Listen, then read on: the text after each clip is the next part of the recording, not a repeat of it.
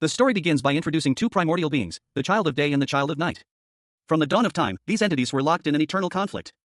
A bitter rivalry that spread throughout the ages, affecting even humanity itself. The narrative then shifts to a modern-day confrontation between a powerful psyker, wielding a gleaming sword, and a formidable villain, accompanied by shadowy minions. A legacy of the ancient conflict continues to this day. The scene changes abruptly. A car crashes near a bank, the impact echoing with a resounding room. Even the most wicked villains, it seems, reside in the mundane world. A sinister grin, a chilling smile, hints at the chaos to come. A monstrous figure, resembling a grotesque clown with a sinister grin, materialized before a group of police officers. Its crimson eyes glowed with malevolent energy, and a dark aura emanated from its form. The officers, visibly shaken, drew their weapons, their gasps audible amidst the rising tension. The clown, who identified himself as Ralph, declared his intention to put on a terrible and exhilarating show. With a flourish, Ralph ascended into the air, perched atop a large, dark orb adorned with playing card symbols. He announced, "Welcome to the Ralph Show," as he soared into the sky. Suddenly, a bright flash erupted as a police officer fired a shot. The impact sent Ralph plummeting towards the ground, a powerful blast of energy accompanying his fall. He called it his death ball. Ralph, undeterred, landed gracefully, praising the officer's accuracy. He revealed his villain profile, Clown Ralph, a summoner-class villain of A rank, specializing in chaos attribute abilities. Another officer prepared to fire again, his hand gripping his pistol. Ralph, however, merely glanced at the officer with a dismissive expression, muttering TSK under his breath. He then summoned a glowing, crimson maraca, crackling with energy. Ralph, annoyed by the persistent officer, commented that there's always one person who can't take a hint, as he prepared to use his new weapon. A villain, clad in a jester-like costume, unleashed a powerful energy blast, a pin shot, towards an unseen opponent. He sneered, "Farewell, you powerless bastard." The blast impacted with a resounding boom, leaving a trail of fiery destruction in its wake. A smirk played on the villain's lips. The villain, still smirking, taunted his victim, "You want me to put a hole in your head? Key. Meanwhile, his accomplices, a group of similarly masked figures, celebrated their successful heist. One of them suggested, "Why don't we clean out another bank while we're at it?" Their getaway was swift and reckless. A school bus became an unexpected obstacle as they sped away in their vehicle. A screeching halt followed by a near miss. The jester villain, seemingly unfazed, declared, "Let's go home." The group made their escape, leaving behind a trail of chaos. One of the accomplices secured the loot, a large sum of cash, as they fled the scene. A close-up reveals a hand greedily clutching a wad of US dollar bills.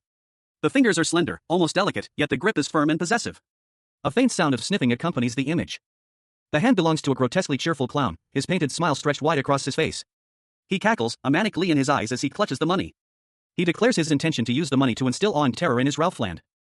The scene shifts to a bustling street. Two thugs, one powerfully built and the other leaner, are roughly dragging a blonde woman towards a yellow school bus. The sound of hurried footsteps accompanies their movement. A powerful fist slams against the bus door. The command to open up rings out, sharp and forceful. The thug inside the bus angrily demands to know why the door wasn't opened immediately.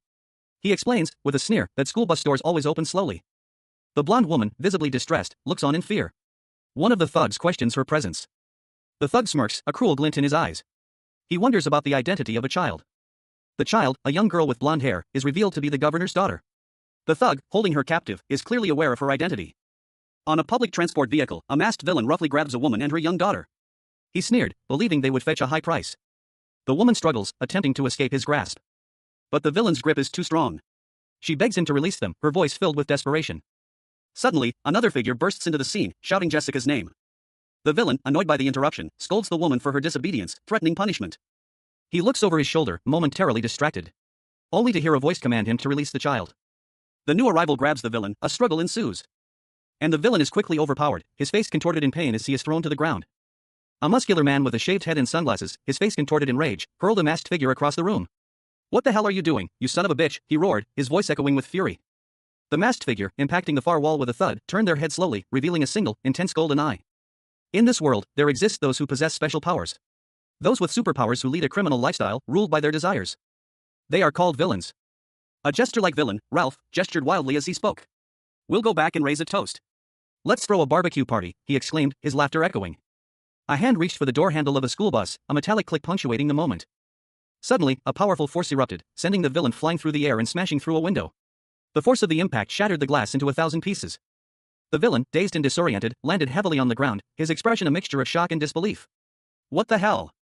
There are those with superpowers who fight against these villains. A young man with dark hair and a leather jacket was thrown onto the ground with a thud. He landed hard, the impact jarring him. The narration box explained that those who have public support are at an advantage. But he seemed unfazed, rising to his feet with a sigh. Dust swirled around him as he brushed himself off. His eyes narrowed, a look of annoyance crossing his face. He muttered to himself, furious at the unexpected interruption, "Who was this bastard? The young man responded with a calm, almost bored tone, stating that he was the one who would deal with the situation. A group of figures, including a clown-like villain, stood before him. The narration box revealed that they were psychers, those who inherited the blood of a powerful being. And the next panel introduced Cashin Lee, a powerful S-rank psyker with flame abilities, a smirk playing on his lips. Cashin Lee greeted his friend Ralph, expressing his surprise at seeing him after a year. Ralph, however, was less than pleased to see him. Ralph's anger was palpable. He questioned Cashin's unexpected presence, his voice laced with disbelief and frustration. A fiery retort to his accusation, signaling a potential conflict. A clownish villain, surrounded by his henchmen, sneered. He declared that anyone who dared to interfere would face his wrath. The villain's smug expression quickly turned to one of shock and frustration as he was suddenly struck, collapsing to the ground with a heavy thud. Cashin, now inhabiting the body of the Korean high school boy, vowed that he wouldn't abandon anyone. And with a surge of fiery power, he prepared to unleash his full might against the villain's forces. The sun shone brightly over a bustling city, the sky a clear, optimistic blue. A typical day unfolded in an unnamed Korean city. Pedestrians crossed the street, their lives a blur of activity, oblivious to the extraordinary events about to unfold. News of Cashin Lee, a top-class psyker working for Lampas, spread rapidly. The Human Rights Commission had filed an official petition demanding his discipline for excessive force during a recent operation. The imposing Lampas Washington branch office loomed large against the bright sky, a symbol of both justice and controversy. Inside, the question hung heavy in the air: was Cashin, known for his ruthless efficiency, truly a villain? Tuppen Schiller, an S-rank psycher with the power of light magic, sat calmly in her office, sipping tea. A tense silence filled the room as a crumpled cup lay discarded on the floor. Someone had been here, clearly agitated. The director's name was uttered, a low murmur of discontent. The person, whose identity remains hidden, felt the accusation of being a villain was too harsh. A stern-faced woman sat across from a young man with dark hair and a red jacket, her expression conveying disapproval. She explained that because he had disregarded the plan and acted independently, Ralph had escaped, and public opinion had turned against them. But the young man retorted that Ralph had taken hostages, adding a layer of complexity to the situation. The woman countered that he should have been more careful, emphasizing that the safety of the hostages is paramount. A sound effect indicated a sharp, metallic click. The woman continued, stating that if he considers himself a psyker, he should act like one. She urged him to think rationally and remain calm. The young man, clearly agitated, argued that his actions were no different from those of a villain, given the outcome. He paused, his expression shifting subtly. Before the woman reminded him that he was on probation, and any further trouble would have serious consequences. As the young man left, he muttered to himself about the woman's reputation, referring to her by her nickname, the Witch in the Steel Tower. Cashin Lee, a powerful psyker, found himself in an impossible situation. He had somehow ended up in the body of a Korean high schooler, a villain, no less. A wave of disbelief washed over him as he stared at his reflection, his mind reeling from the sudden and inexplicable transformation. His immediate priority was escape. He needed to get out of this place, and fast. He reached for his phone, desperately hoping to contact someone who could help him understand what had happened. He dialed Jeff's number, his old friend from Greece, the last person he remembered seeing before his world turned upside down. "Hey, Jeff," he began, his voice strained. Jeff's response was immediate and alarming. "What? Right now? Where's the place?" The urgency in Jeff's voice mirrored Cashin's own desperate need for answers. A can of soda clattered to the floor as Cashin struggled to process the information. Cashin's eyes widened in alarm as Jeff relayed the details of a critical situation unfolding in real time. His heart pounded in his chest as he realized the gravity of the situation. The scene shifted to Rhodes International Airport. The vast expanse of the tarmac, with its parked planes and bustling activity, was a stark contrast to Cashin's current predicament. A panoramic view of a picturesque coastal town offered a glimpse into the world Cashin had left behind, a world he now desperately yearned to return to. The idyllic scene served as a poignant reminder of the life he had lost, and the urgent mission that lay ahead. Cashin Lee, a powerful psyker, found himself in Greece, visiting a friend, Jeff. He reflected on the passage of time since their last meeting, musing that it had been half a year. He leaned back, a pensive expression on his face. Lost in thought as he contemplated his current situation. Later, Cashin found himself in a new and unfamiliar environment, the HC orphanage. He observed two plush toys, a teddy bear and a dinosaur, moving on their own. Amazed, he exclaimed that they were moving. He wondered aloud if they were alive. His older brother, Suho, explained that they were dummies and that he was moving them with his powers. Suho's excitement was palpable. He envisioned a future of fighting villains and showcasing his abilities on television. Suho demonstrated his power, moving the toys with a flourish. He asked Cashin if he was going to be a psyker too. Cashin, however, was uncertain, expressing doubt about his abilities given their seemingly trivial nature. A young boy with dark hair sat cross-legged on the floor, a wide grin splitting his face. He listened intently as an older man with blonde hair and a thoughtful expression commented on his abilities. "No way, your power is so cool," the man exclaimed. The scene shifted to a flashback. A young man, possibly the same boy from the previous panel, sat at a kitchen table, lost in thought. "Was it the second year after I was sent for adoption in the US?" he mused to himself. He continued, "That was a really carefree time in my life, wasn't it?" He smiled wistfully, sipping tea in a cafe. How nostalgic. The camera focused on his gloved hand raising the cup to his lips. The scene changed again. A young man, dressed in a red jacket, walked down a street, checking his phone. The sky was a dramatic blend of red and purple. He glanced at his phone, a frown creasing his brow. It was 7:30. He muttered to himself, "He's late." His worry deepened as he continued, he's not answering either. I wonder what's up. Cashin Lee, a powerful psyker known for his unwavering sense of justice, found himself in an unexpected predicament. He stood in the midst of a bustling city, his gaze fixed on his phone, seemingly lost in thought. A figure, his blonde hair catching the light, stood behind him, his presence unnoticed by Cashin. A sudden jolt of surprise registered on Cashin's face as he looked up from his phone. What had caught his attention? The blonde man, his face marred by cuts and bruises, looked utterly distraught. His eyes, wide with pain and fear, spoke volumes of a recent ordeal. Cashin, noticing his friend's condition, reacted with alarm. What happened to you? He exclaimed, his concern evident. The sight before him was shocking, he couldn't believe what he was seeing. It can't be, were you up against a villain? He questioned, his voice laced with disbelief.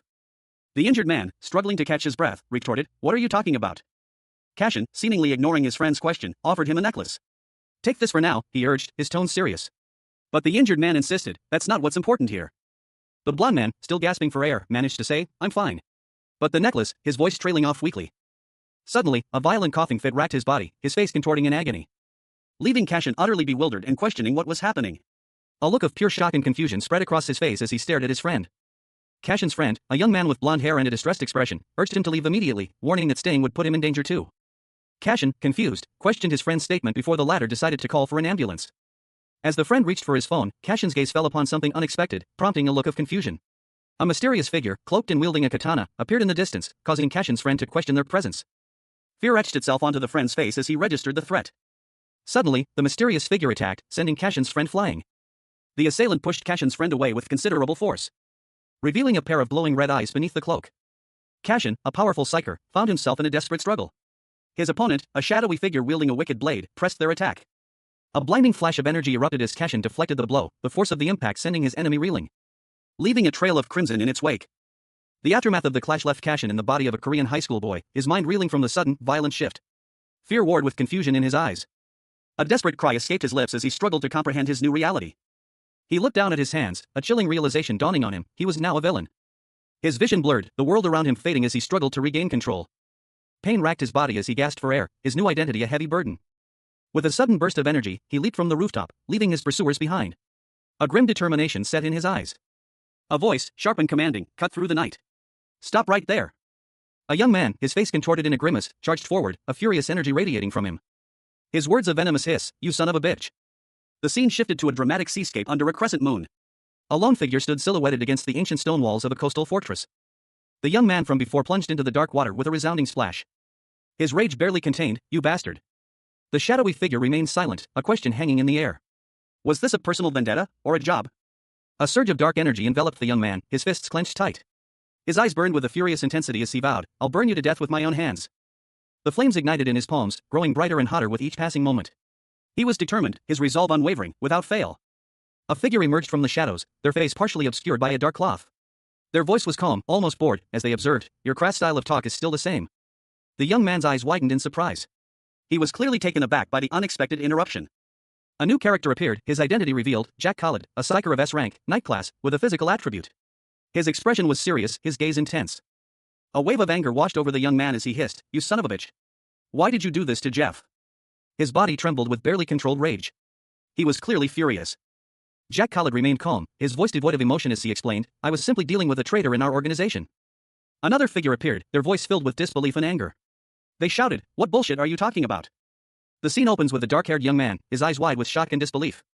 Before him stands a woman with long, flowing silver hair, her expression unreadable.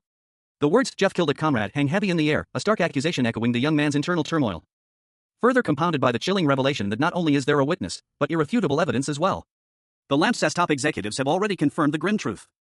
The silver-haired woman, identified as Lyra, an S-rank psyker of the cold air mage class, stands poised, a handful of shimmering crystals emanating a cold light from her palm. Her power is undeniable. Lyra addresses the dark-haired young man, Cashin, directly. The accusation hangs in the air, he, too, is suspected of treason. A stern-faced man with a striking blue eye and an eye patch looms over Cashin, his gaze intense. The unspoken threat is clear, Cashin will reveal everything. The man's glare intensifies, the unspoken pressure mounting. He demands a full confession. The man's face, partially obscured by shadow, remains impassive, his gaze unwavering. The weight of suspicion hangs heavy in the air. Cashin and Lyra exchange a look, a silent communication passing between them. The tension is palpable. A silent challenge in the face of overwhelming odds. The scene opens with a narration box revealing a crucial fact, in over a decade of fighting as a psyker, Jeff had never taken a life.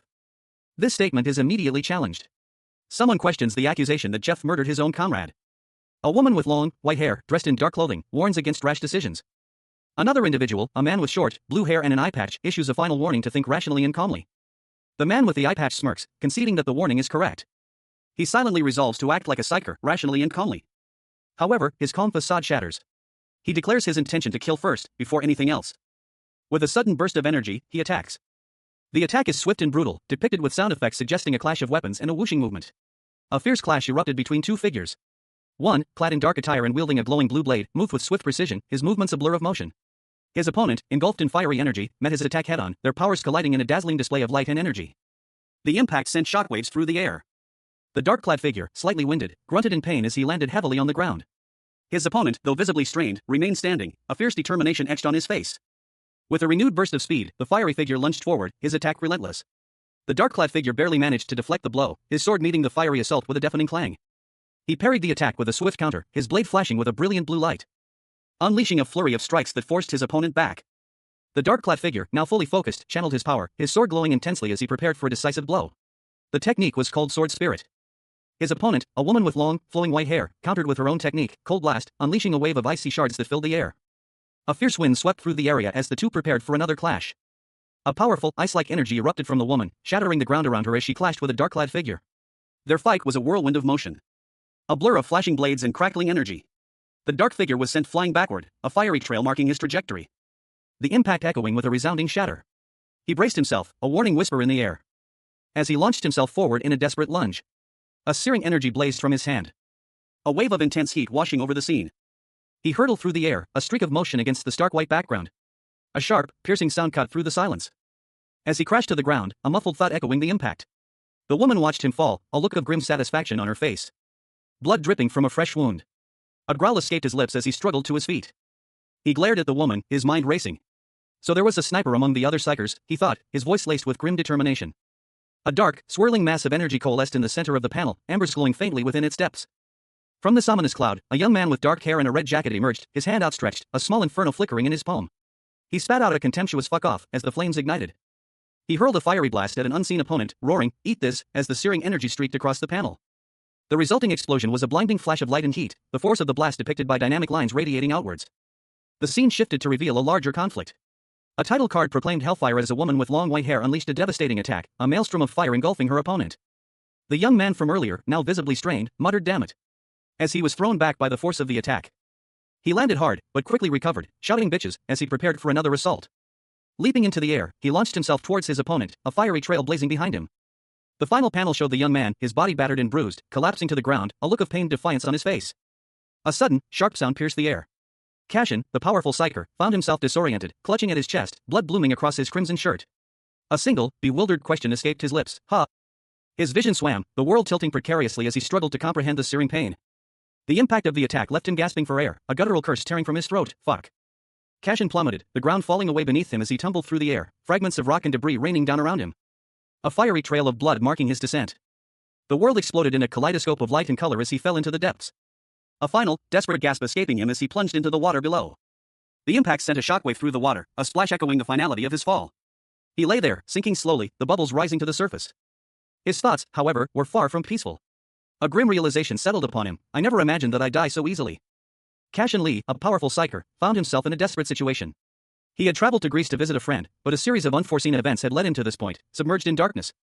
Bubbles rising around him, the only visible sign of movement in the inky blackness. His thoughts were consumed by a single, burning desire. A desire for vengeance. He wanted to avenge someone, at least that much he knew. The bubbles continued their slow ascent, each one a tiny beacon in the overwhelming darkness. Suddenly, Cashin found himself in a starkly different environment, a brightly lit school bathroom. The sound of dripping water echoed in the silence, a jarring contrast to his previous watery prison. A wave of disorientation washed over him as he realized his surroundings. A curse escaped his lips, a visceral reaction to the shock of his transformation. He was no longer himself, he was in the body of a Korean high school boy. His gaze fell upon a figure slumped on the bathroom floor. A horrifying realization dawned on him, the boy was lifeless. Panic seized him.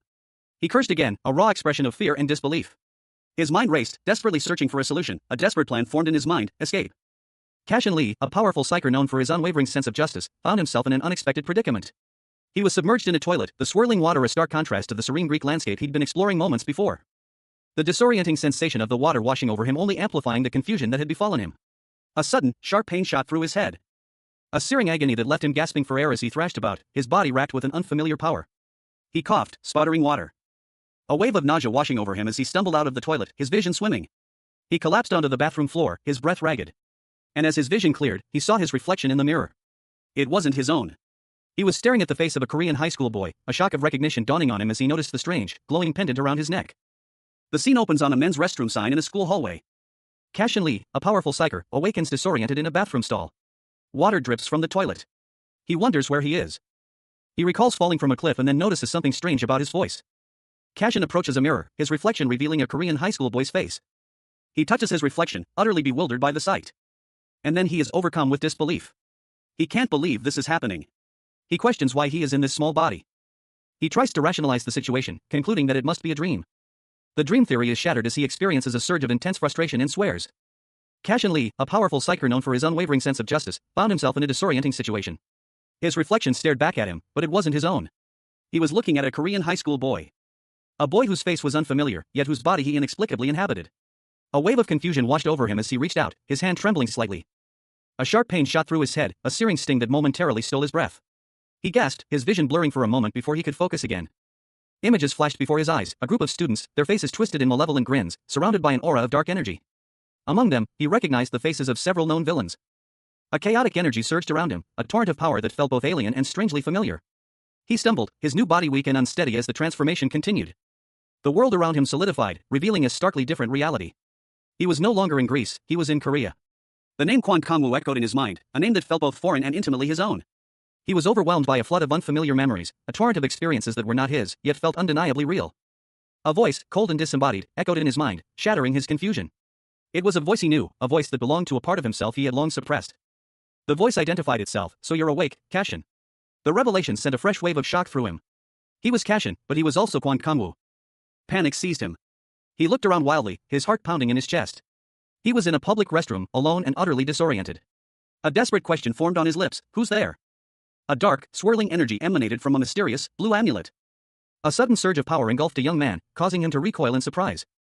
The dark energy coalesced into a shadowy figure, its single eye glowing ominously. It introduced itself as Moros, a noble soul from ancient times, a personification of impending doom in Greek mythology. The young man, clearly disturbed, questioned Moros' origin, pointing to the necklace from which it emerged. Moros, with a subtle smile, stated that the young man surely had many questions, and offered to provide the answers. The scene shifted to a high school setting, where the young man, now seemingly calm, was seen walking. He confirmed his fluency in Korean, explaining that he had lived in Korea before being adopted and sent to the US. Cashin Lee, a powerful psyker, found himself in an unfamiliar situation. He was slumped on the ground, a faint chuckle escaping his lips. A frustrated curse replacing the amusement as the reality of his predicament sank in. A flashback sequence revealed the events leading to his current state, a fierce battle, a fatal blow, and then, a jarring return to life, but in a new body. He questioned the absurdity of it all. His thoughts turned to Jeff, the one who had seemingly delivered him into this situation. He wondered if Jeff's actions had been a deliberate attempt to protect him. A dark, shadowy energy manifested behind him, a visual representation of his confusion and growing understanding. Confirming his suspicion that Jeff's actions were indeed meant to safeguard him. The question remained, why? Cashin's mind raced, connecting the dots. He recalled a previous conversation with Jeff, a seemingly insignificant detail about a scrap metal sword. Realizing the horrifying truth, Jeff had been referring to the Annihilation Sword, a weapon of immense power. The revelation of the Annihilation Sword's true name brought a new layer of complexity to the situation. The misunderstanding between Jeff and Cashin had dire consequences. A shadowy, amorphous entity with a single, piercing blue eye materialized in the darkness. Its presence marked by ethereal, glowing tendrils of energy that crackled and writhed in the air. The narration box revealed that a powerful sword was created long ago during the wars of the mythical era. The image of the sword, ancient and imposing, filled the panel, its golden surface gleaming with an otherworldly light. A young man with dark hair, his face etched with skepticism, questioned the entity's claim of knowing what happened so long ago. The entity, in response, simply stated that it was a noble soul. The young man retorted with disbelief, calling it bullshit. The entity urged him to simply listen and learn. He remained unconvinced, questioning the basis for believing the entity's words. The young man, identified as Kwon Kangwoo, checked his phone. The entity explained that it had sacrificed half its power to revive him. Kangwoo's expression turned to one of disbelief as he read a message on his phone. His eyes widened in shock as he processed the information. A news article revealed that Cashin Lee, a top-class psyker, had been exposed as corrupt and killed during a subjugation operation. News of Jeff Malek's death sent shockwaves throughout the world. The top-class psyker, a close friend of Cashin Lee, had perished in battle during a recent subjugation. Meanwhile, in a jarring turn of events, Cashin, now inhabiting the body of a Korean high school student, found himself reeling from a shocking accusation. He was being blamed for Jeff's death. The news reports confirmed the grim reality. Authorities had linked Cashin to the crime. The evidence seemed irrefutable, leaving him in a state of disbelief and mounting horror. Cashin vehemently rejected the accusations. He knew he was innocent, and the injustice of the situation fueled his anger and determination to clear his name. The image of Jeff, his friend, flashed in his mind. His frustration boiled over, a surge of raw power erupting from within him. The intensity of his emotions manifested as a physical force, shattering the nearby lamp. The raw energy coursed through him, a testament to his immense power and his burning rage. He cursed the shadowy organization known as Lampas, the ones responsible for framing him. His fury intensified as he realized the depth of their treachery. Instead of protecting the innocent, they were actively trying to bury him. But the power within him, amplified by his rage and confusion, threatened to consume him entirely. A surge of raw power, crackling with blue energy, erupted from within. Cashin Lee, the powerful psyker, felt his consciousness shift. Aase contracendo amagonia en cuanto a energia o consumia. He roared in frustration, the transformation agonizing and unexpected. How in the world could they, he thought, his mind reeling from the sudden shift. The transformation was complete. Claws, dark and sharp, extended from his hands. A terrifying display of power that shocked even Cashin himself. His eyes widened in disbelief, he was no longer himself. He found himself in a high school setting, the unfamiliar surroundings jarring. What's this? He wondered, his mind struggling to comprehend the situation. The claws remained, a stark reminder of his transformation. Panic flared as he cursed, fuck, what the hell is going on? Outside the school, a tense atmosphere hung in the air. The scene shifted to a group of students. Waiting impatiently. One of them, clearly agitated, muttered, fuck. What's keeping that bastard? Another, calmer, responded, stop whining. He'll be here soon. A figure approached, hurrying towards the group. He was breathless, his movements frantic. Two young men, one with blonde hair and an orange jacket, the other with purple hair and a white shirt, were sitting on the ground. The blonde-haired one was tying his shoelaces. The other one watched him, a look of annoyance on his face. Look at that piggy run, he muttered, then added with a grimace, fuck. The purple-haired young man stood up abruptly. His blonde-haired companion looked up, surprised. Ha? Yeah, the purple-haired one responded, his tone suggesting he was distracted. A moment later, he added, there was no one at the bathroom. No one? Another young man, this one with dark hair and glasses, approached them, holding a baseball bat. He questioned the purple-haired one, did you check properly? The dark-haired young man listened intently as the purple-haired one explained. The sound of gritting teeth was heard. The dark-haired young man's expression shifted from confusion to disbelief and finally, anger. What the hell, he exclaimed. You said that bastard died. The blonde-haired young man jumped up in surprise as the dark-haired one continued his furious outburst. The dark-haired young man was clearly agitated. Impossible, he definitely wasn't breathing. The purple-haired young man pointed towards a black bag on the ground. Here, alright. The blonde-haired young man was furious. God damn. Because of his bullshit, I almost had a heart attack. That retard probably overreacted. The dark-haired young man looked at the blonde-haired one, his expression unreadable. Since that bastard didn't die, it's all good. So what are you gonna do about him? What do you think? The dark-haired young man took a sip of his drink, his expression still unreadable. A smirk stretched across the face of a young man with dark, sharp eyes and styled purple hair, his expression was one of cruel amusement. He vowed to track down his target and inflict further harm. Cashin Lee, a powerful psyker, found himself on a rooftop in what appeared to be a Korean high school.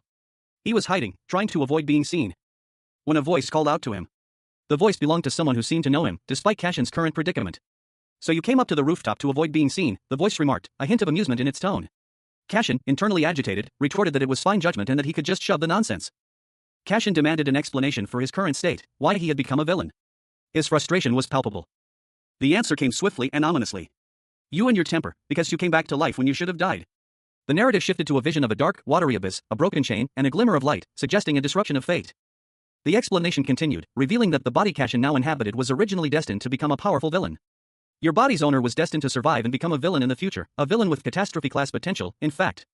Cashin, taken aback, could only manage to hold it, as the weight of this revelation settled upon him. His eyes widened, reflecting the shock and disbelief. He was now facing the terrifying possibility that he had inherited the destiny of a powerful villain. The confirmation came, that's correct. Cashin, now fully aware of his predicament, let out a sinister laugh. Cashin Lee, a former top-class psyker, found himself in an impossible situation. He stared at his hands, a wave of disbelief washing over him as he realized he was now a villain. A catastrophe-class villain, no less. A tremor ran through him as the full weight of his transformation settled in. With a surge of newfound power, he unleashed a devastating blow. The force of the impact shattering the very ground beneath his feet. He roared, "Why did you revive me?" A voice, calm yet firm, cut through his rage. Cashin, even if it's difficult, you need to calm yourself. Cashin's response was immediate and furious, shut it.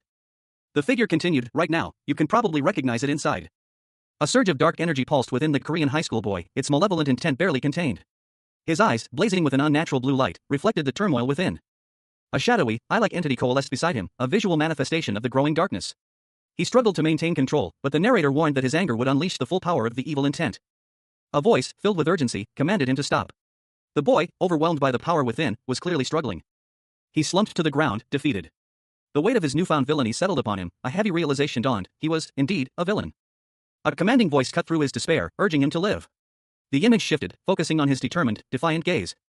A disembodied voice, seemingly belonging to a friend named Jeff, explained that if he were present, he would have given the same encouragement. Confused, the boy questioned the meaning of these words. The scene shifted to reveal a flashback, showing a conversation with Jeff before his death.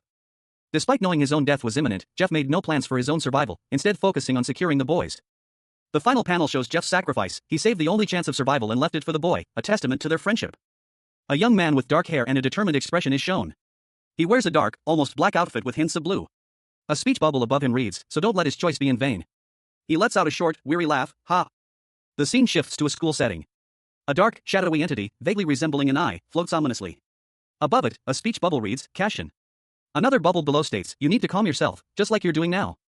A young man with dark hair, dressed in a casual school uniform, sits slumped against a wall, a dark shadow emanating from behind him. He mutters to himself, "I'll do it." A thought bubble above him asks, "Does that mean you don't want to return to being a human?" The shadowy entity speaks, "It's not hey, you. I am Moros, a noble soul." Cashin, still in his school uniform, responds with skepticism, "What are you exactly? And don't give me that noble soul crap." Moros' shadowy form reacts, a single eye widening. It asks, "Are you that interested?" Moros continues, "Of course I am. If you're powerful enough to revive the dead, then, once you find the Annihilation Sword, you'll find out naturally." Cashin, now inhabiting the body of a Korean high school boy, examined the metal sword in his possession. He scoffed, dismissing it as mere scrap metal, but a flicker of suspicion crossed his mind. Could this seemingly insignificant weapon be connected to the death of his friend, Jeff? He dismissed his doubts, convinced that the sword was indeed linked to Jeff's demise. A sudden, dark presence materialized before him, startling him. A voice, filled with taunting malice, cut through the air, "Why, loser." 3 figures emerged from the shadows, their expressions menacing. Cashin cursed under his breath, recognizing the situation he had found himself in. One of the figures, a young man with purple hair, smirked cruelly. He expressed his satisfaction at Cashin's continued existence, a chilling display of casual malice. Elsewhere, 2 female students gossiped about a handsome boy in the hallway. A psyker apprentice, captivated by the boy's appearance, expressed his astonishment at seeing someone so striking. Kim Woo-chan, a young man with vibrant red hair, walked confidently through the school hallway, the whispers of his classmates following him like shadows. His status as a psyker, though currently undecided in rank, was evident in the subtle energy that seemed to hum around him. His phone buzzed, displaying an incoming call from Lee Dae-woong Sunbae. A quick tap answered the call. Woo-chan, momentarily distracted, answered his Sunbee's call with a simple, "What is it?" The conversation was brief, and he ended it quickly. A murmur of chatter filled the hallway as Woo-chan ended the call. His eyes, however, narrowed, a sharp glint reflecting in their depths as he glanced around. He quickly excused himself, promising to return the call later. "Let me give you a call back in a bit," he said. He stepped outside, phone still to his ear, the cityscape visible through the school's windows. The scene was peaceful, a stark contrast to the unease that had settled over him. As he walked, 3 figures emerged, blocking his path. They were clearly antagonists, their postures aggressive and menacing. Woo-chan stopped, his gaze unwavering as he assessed the situation. His expression was one of controlled anger, a simmering intensity beneath a calm exterior. A flashback of several menacing faces flashed before his eyes. These guys. He thought, a chilling recognition dawning on him. Cashin Lee, a powerful psyker, found himself inhabiting the body of a Korean high school boy. He was hidden from view, his presence only perceptible to the boy's own mind. A chilling realization dawned on him, he was now a villain. The boy, seemingly oblivious to Cashin's internal turmoil, was engaged in a tense conversation with another student, his expression a mixture of annoyance and disbelief. Kwon Kong-woo, the other student, pointed accusingly at the boy, his anger palpable. He scoffed at the boy's apparent lack of awareness. Kong-woo's words hung heavy in the air, he was clearly irritated by the boy's behavior. The boy, now visibly agitated, retorted with a sharp question, silencing Kong-woo's complaints. A sudden, unexpected event unfolded. Kong-woo and another accomplice were caught completely off guard. The surprise attack left Kong-woo and his friends stunned and vulnerable. The boy, his face hardening, expressed his anger and frustration. Cashin's voice echoed in his mind, a desperate plea for control. Cashin, now inhabiting the body of a Korean high schooler, felt a surge of unfamiliar anger. He was being warned to control himself, a chilling premonition of the villainous path he was seemingly destined for. But he dismissed the warning with a careless, defiant curse. Another boy, his face contorted in annoyance, approached, questioning Cashin's muttering. The boy's concern turned to alarm as he accused Cashin of finally losing his mind. Cashin's eyes, now glowing with an unnatural intensity, reflected the darkness consuming him. A chilling command escaped Cashin's lips, a stark contrast to his previous demeanor. He ordered the other boy to look down, his voice laced with menace. Before the other boy could react, Cashin unleashed a brutal attack, striking with unexpected ferocity. The impact sent the boy reeling, leaving him dazed and vulnerable as Cashin walked away, his new villainous persona solidifying. 2 figures stood in a schoolyard, one, a young man with vibrant purple hair, a cigarette dangling from his lip, and a lab coat, the other, a boy in a school uniform, clutching a baseball bat. The purple-haired man exuded an air of casual menace. Meanwhile, a young man with dark hair, dressed in a simple white shirt, clenched his fists, a determined expression settling on his face. He launched himself forward, striking with surprising speed. The boy with the bat and the purple-haired man watched in stunned silence as the dark-haired youth sent the boy flying with a single blow. The purple-haired man, recovering from his shock, sputtered in disbelief. What the hell? What did that loser just do? His disbelief quickly turned to furious rage. He roared, "You fucker.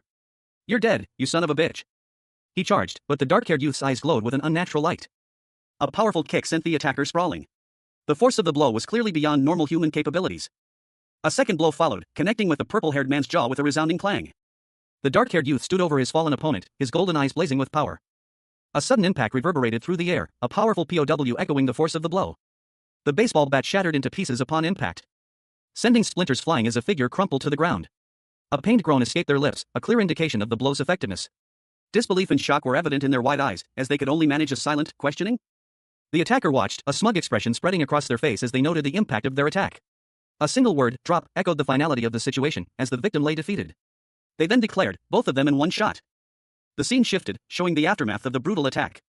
One victim lay sprawled on the ground, their body still, a testament to the force of the blow. Meanwhile, another figure stood nearby, seemingly unaffected by the violence that had just transpired. The standing figure, a young man with dark hair, addressed the fallen victim with a chilling question. Did you ever felt guilty about bullying people? The fallen victim, wincing in pain, could only offer a pained groan in response to the question. The attacker's expression shifted, a sinister smile spreading across his face as he watched the victim's suffering. A low chuckle escaped his lips, a sound that spoke volumes about his lack of remorse. Ha! The attacker's face contorted into a mask of cruel amusement as he addressed the fallen victim once more. Fucking nauseous seeing a loser like you pose like this. One high school boy, his dark hair tousled, sneered at another with purple hair. You think you're some big shot after taking down these small fries? He scoffed, his words dripping with disdain.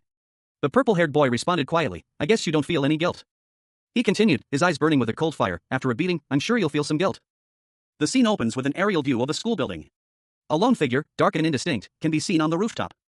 Suddenly, a young man with dark hair bursts into motion, a blur of energy radiating from him as he sprints across the rooftop. He is pursued by another young man, this one with vibrant purple hair, a smirk playing on his lips as he gives chase.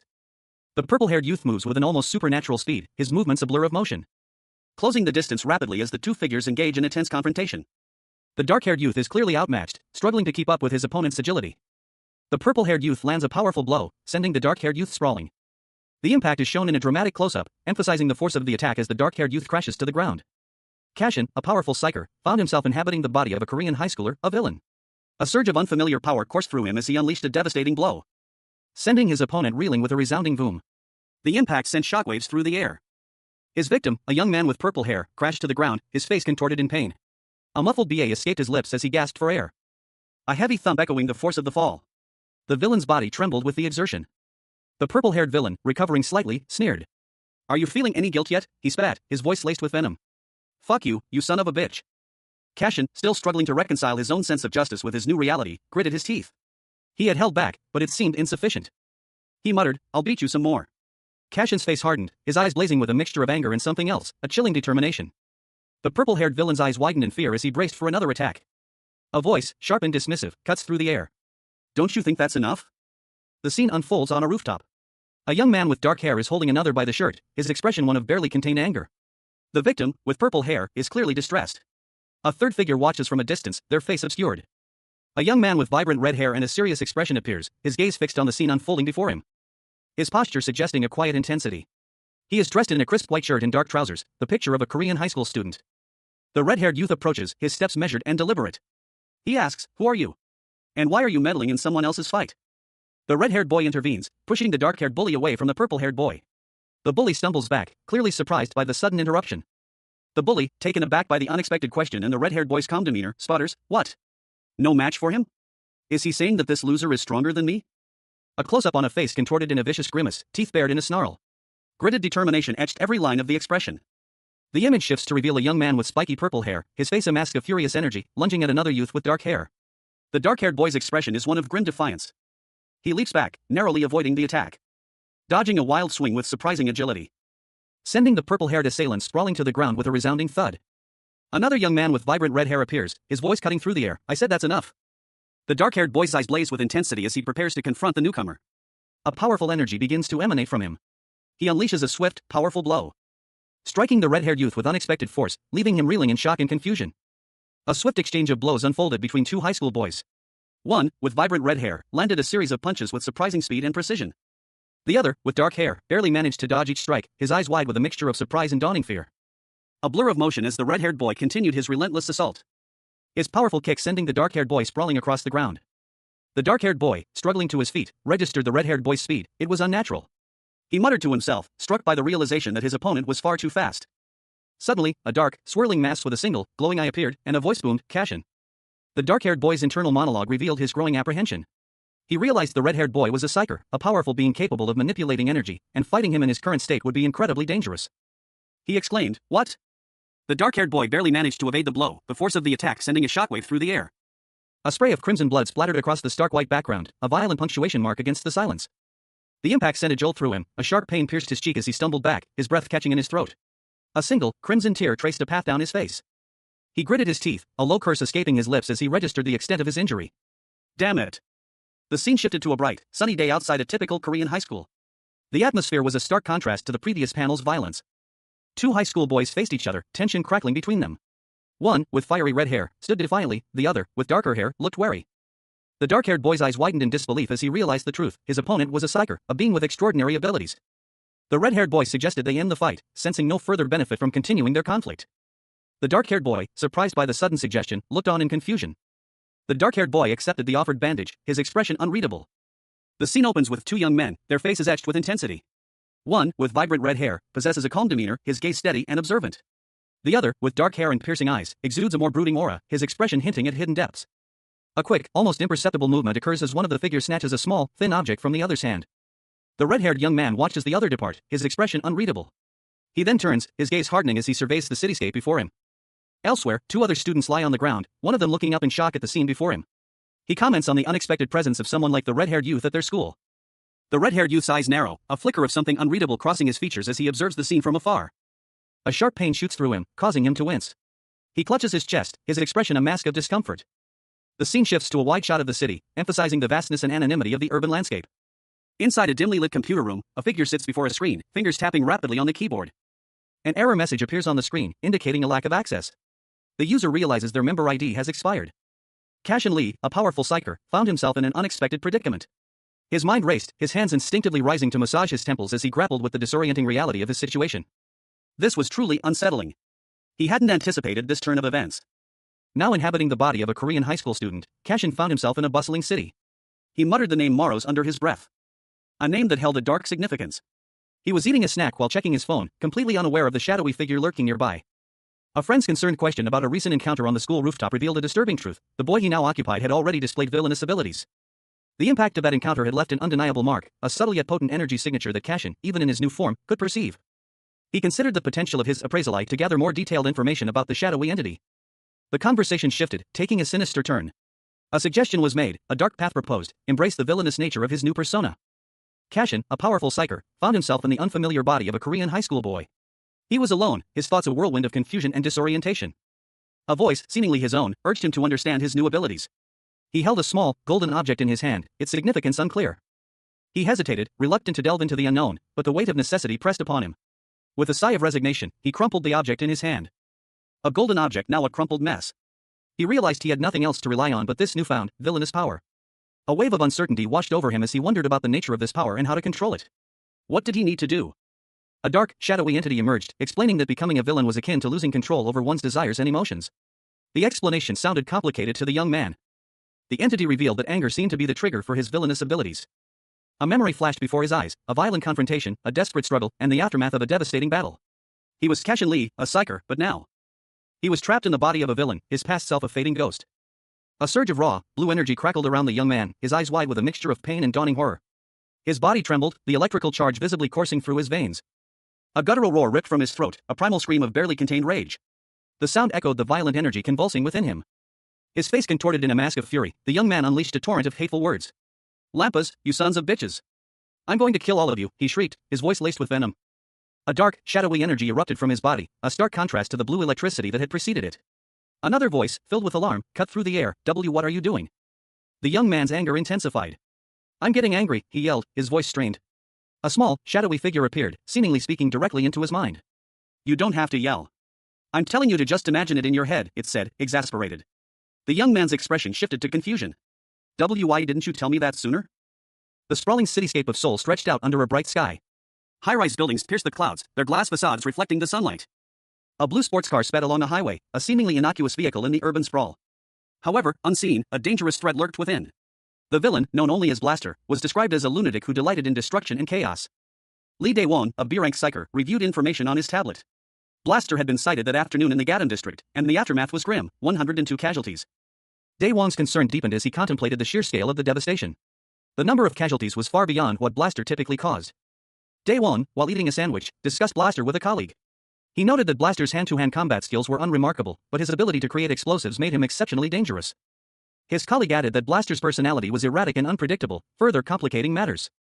Dae-won reflected on the nature of villains, concluding that they were not simply criminals, but individuals struggling with uncontrolled desires and emotions. He emphasized the need to address the root causes of their behavior before they could act on their impulses. His colleague, however, nervously commented on the unsettling feeling that always accompanied discussions about villains. A powerful psyker, Cashin Lee, sat in the passenger seat of a sleek, black car, his gaze fixed on the passing cityscape. His friend, the driver, a man with vibrant purple hair and sunglasses, spoke confidently, "I'll be the one to worry about the pursuit of justice. You can just focus on assisting me, Mr. Apprentice." The scene shifted. Cashin, now inhabiting the body of a Korean high school boy, Kwon Kang-woo, stood before a glowing blue interface. A whooshing sound filled the air as the screen displayed his status. The interface revealed his new identity, a villain classified as Catastrophe class, with the attribute of darkness, his powers triggered by anger. His main skills were Shadow Blade and self-healing. Kang-woo observed, "This looks similar to a game." The interface highlighted his skills, Shadow Blade and self-healing. A voice, presumably the interface itself, explained, "Those are the skills you can currently use." The interface further explained that thanks to the self-healing skill, the injury on his face was rapidly healing. Kang-woo reacted with surprise, "Oh really?" Kang-woo examined his status again, a dark, shadowy energy emanating from his hand. A voiceover explained, "Most likely, that power is limited to the amount of mana you possess at the time." Kang-woo then questioned the hidden skills, which were currently unavailable due to low mana. The interface showed he had 300 mana points. He was surprised to see that his mana was only 300, a stark contrast to his past as a psyker, when he had over 1,500 mana points. He muttered to himself, "Hold on. Mana point of 300? It used to be over 1,500 when I was a psyker." A dark, shadowy entity hovered beside a young man with spiky black hair, clad in a white shirt and dark gloves. The entity, seemingly a digital construct, displayed a profile with the words Catastrophe class. The young man commented that for a Catastrophe class, this was a bit underwhelming. The entity clarified that the Catastrophe class referred to his potential. The entity continued, likening the young man to a diamond in the rough, explaining that whether he remained a mere rock or transformed into a highly polished diamond depended entirely on the effort he invested. The young man, intrigued, questioned the entity about its appraisalite skill, asking if it could be used on others besides himself. The entity confirmed that it could, but added a crucial caveat: it only had 3 uses per day. A follow-up question regarding the consequences of exceeding this limit was posed. The young man pondered this limitation, recalling a previous instance where overworking the skill resulted in a half-day sleep. He found this consequence rather significant. Despite the risk, the entity suggested testing the young man's main skills. The young man inquired about the process, wondering if he needed to shout out the skill name like in a game. The entity explained that he needed to visualize the skill. Following the entity's instructions, the young man focused on the image of a shadow blade within his mind. And with a surge of energy, he manifested a large, dark blue blade of energy, shattering the nearby ground with its sheer power. Cashin Lee, a powerful psyker, found himself inhabiting the body of a Korean high school boy. A dark, shadowy entity emerged from within him, and with a gasp of surprise, the boy exclaimed that it worked. Something had come out from the shadows. He marveled at the strange, dark energy, realizing he could touch it. The shadowy form was surprisingly sharp, like a knife, sharp enough to cut. He was astonished by his newfound ability. He never imagined he could use it so quickly. He wondered if his old friend Jeff had already sensed this potential within him. It seemed difficult to control, but he mused that he could perhaps use it as a shield as well. A voice, seemingly from the shadow itself, reminded him that as a villain, he should be able to create his own apparel and battle gear. He acknowledged this much, at least. With a surge of dark energy, the boy quickly fashioned a suit of dark, technological-looking armor. He decided that this would suffice for now. The shadowy entity criticized his fashion sense, prompting an irritated retort. As the sun began to set, the newly transformed villain walked towards home. The shadowy figure asked where he was going, to which he simply replied, "Home." A shadowy, eye-like entity materialized behind Kwon Kang-woo, a Korean high school student. The entity's presence seemed to unsettle him. Kang-woo's thoughts drifted to the lack of a family unit in his life. He lived alone, save for his older sister, a working woman. His sister, a salarywoman, was the only family he had. Later that day, Kang-woo walked down the street, seemingly unconcerned by the events of the morning. Despite his outward composure, a narration box revealed that he was destined to become a powerful villain, a catastrophe-level threat. However, his deep affection for his sister seemed to temper his darker nature. His sister confronted him, accusing him of guilt over a past event, implying a death that he was responsible for. Suddenly, Kang-woo's body began to glow with an intense light, as onlookers gasped in shock and fear. A powerful energy erupted from him.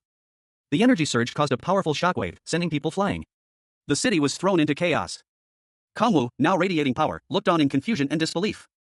A city block erupted in flames, buildings crumbling under some unseen force. The air crackled with raw energy, a silent testament to the chaos unfolding below. Amidst the pandemonium, a young man with dark hair stood defiantly, his expression grim. Around him, terrified civilians scattered, their cries echoing the escalating danger. News of the unfolding catastrophe had already spread like wildfire across news portals and social media. He learned that a mother and her child were among the hostages. Panic seized the onlookers. One woman desperately tried to call the police. A surge of power coursed through the young man's veins, his eyes glowing with an otherworldly light. A faint whisper of energy filled the air as he prepared to act. A voice, filled with urgency, pierced through the chaos. "Wait, Cashin." He dashed towards the source of the disturbance, his movements swift and precise. The speed of his approach was a blur, a testament to his extraordinary abilities. A voice warned him, "You're going up against a villain. He'll be on a different level than the delinquents from earlier today." He clenched his fist, a dark energy swirling around him. His resolve hardened, he would confront this threat head-on. A final thought echoed in his mind, it's considered an unspoken taboo for villains to fight amongst themselves. You should know this as a former psyker. Cashin Lee, a powerful psyker, found himself in an impossible situation, inhabiting the body of a Korean high schooler who had recently turned villain. A wave of confusion washed over him. As he listened to the voice of his new persona, a voice that echoed with the cold pragmatism of a villain. Unless he had a personal vendetta, interfering in another villain's territory would be akin to stealing their livelihood. A dangerous proposition indeed. The implications were clear, acting as a villain would make him a target for other villains, making him public enemy number one among his own kind, even before his planned confrontation with Lampas. A grim reality that loomed over him. The shadowy figures of other villains surrounded him, their presence a constant threat. Cashin, now fully inhabiting his new body, stood before a city skyline, the remnants of a recent destructive act still visible.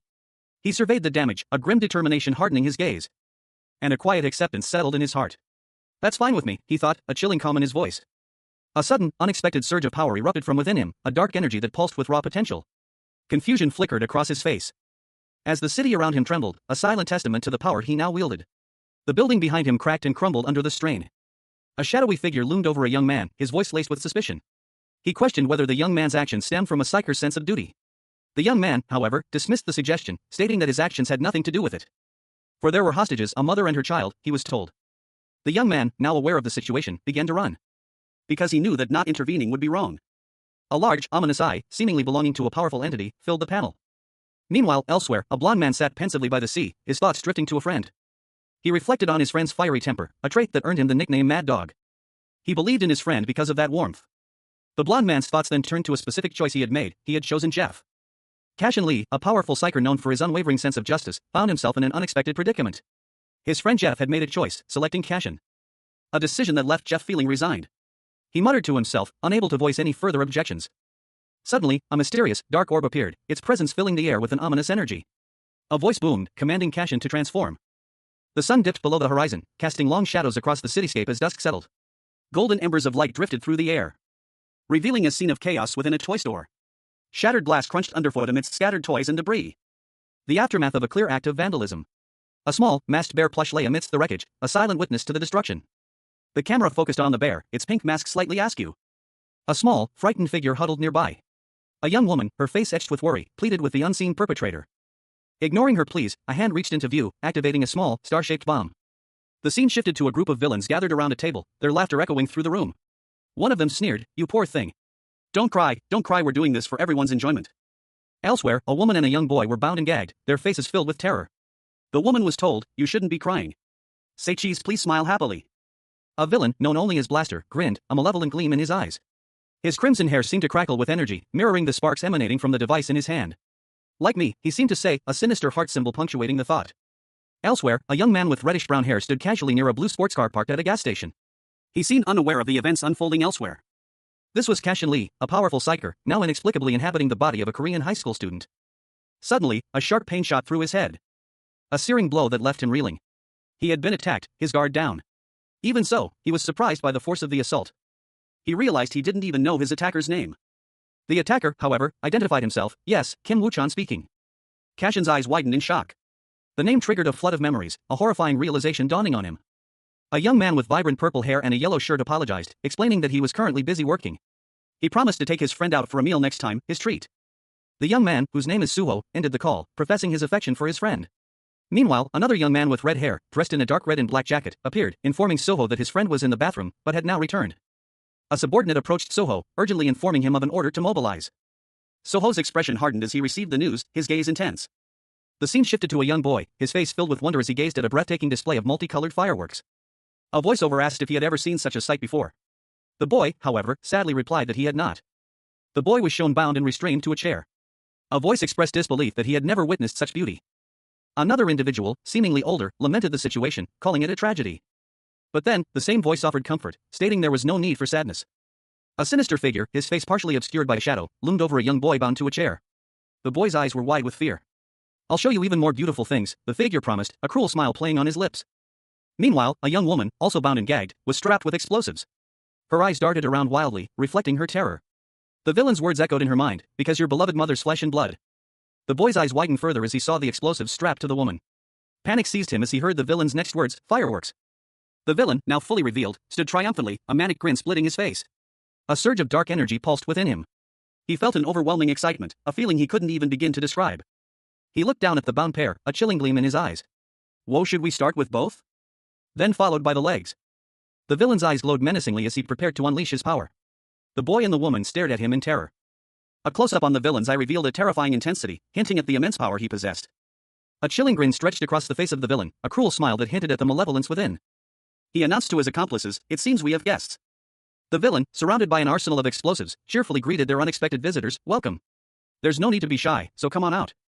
A surge of energy crackled in the air as the villain prepared to unleash his power. The villain launched a devastating attack, shattering the surrounding environment with raw power.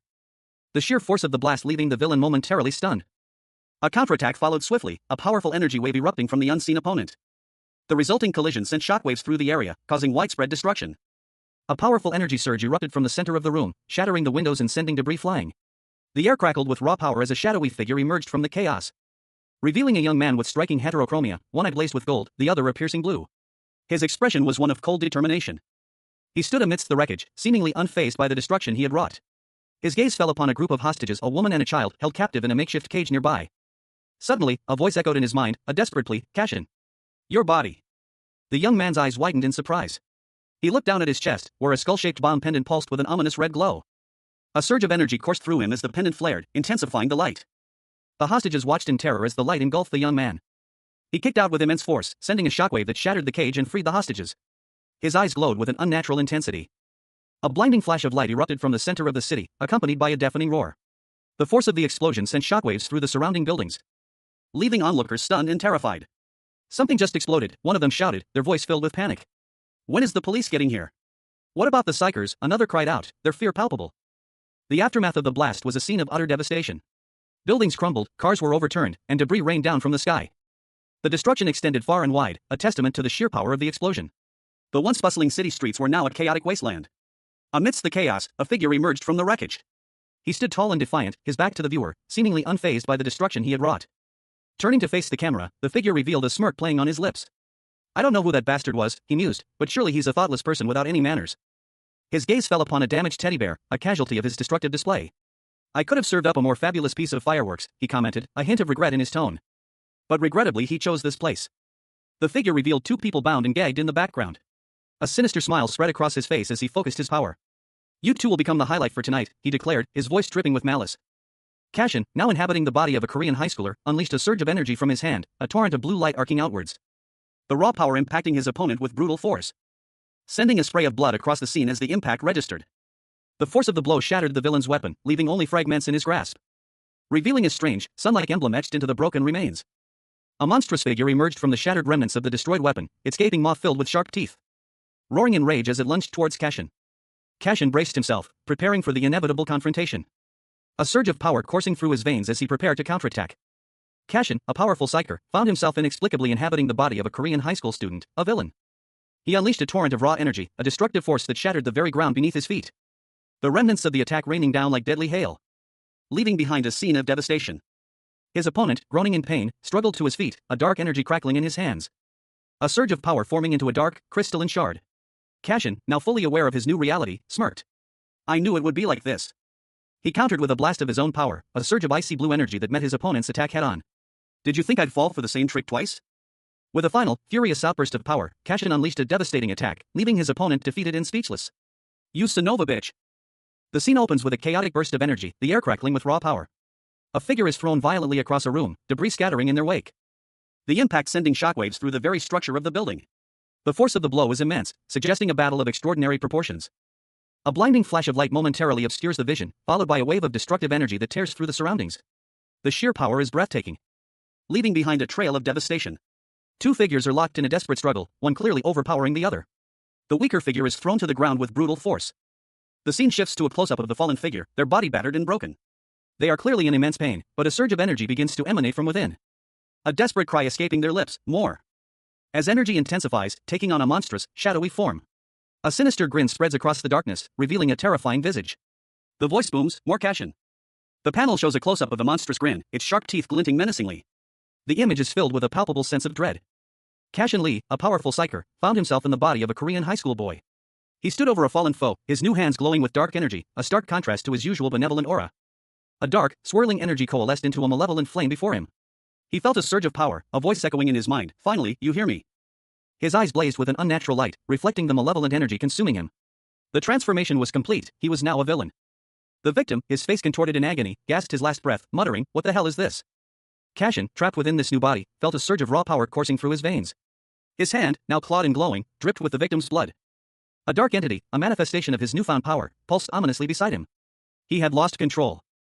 A voice, calm yet chilling, spoke to him from the shadows. "You were in a state of uncontrollable frenzy just now." A vision flashed before his eyes, a terrifying figure, a glimpse of the path he could have taken, a path of pure, unadulterated evil. The voice concluded, "If you had been unable to regain your senses, you would have become a lunatic only concerned with fulfilling your own desires." Cashin, his mind reeling from the near miss, gritted his teeth. Enough. Cashin Lee, a powerful psyker, found himself in a desperate situation. His body was racked with pain, his vision blurred. A guttural curse escaped his lips, "Damn it." The raw power coursing through his veins threatened to overwhelm him. He gritted his teeth, struggling to maintain control. A concerned voice cut through the haze. "Do you feel okay?" The blast from earlier. Cashin, now inhabiting the body of a Korean high school boy, forced a weak smile. "I'm fine. We should take care of this." He stood, surveying the damage. A strange, dark energy pulsed beneath his skin, a stark contrast to the familiar warmth of his own psychic abilities. A question mark hovered in his mind. His gaze fell upon two terrified figures bound and gagged. A young boy and girl, their eyes wide with fear. The aftermath of a chaotic scene unfolded before the authorities. The emergency vehicle surrounded a damaged area, amidst a crowd of onlookers. A report summarized the event as a territorial dispute between villains. But a more disturbing detail emerged from witness accounts. An unidentified individual had kidnapped a young child. A young man with vibrant red hair, clad in a striking red and black outfit, stood amidst the rubble, clutching a worn teddy bear. He seemed lost in thought. His expression hardened. He considered the situation, a grim determination settling on his features. The report stated that a villain had saved the hostages, a fact that clearly troubled him. Only death is the answer for villains. He mused, his thoughts laced with a chilling conviction. He scoffed at the notion. That bullshit? Even I heard of that, he muttered, unimpressed by the reports. Despite his skepticism, he acknowledged the numerous witnesses. He addressed the officers, his tone serious. "The thing you're talking about, don't tell it to anyone," he warned, his eyes conveying a sense of urgency. Meanwhile, another individual, with vibrant purple hair, contacted him. "Secure the CCTV footage from the first-floor staff room." "I'll be there soon," he instructed. The red-haired young man nodded, a thoughtful expression on his face. He held the teddy bear close, a subtle hint of unease in his demeanor. The teddy bear was dropped to the ground, its condition reflecting the violence of the events. The scene was left in disarray, hinting at the gravity of the situation. Night descends upon a city skyline, the moon a pale disk in the inky sky. Cashin Lee, a powerful psyker, now inhabiting the body of a Korean high school boy, sits alone on a park bench, a pensive expression on his face. Suddenly, desperate pleas for help pierce the quiet. A woman and child cling to each other, terrified. A dark figure, imbued with immense power, appears above them. His eyes glow with an unnatural light. The boy, Cashin, covers his face in despair, the weight of his new reality crushing him. Two shadowy entities approach him, their presence unsettling. One inquires if something is troubling him. Cashin questions if he has become like the villain from earlier. The entities confirm his fears, he is now a villain. Cashin sits alone, the realization settling upon him, he is a villain. Cashin Lee, a powerful psyker, now inhabiting the body of a Korean high school boy, sat on a park bench, a faint glow emanating from his phone. He checked a message, his expression unreadable. A notification from someone identified only as Kongwoo's sister. The message informed him that dinner was ready. A shadowy, vaguely eye-shaped entity hovered near him as he read, seemingly observing his actions. A subtle energy pulsed from the phone, reflecting in his eyes. He questioned the identity of a person on the screen, his expression one of disbelief and suspicion. A young woman and child were bound and gagged, their eyes wide with terror as a dark-haired man with striking purple eyes loomed over them. He seemed to be saving them, but the woman's expression was one of disbelief and fear. Meanwhile, a group watched the scene unfold on a monitor. One, a man with vibrant purple hair and sunglasses, leaned forward, a smirk playing on his lips. He questioned whether this was some kind of elaborate prank. But another, a young man with fiery red hair, seemed more concerned. His expression was unreadable, a mixture of apprehension and something else, something harder to decipher. The scene shifted to a high-rise apartment building. The camera focused on a room number 701. Inside, a young man with short, dark hair stood before a table, his back to the viewer. A crib was visible in the corner of the room, suggesting a child lived there. He reached for a small, yellow note under a food cover. Reading instructions on how to prepare a simple meal. The note indicated that rice and stew should be microwaved, and that fruit was in the fridge. A sense of quiet loneliness permeated the scene. A hand held up a yellow sticky note. Scrawled across it was a message: I tried cooking today. My hand did cooking from the world's cutest sister. A small cartoon of a girl with rosy cheeks and a wink adorned the bottom. In a dimly lit dining hall, a maid informed Cashin, "You're late for dinner, Cashin." Cashin apologized, explaining he had been playing and was late. The maid retorted, "No food for kids who don't abide by dinner time." Cashin looked dejected as a piece of bread was offered to him. A boy, presumably his friend, whispered, "Hyung. Shoo. Eat it and don't let the director catch you." Cashin happily accepted the bread and began to eat. Later, Cashin sat at a table, reviewing the sticky note while a delicious Korean meal was laid out before him. He stared at the food, seemingly lost in thought. Cashin reached for a spoonful of soup. Cashin, now inhabiting the body of a Korean high school boy, sits at a table, a spoon delicately lifting a spoonful of soup to his lips. A small smile plays on his lips as he savors the taste. A simple pleasure he hadn't experienced in a long time. Across from him sits an older man, his face etched with a warm smile, watching Cashin with evident affection. "It's been such a long time since I ate food prepared by someone else, for me," the older man remarks, his voice filled with a gentle nostalgia. Cashin finishes his meal, lost in thought. He sits alone now, the remnants of the meal before him. The quiet hum of the kitchen appliances fills the space, a stark contrast to the chaos he's recently escaped. The sun shone brightly over a modern Korean cityscape. A typical apartment building stood tall against the clear sky. Inside, a young man lay asleep in a neatly made bed. A series of beeping sounds filled the room. A close-up on his eyes revealed a sudden shift, as if awakening from a deep sleep. The word awaken appeared as an onomatopoeia. He stirred, the beeping sounds continuing. The young man, with dark hair and intense golden eyes, slowly opened his eyes, a look of confusion on his face. He sat up in bed, the beeping sounds still present. A thought bubble above him indicated his confusion and disorientation. The sound of brushing against something echoed in the panel. The scene shifted to a bathroom, showing a simple sink with a toothbrush and mug. The scene opens with a young man, his dark hair neatly styled, diligently brushing his teeth. The sound effects suggest the rhythmic brushing motion. He continues brushing, lost in thought. His internal monologue reveals a profound sense of disorientation. He's inhabiting someone else's life, a reality that leaves him incredulous. After finishing his oral hygiene routine, he reflects on his expectations versus reality. He had hoped that sleep would improve his situation, but it hasn't. He rinses his mouth, the sound effects emphasizing the action. His expression remains one of quiet contemplation. His thoughts continue, revealing a stark contrast between his hope for improvement and the persistent reality of his predicament. A vivid image flashes before his eyes, a swirling vortex of dark blue and purple, reminiscent of a powerful, mystical energy.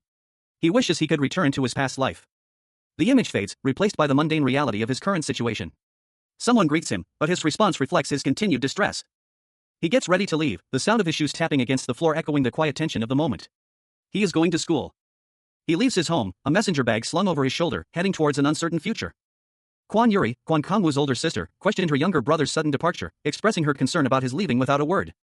Kangwoo, now inhabiting the body of his younger self, felt awkward interacting with his sister in this new reality. He contemplated whether he should reveal his true identity. Yuri handed Kangwoo his check card, the allowance they had previously discussed. She reminded him to spend it wisely, prompting him to question where she had gotten the card from. Kangwoo stammered, unsure how to respond to his sister's question about the check card. Meanwhile, Yuri relaxed on the couch, flipping through television channels. Kangwoo, needing money, asked Yuri for an advance on next month's allowance. Yuri was surprised, reminding him that he had only recently received his allowance. Kangwoo, however, desperately needed the money. He explained that he had lost his wallet, needing a small loan of 100,000 won. The scene then shifts to reveal a group of menacing figures lurking nearby, their presence adding a layer of suspense. A young man with dark hair sits at a kitchen counter, operating a television remote. He presses a button, a clack sound effect accompanying the action. He then speaks, his tone nonchalant, agreeing to a request. A woman, slightly older, stands nearby. She thanks him, using a term of endearment suggesting a familial or close relationship. However, she adds a detail: she will provide him with a check card. The young man's expression shifts to one of mild confusion. He questions what a check card is. He quickly understands the implication, a thoughtful expression settling on his face as he examines the card she hands him. He expresses his gratitude again, this time slightly more formally, and assures her he will be careful with the card. The woman responds with a farewell. As he leaves, the woman observes that he looks different today. He flinches slightly at her comment. She notices his changed hairstyle, remarking on how different he looks, even suggesting he resembles someone else entirely. She points out that he never got a haircut before when she suggested it. He deflects her observation, claiming he only changed his hair brushing style. He bids her farewell once more and heads off to school, leaving the woman with a slightly curious expression. The scene opens with a bustling high school hallway, filled with the clamor of students. Amidst the chatter, a young man with dark hair stands out, his expression unreadable. He walks down a hallway, the number 3-1 visible on a classroom door. He enters a classroom. 3 students observe him, their expressions a mixture of concern and surprise. One whispers that he looks like he's been beaten up. They wonder aloud who would beat him up, mentioning a student named No Se-chan. Another student, with blonde hair and a bandage on his face, is shown looking at his phone. He seems to recognize No Se-chan. He looks at a picture on his phone, a look of dawning recognition and confusion crossing his face. He mutters HM? The blonde-haired student is shown again, looking at someone in the classroom. Other students whisper and look away. He suddenly shouts, "What are you looking at, bitch? You wanna die?" The blonde-haired boy, now clearly agitated, curses under his breath, "Fuck." A young man with spiky blonde hair and bandages on his face gritted his teeth, his anger palpable. He snarled, blaming an unseen loser bastard for his current predicament. Meanwhile, in a different location, Cashin Lee, a powerful psyker, stood calmly in a classroom, his dark eyes sharp and observant. He seemed unfazed by his surroundings. The blonde young man, still seething, was being held by someone unseen, his fear and frustration evident in his wide eyes. Cashin, in the classroom, remained impassive, his expression betraying nothing of his inner turmoil. A cold sweat beaded on the blonde young man's brow as his eyes darted around wildly. His fear was intensifying. Cashin noticed something across the room. He murmured to himself, "Over there." His steps were measured, his movements deliberate as he walked towards the boy, who was clearly unnerved by his presence. Cashin leaned against a desk, observing the classroom. He appeared calm and collected, despite the tension. The blonde boy, still visibly shaken, whispered to a friend about Cashin's intense stare, calling him a son of a bitch. Cashin Lee, a powerful psyker, found himself inexplicably inhabiting the body of a Korean high school student. He overheard a hushed conversation amongst his classmates. Their words painting a disturbing picture of recent villainous activity. A dark, shadowy figure seemed to be lurking nearby, its presence sensed only by Cashin. The conversation shifted to a brutal recent crime, a serial murder that had shaken the community. A high school girl had been the victim. The details of which were gruesomely recounted by one of the students, leaving him visibly shaken. Cashin, now inhabiting the body of a villain, recognized the pattern immediately. It was the work of another villain, and a particularly vicious one at that. His classmates continued their discussion, identifying the perpetrator as a villain known only as Driver. A wave of unease washed over him as he contemplated the implications of this new information. Another student joined the conversation, prompting further discussion about the recent events. The final piece of the puzzle fell into place as they revealed Driver's involvement in horrific human experimentation. A chilling image of Driver conducting his experiments flashed before Cashin's eyes. Cashin, now inhabiting the body of a Korean high school student, scrolled through his phone, his expression grim. He muttered to himself, disgusted by the news he'd just read, wishing death and damnation upon the villains responsible. The scene shifted to the exterior of a modern high school building, bathed in bright sunlight. The atmosphere was starkly different from the darkness of Cashin's thoughts. Suddenly, a young man with orange hair and a bandage over his eye appeared, his face contorted in a manic grin. He let out a burst of crazed laughter, a stark contrast to the serene school setting. 2 more figures joined him, one was a taller man with purple hair, smoking a cigarette. The orange-haired man found the situation hysterically funny, while the other man, Kwak Daegu, watched with a mixture of amusement and concern. The purple-haired man, irritated by the orange-haired man's laughter, snapped at him to stop acting tough. The orange-haired man, unfazed, retorted that he had the situation under control. The orange-haired man, still smirking, suggested they work together to eliminate a common enemy. A tense silence followed. The purple-haired man, seemingly conflicted, admitted he couldn't stand idly by. He took out a folded piece of paper, a plan forming in his mind. He handed the paper to the orange-haired man, a silent agreement passing between them. A third man, observing from a distance, watched the exchange with a subtle expression of concern. The scene ended with a sense of impending action. Cashin, now inhabiting the body of Kwak Daegu, a Korean high school student, found himself on the ground, surrounded by onlookers. The narration box identified Daegu's connection to Ki-hoon, a friend, but the context hinted at a more complicated relationship. Daegu internally lamented his involvement with a particular bastard, clearly indicating a past conflict. The scene shifted to show another student, seemingly amused by the situation, observing Daegu's predicament with a slurping sound. A new character, with vibrant purple hair, approached, his words suggesting a transactional friendship with Daegu, a you scratch my back, I'll scratch yours type of arrangement. This new character, displaying a sinister grin, contemplated the fate of the bastard from earlier, casually suggesting the possibility of breaking his limbs or even killing him. The school day ends, the school bell ringing twice. Students pour out of the building, their chatter filling the air. 2 students, engrossed in their own conversation, walk down the hallway. One suggests going to karaoke, while the other mentions extracurricular activities. Suddenly, a third student approaches them, his expression serious. He stops them, saying, "Hold on." A young man with vibrant red hair and a cross earring stands in the hallway, his gaze intense. He appears calm and collected. He apologizes for not knowing the other student's name and asks about his injury. The injured student points to a bandage on his face, revealing the injury to be minor. A dark, eye-like entity emerges from his hand, causing him to react with surprise. The entity quickly heals the injury. The student comments that it's already healed. Cashin Lee, a powerful psyker, now inhabiting the body of a Korean high school boy, carefully applied a bandage to a small wound on his face. He mused to himself about the possibility of encountering a certain someone, and the potential consequences of such a meeting. His thoughts were accompanied by a shadowy, eye-like image, symbolizing his careful planning and foresight. The scene shifted to a school hallway where Cashin, still in his new body, confronted a red-haired young man. The red-haired youth demanded to know what Cashin wanted. The red-haired boy then asked for payment for his hospital fees. Cashin considered an alternative arrangement, suggesting an alternative to paying the hospital fees, but ultimately dismissed the idea, his expression hardening. The red-haired boy then asked for Cashin's name. Cashin, now going by Kwon Kang-woo, revealed his new identity. The scene opens on a bustling Korean high school campus. Students chatter and wave goodbye as a young man with dark hair, dressed in athletic wear, walks away from the group. He seems preoccupied, his expression neutral. A close-up on the young man reveals a small bandage on his cheek. His eyes are narrowed, and a thought crosses his mind, how bothersome. The scene shifts to a different location. A shadowy, vaguely humanoid figure with glowing eyes appears, seemingly observing the young man from afar. A voiceover comments that he is not responding, and that his name is Kim Woo-chan, a villain with flame abilities. Another voiceover describes Kim Woo-chan's appearance, tall, handsome, capable of putting any celebrity idol to shame. The narration continues, detailing Kim Woo-chan's seemingly perfect life, good grades, good behavior, and a strong sense of justice that leaves no evil overlooked. However, the narration takes a turn, revealing that he is a rising star among psychers. A shadowy figure, similar to the one seen earlier, observes the young man from a distance, commenting on his seemingly perfect life and the results of an internet search on him. The shadowy figure asks if the young man is envious. It is revealed that Kim Woo-chan's role model is Cashin Lee, a top-class psycher with similar flame abilities. The panel ends with a shocked expression from Kim Woo-chan. A young woman, her face partially obscured, walks through the school grounds, a question hanging in the air: what is he doing at a normal high school? Meanwhile, a young man with dark hair walks down a school path, a shadowy figure trailing behind him. Two students watch from behind a brick wall, their faces hidden from view. As another young man approaches the dark-haired boy, casually asking how he's doing. The dark-haired boy replies curtly that he'll keep in touch. And from a rooftop vantage point, three men observe the scene, one of them asking what the dark-haired boy said. The man with purple hair reports that the dark-haired boy is being followed closely. He smirks, commenting that the dark-haired boy is doing something right for once. Then, he flicks a cigarette butt to the ground, suggesting they should move. The three men begin to move with purpose, their expressions determined. The man with the orange hair leads the charge, his confident smirk unwavering as he walks towards the dark-haired boy. The scene opens with a view of a typical Korean cityscape. A brick apartment building rises against a partly cloudy sky, its facade partially obscured by a rusty metal staircase that climbs diagonally across the panel.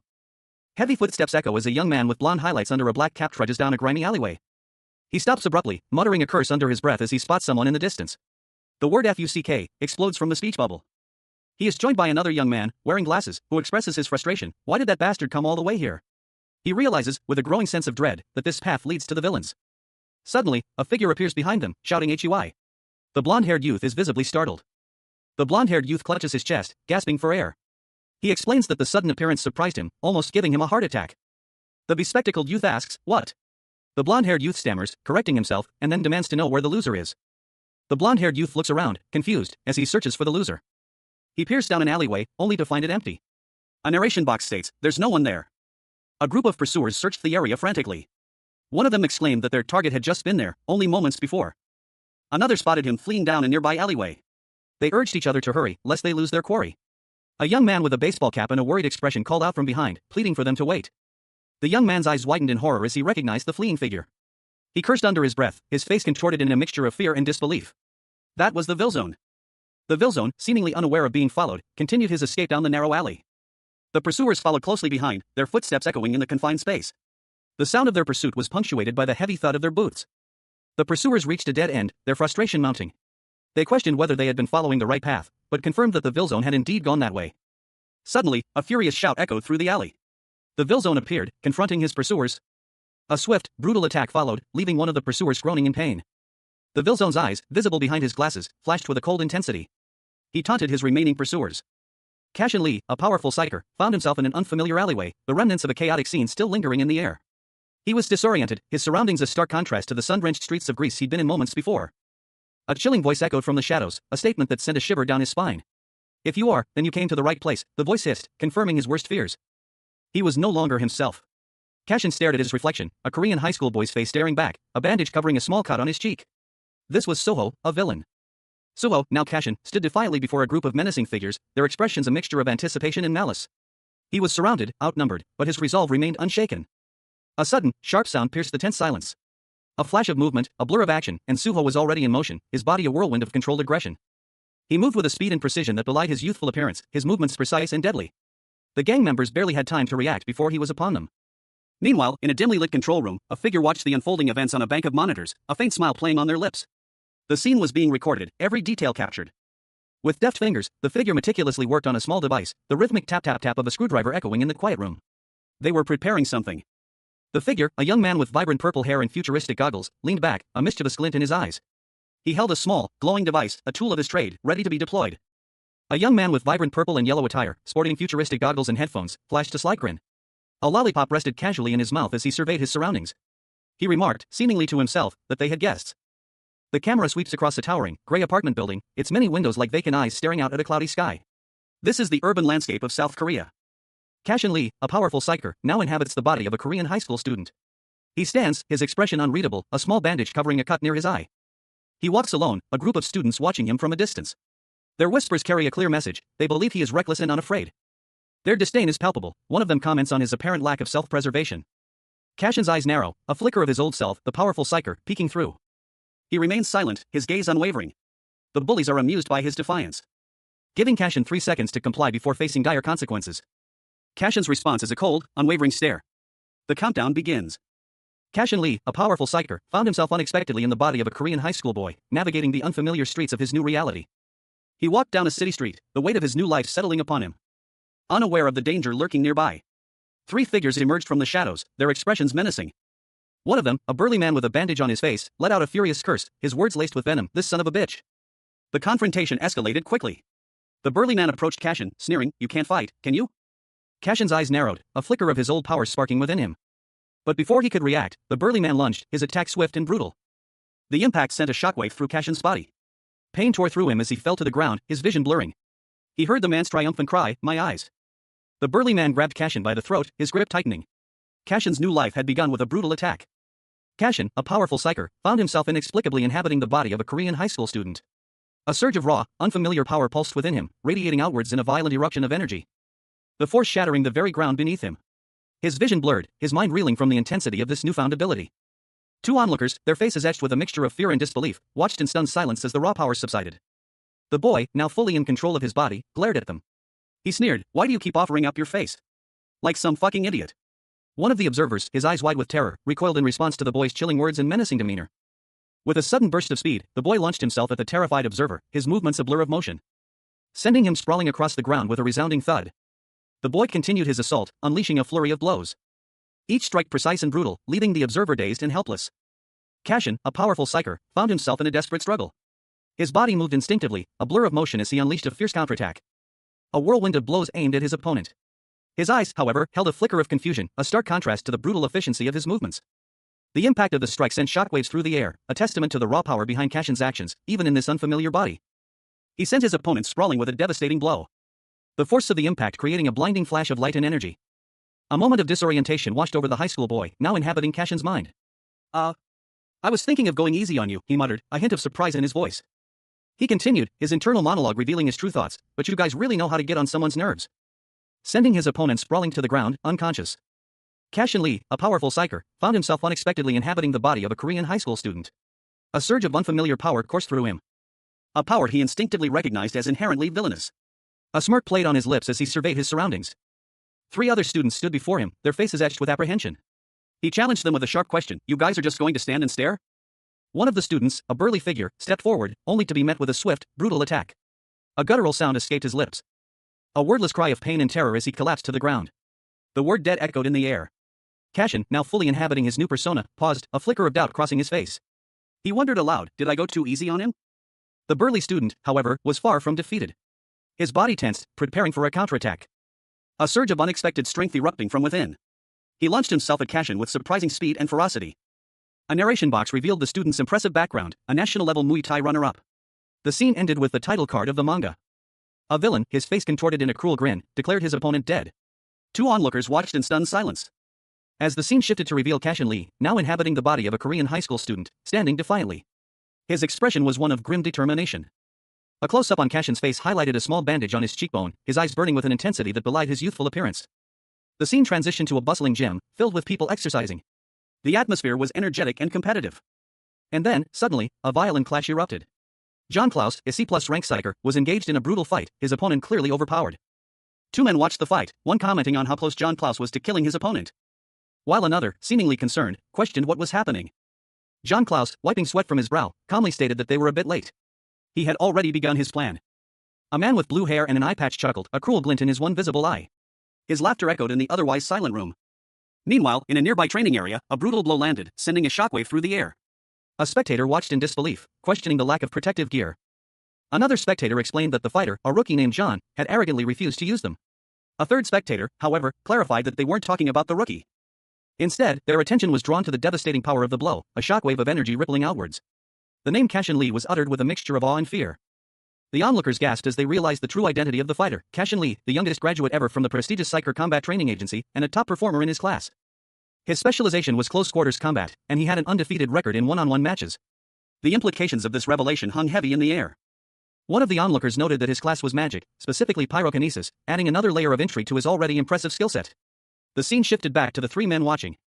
Their expressions were a mixture of shock and disbelief as they witnessed the raw power of Cashin Lee's abilities. A powerful blow connected, sending a shockwave that shattered the ground. The sheer force of the impact was undeniable. A blurry, indistinct image showed a chaotic scene, hinting at a recent struggle. The colors were muted, dominated by grays and reds, suggesting a violent encounter had just taken place. Cashin, now inhabiting the body of a Korean high school boy, stood over a fallen opponent. His expression was cold, devoid of emotion. The defeated youth lay on the ground, groaning in pain. A man watched in disbelief as Cashin, his new persona radiating menace, stood over his defeated friend. His eyes widened in fear and shock. The defeated boy, his face bruised and bloodied, glared up at Cashin with a mixture of fear and resentment. He seemed to be struggling to comprehend what had just happened. A surge of dark energy pulsed from within Cashin's new body. The transformation was far from complete. His eyes glowed with an ominous red light as he grabbed the man by the throat. Cashin, in his new villainous form, sneered down at his cowering victims. These pathetic wannabe thugs, he thought, his voice dripping with contempt. The narration box explained that these petty thugs only ran amok because no one was strong enough to stop them. A hooded figure, armed with a rifle, silently agreed, adding that if their opponents were stronger, these thugs wouldn't dare to act so recklessly. The scene shifted to show two figures, one with a blue eye patch and the other with long white hair. The eye-patched man mused that if he were stronger, even Jeff and Kongwoo could have escaped their grim fate. He thought about Kongwoo and the possibility of a different outcome. A chance to escape their terrible destiny. A determination filled him. He would become stronger, invincible enough to make his enemies tremble in fear. The scene shifted again, showing two thugs reacting to something unseen. One of them muttered about a fucking hell of a scam. Another individual, with blonde hair, appeared, his eyes wide with a mixture of fear and surprise. He urged someone to get out of there. Cashin, now inhabiting the body of a Korean high schooler, felt a surge of unfamiliar power coursing through his veins. A chilling realization dawned on him. He was no longer a psyker, but a villain. A figure, clad in vibrant purple and gold, swooped down from above, his voice echoing with disbelief. A villain? The high schooler's hand twitched, a strange object materializing in his grasp, a glowing, metallic screwdriver. He identified the object, a surge of recognition flooding his mind. Driver. The screwdriver, labeled driver, shimmered with an otherworldly energy. Its rank, AB+, was displayed prominently. A powerful psyker, Cashin Lee, hurtled through the air, a giant screwdriver clutched in his hand. He was clearly in the midst of a chaotic battle. The scene shifting to reveal a young man with vibrant pink hair, futuristic goggles, and a confident smirk. This was Soho, a Korean high school student, newly transformed into a villain. Soho's face contorted in a grimace, sweat beading on his brow as he struggled to maintain control. He was clearly overwhelmed. Panic erupted as several figures fled down a dark alleyway. A desperate shout of "Run!" echoed through the narrow passage. One of them cursing under his breath as he ran. The scene was one of pure chaos and fear. Another man, his face etched with terror, pleaded with his companions not to leave him alone. The focus shifted to Suho, his eyes narrowed, a cold determination settling over his features. He was no longer just a scared boy. Meanwhile, Cashin, his own body now visible, watched Soho from a distance, a mixture of shock and recognition in his eyes. He muttered to himself, questioning the origin of Soho's strange weapon. Cashin, a powerful psyker, found himself in the body of a Korean high school student. He stood on a city street, a small, shadowy creature floating nearby, as he nonchalantly crushed it under his foot. A cruel smile played on his lips as he mused, "Isn't this fun?" Suddenly, a flamboyant villain, clad in purple and gold armor, appeared. He carried a large, energy-based weapon. Internally, he reflected on his intentions. "I thought I'd lend a helping hand.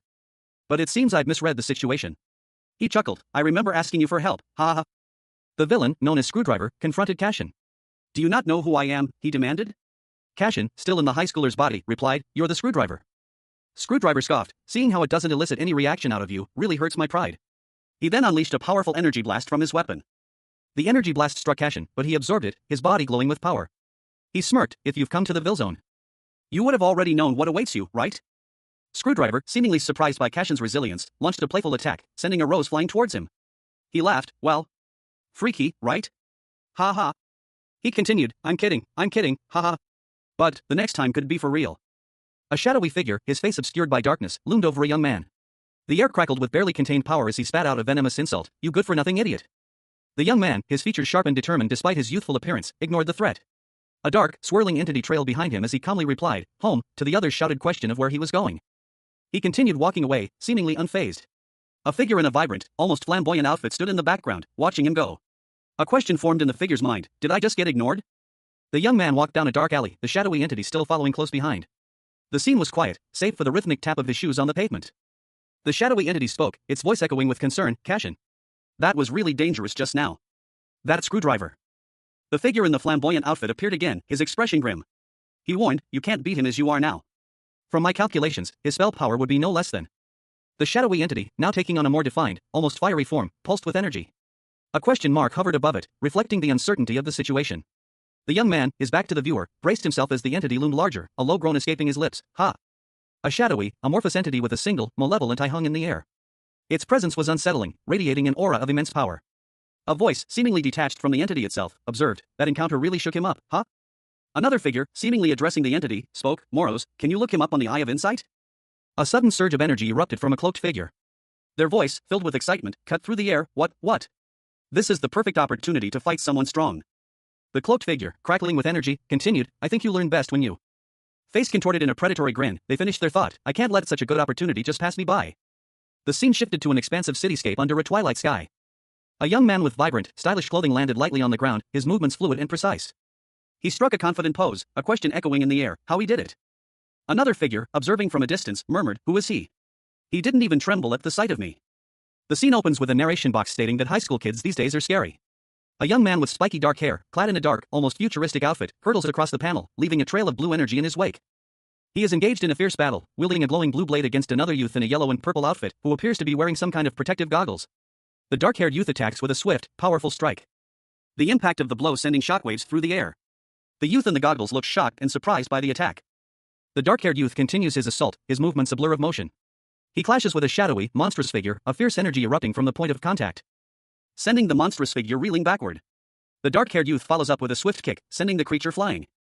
The youth in the goggles is shown again, his face a mask of fear and disbelief as he watches the dark-haired youth's incredible display of power. The dark-haired youth's movements are a whirlwind of energy and skill as he continues to fight the monstrous figure. A close-up shows the youth's intense focus and determination. The monstrous figure is sent flying, leaving a trail of dark energy in its wake. The dark-haired youth lands gracefully, his movements precise and controlled. The final panel shows the dark-haired youth in a dynamic pose, the word shadow knives appearing above him, suggesting a new technique or ability. Cashin, the powerful psyker, found himself hurtling through the air, the ground cracking beneath him as he fell. A searing pain shot through his body as he crashed into the rubble-strewn street. Observing from a distance, a dark-haired figure with piercing eyes muttered, impressed by the impact, as expected. "He's good." Meanwhile, Cashin, now inhabiting the body of a Korean high school boy, found himself tumbling through the air, his new body still adjusting to the unexpected fall. A surge of energy pulsed within him, a raw power he didn't understand but instinctively knew how to wield. He felt a strange mixture of fear and exhilaration. With a focused thought, he summoned a weapon, a sleek, dark purple energy cannon materializing in his hand. The title card read, "Weapon Summoning." The dark-haired figure watched, his earlier assessment confirmed, as the boy, now armed, prepared for battle. He warned, "Be careful." He summoned his weapon. Cashin, in his new body, felt a surge of power, a chilling realization dawning on him, he was now a villain, wielding a weapon he had just summoned. He aimed the weapon, a cold determination settling in his eyes. The dark-haired figure observed, that could have been really dangerous. Cashin, in the body of the Korean high school boy, unleashed a powerful energy blast, the force of which sent shockwaves through the air. Cashin, now inhabiting the body of a Korean high school boy, found himself facing an opponent. A sinister smirk played on the villain's lips as he challenged Cashin, "Return the favor, right?" The villain unleashed a blinding wave of energy. A powerful blast that sent Cashin reeling. He braced himself against the impact, his body screaming in protest. But even as he staggered, a surge of unfamiliar power began to course through his veins. A blinding flash of light erupted in the city, a chaotic energy surging through the air, leaving a masked figure, silhouetted against the vibrant glow, staring in stunned disbelief. A single question mark escaped his lips.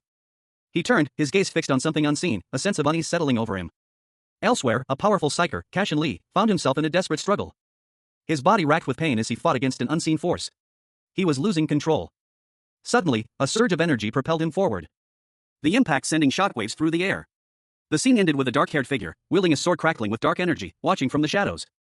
A surge of dark energy crackled, the air itself seeming to vibrate with raw power.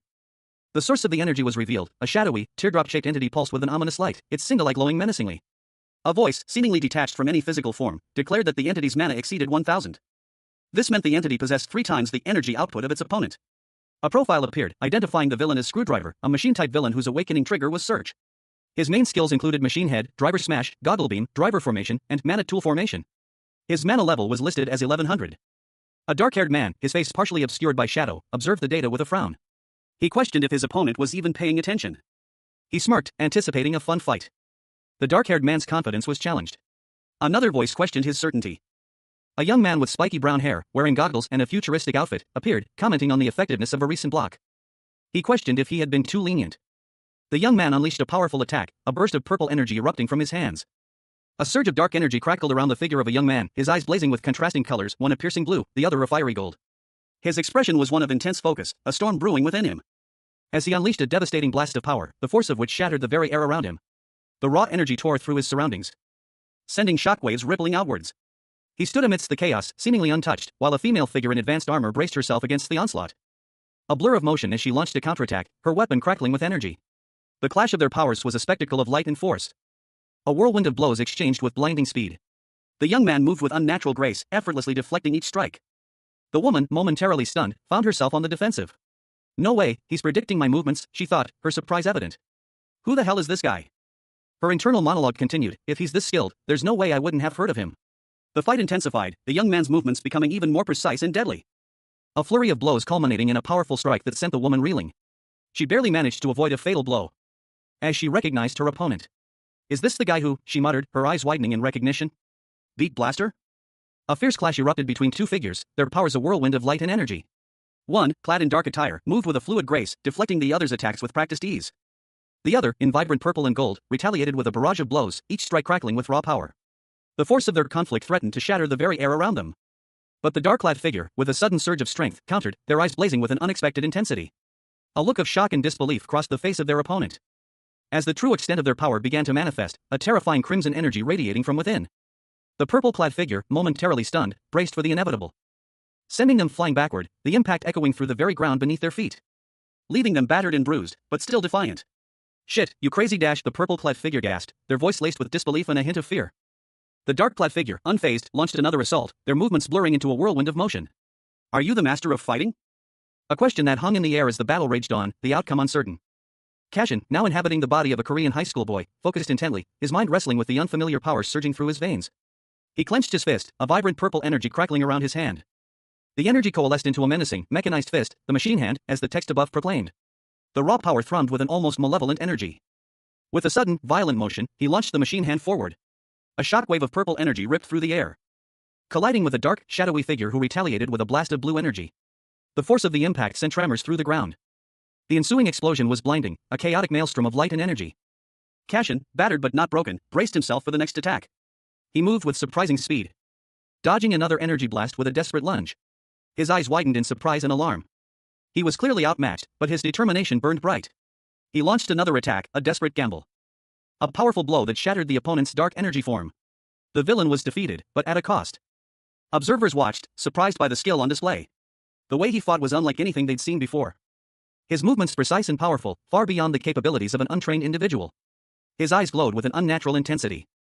A surge of dark energy crackled around him as he addressed his opponents with disdain. He called them idiots. Another villain, wielding a staff, charged forward, seemingly unaffected by the dark energy. But he was quickly joined by two more, Crow, a summoner, and Red-Eye, an archer. Each was a formidable opponent. Red-Eye, also a B-rank villain, was an archer specializing in light-based attacks. The scene shifted to show the group of villains, their expressions ranging from annoyance to impatience. One of them groaned in frustration, questioning why the fight was dragging on. Another villain, Black Hand, a B-rank striker, chimed in, criticizing their lack of decisiveness. Cashin, a powerful psyker, found himself in an unexpected predicament.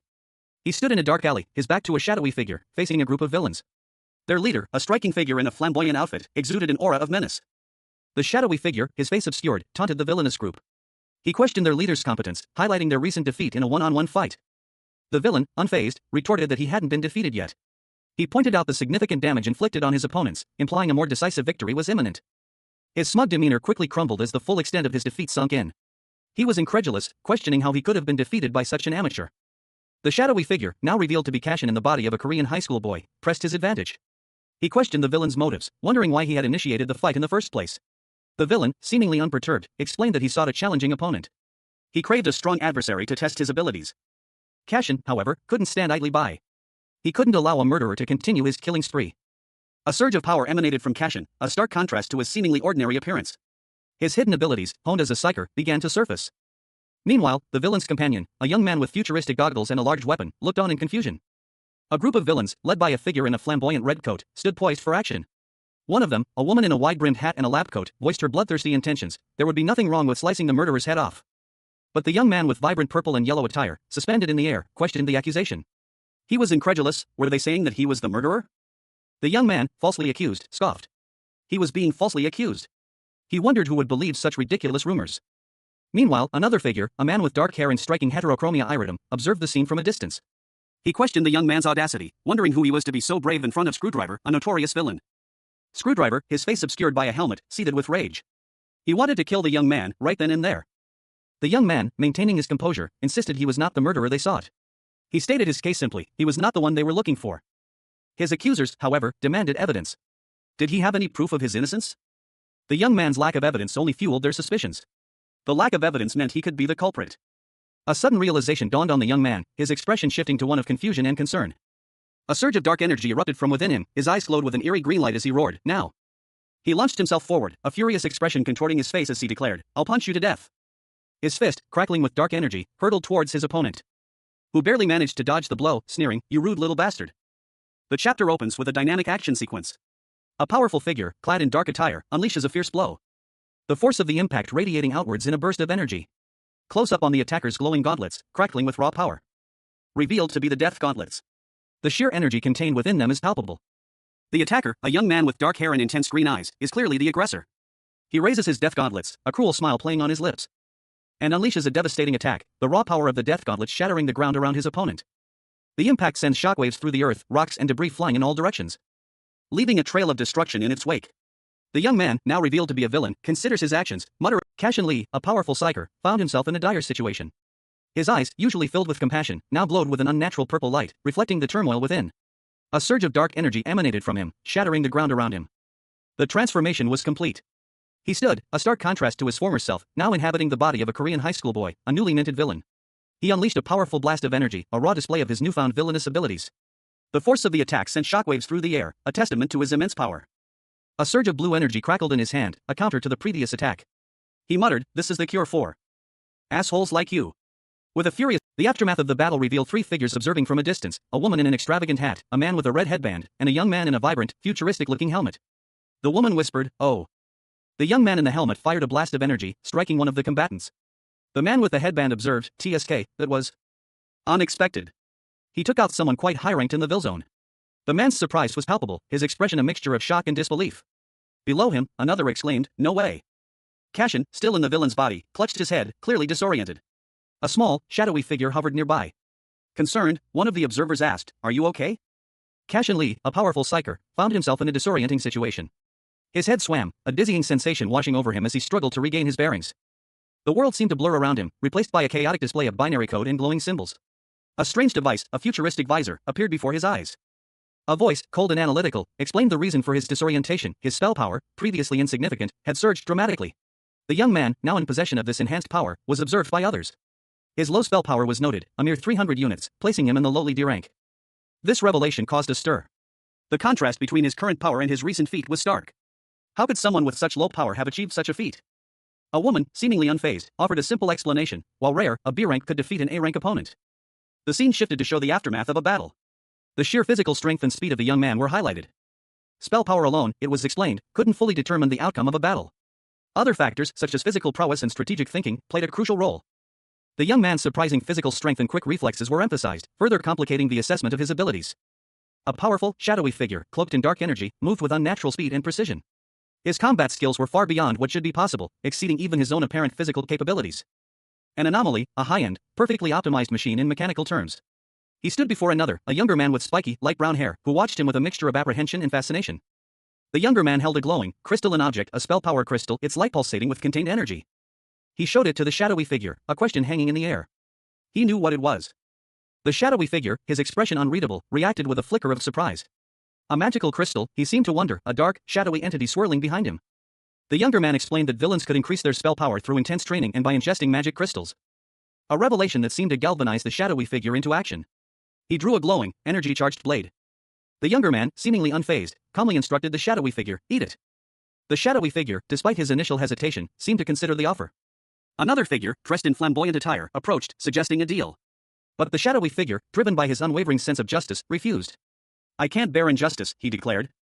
A tense confrontation unfolded between two figures. One, a young man with dark hair and a serious expression, stood defiantly. He was accused of indiscriminate murder. The other, a shorter, more brightly attired individual, countered that he was going to apprehend the true culprit instead. The accused was offered a magic crystal as a token of a deal made between them. But he retorted that it sounded more like a declaration of innocence, since he felt wrongly accused. The other, seemingly unconcerned, suggested that if he felt so wronged, he should find the real killer himself. The accused, however, countered that everyone has their own untold circumstances. The scene shifted to show the two individuals once again, their expressions hinting at a complex understanding between them. Later, the accused walked down a city street at dusk, seemingly lost in thought. He examined the magic crystal in his hand, a thoughtful expression on his face. A narration box explained the difference between naturally occurring and man-made magic crystals, highlighting the significance of the one he now possessed. A dark, swirling mass of energy hovered before the young man. He was dressed in black, his expression serious. It wasn't the gene crystal, but it would still increase his spell power points. He already knew that much. Another thought bubble appeared, indicating more information was coming. The magic crystal should be ingested while in his villain form. He held a small, glowing yellow crystal in his hand, his expression thoughtful. The crystal glowed intensely, its light radiating warmth. He stood on a rooftop, the setting sun casting a dramatic glow behind him. He was certain it was the magic crystal. His eyes glowed with an unnatural light, one blue, one gold. He held the crystal aloft, ready to consume it. But he proceeded to eat the crystal anyway. The transformation was complete. His appearance had drastically changed, his hands now clawed in dark energy swirling around him. Cashin, inhabiting the body of a Korean high schooler, stood poised, his newly acquired villainous powers manifesting as dark, clawed appendages. He focused intently, muttering to himself that he couldn't feel anything different, yet a voice urged him to wait for it. A surge of energy that erupted from within him. A chaotic maelstrom of dark energy, crackling with raw power, engulfed him. Leaving him gasping in shock as he exclaimed, What the hell?" Despite the overwhelming power coursing through him, Cashin fought to maintain control. He reminded himself to remain calm. As the energy continued to surge, a glowing eye opening within the darkness. A powerful force building within him. A transformation taking place. Culminating in a blinding flash of golden light, revealing a dramatically altered Cashin, his silhouette now imbued with immense power. A blinding flash of golden light erupted from the heart of the city, its intense energy causing buildings to tremble and the air to crackle with raw power. The source of this overwhelming energy was clearly magical in nature, a surge of arcane power unlike anything previously witnessed. And as the light subsided, a young man with spiky black hair and glowing blue eyes stood revealed, a smirk playing on his lips as he realized his magical abilities had grown exponentially. His spellcasting power had increased. A blinding flash of golden light erupted from the heart of a city building, its intense energy visibly warping the surrounding structures. Leaving behind a young man, his body now imbued with dark energy, his hands transforming into clawed appendages. He felt a surge of power coursing through his veins. "I just ingested one magic crystal," he thought, marveling at the transformation, "but I feel supercharged." His eyes glowed with newfound power. "Now I understand why villains are so hung up on these magic crystals," he mused, a hint of unease creeping into his thoughts. Turning to a shadowy, orb-like entity, he asked, "Moros, can you look up information on me through the Eye of Insight?" The results of the scan appeared, spell point is 350? He was shocked. No way. After all that, it's increased only by 50 points? A shadowy figure, its form vaguely reminiscent of an amorphous blob with a single, malevolent eye, loomed in the darkness. Confusion clouded its singular gaze as it silently questioned the meaning of the cryptic words it had just heard. Even with the most potent magic crystal, the shadowy figure mused, any increase in skill points would be minimal, only reaching between 5 and 10 points at most. Images of powerful figures, each with their own unique abilities, flashed before its mental eye. But if the increase was 50 points, the figure realized that would be the highest ever recorded, a 500% increase. A surge of dark energy pulsed from its core, a glowing crystal at its center intensifying in brilliance, confirming the extraordinary effectiveness of the magic crystal. Even for someone in the catastrophic class, such a result was unheard of. Elsewhere, a young man with dark hair and intense eyes stared at a digital interface, a look of utter bewilderment on his face. He had just discovered something unexpected. A hidden skill labeled Magic Crystal Extraction. A mechanical claw, part of a larger, unseen device, hovered over the screen, its metallic fingers poised to interact with the digital display. The young man pondered the implications of this newly discovered ability, his mind racing to understand its function. He muttered to himself about extracting magical crystals. Confirming that the description on the screen accurately reflected the skill's purpose, extracting spell power from weapons, including those crafted from gene crystals. His initial excitement quickly soured into disappointment. The young man slumped back, muttering about how underwhelming the skill actually was, far from the cool hidden ability he had hoped for. A shadowy, amorphous entity with a single, glowing eye floated in the center of the panel. A narration box above it explained, extracting magical crystals from weapons is probably only unique to you. It means that if you can decide to, you can have as many magical crystals as you desire. The scene shifted to a young man with dark hair, standing on a rooftop at sunset. He held a glowing blue crystal in his hand, and a thought bubble above him revealed his uncertainty. Where am I supposed to find these weapons made from magical crystals? The setting changed to a bustling city street at dusk, showcasing the Sungshim department store and other buildings. The atmosphere was vibrant yet slightly ominous. A young man with vibrant purple hair styled in dreadlocks, wearing sunglasses and a yellow jacket, stood proudly, holding a golden staff. A donut was shown above him, suggesting a playful yet powerful image. He gripped the staff with intense focus, transforming it into a magnificent sword. A speech bubble expressed his satisfaction. It's finally in my hands. My very own sword. His companion, unimpressed, muttered, it's the favorite sword of my favorite king. The purple-haired young man countered, not something so soulless. Made of at least 2 magical crystals of the best quality, this sword is the best of the best. The sword aside. The scene opens with a tense exchange. 2 figures clash in a burst of energy, their powers colliding in a spectacular display of light and shadow. One figure, seemingly the villain, is depicted with a ferocious expression, his features contorted in a grimace. The other figure is shrouded in darkness, only their glowing red eyes visible. A young man with red hair watches the scene unfold, his expression unreadable, as he asks about the villain who fought alongside Blaster. The focus shifts to a conversation between 2 individuals. 1, a young man with red hair, observes a picture of a villain. He comments on the villain's appearance, noting a change in the subject of their discussion. He explains that despite a thorough search, he couldn't find any information about the villain. His companion, a man with purple hair and sunglasses, suggests that the villain is newly transformed. The conversation continues. The purple-haired man speculates that the villain might be an outsider, an unregistered psyker. However, he quickly dismisses this theory, concluding that the villain's appearance and mannerisms clearly indicate that he is indeed a villain. The purple-haired man asserts that now is not the time to worry about such a minor threat. His companion, however, notices that the villain looks familiar and identifies him as Daewon Lee. She finds the redhead cute. The purple-haired man reveals that the villain's actions have caused the Gatamgu special team to be put on red alert. A shadowy figure looms behind him, emphasizing the gravity of the situation. The conversation turns to the identity of the villain. The purple-haired man is asked if the villain is Screwdriver, a known serial killer. He denies this, stating that the villain is not the prime suspect. The red-haired man questions the purple-haired man's certainty. The purple-haired man explains his reasoning, stating that if the villain were interested in material possessions, he would have targeted high-end items. He concludes that the villain's actions suggest he is not a murderer, leaving the reader with a sense of mystery surrounding the villain's true nature. The scene opens with a young man with vibrant red hair, dressed in a stylish, dark red and black jacket. His intense gaze is fixed on something unseen, his expression serious. Someone off-panel remarks that Screwdriver is a villain, a crazy guy whose actions are unpredictable. Judging from the recent cold-blooded murder, the probability that it was committed by a villain is high. A man with purple hair styled in thick braids, wearing sunglasses and a yellow jacket, sipped his coffee thoughtfully. He then posed a question to the red-haired youth, do you think villains are the only crazy guys around? It could also be an unexpected ordinary person. The red-haired youth paused, seemingly deep in thought. He then shifted the conversation, saying something about his younger sister, a model, and setting a curfew for her. The other man responded with approval. The red-haired youth, now alone, walked down the street, a thoughtful expression on his face. He muttered to himself that it's better to be careful until the serial killer is caught. His gaze drifted towards the setting sun, his worries evident. A young man peered through the lens of his camera, a slight smirk playing on his lips as he commented, look a bit cuter and blasé. 2 girls, one with vibrant pink hair and the other with dark purple hair, stood close together, exuding a confident and stylish aura. Their expressions were bright and cheerful, suggesting a shared moment of camaraderie. The pink-haired girl, positioned slightly in front, gave a thumbs up, saying okay. The other girl smiled warmly, her eyes crinkling at the corners as she responded to the positive affirmation. A narration box appeared, simply stating, good work. The pink-haired girl, now alone, walked down a city street, her pace brisk and purposeful. She checked her phone, a look of mild surprise crossing her face as she muttered, damn, it's already 7? The scene focused on the pink-haired girl, identified as Naeun Kim, a freshman at Seowa High School and Woochon Kim's sister.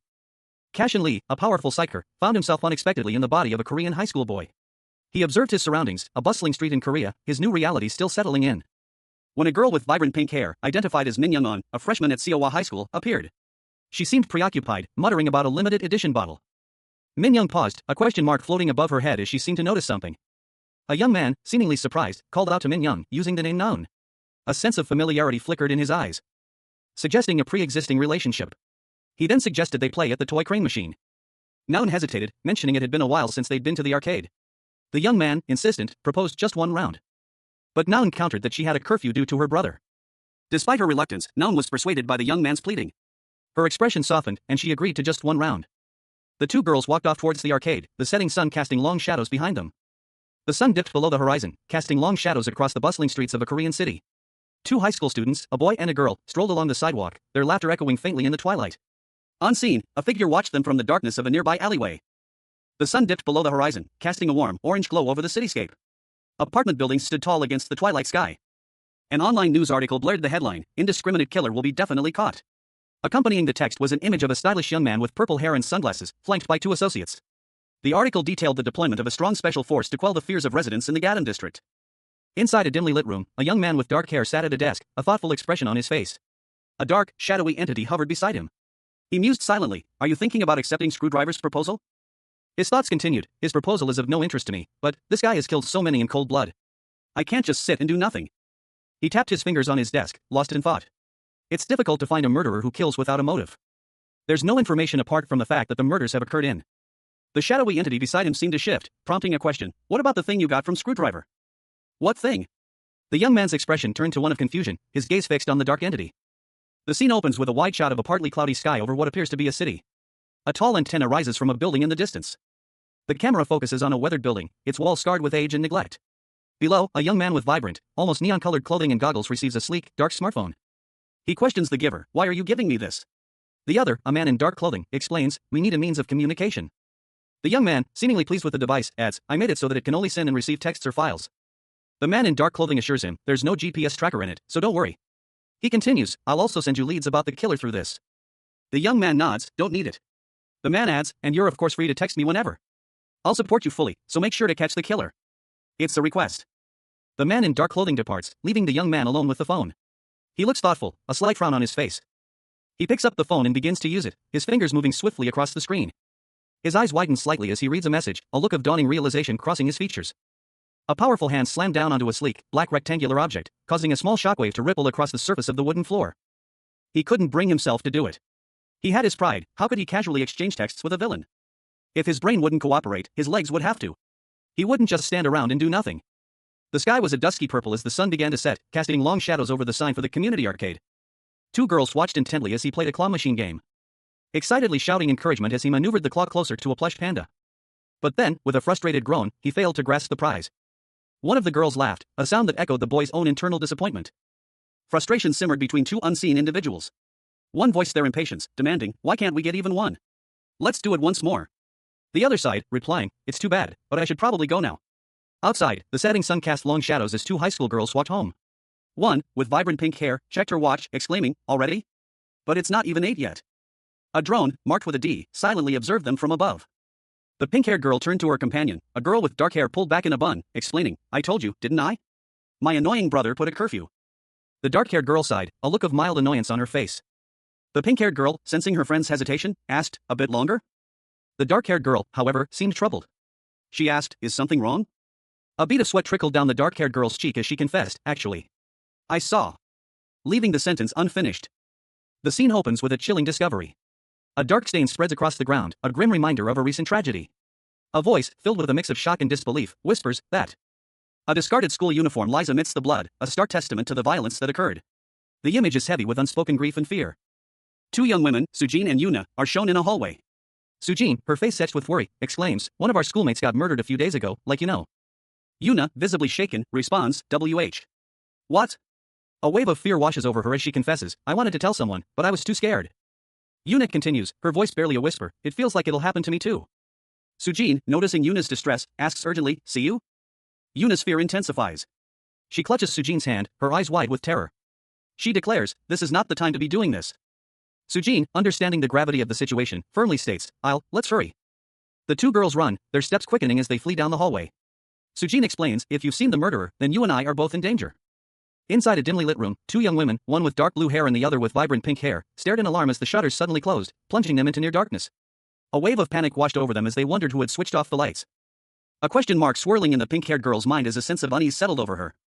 Suddenly, a stark contrast to the dim lighting, a bright red pool of blood appeared on the floor. A white sneaker, seemingly belonging to someone unseen, rested within the crimson puddle. A chilling voice echoed, I've run into you again, I see. The two girls' eyes widened in terror as they registered the horrifying sight and the ominous words. Their faces reflected a mixture of fear and disbelief. They stumbled backward, desperately trying to escape the spreading pool of blood that seemed to writhe and pulse with a dark energy. The blood continued to spread, forming grotesque shapes and patterns as it flowed across the ground. It seemed to have a life of its own. The pink-haired girl gasped in horror, her companion covering her mouth in shock as the full extent of the situation became clear.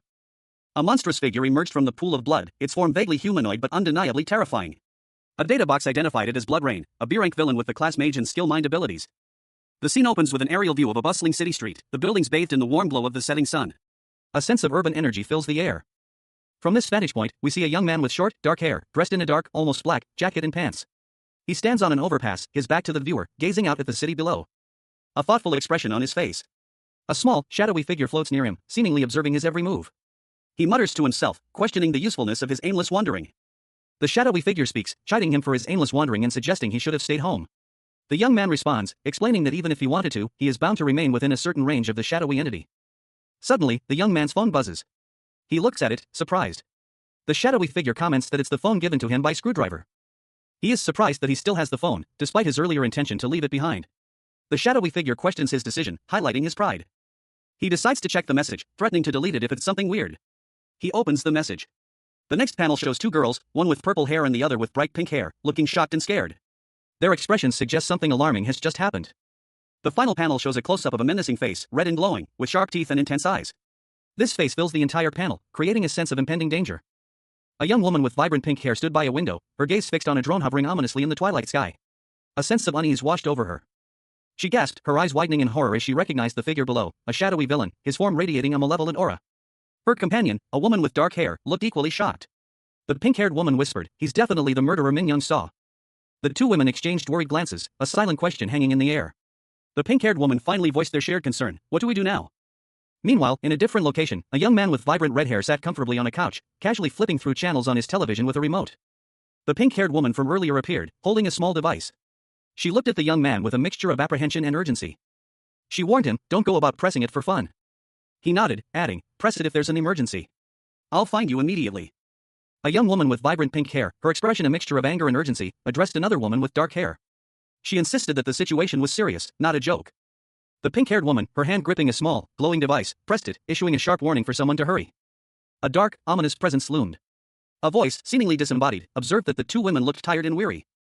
The source of the voice revealed itself, a figure with dark hair and piercing red eyes, their face partially obscured by shadow, promised to bestow a gift of eternal sleep upon the women. The pink-haired woman reacted with disbelief and anger, shouting that the figure was crazy. The figure's red eyes glowed intensely, radiating menace. A young woman with vibrant pink hair confronts another girl with shorter, darker hair. Her face contorted in anger, she snarls, urging the other to end her own life if she finds the prospect of eternal sleep so appealing. The scene shifts to reveal a tall, imposing figure with pale skin, sharp features, and piercing red eyes.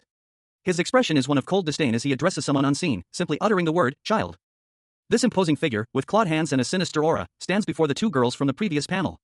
A dark, almost blood-like substance pools around his feet, adding to the ominous atmosphere. The pink-haired girl, visibly shaken, pleads for help, hoping her appa will arrive soon. Her companion looks on, equally terrified. The pink-haired girl's desperation is palpable. Meanwhile, the imposing figure remains impassive, his red eyes fixed on the girls. He seems to be considering their pleas, or perhaps merely toying with them. The pink-haired girl, her fear escalating, questions the sanity of the imposing figure, believing his words to be utter madness. Despite her fear, the imposing figure remains unmoved. His response is chillingly calm, as he states his intention to answer her question, despite its naivete. His words are accompanied by a close-up of his mouth, revealing sharp fangs and a disturbing craving for fresh blood. The imposing figure's sinister smile widens as he prepares to act on his bloodlust, his words hinting at violence and destruction. Cashin Lee, a powerful psyker, reflects on a single truth he's learned in his life. Meanwhile, in a dark alley, a young woman is threatened by a mysterious figure. The figure warns her to stay put, claiming that one more step will result in her death. The menacing figure, a villain with dark features and red eyes, confidently states that his brother will arrive shortly. The young woman, terrified, warns the villain that his brother is incredibly strong, claiming that 3 seconds is all it would take for him to finish her off. The villain lets out a sinister laugh, clearly unfazed by the threat. The villain taunts the young woman, calling her a fucking bug and telling her to run if she wants to survive, as his brother will arrive soon. He then muses about how his brother would react to seeing the young woman's dead body. The villain raises a glowing red orb of energy, seemingly fueled by dark magic. The young woman and her friend are shown in terror as blood splatters around them. A crimson energy, raw and untamed, ripped through the air, leaving a trail of incandescent destruction in its wake.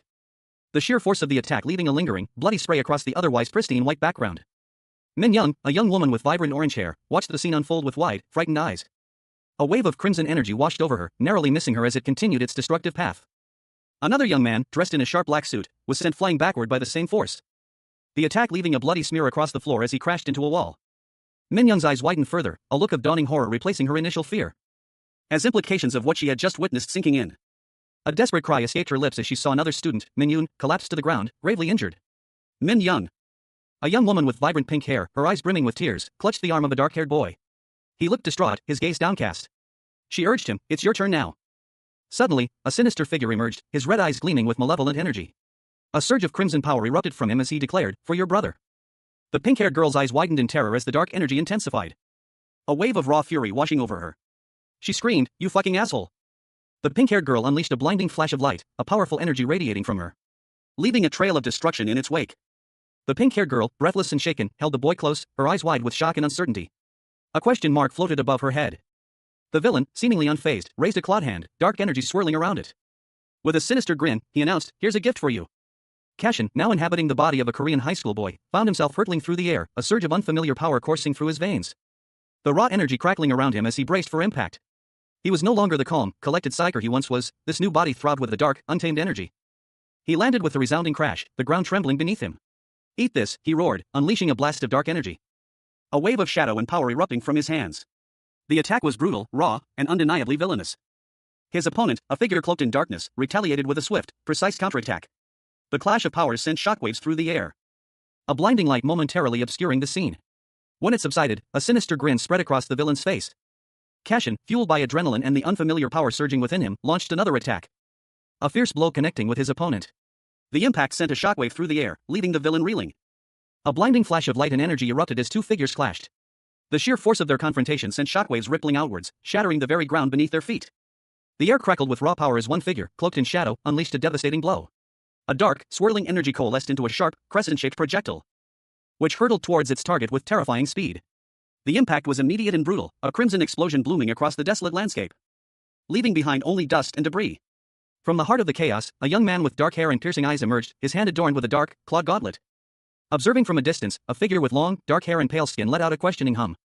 "HM." The dark-haired figure's sudden appearance caused a stir. "Who the fuck is he?" one person exclaimed, their voice laced with disbelief. Another wondered aloud, was her super strong brother a villain? The question hung in the air, unanswered. A young woman with pink hair stared in shock, echoing the sentiment, "Who is he?" A close-up reveals a malevolent crimson eye, radiating an aura of intense power. The viewer is left with a sense of foreboding, as the witness observes a confrontation between two figures. One, a tall, slender man in dark attire, stands before another, whose back is to the viewer. The witness remarks on the extraordinary skills displayed and the unexpected nature of the opponent. A second individual, with pale skin, dark hair, and a sinister expression, observes the scene from a distance. He questions whether the figure in dark attire is the one responsible for defeating Blaster. The man in dark clothing is now the target of the observer's attention. He realizes he is the next victim, a realization met with a chilling amusement. A monstrous, shadowy figure emerges, its form vaguely humanoid but undeniably terrifying. Two other individuals, a woman and another man, watch in fear as the creature looms over them. The man in dark clothing reacts with shock and disbelief to the sudden appearance of the creature. The monstrous entity declares its intent to kill him. The creature's face is shown in detail, a horrifying visage of malice and power. A sinister smile plays on its lips as it prepares to strike. A young woman with vibrant pink hair stood in a dimly lit corridor, her eyes wide with a mixture of fear and apprehension. Beads of sweat dotted her forehead as she whispered, "It'll be a catastrophe." A dark figure, cloaked in shadow, launched itself forward, a crimson energy erupting from its hand. The speed was blinding, leaving a trail of blood in its wake. The figure was revealed to be a young man with heterochromia, one eye a striking blue, the other a golden amber. His expression was one of grim determination as he moved with lethal precision. His movements a blur of motion. A clawed hand, dripping with blood, reached out, the scene ending on a close-up of the gruesome detail. The crimson energy dissipated, leaving behind a pool of blood on the polished floor. A faint glow remained at the center of the pool, a silent testament to the violence that had just transpired. The young man, now standing over the pool, looked around cautiously. His senses heightened. He was alone, or so it seemed. A voice, filled with concern, broke the silence. "Damn. Did he go outside?" The young man turned, his heterochromatic eyes narrowing. He was clearly surprised. The pink-haired woman appeared, calling out to him. "Hey, you. Wait a minute. I need to ask you a favor. Please save my friend." A young woman with vibrant pink hair clutched at another girl's arm, her own eyes wide with unshed tears. A silent plea escaped her lips, "Please." The scene shifted to a panoramic view of a city at night, the buildings glowing under a dark sky. The thought, the panic button, hung heavy in the air. Inside a speeding car, a man pondered the recent events. He wondered aloud, "Do you think she pressed it by mistake or as a prank?" His companion, a man with vibrant blue hair and sunglasses, shook his head. He reasoned, if it were so, she would have at least called. And she's not one to make jokes such as these. The first man, checking his phone, added, "I've alerted the police too. They must be on their way." Back on the street, the pink-haired girl whispered a final, desperate plea, "Please," as a car sped past. The scene shifts to a nighttime shot of a building with a sign that reads "Welcome." A frantic call for help cuts through the night.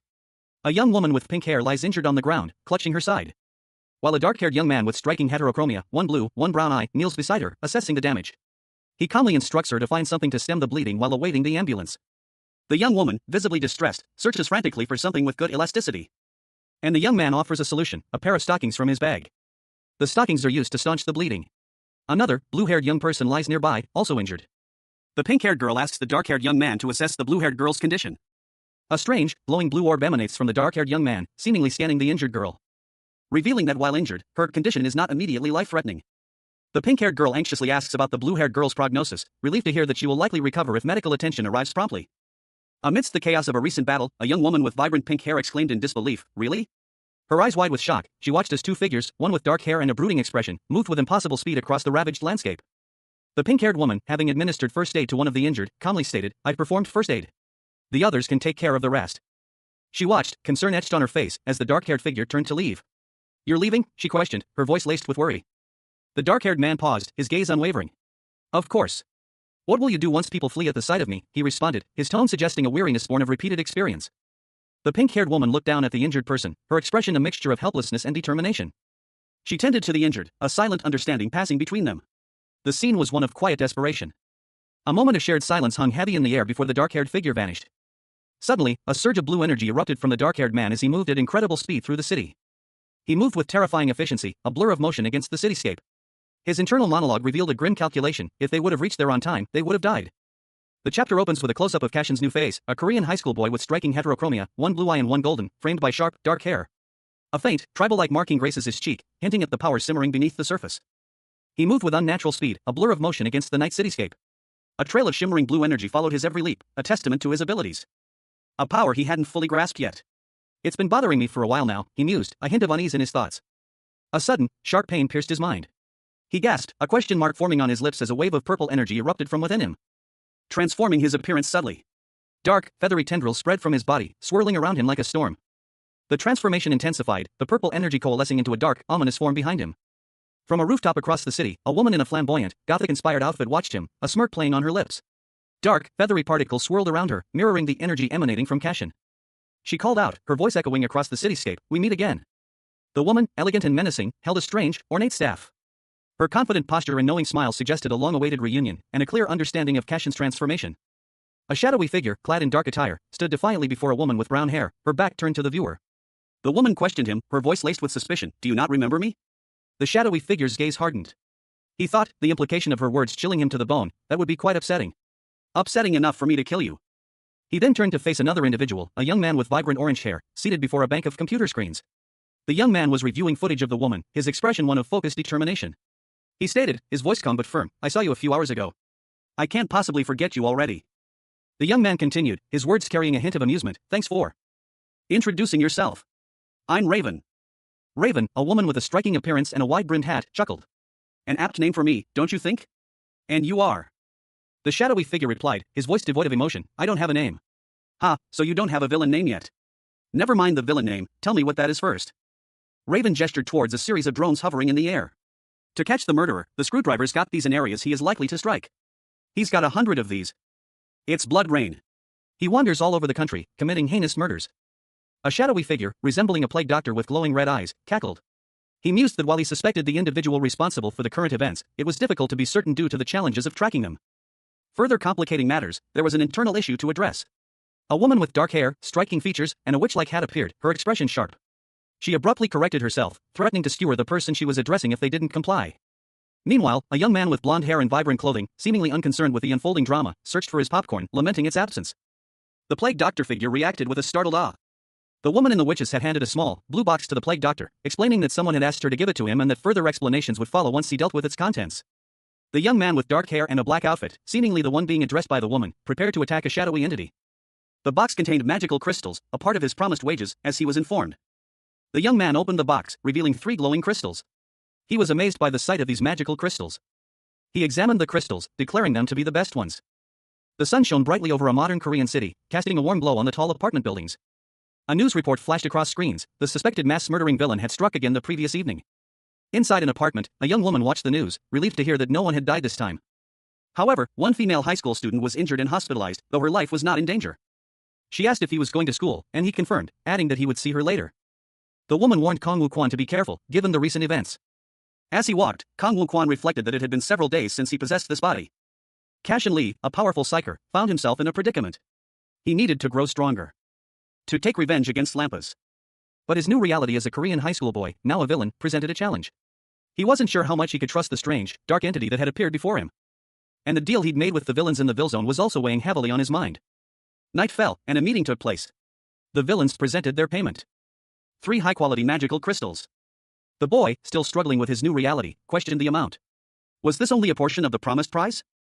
His concerns were echoed by the female villain, who agreed that the payment was excessive. A shadowy figure, cloaked in darkness, addressed another individual, their face partially obscured by a wide-brimmed hat. But that guy's really strong, the cloaked figure stated, their voice laced with a hint of concern.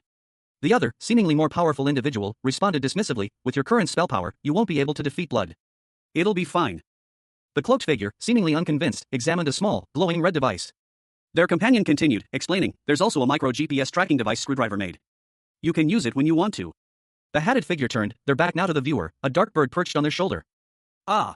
And, they added, their voice sharp and precise, he's organized the list of places blood was spotted into a file. So check it out. The shadowed figure, now alone, looked thoughtful. A dark, swirling mass appeared behind them. Internally, they mused, to be honest, I don't have high expectations from you but... The hatted figure's lips curled into a smirk, their eyes gleaming with a hint of malice. If you disappoint Screwdriver. Their gaze intensified, a chilling aura emanating from them. You understand, right? Elsewhere, a young man with dark hair walked down a street, a dark, shadowy entity trailing behind him. He looked confused and muttered to himself, what the hell are they on about? He glanced down at his feet, noticing his current path. The shadowy entity beside him commented, this isn't the way to the school. The young man, seemingly unfazed, replied to the shadow, I've got somewhere else to be. The shadow sighed, look at him cutting class. A figure, cloaked and mysterious, surveys data streams on multiple screens. Their gaze is sharp, their expression a subtle smirk. 3 drones hover nearby, silent and watchful. The data reveals a pattern, COA High School. 2 young women, their faces partially obscured, are shown in the background. A young man, his expression thoughtful, observes them. He considers his next move. Someone asks if he plans to go around asking about him. He replies that he will if he has to. Something bothers him, though. He looks at his phone, a picture of one of the girls from yesterday catches his eye. He recognizes her as the younger sister of the school's most popular student, a fact confirmed by a social media post on his phone. He decides to contact the school before leaving. A shadowy, ominous figure appears behind him. He makes a phone call. The shadowy figure seems to react to the call. The call is answered. It's Kangwoo, who claims to have a bad cold and will be resting at home today. The shadowy figure seems to dissipate. Wuchan, a young man with vibrant red hair and a cross tattoo behind his ear, sat alone, a thoughtful expression on his face. He seemed lost in thought, his gaze distant. A man with purple hair, striking sunglasses, and a yellow jacket approached him, holding 2 coffee cups. He casually inquired if Wuchan had been awake all night. He then asked about Naun's well-being. The purple-haired man replied that she had just fallen asleep. The purple-haired man, seemingly unconcerned, casually asked if Wuchan had reviewed the case report. He explained the difficulties in verifying CCTV footage due to its destruction, but noted that the report clearly identified Blood Rain as the perpetrator. Based on the consistent pattern of the killer draining victims' blood without causing physical damage. However, the case report also highlighted a discrepancy. The victims found in the Gadam district showed extensive physical trauma, contradicting Blood Rain's known modus operandi. A sigh of relief escaped him as he and Wuchan sat in silence for a moment. Then, Wuchan made an observation, noting that the perpetrator seemed similar to a previous case. Naun's words hung in the air, a stark contrast to the mundane cafe setting. She had called the young man before her savior. A claim that seemed utterly absurd given the circumstances. If he was truly a villain, as he appeared to be, he must have been out of his mind to save anyone. Especially considering he had saved people, including his own sister. The other man, his companion, voiced the same incredulity. What the hell is playing at, he wondered aloud. A surge of dark energy crackled around the young man, a stark visual representation of his inner turmoil. Who was this mysterious figure? His companion's gaze hardened, his expression unreadable. He was clearly struggling to reconcile the conflicting information before him. News of the young man's action spread like wildfire through the school. 2 girls gossiped excitedly about the recent events, their whispers carrying a mixture of awe and disbelief. Meanwhile, the young man himself walked purposefully through the city streets, seemingly oblivious to the attention he was attracting. He had come a long way, skipping class to be here. Cashin Lee, a powerful psyker, found himself unexpectedly inhabiting the body of a Korean high school student. A dark, ominous presence, a manifestation of his new identity's villainous powers, loomed subtly behind him. He stood before a convenience store, the familiar sights of Korea a stark contrast to his previous life in Greece. A sense of unease settled over him as he reached for a can of soda. A group of high school girls approached, their eyes fixated on him. One of them boldly asked if he was a model. He deflected their attention, claiming to be a student on a semester break. Their admiration, however, was unwavering. One girl gushed about how cute he was.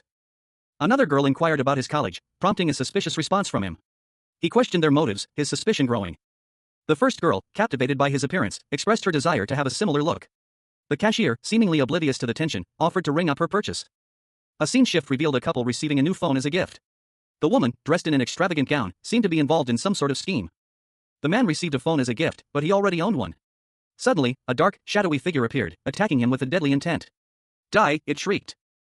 The scene opens on a brightly lit convenience store in what appears to be a bustling Korean neighborhood. Inside, a hand swiftly scans a barcode on a red can, likely a soft drink. A young man with dark hair pays for his purchase, his attention drawn to a mysterious book with a key attached to it. The cover reads The Bride of Corinth. He leaves the store, a subtle smirk playing on his lips. Approaching a nearby trash can, he politely asks the store employee if he can dispose of some waste paper. The employee readily agrees, and the young man thanks him. Suddenly, a dark energy erupts from the discarded paper, startling the young man. He apologizes, seemingly unaware of his own power. Cashin Lee, a powerful psyker known for his unwavering sense of justice, found himself in an unfamiliar situation. He was in a bustling Korean marketplace, surrounded by the sights and sounds of everyday life, yet a dark, ominous presence lingered nearby. A shadowy, swirling entity that seemed to emanate from within him.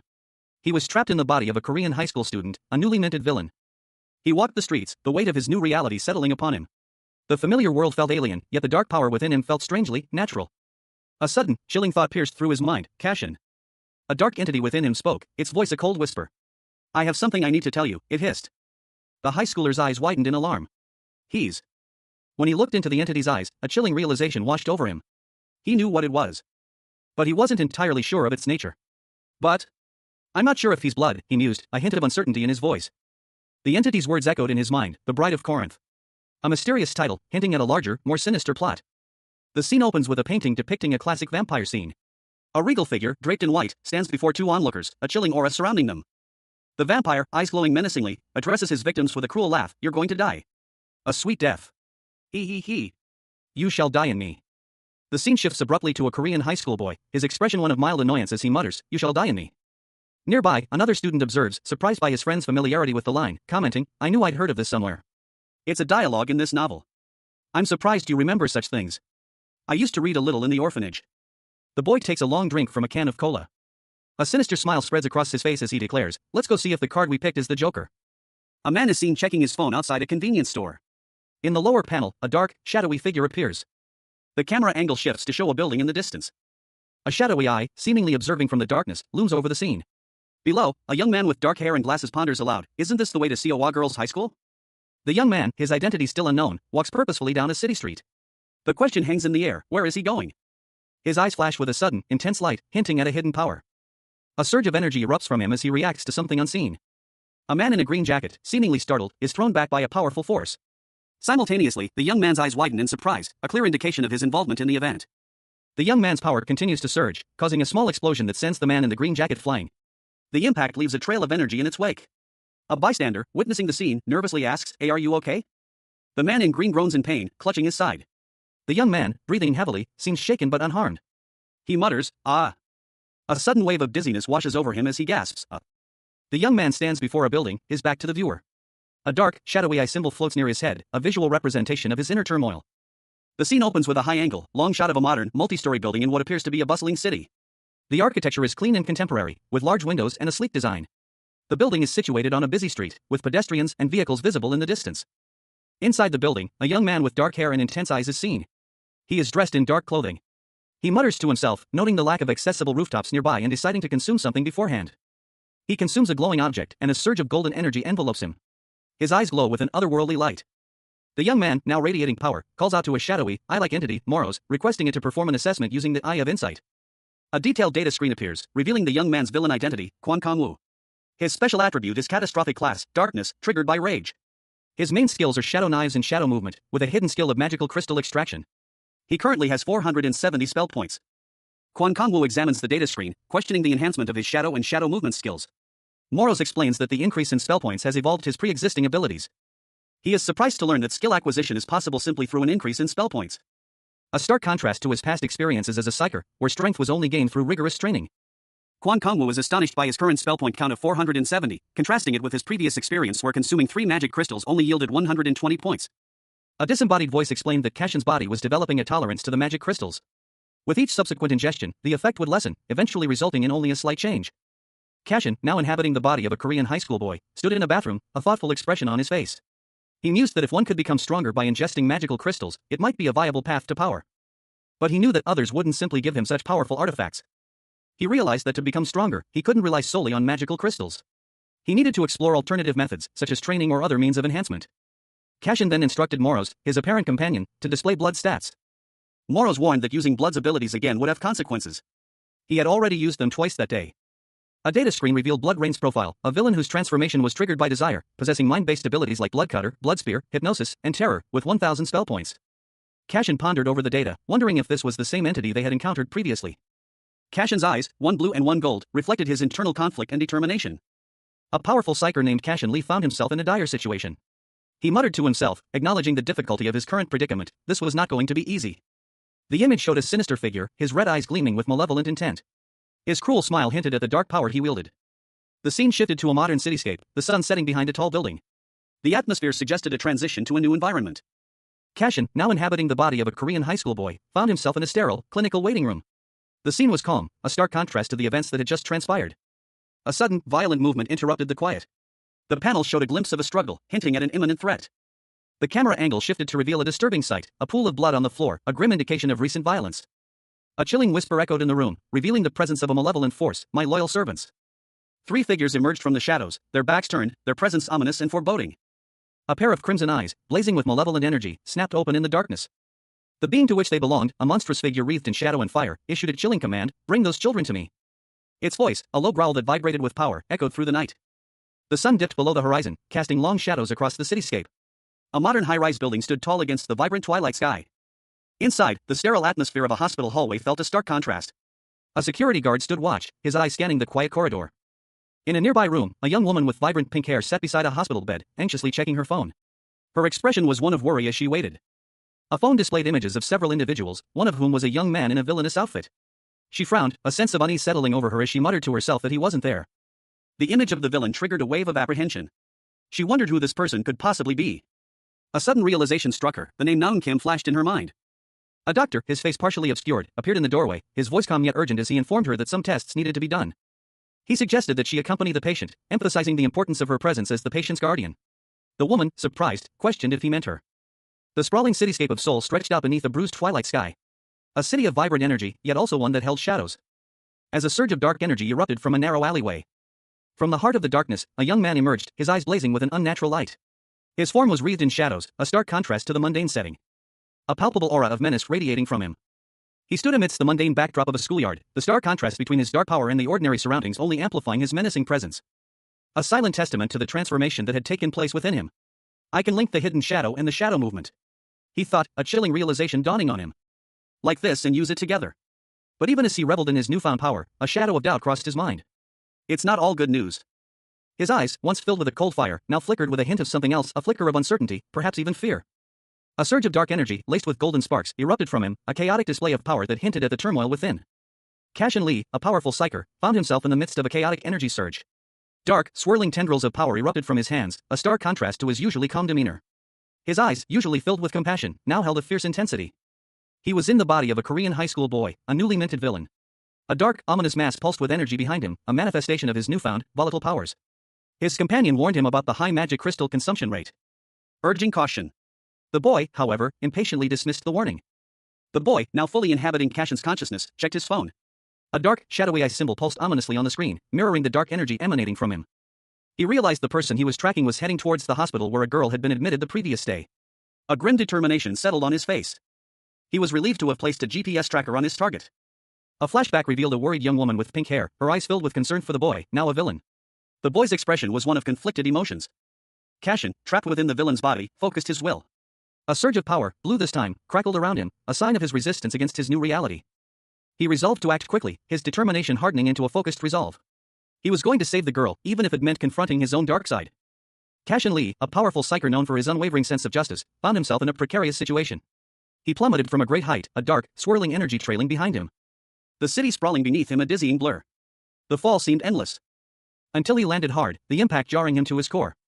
He found himself in an unfamiliar underground parking garage. Disoriented and confused. Nearby, a young man lay unconscious on a cot, a faint whisper escaping his lips, "Excuse me." A young woman with vibrant pink hair appeared, her voice laced with concern. She questioned the unusual circumstances of their current location, wondering why they were being tested in such an unconventional setting. The woman explained that this was no ordinary test, it was a crucial procedure that couldn't be performed within the confines of a hospital. A loyalty test, she revealed, her words hanging heavy in the air. The young man's confusion deepened as he struggled to comprehend the gravity of the situation. Suddenly, a terrifying figure materialized before them, a malevolent entity radiating dark energy. Its chilling words sent a shiver down their spines. "It's nice to see you again. You're going to be dying inside of me."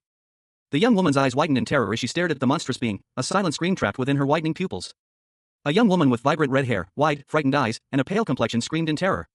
Her mouth was agape, a silent scream captured in the stark white of her teeth against her crimson lips. The word villain echoed in a thought bubble above her head, amplifying her fear. As she frantically urged someone to run, her plea echoing in the chaotic scene.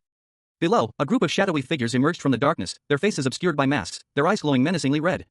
An aura of malevolence hung heavy in the air. A chilling reminder of the danger she faced. A voice, cold and commanding, cut through the tension. They responded only to its owner's voice.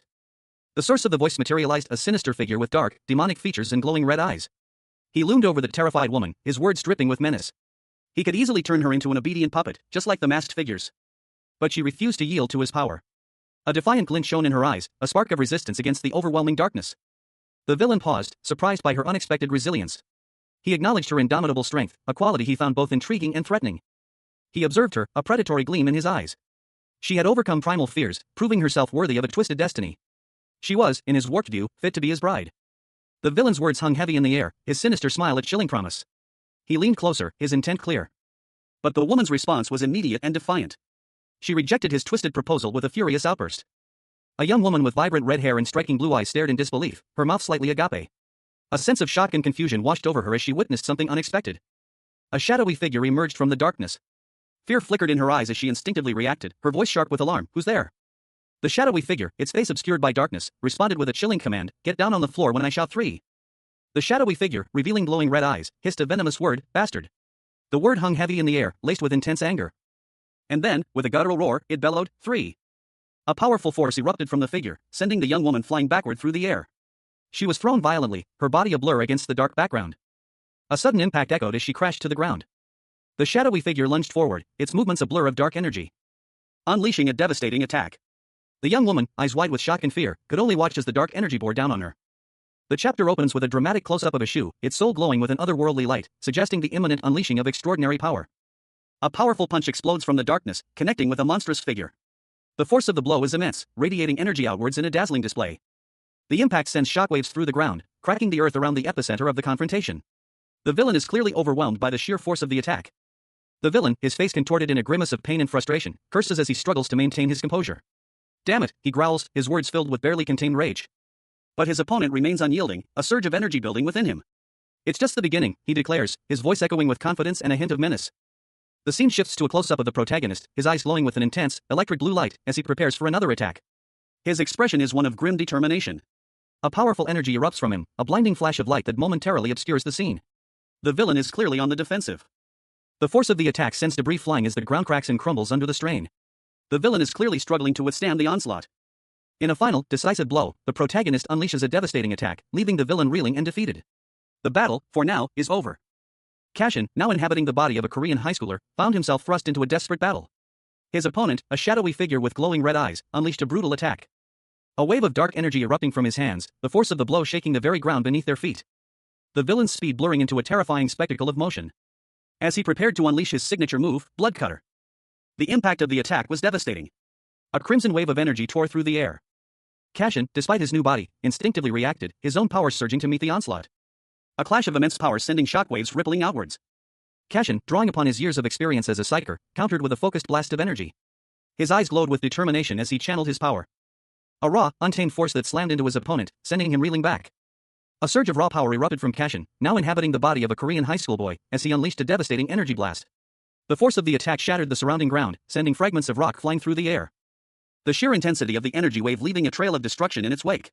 His opponent, momentarily stunned, stumbled backward, only to find himself face to face with Cashin, whose eyes glowed with an unnatural light. The villain's expression twisted into a snarl as he braced for another attack. Cashin, struggling against the villain's influence, felt his own power surge within him. His eyes burned with a fierce determination as he prepared to counterattack. With a roar, he unleashed a wave of psychic energy, striking the villain with incredible force. The impact sent shockwaves through the air, leaving the villain reeling from the unexpected counter. Blood splattered across the ground as the battle raged on. A blinding flash of light erupted, the air crackling with raw energy. A violent shockwave tore through the surrounding environment, shattering concrete and metal alike, leaving behind a trail of destruction in its wake. From the heart of the chaos, a figure emerged, clad in dark, almost ethereal armor. Its movements were swift and precise, a blur of motion against the backdrop of devastation. The energy subsided, leaving behind a scene of utter ruin.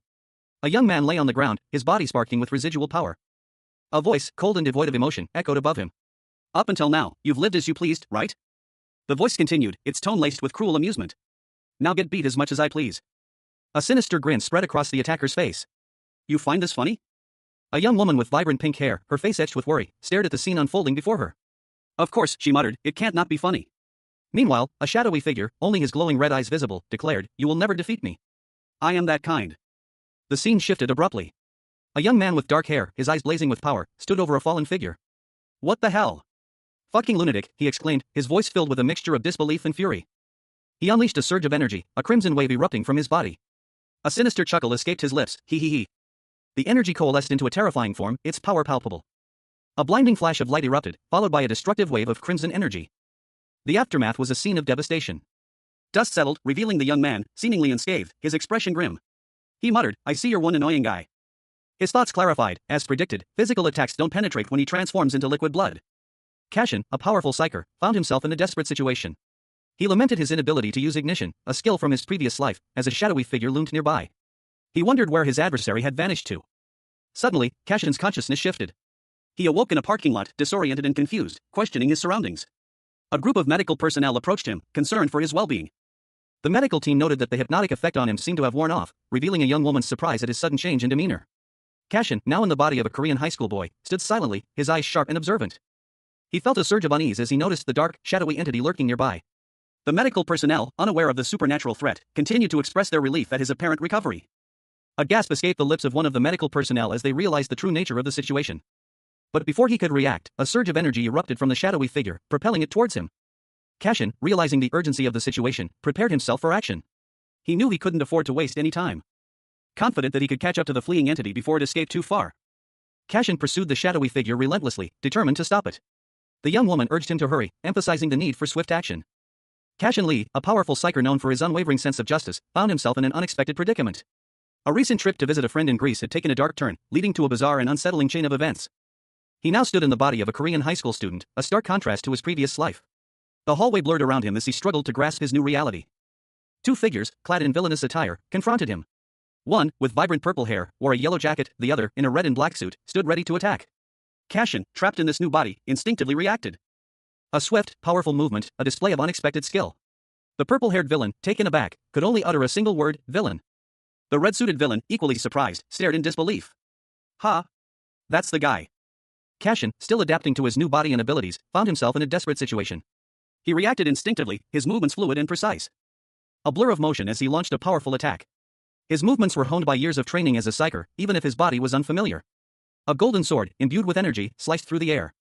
The purple-haired villain, now clearly on the defensive, exclaimed, "You're going to ambush me like this?" Cashin, his face set in grim determination, countered with a burst of energy. "Don't block my way and move." A blinding flash of light erupted as a golden blade sliced through the air, leaving a trail of swirling energy in its wake. The intense speed of the attack creating a blur of motion as the blade continued its deadly arc, finally impacting its target with a resounding clash of steel. Wuchan, a young man with vibrant purple hair and sunglasses, stood by, seemingly unfazed by the intense battle unfolding before him. His companion, a red-haired youth in a dark cloak, shouted at him, questioning his inaction. Naun, it turned out, considered him her savior. A flashback sequence showed a younger Wuchan, dressed in a suit, standing under an umbrella in the rain, a somber scene of a funeral visible in the background. His face was grim, his eyes filled with a deep sadness. The scene shifted, revealing the name Wuchan Kim written in bold letters. Wuchan's eyes glowed with an ominous red light, his expression hardening into a cold, determined gaze. The word villain appeared in a thought bubble, followed by the chilling word extermination. With a surge of fiery energy, Wuchan unleashed a devastating power, his hands engulfed in flames. Cashin, now inhabiting the body of a Korean high school boy, unleashed a burst of energy, a bright flare of light erupting from his hands as he lunged forward. The force of the attack sending shockwaves through the air. His eyes glowed with an unnatural intensity as he focused his power, readying himself for the next move. He muttered the word shadow knives, as dark, energy-infused blades materialized in his hands. With a swift, precise movement, he hurled the shadow knives. The blades slicing through the air, leaving trails of dark energy in their wake. His opponent, a smaller figure in a yellow and gold outfit, was clearly struggling against Cashin's power. A guttural sound escaped Cashin's lips as he braced himself against the impact, a crimson stain blooming across his chest. His opponent, a villain with purple hair and mirrored sunglasses, barked orders, demanding a final, decisive blow. The villain's attack hurtled towards Cashin, a blinding flash of light and energy. But at the last moment, a fiery figure intervened, deflecting the blow with a burst of power. The figure, a young man with vibrant red hair, was identified as Player. A young woman, her face etched with relief, watched in awe as Player saved her. Player, his eyes blazing with intensity, stood ready for anything. A wave of shock washed over player as he processed the events, his eyes widening in disbelief. Cashin, still in the high school boy's body, glared at player, his expression hardening. He vanished in a flash of blue energy, leaving player alone in the aftermath. Cashin Lee, a powerful psyker, found himself unexpectedly inhabiting the body of a Korean high school student. This wasn't just any student, he was a villain. A young man named Kim, whose volatile abilities were causing trouble. His companion, a fellow villain, voiced his concern, demanding to know what was wrong with Kim. Kim, now Cashin, mumbled an apology, his mind reeling from the sudden shift in his reality. His companion, however, was quick to point out that this wasn't the Kim he knew. A strange energy pulsed from Kim's hand, taking the form of a glowing blade. He wondered what had just happened. It felt as if he had momentarily vanished into a shadow. The other villain observed the phenomenon, speculating that it might be a type of darkness skill. He had never witnessed anything like it before, and the uncertainty of how to report this unusual event weighed heavily on him. Kim seemed lost in thought, his gaze distant and unfocused. His companion gently nudged him, urging him to snap out of his trance. His companion reminded Kim of his responsibilities, urging him to care for his sister. Kim, still grappling with his new reality, simply responded with a weary yeah. A fiery sunset cast long shadows across the cityscape as an unseen speaker trailed off, muttering about something inconsequential. The scene shifted to a different location, where someone expressed their annoyance at having lost something important. A feeling of frustration and thirst weighed heavily on them as they walked away, their throat parched. The scene opens on a city street bathed in the fiery hues of a setting sun. A sense of unease hangs in the air. A young man, his back to the viewer, walks down the street, his shoulders slumped. He seems lost in thought, his gait slow and deliberate. A feeling of profound exhaustion evident in his posture. He mutters to himself that his throat is parched. A close-up reveals a cut on his lip, a trickle of blood staining his chin. The image suggests recent violence. His eyes, though shadowed, flash with a predatory glint. A sinister smile spreads across his lips, revealing sharp fangs. He thinks to himself that he needs to find a good place. A place called Club Red Juice catches his eye. It appears to be a nightclub. He walks towards the club, his intention clear, to quench his thirst. The scene opens on a vibrant nightclub, a glittering disco ball casting kaleidoscopic light across the room. A throng of young people dancing and enjoying themselves. Among them, a young woman with striking red hair stands out, her eyes sharp and observant. A young man approaches her, concern etched on his face as he notices bloodstains on her clothes. He asks if she is hurt. She replies that she is not, merely thirsty. The young man offers to buy her a drink. But as he speaks, a sinister glint appears in his eyes. He reveals that he is actually in the mood for something far more sinister. A dark thought crosses his mind. A close-up reveals the young woman's worried expression, juxtaposed with a terrifying Oni mask, hinting at the danger she is in. He reveals his true desire, something far tastier than a simple drink. The panel ends with the title card for the series, Villain to Kill. A high-speed chase unfolds through the neon-drenched streets of a bustling city. The camera focuses on a sleek, blue sports car, its headlights cutting through the night. The vehicle expertly navigates the winding roads, leaving a blur of motion in its wake. An urgent report flashes across the screen. An incident has occurred at Club Red Juice, located in Gadam District, GA Ward, 3rd Street. A villain known only as Blood is causing widespread panic among the citizens. The news is met with a visceral reaction. A man, his face contorted in a mixture of anger and disbelief, shouts a curse word. He is clearly agitated and concerned. Another man, dressed in flamboyant attire, watches with a mixture of amusement and disdain. He asks his companion, has this asshole completely lost it? His companion, equally unimpressed, replies that Blood is currently terrorizing people. He asks how many times this has happened. The scene shifts to a young man, his expression unreadable. He seems deep in thought. A young woman with vibrant pink hair appears, calling out a name, Naun Kim. Naun Kim, concerned, asks if the young man is okay. A young woman with vibrant pink hair rushed towards a red-haired boy, concern etched on her face. She called out to him, her voice filled with worry. Two other boys, one with yellow hair and another with purple, stood behind her, observing the scene. The red-haired boy, his expression grim, responded to the girl's question. He stated that someone had saved him. His words hung in the air, a mixture of surprise and disbelief evident in his eyes. The girl looked at him, clearly shocked by his statement. The pink-haired girl's expression shifted to one of thoughtful contemplation. She was trying to process the information. She then clarified, her voice soft but firm, that the person who had saved her was the same person who had saved her before. The close-up on the red-haired boy's face revealed a sudden shift in his demeanor. His eyes narrowed, a flicker of something intense passing through them. A powerful energy began to emanate from him, a vibrant aura of red and blue surrounding him. With a burst of speed, he vanished from the scene, leaving the pink-haired girl alone. The motion lines suggest an incredible velocity. He was gone, leaving only the night sky as a witness to his sudden departure. The scene opens with the high-angle shot of a city street corner, the camera focusing on a utility pole against the backdrop of a building. A close-up reveals a figure clad in dark, armored clothing, their face obscured by a helmet with glowing red eyes.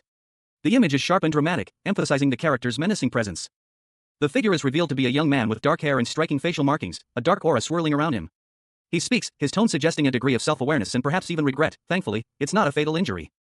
A dark, vaguely eye-shaped entity floats nearby, seemingly communicating with him telepathically. It comments on his recent actions, that was quite unlike you back then. The young man, now clearly the focus, responds with a smirk and a question, unlike me? What was? A rapid sequence of panels depicts a violent confrontation. The young man, moving with surprising speed and power, engages in a fierce battle with another figure.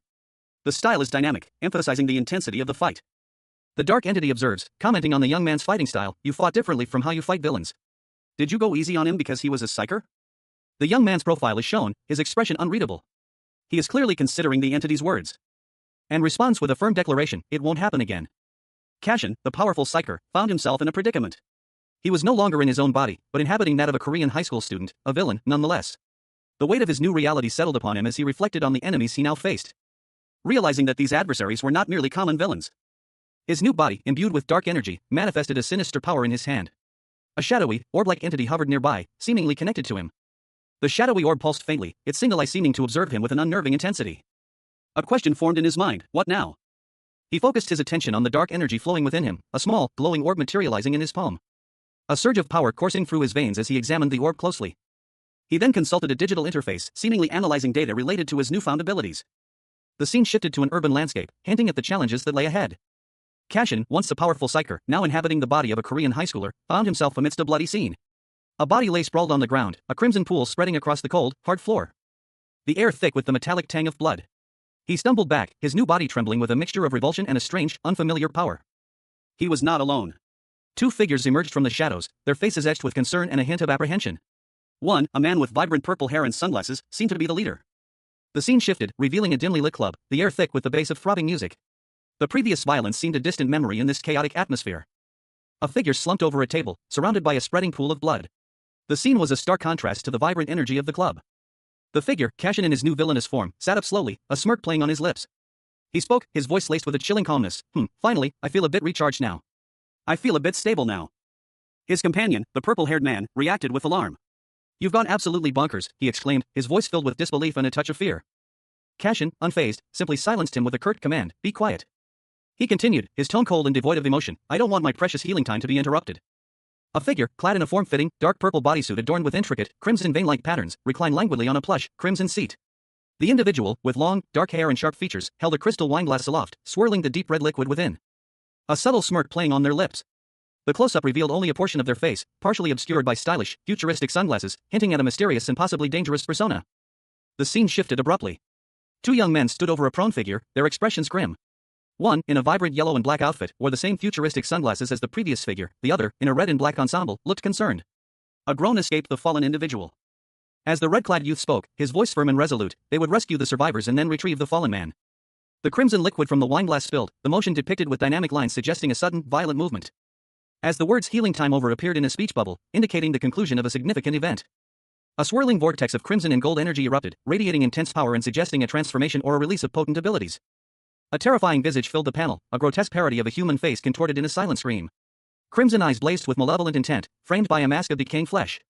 The figure's dark attire blended with the shadows, enhancing the overall sense of dread. As the villain unleashed a devastating attack. The words "Blood Spear" appeared in stark red letters against a backdrop of vibrant purple and blue energy, signifying the power of the impending blow. A fiery spear of energy hurtled towards its target, leaving a trail of incandescent destruction in its wake. The attack struck its mark, leaving the high school boy, Cashin in his new body, reeling. His eyes widened in shock and fear as a figure in a yellow jacket and sunglasses loomed over him, a look of disbelief etched on his face. A moment of intense vulnerability before the inevitable counterattack. Cashin, drawing upon his vast experience as a psyker, reacted instantly.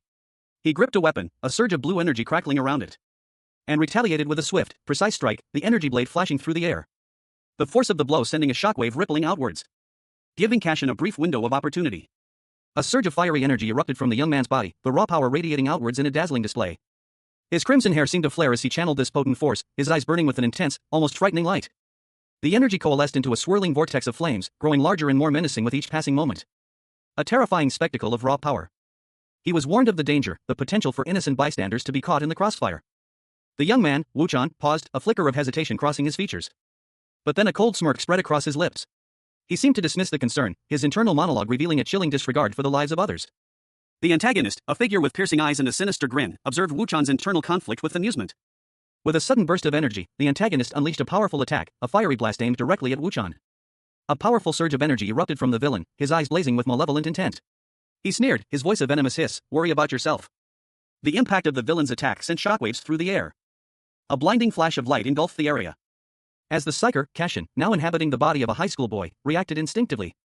Drawing upon his immense power, he countered with a swift, precise strike, sending the villain reeling backward. The villain, enraged, unleashed a torrent of dark energy, shouting, "I'll end it with a fanciful grand finale." A crimson wave crashed down upon Cashin. The resulting explosion rocked the very foundations of the area, leaving behind a scene of utter devastation. The impact was so powerful it was labeled blood smash. A violent clash erupted, a whirlwind of motion and crimson. A figure, cloaked in shadow and wielding dark energy, unleashed a brutal attack. The raw power of the blow sending shockwaves through the air. Revealing a monstrous figure with a chilling grin, its teeth bared in a predatory smile, blood dripping from its fangs. A counterattack followed, a fiery burst of energy erupting from a second figure. A flash of motion too fast to follow, a blur of red and black. The fiery figure launching a powerful strike, sending the shadowy villain reeling backward. A final, explosive confrontation culminating in a blinding flash of light and energy. A blinding flash of light erupted, the source of an immense power, leaving behind a young man with fiery red hair, clad in a red and black jacket, facing off against a tall, imposing figure with dark skin and blue hair. The imposing figure sneered, "If you can't hit me with it." The young man's eyes widened in shock and confusion. He muttered to himself, "When did he?" A maniacal laugh echoed, "Kahaha dash." As imposing figure unleashed a torrent of dark energy, its face contorted into a terrifying grin, eyes glowing red.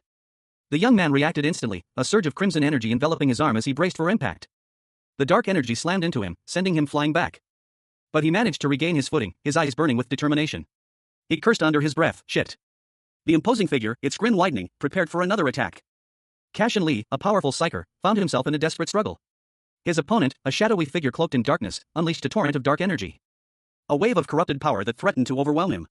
He countered with a burst of his own energy, a blinding flash of light, forcing his adversary back with a desperate shout of "Get away." The impact sent Cashin sprawling, his body hitting the ground hard. Pain lancing through his side as he struggled to his knees.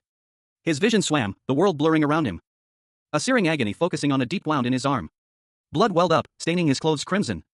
A dark, viscous liquid pooling on the ground. His attacker loomed over him, a cruel smile twisting his lips. "Kiki, a bit shallow," he sneered, his red eyes gleaming with malevolent satisfaction. Cashin, now inhabiting the body of Naeun Kim, a Korean high school boy and newly minted villain, found himself facing a formidable opponent. His internal monologue revealed his assessment: the enemy was exceptionally strong, requiring the use of his powerful flame abilities to overcome.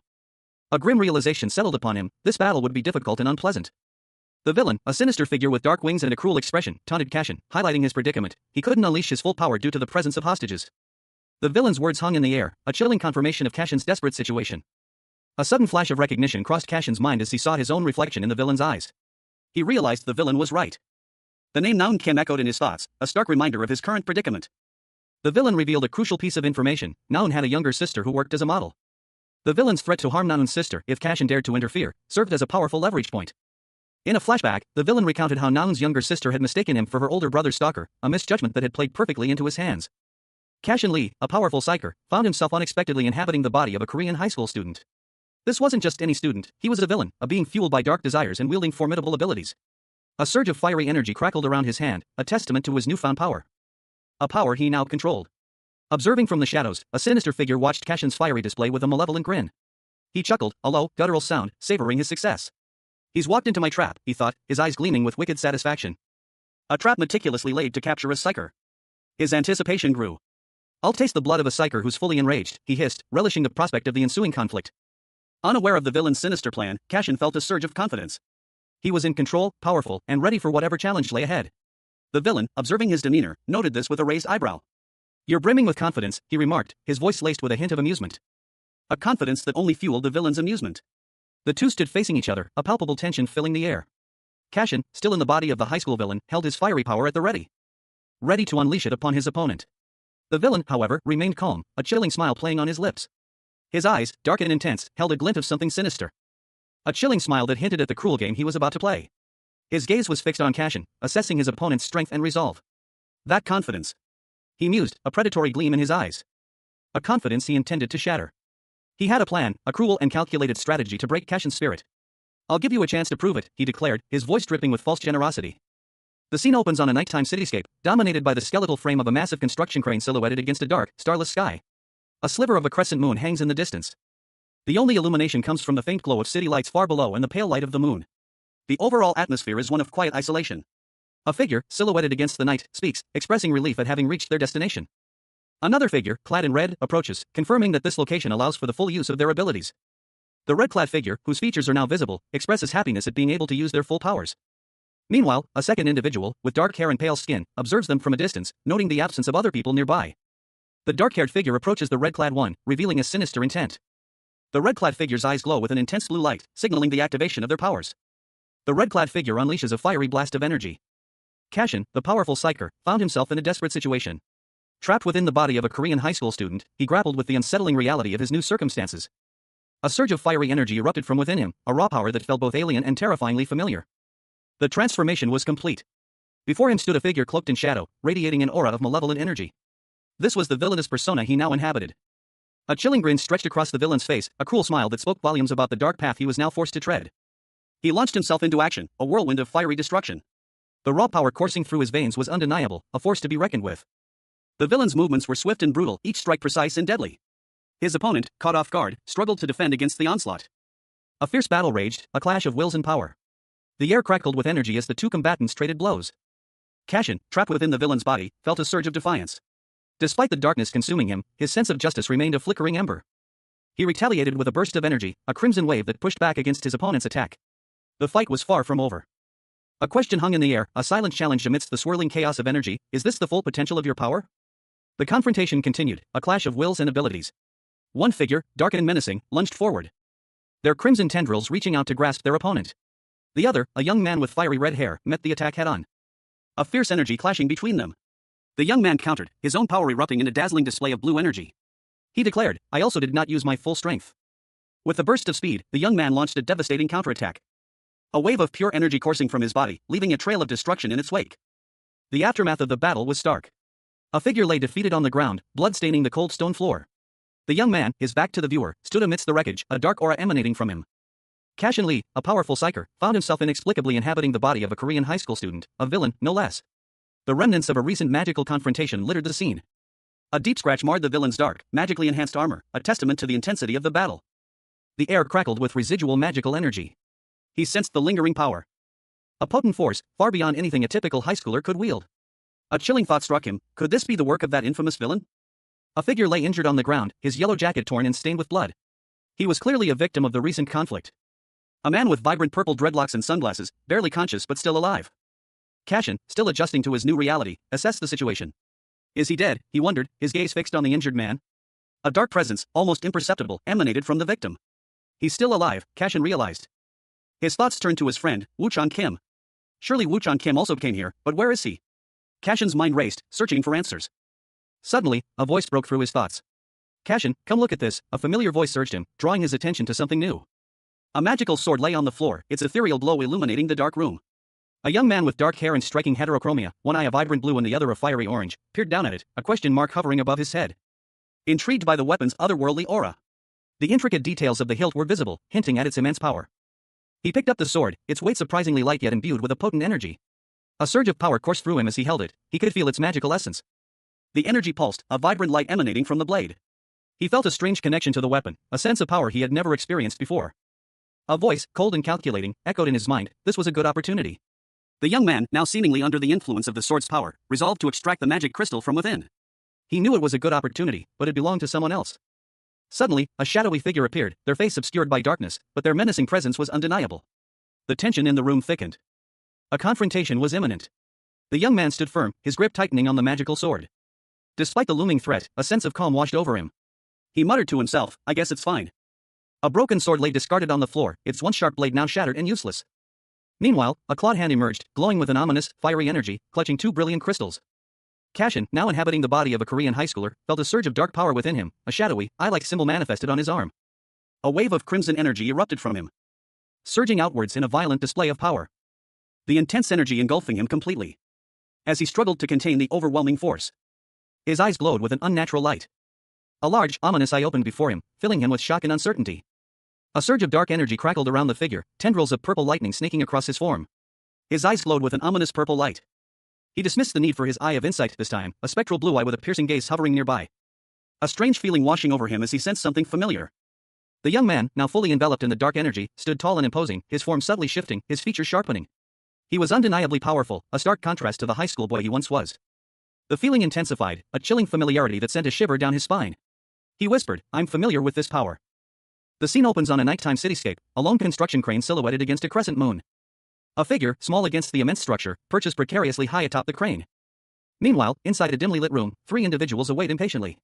One, clad in purple, impatiently asks when their target will arrive. Another, dressed in a dark red jacket, assures them that he will show himself soon enough. A surge of energy erupts below, a fiery spectacle in the distance. The impatient one grows weary of the wait, complaining about the delay. Suddenly, a high-pitched scream pierces the night. A figure with fiery red hair unleashes a powerful blast of energy, the force of which sends the car careening wildly. The red-haired figure, now revealed to be a young man with a cross-shaped scar, clenches his fist, a surge of power emanating from his hand.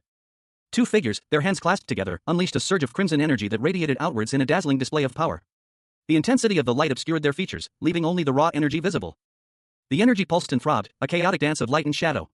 One figure, clad in dark clothing, seemed to absorb the energy, their form flickering. While the other, a young man with vibrant red hair, was flung backwards, the energy leaving a trail of shimmering light in its wake. He landed hard, his body impacting the ground with a jarring thud. The red-haired youth, now revealed to be Cashin Lee in the body of a Korean high school boy, pushed himself up, his expression grim. He was clearly injured, but his eyes burned with determination. A thought flashed through his mind, this amount of flames won't affect me. He was adapting, his body already beginning to adjust to its new, villainous capabilities. A fiery orb materialized in his hand, pulsating with malevolent energy.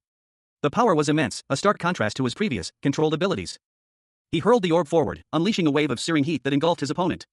The impact was devastating. A blinding flash of light momentarily obscured the scene, leaving behind only the aftermath, a charred and lifeless body. Cashin, now fully embracing his new reality, stood amidst the destruction, a chilling expression on his face. A powerful energy surge ripped through the air, leaving a trail of vibrant, chaotic energy in its wake. The force of the blast throwing a young man violently to the ground. His body convulsed, his face contorted in silent agony. He struggled to his knees, his vision blurry, as a sneering figure loomed over him. "You're so weak, it's pathetic," the figure sneered, their voice dripping with contempt. Crimson tendrils of dark energy snaked out from the figure, their grotesque claws extending towards the fallen youth. "Blame your weak self, oh you poor being of insignificance," the figure hissed, a cruel smile twisting their lips. The figure leaned closer, their eyes burning with malevolent intent. "I shall harvest you myself as part of my body, so you may live on forever," they declared. A maniacal laugh echoed through the desolate landscape. "Ka-ha-ha-ha-ha." The young man, his face now streaked with blood, gritted his teeth. "This is sickening," he thought, a surge of revulsion washing over him. Cashin Lee, a powerful psyker known for his unwavering sense of justice, found himself in a dire situation. He was enveloped in a swirling vortex of dark energy, the oppressive darkness threatening to consume him entirely. His vision blurred, the edges of his perception fading into the encroaching void. But from the heart of the chaos, Cashin's will blazed. He emerged, transformed, his eyes now burning with a fierce, unfamiliar power. "Stop it with the bullshit," he muttered, his voice laced with a chilling resolve. His transformation was complete. He was no longer Cashin Lee, the righteous psyker, but a vessel for a malevolent force. The words "you mosquito fucker" were a venomous hiss from his lips, a stark contrast to his former self. He stood before a formidable opponent, a figure cloaked in shadows, their eyes gleaming with malice. The air crackled with anticipation. A clash of wills imminent. The dark energy pulsed around Cashin, a tangible manifestation of his newfound power. His face, once a beacon of hope, was now hardened, reflecting the darkness that consumed him. A chilling smirk played on his lips, as words "stupid leech bastard" escaping his lips, a testament to his complete transformation into a villain. A young man with dark hair and intense eyes glared at his opponent. "You just love to interrupt everything I do," he spat, his voice dripping with annoyance. The other, seemingly unfazed, retorted, "For someone who's been beat up every time, you sure like to talk." A monstrous figure, its face obscured by a mask, let out a booming laugh. "Ka-ha-ha-ha. My body is far beyond that level from before. I've absorbed dozens of humans, and their blood has awakened me." Crimson energy pulsed from the monstrous figure's hands. This overwhelming power. It's invincible. The monstrous figure flexed its power, dark energy crackling around it. An S-rank psyker couldn't even touch me. The young man's eyes narrowed, one blue, one amber. "Ah, is that so?" The monstrous figure and the young man stood facing a third individual, a young man with red hair and a determined expression. The red-haired youth's eyes widened in shock. Cashin Lee, a powerful psyker, found himself in an impossible situation, inhabiting the body of a Korean high schooler who had just embraced villainy. A wave of disbelief washed over him as he stared at his new reflection. The chilling realization dawning on him that he was now a villain, his mind reeling from the unexpected turn of events in Greece. Meanwhile, a sinister figure emerged, radiating malevolent energy. He declared, with a chilling confidence, his intention to showcase his overwhelming power. Cashin, still struggling to process his transformation, watched in stunned silence as the villain unleashed his abilities. A gasp escaped his lips. A horrifying realization striking him, this villain hadn't even used his full strength during their previous encounter. The villain, reveling in his power, launched a devastating attack. His movements were swift and precise. A crimson sphere of energy hurtling towards Cashin, who braced himself for the inevitable impact. The attack struck with brutal force, but Cashin, despite his new body, found himself surprisingly resilient. A power within him, dormant until now, awakening in response to the threat. He stood, defiant, ready to face whatever came next. A surge of raw power, a tempest of blue energy, erupted from within the young man. It was a chaotic, untamed force. A violent maelstrom of crimson and blue spiraled around him, a visual representation of the conflict raging within. The energy intensified, building to a crescendo of destructive potential. The air crackled with anticipation. A blinding flash of light momentarily obscured the scene, followed by a wave of concussive force, revealing a figure cloaked in shadow, his movements swift and deadly. He moved with the precision of a seasoned predator. He lunged forward, his hand outstretched, aiming to seize his target. "I got him," he declared triumphantly. But his victory was short-lived. A sinister figure emerged from the shadows, her eyes burning with malevolent intent. Her dark energy swirled around her, a stark contrast to the vibrant hues of the previous display of power. She was a force to be reckoned with. She unleashed a torrent of crimson energy, a devastating attack that left the young man reeling. The battle had begun. A pair of glowing red eyes, filled with malevolent energy, snapped open. A silent question mark filled the air, unspoken but palpable. Suddenly, a figure cloaked in dark blue energy materialized behind the unsuspecting victim. A mocking whisper, barely audible, slithered into the tense silence. "Behind you, stupid." The dark energy swirled around the attacker, a prelude to an imminent strike. With a blur of motion, the attacker unleashed a devastating blow. The victim barely registering the attack before being sent flying. A surge of blue energy erupting from the victim's fist as they retaliated. The counterattack connected with brutal force, sending the attacker reeling back, their dark energy dissipating as they crashed to the ground. A surge of dark energy erupted from the ground, its tendrils reaching towards the sky like grasping claws. As Cashin, now inhabiting the body of a Korean high school boy, launched a powerful kick against a shadowy figure. The impact sent shockwaves rippling through the air. The shadowy figure recoiled from the blow, its form flickering and unstable, revealing a monstrous face contorted in rage. Its eyes glowed with malevolent red light. The monster roared, "Why aren't you showing me your invincible power?" Cashin's eyes narrowed, a cold determination hardening his gaze. He clenched his fist, a dark blue crystal forming within. And then, with a surge of power, he unleashed a blast of energy. The force of the blast sent the monster reeling backward, its body cracking under the immense pressure. The battle was far from over. Cashin, the powerful psyker, found himself hurtling through the air, the impact of a sudden, violent blow sending him sprawling across the ground. His vision blurred as he struggled to regain his bearings. He was disoriented, pain lancing through his body. A figure, clad in red, knelt nearby, their expression a mixture of shock and concern. A cold sweat beaded on his brow as he wondered, "What is this?" The situation was utterly baffling. The red-clad figure, observing Cashin's unconscious form, muttered to themselves, noting a significant difference from their previous encounter at the hospital. Suddenly, a surge of immense power erupted from Cashin's body, a stark contrast to his previous, weakened state. The red-clad figure watched in astonishment as Cashin's true strength manifested. A question forming in their mind, was he hiding his true strength? The sheer power was overwhelming. Cashin's eyes glowed with an eerie blue light, his body crackling with energy. The red-clad figure wondered what had transpired since their last encounter. Cashin, now inhabiting the body of a Korean high school villain, found himself facing a powerful opponent. "God damn it," he cursed internally, his frustration palpable. The enemy taunted him, "You said even an S-rank psyker couldn't beat you." The villain sneered, "Is this all you've got?" Cashin's eyes narrowed, a flicker of his old self showing through. He thought, "You running away again?" His opponent paused, a hint of respect in his voice. "I don't know what happened in that time, but I do acknowledge that you're stronger than me." But the villain was far from defeated. "But you can't get rid of me with just physical attacks," he continued, a sinister grin spreading across his face, "especially when my body transforms into blood." Kuk-teek. The villain's body began to shift, his form becoming increasingly monstrous. "Next time." Cashin, fueled by his righteous anger, roared, "There is no next time, you mosquito fucker." With a surge of power, he unleashed his shadow capture technique, engulfing his opponent in darkness. A sneering villain, his face marred by wounds, unleashed a torrent of dark energy. He scoffed, declaring that his opponent was insignificant, not even worthy of being recycled. His words hung in the air, a stark contrast to the shock and confusion evident in the wide, blue eyes of the young man facing him. He could only stare, speechless, at the villain's power. But the young man's reaction was short-lived. A surge of power, a brilliant blue flame, erupted from his hand. The blue flames crackled with raw energy as he vowed to burn his enemy with all his might. His face, now alight with a fierce determination, was a terrifying sight. The villain watched, his expression shifting from amusement to something akin to fear as he witnessed the power emanating from his opponent. With a sudden burst of speed, the young man launched a devastating attack. The power he wielded was unlike anything the villain had ever encountered. The blue energy swirled around him, forming a vortex of destructive power. He unleashed his attack, calling it the Flames of Darkness. The resulting explosion was cataclysmic, a maelstrom of blue fire engulfing everything in its path. A detailed profile of Kwon Kangwoo, the villain whose body Cashin Lee now inhabits, is displayed. The profile reveals his villain name, awakening trigger, rage, and a comprehensive list of his abilities, including shadow knives, self-healing, hidden shadow, shadow movement, shadow capture, and flames of darkness. His spell points are listed as 520. Further details clarify his status as an awakened villain classified as a grand catastrophe, possessing darkness and dual properties, specifically the flames of darkness. The camera focuses on a modern, high-rise building, the name Uedo Hospital clearly visible on its facade. The building is surrounded by lush greenery, suggesting a location in a well-maintained urban area. A stark contrast to the news report about to unfold inside.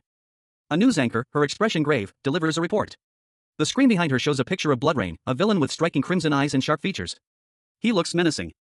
The anchor states that BloodRayne, a notorious killer, was apprehended after a fierce battle. But it was thanks to the intervention of Kim Woo-chan, a rising star among psychers, that the situation was resolved. The report highlights Woo-chan's crucial role in subduing the villain. At the hospital, a woman expresses her gratitude to Kim Woo-chan, who is bandaged and resting in a hospital bed. She marvels at his bravery and skill. Woo-chan, however, makes a surprising statement: he didn't apprehend BloodRayne. A look of confusion crosses Woo-chan's face as he processes this unexpected revelation. He seems genuinely puzzled by the news report's claim. Cashin, in the body of the Korean high school boy, sat calmly on his bed, a can of soda in his hands. He had just finished a battle, and his thoughts turned to the aftermath. He merely contacted headquarters after the battle concluded. A surge of dark energy erupted from the defeated villain, a shocking display of power. The energy coalesced into a powerful, blue-tinged fist, striking the villain with immense force. Cashin, now fully in control of his new body, stood over the fallen foe, his dark power crackling around him. A young man with vibrant red hair watched from a distance, his eyes wide with shock and disbelief as he witnessed the display of power. He muttered to himself, questioning the nature of the ability he had just seen. The red-haired youth's astonishment grew as he reflected on the event. He swore the dark energy possessed unique properties. He had never encountered such a phenomenon before. The energy seemed to possess dual properties, a combination he had never even heard of. The red-haired youth's clothes were torn, revealing wounds from the recent battle. His expression was one of disbelief and awe. He approached Cashin, urging him to call the authorities and report the incident. Cashin Lee, a powerful psyker known for his unwavering sense of justice, is shown. His heterochromatic eyes and sharp features hint at the immense power he wields. A voice, cold and authoritative, announces that blood has been captured. The scene shifts to a Korean high school boy, his face etched with worry, sitting in a hospital bed. He holds a soda can, his gaze downcast. He thinks, but they reported that I was the one who did it. His thoughts continue, a question forming in his mind: is it that other bastard? The answer comes swiftly: the one who battled Blaster before. Another figure appears, his face partially obscured by shadow. He confirms, yes, he's the one who brought down Blood. The high school boy, now identified as Suho, sits alone, his shoulders slumped in defeat. The weight of the accusation is heavy upon him. A new character, a man with purple hair and sunglasses, appears, his voice laced with sarcasm. He accuses Suho, thinking that you put the cherry on top, when you didn't even do the work for it, huh? Cashin Lee, a powerful psyker, found himself in an unfamiliar situation. His usual sharp gaze, usually filled with righteous determination, was now clouded with a pensive uncertainty. He was in the body of a Korean high school boy, a stark contrast to his previous life. Beside him lay his friend, a young man with bandages covering his head, looking unconcerned. He dismissed Cashin's worries with a wave of his hand, questioning what he was even worried about.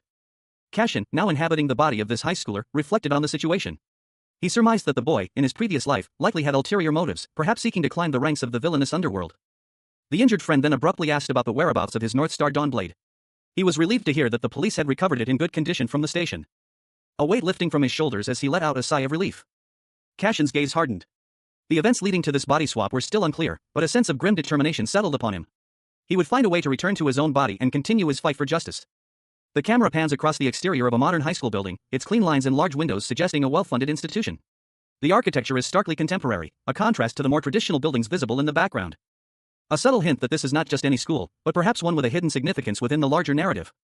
Outside the school gates, a group of students stand clustered together, their hushed tones and focused expressions hinting at a shared secret.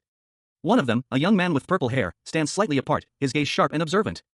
As others excitedly discuss a recent event, their phones displaying news articles and social media posts about a shocking incident involving a villain named Kim Woo-chan. Their words reveal a mixture of awe and fear. One of the students expresses relief that they weren't present at a certain club the previous night, implying the villain's actions were dangerous and potentially deadly. The purple-haired student, however, seems unconcerned by the others' reactions. His expression is one of cold calculation, a subtle hint of menace in his eyes. He asks if they want to die.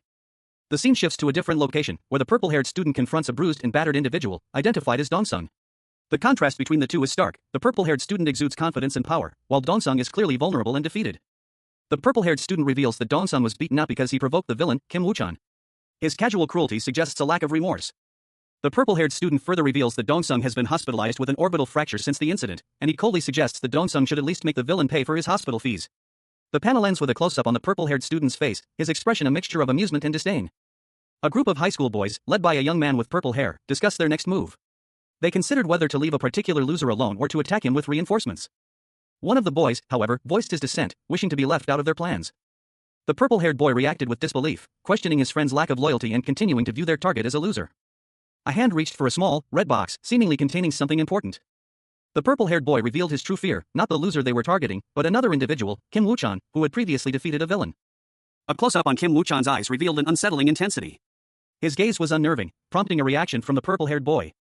The purple-haired boy was visibly disturbed by the intensity of Wuchan's gaze, questioning how such eyes could belong to a human. A sign reading 3 to 1 is shown, indicating a location. A ripple of excitement ran through the classroom as the students whispered amongst themselves, their eyes glued to a particular student. One girl even exclaimed that he was so cool, a shiver of awe running through her as she spoke. The air thick with the buzz of the previous night's events. The subject of their fascination, a young man with dark hair, sat calmly at his desk, seemingly unfazed by the attention.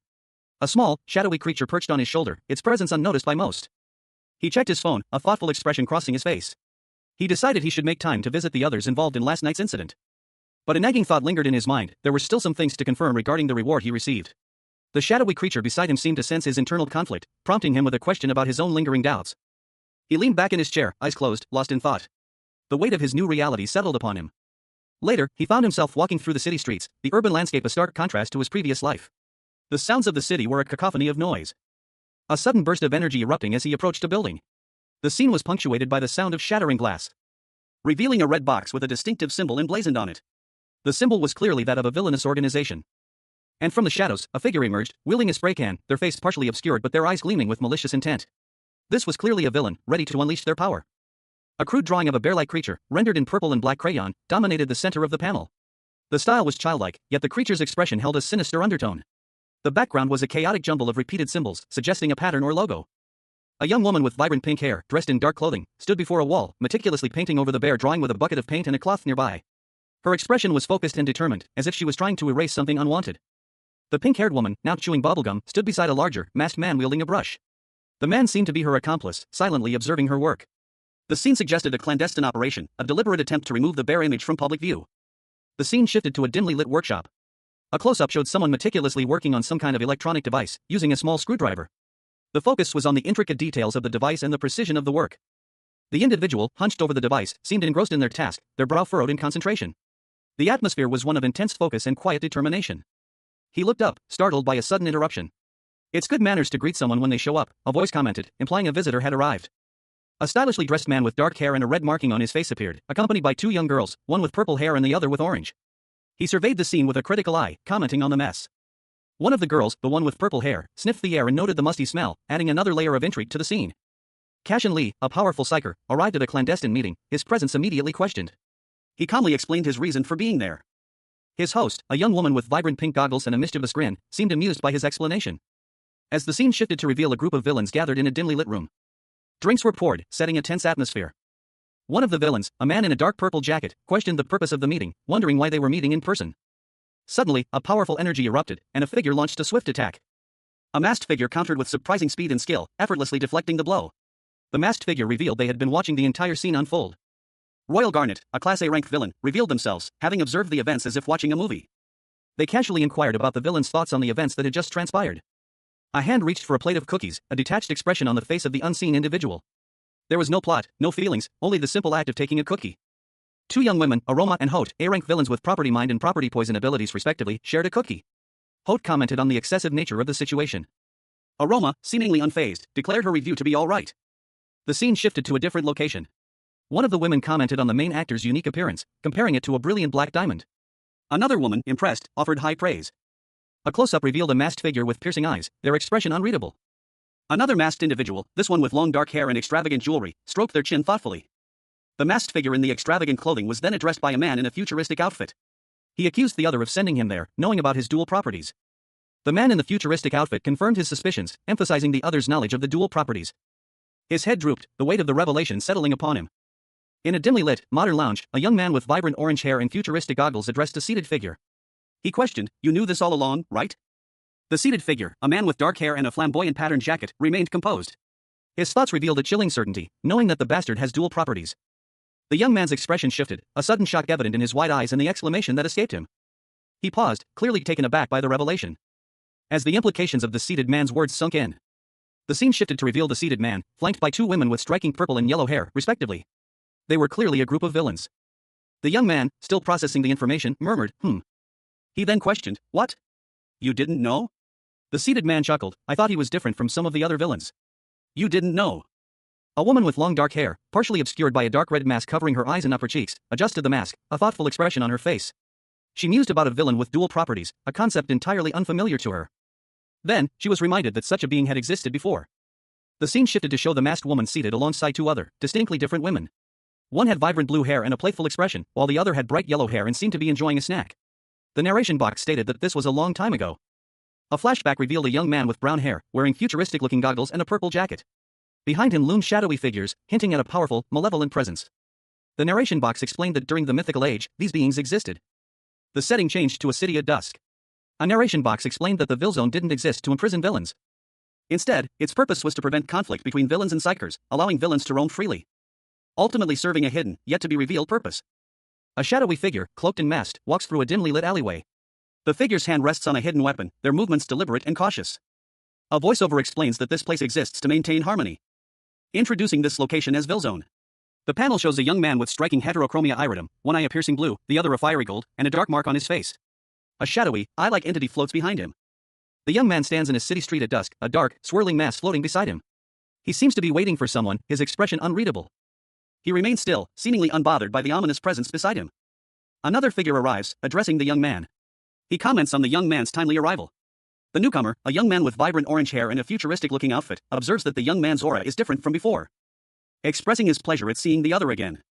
The newcomer, now fully visible, smiles confidently, his expression suggesting a playful confidence. The scene opens with an aerial view of a sprawling, densely populated city, its buildings a chaotic mix of old and new, hinting at a blend of poverty and technological advancement. The camera angle shifts to focus on a neon sign that reads Heaven Pub, hanging above a building in the city's heart, its glow casting a warm light on the surrounding structures. Inside the Heaven Pub, a lively atmosphere unfolds. Several patrons are seated at the bar, each with their own distinct style and demeanor. Among them are two young men, one with spiky hair and the other with a more subdued look, who seem to be engaged in a conversation. A close-up showcases a vibrant grapefruit latte, its color suggesting a refreshing sweetness. One of the young men comments on the deliciousness of the grapefruit latte, while the other, after offering the drink, promises a tour of Vill Zone. He accepts the drink, a hint of suspicion in his eyes. And after taking a sip, a small, dark object is presented to him as a promised reward. The other young man observes, his magical energy noticeably spiking, leading him to question if his companion consumed magic crystals. Cashin, now inhabiting the body of a Korean high school boy, sat across from another young man, his features obscured by goggles. He anxiously inquired about acquiring magic crystals. A question met with a non-committal "Is that so?" from the other boy, who seemed equally curious about Cashin's identity. Cashin's internal monologue revealed his suspicion. He noted the other boy's magic points had significantly increased since their last encounter. From 300 to well over 500. This drastic increase puzzled him. He pondered the implications, questioning whether such a surge could be attributed solely to the magic crystals he had previously given the boy, or if something else was at play. His suspicion focused on the boy's dual properties. The other boy, seemingly lost in thought, revealed his own curiosity, having been suspicious of Cashin for some time. Cashin, now taking the initiative, directly asked where the other boy obtained the magic crystals. He held up a glowing crystal, his own hand adorned with a striking blue marking. The other boy's response was blunt and revealing. He admitted to having received them from Cashin himself. Cashin Lee, a powerful psyker, found himself in an unexpected predicament. He stood beside a young man with vibrant orange hair, his features partially obscured by futuristic goggles. The psyker's usual calm demeanor was replaced by a subtle tension, his gaze sharp and observant. Across the room, a striking figure caught Cashin's attention. Yu Chaiha, the owner of the establishment, possessed an air of nonchalant confidence. His pale pink hair, delicate features, and stylish attire marked him as someone of importance. A rank indicator displayed his status as an outer, a psyker operating outside the Lampas organization. Yu Chaiha, with a sly smile, manipulated a small, dark chess piece imbued with magical energy. A faint crackle of electricity surrounded the piece as he prepared to use it. The piece pulsed with power, a clear indication of its magical properties. Two lavish club sandwiches sat on the counter nearby, seemingly untouched. The sandwiches were presented as a complimentary dish, a gesture of hospitality for a valued customer. A sense of anticipation hung in the air. Cashin, his expression unreadable, sat across from the chess piece, his gaze fixed on it. The scene was tense, the silence heavy with unspoken implications. The young man with orange hair leaned in, whispering to Cashin. He identified Yu Chaiha as the owner of the pub and an outer residing in Vill Zone. The conversation continued, with Yu Chaiha subtly correcting his brother's informal address. The atmosphere remained charged, hinting at an underlying tension between the two. The young man, undeterred, boldly requested magic crystals at a discounted price. Yu Chaiha, though initially amused, agreed to the request, highlighting the transactional nature of their relationship. Cashin, now inhabiting the body of a Korean high schooler, sat with his friends, two young men with vibrant, almost flamboyant styles. One friend, sporting goggles and a futuristic-looking jacket, expressed surprise at the depth of their friendship, prompting Cashin to reflect on their long history. A history that was about to be tested. Cashin, still adjusting to his new reality, contemplated the nature of their business, a mysterious entity residing in the enigmatic Vill Zone. Meanwhile, a third figure, a striking young man with vibrant pink hair and piercing blue eyes, observed Cashin with a knowing smirk. His thoughts were clear, this new arrival held a compelling story. Cashin, ever the pragmatist, inquired about the possibility of purchasing magic crystals, a crucial resource for his abilities.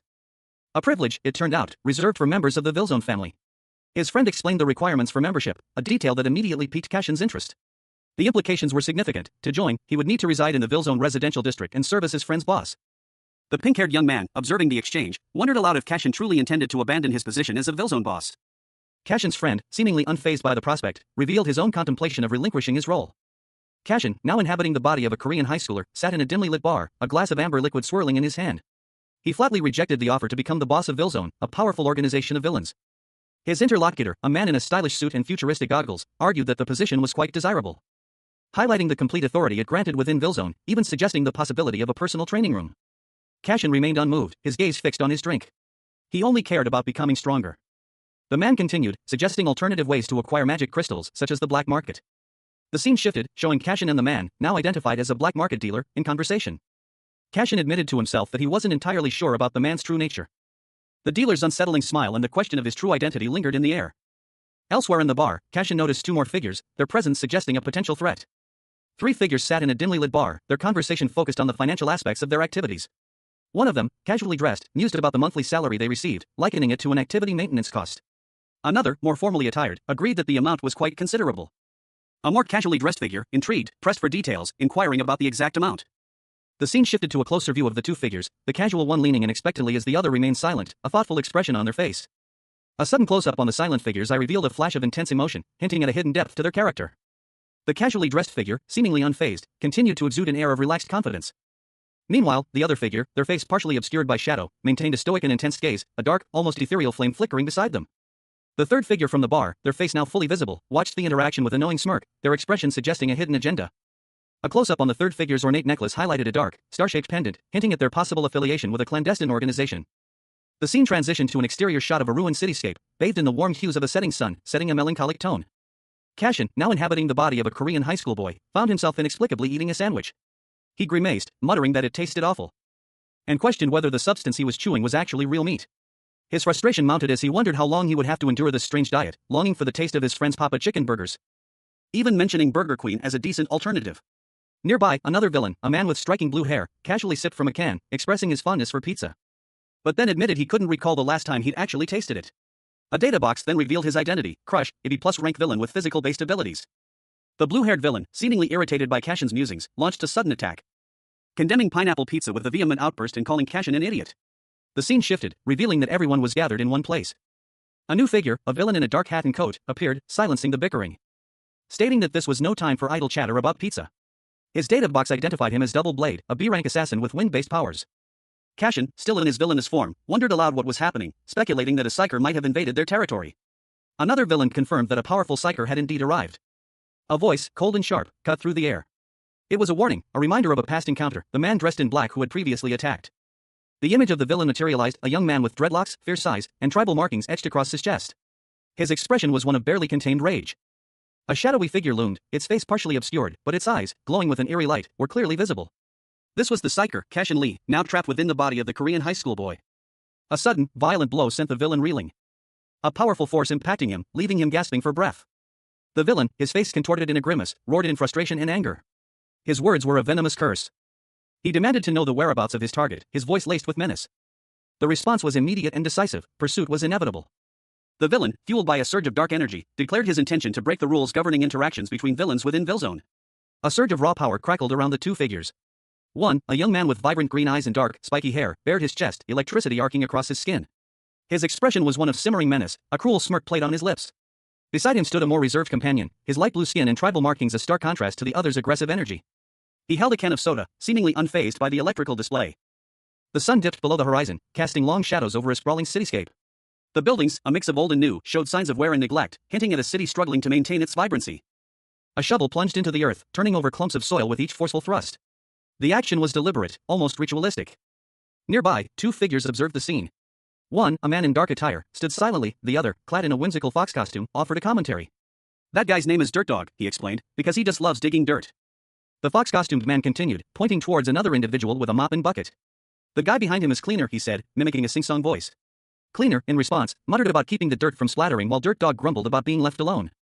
A young woman with vibrant pink hair watched the pair with a mixture of amusement and disdain. "They're both nuts," she mused, "but they don't harm people. However," she added, "they may not harm humans, but they can still cause damage. That's why we need a place like Villzone." A young man with dark hair and striking markings on his face observed the scene from a distance. He muttered to himself, "They certainly are different from the villains I'm used to. It's probably because of this bastard," his gaze hardening. A question lingered in his mind: why did you assign me to apprehend blood? A shadowy figure, cloaked in darkness, loomed over a young man with dark hair. The air crackled with tension as the figure declared that a traitor was among them. And to root out this traitor, they needed someone with no connection to either the victim or the suspect. The scene shifted to a young man in stylish sneakers, seemingly unaware of the events unfolding. He was informed that, much like the psychers, the villains were also divided into factions. Those who followed the rules and those who disregarded them entirely. 3 villains, each with a distinct look, were shown. One wore a mask, another a wide-brimmed hat, and the third sported futuristic goggles. They represented the lawless faction. The conversation continued, with the implication that the young man's involvement was connected to the traitor's actions. The young man, skeptical, questioned the connection between a blood incident, the residential area of VILLAINY, and the traitor. Another individual, with blonde hair and a determined expression, countered that the blood was merely a surprise element for the traitor, and that the ultimate goal was the destruction of VILLAINY. Knowing full well that he would deny any involvement. Cashin Lee, a powerful psyker known for his unwavering sense of justice, found himself in an impossible situation. His usually kind eyes, one blue and the other a striking gold, now held a hint of something cold and unfamiliar. A chilling proposition hung in the air: he was to become a member of the VILLAINY residential area's family. The scene shifted to a twilight cityscape. Cashin, now inhabiting the body of a Korean high school boy, stood before another young man, his features sharp and his attire hinting at a rebellious streak. A dark, shadowy entity hovered near Cashin's shoulder. Cashin, his mind still grappling with the sudden and bewildering change, inwardly scoffed at the absurd request. What kind of nonsense is this, he thought. The other boy, undeterred by Cashin's internal turmoil, pressed on with his plea. He swore upon his life as a villain that this was a sincere request. A sincerity in his voice was undeniable, yet the situation remained utterly bizarre. The boy, seemingly oblivious to Cashin's internal conflict, reiterated the sincerity of his request, his expression unwavering. The sun dipped below the horizon, casting long shadows across the cityscape of Seoul, South Korea. A lone figure walked past the imposing 7-gate primal building, the vibrant hues of twilight painting the scene. A close-up reveals an elegant sign, the name Vesperna etched in a sophisticated font, hinting at a place of refined taste and luxury. Inside Vesperna, an upscale restaurant, the ambience was one of quiet sophistication. Sunlight streamed through the large windows, illuminating a lavish interior with a central fountain and meticulously arranged tables. A well-stocked wine rack stood nearby, showcasing an impressive collection of bottles from various vineyards. A young woman with shoulder-length brown hair, dressed in a smart waitress uniform, meticulously checked her order book, a pen poised thoughtfully in her hand. Her thoughts drifted to Kong-woo. She wondered if he had already eaten, since giving her his check account card, she barely saw him anymore. A waiter, appearing slightly flustered, approached her, interrupting her reverie. He announced that the owner wished to speak with her. Leaving the waitress slightly perplexed. She made her way down a long corridor, a sense of foreboding settling upon her. But, she thought, it was to be expected. A man, impeccably dressed in a dark suit, spoke on his phone in a lavishly decorated room. He described someone as hardworking and sociable, lacking any significant flaws. He continued, expressing his anticipation for working with this employee, highlighting their exemplary qualities. A woman with light pink hair, seen from behind, spoke into her phone, her voice tinged with sadness. She admitted to feeling regret at letting this employee go. The woman chuckled, stating that she felt she had done something wrong. The scene shifted to show the man on the phone, now identified as manager Kwon, in his office. He was informed that Kwon Yuri had just arrived. He ended the call, promising to call back later. Kwon Yuri, a woman with long, white hair, smiled faintly as she looked at her phone. The scene shifted to show a painting of a horse and a red flower arrangement in a sunlit room. An antique clock and more flowers were visible on a nearby table. A hand then appeared, offering a sealed letter. The letter was presented to manager Kwon, who was informed that it was an invitation from the head office in America. An official letter arrived, informing the recipient of their hard work and abilities. They were invited for additional training at the head office. The recipient, a young man in a suit, reacted with disbelief and surprise to the news, questioning if it was really true. A woman, possibly a secretary, confirmed the invitation, specifying that it was for the head office building. She emphasized the exceptional opportunity, urging the young man to accept. A sudden shift in the scene showed a young man with dark hair and a serious expression, seemingly observing a group of people from a distance. A gasp escaped the woman's lips. Her concern was evident as she looked down at the letter in her hands. The scene transitioned to a nighttime view of a city under a full moon, the cityscape showing significant destruction and devastation. The extent of the damage was vast, hinting at a recent catastrophic event. A lone figure, small and dark, could be seen walking amidst the rubble, seemingly lost and alone in the desolate landscape. The image shows a close-up of a young man's face, his expression unreadable. His dark hair partially obscures his eyes, adding to the mystery surrounding his identity and current emotional state. A voice, seemingly disembodied, proposes that he should become a member of a family in the residential area of VILLAINY. The young man, now fully visible, reacts with disbelief and anger. A dark, eye-like symbol floats behind him, hinting at his newfound abilities or affiliation. He vehemently rejects the proposition, swearing upon his life as a villain. The speaker, a blonde young woman with goggles, insists that this is a sincere request. The woman's upper body is shown, emphasizing her confident posture and attire. The scene is bathed in a warm, almost ethereal light. The young man turns his back to the viewer, his silhouette suggesting contemplation or perhaps a brewing plan.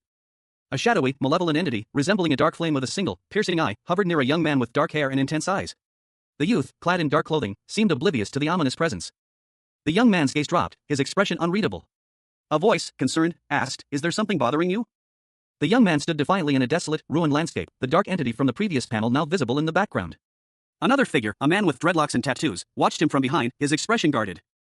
The dreadlocked man and a pale-skinned companion with blue markings on his face sat together, their conversation implied but not explicitly shown. As the focus shifted back to the young man in black, his heterochromatic eyes, one gold, one blue, intense and unwavering. The dreadlocked man spoke, "There's another rat here, too." The young man in black stood alert, the dark entity still nearby. A masked figure, wielding a large knife, appeared, his internal monologue revealing a sense of unease. "He sensed my presence already?" The masked figure's internal monologue continued, "His abilities are definitely above average." The dreadlocked man's rage boiled over. He muttered, "I'm going insane. I want to turn him into a bloody pulp this instant."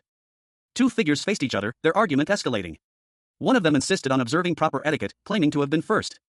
The other, a young man with vibrant dreadlocks and glowing yellow energy crackling around his fists, vowed to repay a past humiliation. His intense expression hinted at a deep-seated resentment. A thought bubble appeared above him, questioning what he felt bad about. A nearby observer, a man in dark clothing, warned Cashin, pointing out that the young man had started the previous fight and that the group looked ready to attack. The dreadlocked youth's eyes widened, his expression shifting to one of intense focus and anger. With a sudden burst of speed, he lunged forward, shouting a word that sounded like die. He launched a spinning object, seemingly a wooden barrel, imbued with energy, towards his opponent. The barrel spinning with increasing speed and impacting with considerable force. A large wooden barrel, adorned with tiger stripes, explodes in a burst of energy, sending splinters flying outwards. The resulting shockwave momentarily obscuring the scene. Three figures stand amidst the chaos, a large, imposing man with a hammer, a smaller, more agile figure, and a tall, slender individual in dark clothing. The latter remarks on the rudeness of the attack. A woman with vibrant red hair and striking facial markings steps forward, a confident smirk playing on her lips.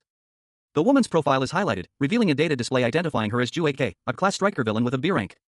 Ju AK scoffs, her words laced with disdain as she berates the man with the hammer for his actions. One of the other figures, a man with light blue skin and a unique hairstyle, attempts to intervene, explaining that their actions violate the rules of VILLAINY. But the other man dismisses this, claiming the rule only applies to members of the VILLAINY family. A thought bubble appears, ominously stating that someone will soon arrive. A mysterious figure, cloaked in shadow and wearing a distinctive mask, emerges, adding another layer of suspense to the scene. High above the city, a shadowy figure loomed, their presence casting a dark pall over three figures below. These three, clad in dark clothing, appeared to be on the defensive, their postures tense. As a flurry of dark, feathered projectiles rained down from above, revealing their attacker, a woman with striking features, perched atop a ruined structure. She wore a wide-brimmed hat and a dark, form-fitting outfit, her expression one of cold amusement. Her eyes glowed with an unnatural light. One of the figures below, a young man with brightly colored hair, reacted with alarm, his voice a mixture of fear and disbelief. "Crow."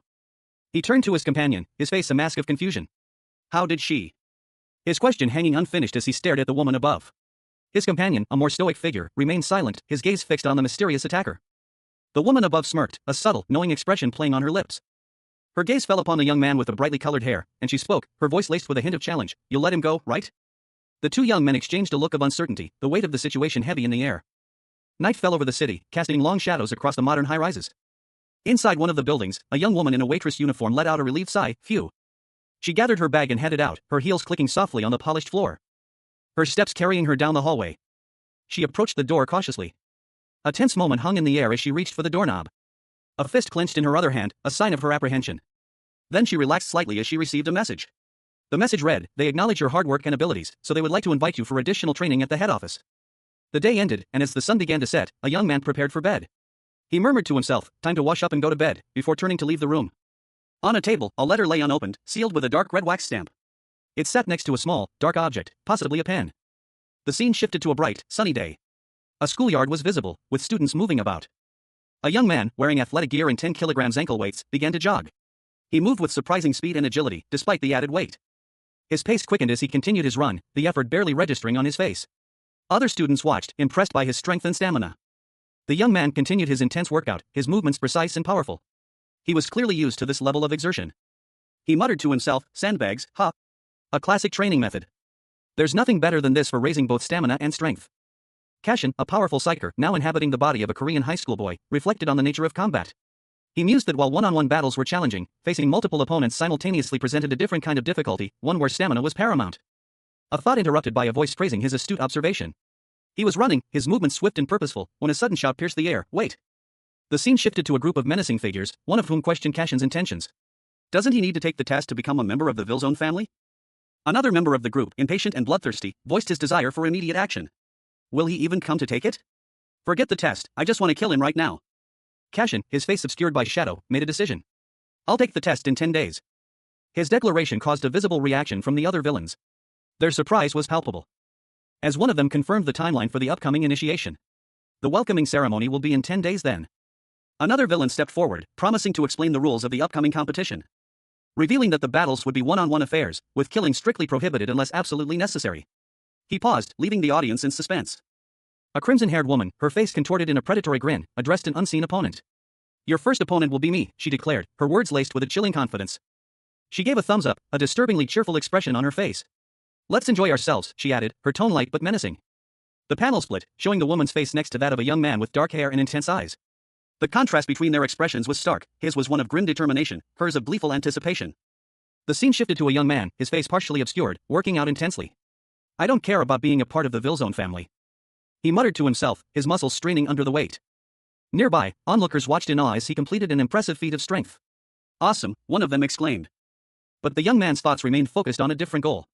But if I can become stronger, he thought, his determination hardening, so that he could finally take revenge. The image showed a flashback of powerful figures, their faces obscured, and a burning desire for retribution filled the young man's heart. Cashin, now inhabiting the body of a Korean high school boy, clenched his jaw, his internal monologue a stark contrast to his outward appearance. He silently vowed to fight against Lampas, even if it meant defying his own sense of justice. He would choose this path, a path that seemed to lead directly into darkness, even if it meant descending into hell itself.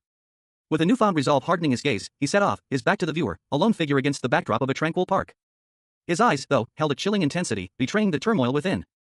In the distance, two girls in athletic wear stretched, their presence a subtle reminder of the ordinary life he had left behind. He began to run, his movements swift and purposeful, leaving the girls far behind. A burst of speed, a surge of adrenaline. Their curiosity piqued, they wondered about him. Two figures, cloaked in shadow, engaged in hushed conversation. A sense of secrecy hung heavy in the air. Their words, though unspoken, conveyed a shared understanding. A plan was afoot, one that must remain hidden from Garnet. The scene shifted to a towering apartment building, its many windows reflecting the city lights below. A sense of anonymity permeated the scene. Inside, within one of the many apartments, water cascaded from a showerhead, a stark contrast to the quiet anticipation outside. A young man, his body glistening with water, stood wrapped in a towel. His expression was one of quiet contemplation.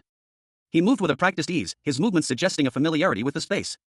A question formed in his mind, was she still asleep? He entered the room, a towel still clutched in his hand. His gaze swept across the room, taking in the details. Something was amiss, a subtle disruption in the otherwise orderly space. Cashin Lee, a powerful psyker, found himself inhabiting the body of a Korean high school boy. His new reality was far from the heroic life he once knew, things were scattered everywhere in his room. He noticed a letter with a red wax seal on his desk, a small, almost insignificant detail amidst the chaos. A mundane interruption to his thoughts. His adoptive mother, yawning widely, entered the room. She noticed the letter and snatched it from him, her expression turning from sleepy to annoyed. She demanded to know what he was looking at, her voice sharp with suspicion. He tried to explain, but she cut him off, her concern escalating into a flurry of questions. Her confusion was evident as she stared at the letter, a mixture of surprise and uncertainty clouding her features. Cashin reassured her that he wouldn't go. His mother, however, was unconvinced, questioning his decision with a worried expression. She couldn't understand why he would choose to stay. Cashin, now inhabiting the body of a Korean high school boy, stood before the refrigerator, a carton of milk in hand. He muttered to himself, convinced he could manage alone. His landlady, a young woman with short brown hair, appeared, her expression a mixture of concern and exasperation. She pointed out that he would be far more comfortable with some help. She listed the many chores he was neglecting, from cooking to laundry to waste disposal, her voice laced with thinly veiled frustration. Cashin, still adjusting to his new reality, retorted that he was not a child, reminding her of his age. The landlady, however, corrected him, pointing out that he was still a high school student. He simply responded with a curt go, a glint of something unreadable in his eyes. A subtle shift in his demeanor suggested a plan was forming. His internal monologue revealed a different perspective, he saw this as a unique opportunity. The landlady left, leaving Cashin alone with his thoughts. A look of worry clouded her features as she departed. Elsewhere, a group of villains discussed their plans. Only a week remained until their next target, Jueke, would arrive. One of them, a young man with distinctive face paint, expressed anticipation for the upcoming confrontation. A group of villains discussed their previous encounter with another powerful individual. One of them lamented that he had wanted to confront the individual first, but he had heard that the individual had easily defeated someone else, crushing even a screwdriver. Another villain chimed in, saying that the individual had gone easy on his opponent. The scene shifted to another villain, who was confronting someone. He threatened to kill the other person if they didn't stop spitting on him. The other person retorted that he had been the one who had been one-hit KO'd. Their opportunity for revenge would only come if he defeated Jueke. One of the villains found the idea of the other getting crushed by Jueke funny. However, he decided to bet on the other person instead of Ju AK this time. A surge of golden energy enveloped the villain's arm as he prepared for his next move. It was time for revenge. Sunlight streamed into a brightly lit room, illuminating dust motes dancing in the air. The scene was peaceful, almost idyllic. Until a young man, seated at a desk, was interrupted by a question. He was asked if he planned to send his sister to America. He replied that it was a good opportunity, his fingers rapidly clicking a computer mouse. But was then pressed further. Is that the only reason? The unseen questioner asked. The young man hesitated, his expression unreadable.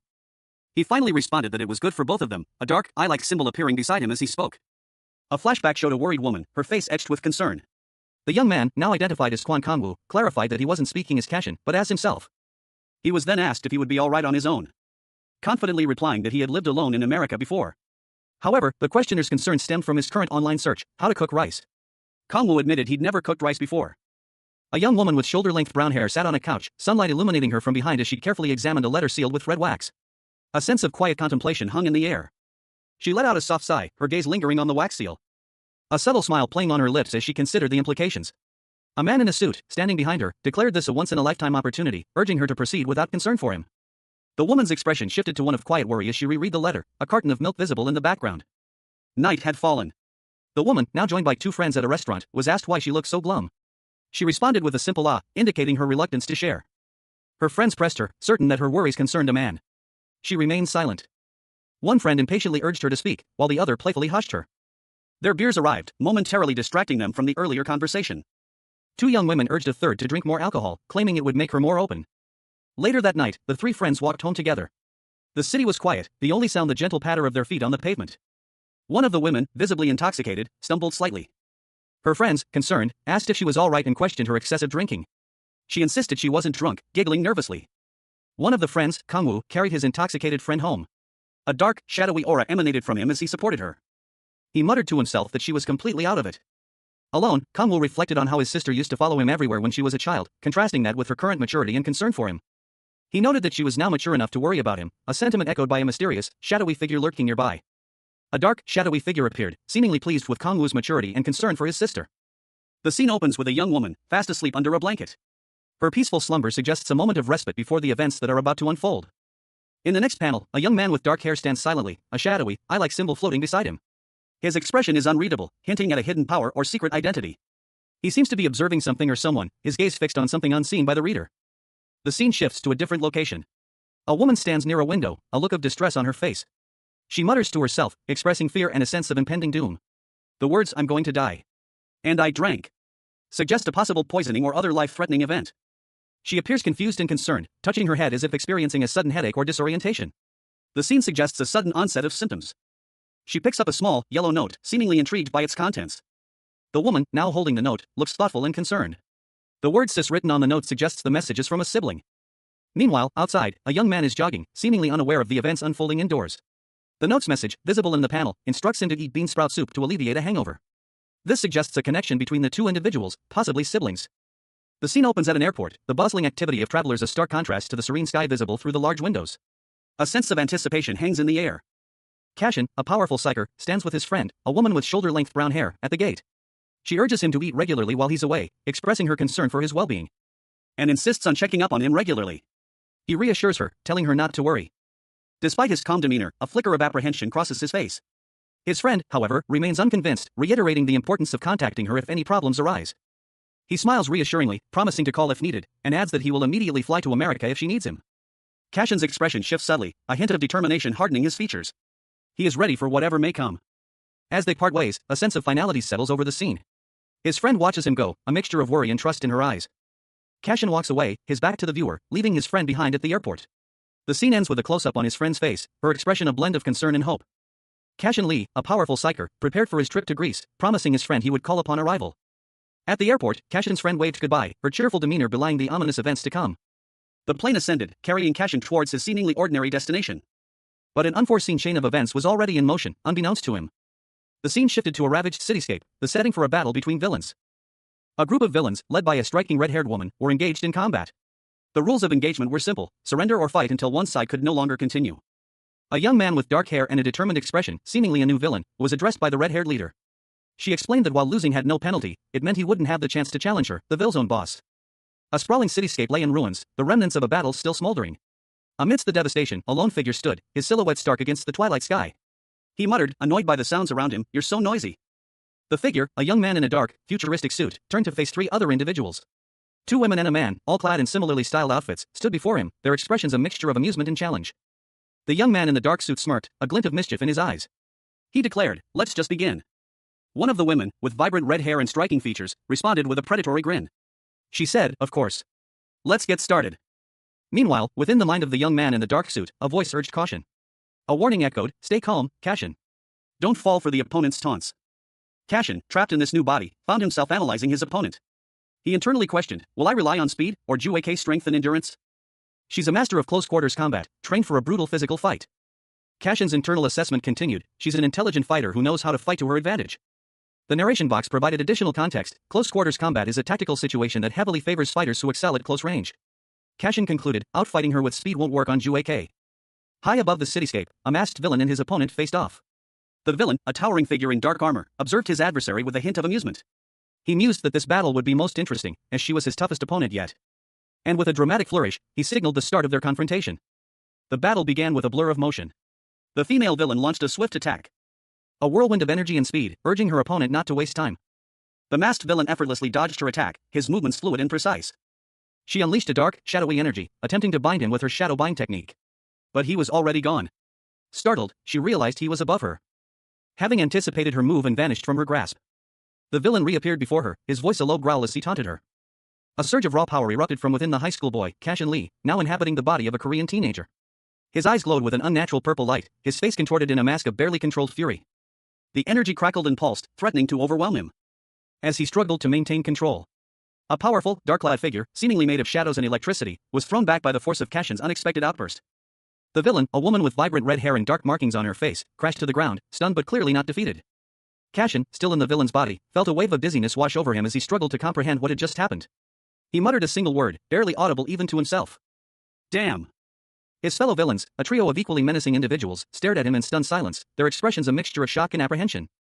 Cashin Lee, a powerful psyker known for his unwavering sense of justice, found himself in an impossible situation. He was no longer in his own body, but inhabiting that of a Korean high school student, a villain. A young woman with vibrant red hair and striking tattoos lay sprawled on the ground, groaning in pain. Her body was battered and bruised, a testament to a recent, brutal fight. Nearby, a young man with dark hair and a determined expression watched the scene unfold. He muttered to himself, incredulous at what he had just witnessed. The narration box revealed a shocking truth. The young man had just defeated Jueke, a formidable opponent known for his exceptional endurance in the Ville Zone. The young man's face was a mask of disbelief. He couldn't believe he had managed to knock out such a powerful opponent with a single blow. He commanded whoever else was present to stop wasting his time and show themselves. A sense of unease washed over the onlookers as they wondered about the true nature of this mysterious young man's power. He issued a defiant challenge, inviting anyone who dared to face him to step forward. 2 more figures emerged from the shadows, alerted by the commotion. One of them informed his companion that the young man was calling them out. A crimson energy bolt shot across the sky, leaving a blazing trail in its wake. The impact shaking the very ground beneath the feet of a young man with dark hair and piercing eyes. He stood defiantly, a dark energy swirling around his hand, the remnants of a recent battle evident in the destruction around him. With a swift, decisive movement, he plunged the energy bolt into the earth, the force of the impact creating a massive crater. His gaze hardened, a cold determination settling over his features. The young man's eyes, one a striking blue, the other a fiery amber, reflected the intensity of his power. A voice boomed from above, "Don't get cocky after beating just one person." The camera panned to reveal a figure perched high above, a skilled archer with silver hair and a red blindfold, poised and ready for battle. He was identified as Ville Zone's greatest hunter. Another voice, this one colder and more menacing, declared, "This red eye will be your opponent." A long, dimly lit corridor stretched into the darkness. The air hung heavy with the scent of damp concrete and decay. Someone scoffed, dismissing a suggestion with the words, "There's no chance of that happening." A figure sat in a worn office chair, their silhouette stark against the muted light. They spoke calmly, assuring someone else, "There is no need to worry about the case with blood." The same figure, now identified as a man with blonde hair, dismissively stated, "I didn't expect much from the bastard anyway." The conversation shifted. The blonde man was asked about the state of the Gadam district's Ville Zone. He responded with a grim prediction, "The Gadam district Ville Zone will soon collapse." A close-up revealed a sinister smile, a cruel smirk playing on the lips of the blonde man. His eyes gleamed with malicious intent. He leaned back in his chair, a self-assured confidence radiating from him. He declared, "I will make sure of that no matter what." The camera angle shifted, focusing on the blonde man's legs, crossed comfortably as he sat in his chair. His posture spoke volumes about his power and control. A sudden burst of energy erupted from an unseen source, a vibrant flash of light against the night sky. The scene opens on a devastated cityscape, the aftermath of a fierce battle. Buildings lie in ruins, smoke billows into the air, and the ground is littered with debris. A volley of crimson arrows streaks across the sky, each leaving a fiery trail in its wake, homing in on their target with deadly precision. A young man, clad in a dark, futuristic suit, leaps through the air, narrowly dodging the incoming projectiles. He realizes with a jolt that these are no ordinary arrows, they're homing missiles, guided by an electronic device. He dives to avoid another barrage, a near miss sending a shockwave through the ground. He retaliates with a burst of energy, shattering the ground around him as he propels himself forward. The young man unleashes a powerful attack, finally catching his pursuers off guard. Finally caught you, he declares. Cashin, now inhabiting the body of a Korean high school boy, felt a surge of power course through his veins. His eyes, usually filled with kindness, now burned with a cold intensity, reflecting the villainous nature of his new form. He unleashed a dark energy, a stark contrast to the light he once wielded. With a grim determination, he declared, "With this, the hunt is over." His opponent, a figure cloaked in shadow, stumbled back, as Cashin prepared for a devastating counterattack. The words rapid fire appeared above him as he drew back his bow, ready to unleash a barrage of energy. A volley of crimson energy projectiles erupted from the bow, each one imbued with destructive power, hurtling towards his target. The impact was catastrophic. Buildings crumbled, and the ground trembled under the force of the attack, leaving a trail of destruction in its wake. His opponent, weakened and battered, collapsed to the ground, defeated. A villain, clad in dark attire and a red-eye patch, stood poised with a bow and arrow, his expression one of slight disappointment. He muttered to himself, underwhelmed by the recent events. Suddenly, a surge of dark, electric blue energy erupted from the villain, his form momentarily obscured by the intense power. The energy intensified, radiating outward in a chaotic display of power. The villain recoiled, his eyes wide with surprise as he struggled to comprehend the unexpected power surge. From the depths of the energy, a figure emerged, their eyes glowing with an eerie blue light. This was no ordinary villain, this was a psyker, Cashin Lee, inhabiting the body of a high school boy. The psyker, now in control, unleashed a torrent of blue energy, striking the villain with surprising force. He taunted the villain, "You're the one being hunted." The villain, clearly outmatched, surrendered. He exclaimed, "What?" The incompatibility of their powers was far greater than he had anticipated. A voice confidently asserted that a ranged dealer would be unable to win once caught. The young man with dark hair and a striking facial marking scoffed, incredulous that his opponent would surrender so easily over such a trivial matter. He internally raged, calling the other a bastard. The older man with silver hair, seemingly unfazed, explained that he had never intended to be the young man's opponent, but that he had been asked for a favor by someone called Screwdriver. A drone, marked with a large D, was shown hovering in the air. The silver-haired man was questioned about Screwdriver's request. He explained that Screwdriver wished to avoid anyone getting seriously injured during a test. The silver-haired man offered a small, rectangular box labeled DSP to the young man. The young man questioned what it was, and the older man revealed it to be a desire suppression patch, DSP, a device all villains in the Gadam District Villzone possessed. A man with gray hair partially concealed by a red headband explained that a certain device was effective if stuck under one's ear, its skin-colored design making it inconspicuous.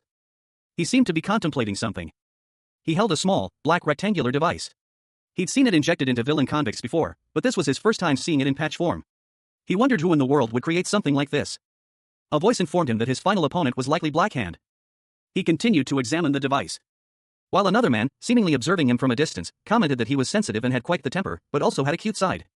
The observer warned him not to be too rough on the other man. The man with the device looked confused, questioning how this was possible. The dark-skinned figure's face was partially visible, his expression intense. The panel shows a young man with dark hair and a serious expression. His gaze is downcast, and a hint of weariness hangs in the air. He seems to be contemplating something. Above, 3 figures are shown, engaged in what appears to be a post-battle assessment. One of them comments that the archer is at a disadvantage in one-on-one combat, but another counters that it's not just a matter of compatibility. The second speaker continues, suggesting that if the archer possessed sufficient destructive power, he could have one-hit KO'd his opponent. A third individual scoffs, dismissing the previous assessment as mere luck. He questions the validity of that conclusion. One of the speakers dismisses the previous discussion, stating that regardless, it's difficult to fight one-on-one, but what about 3-on-1? Another character expresses disbelief at the suggestion of ganging up on a single opponent, questioning the morality of such a tactic. Cashin Lee, a powerful psyker, found himself inexplicably inhabiting the body of a Korean high school student. He was surrounded by 3 figures, 2 young men with striking, unconventional appearances, and a third whose face was obscured by a mask and bandages. A red-haired woman with fierce eyes and tribal markings approached, carrying a large wooden barrel. She stated that even lions hunt in packs when taking down a buffalo, implying a need for teamwork. Cashin, still adjusting to his new reality and the shocking revelation of his current predicament, could only express his disbelief. One of the young men protested against being grouped with Cashin, claiming he had been easily defeated in a single blow. Cashin retorted, defiantly claiming he was not a lion hunting in a pack, but a lone Siberian tiger. He pointed out that the other young man had also been defeated with a single strike, prompting a furious outburst from the young man. The red-haired woman interrupted, stating that this was merely a test in name only. 3 figures, each exuding a distinct aura of menace, stood before a fourth individual whose fiery red hair was the only visible feature. The central figure, a muscular man with dark skin and tribal markings, wielded a massive warhammer. Flanking him were 2 more, one with vibrant blue hair and the other cloaked in shadow, their faces partially obscured.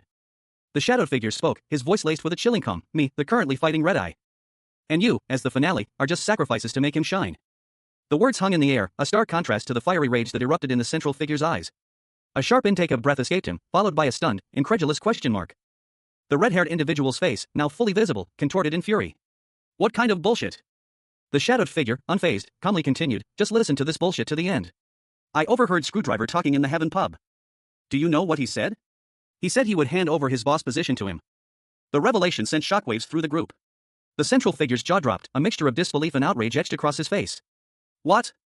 The red-haired individual exploded. That's bullshit. Yu Chihao is there as well, so ask him if you don't believe me. Cashin Lee, a powerful psyker, found himself staring at his reflection in a high-tech visor. His usual calm demeanor was replaced by shock and disbelief as he muttered, that's impossible. He was no longer in his own body.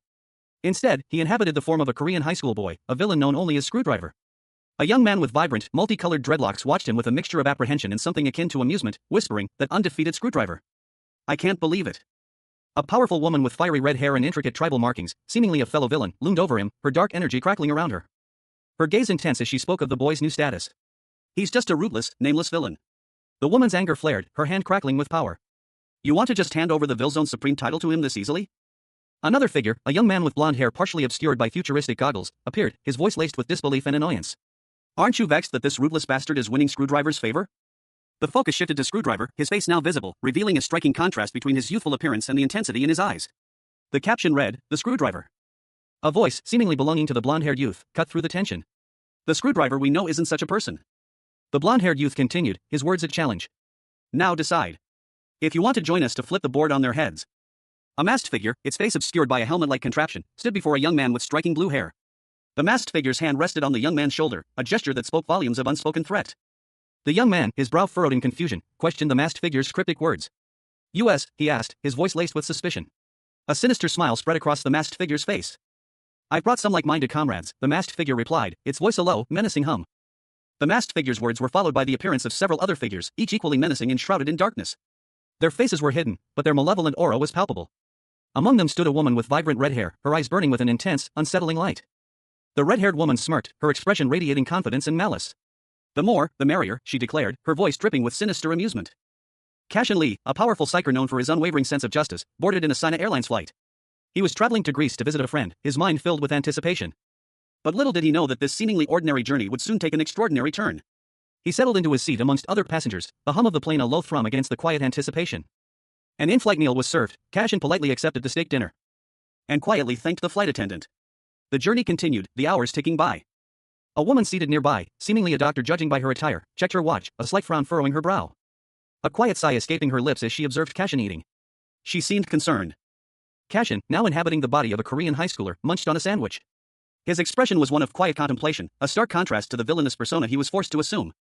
A young man with blonde hair tied in a topknot and a red eye patch approached, offering the sandwich. He stated that it was for Cashin's good health. Cashin received the sandwich with a silent nod, his thoughts hidden behind an impassive facade. But internally, he registered the gesture as suspicious. A dark, shadowy figure emerged from within him, reflecting his inner turmoil. He muttered to himself that this was disgusting, someone giving him their shit. His suspicion grew. He wondered if the blonde young man had ulterior motives.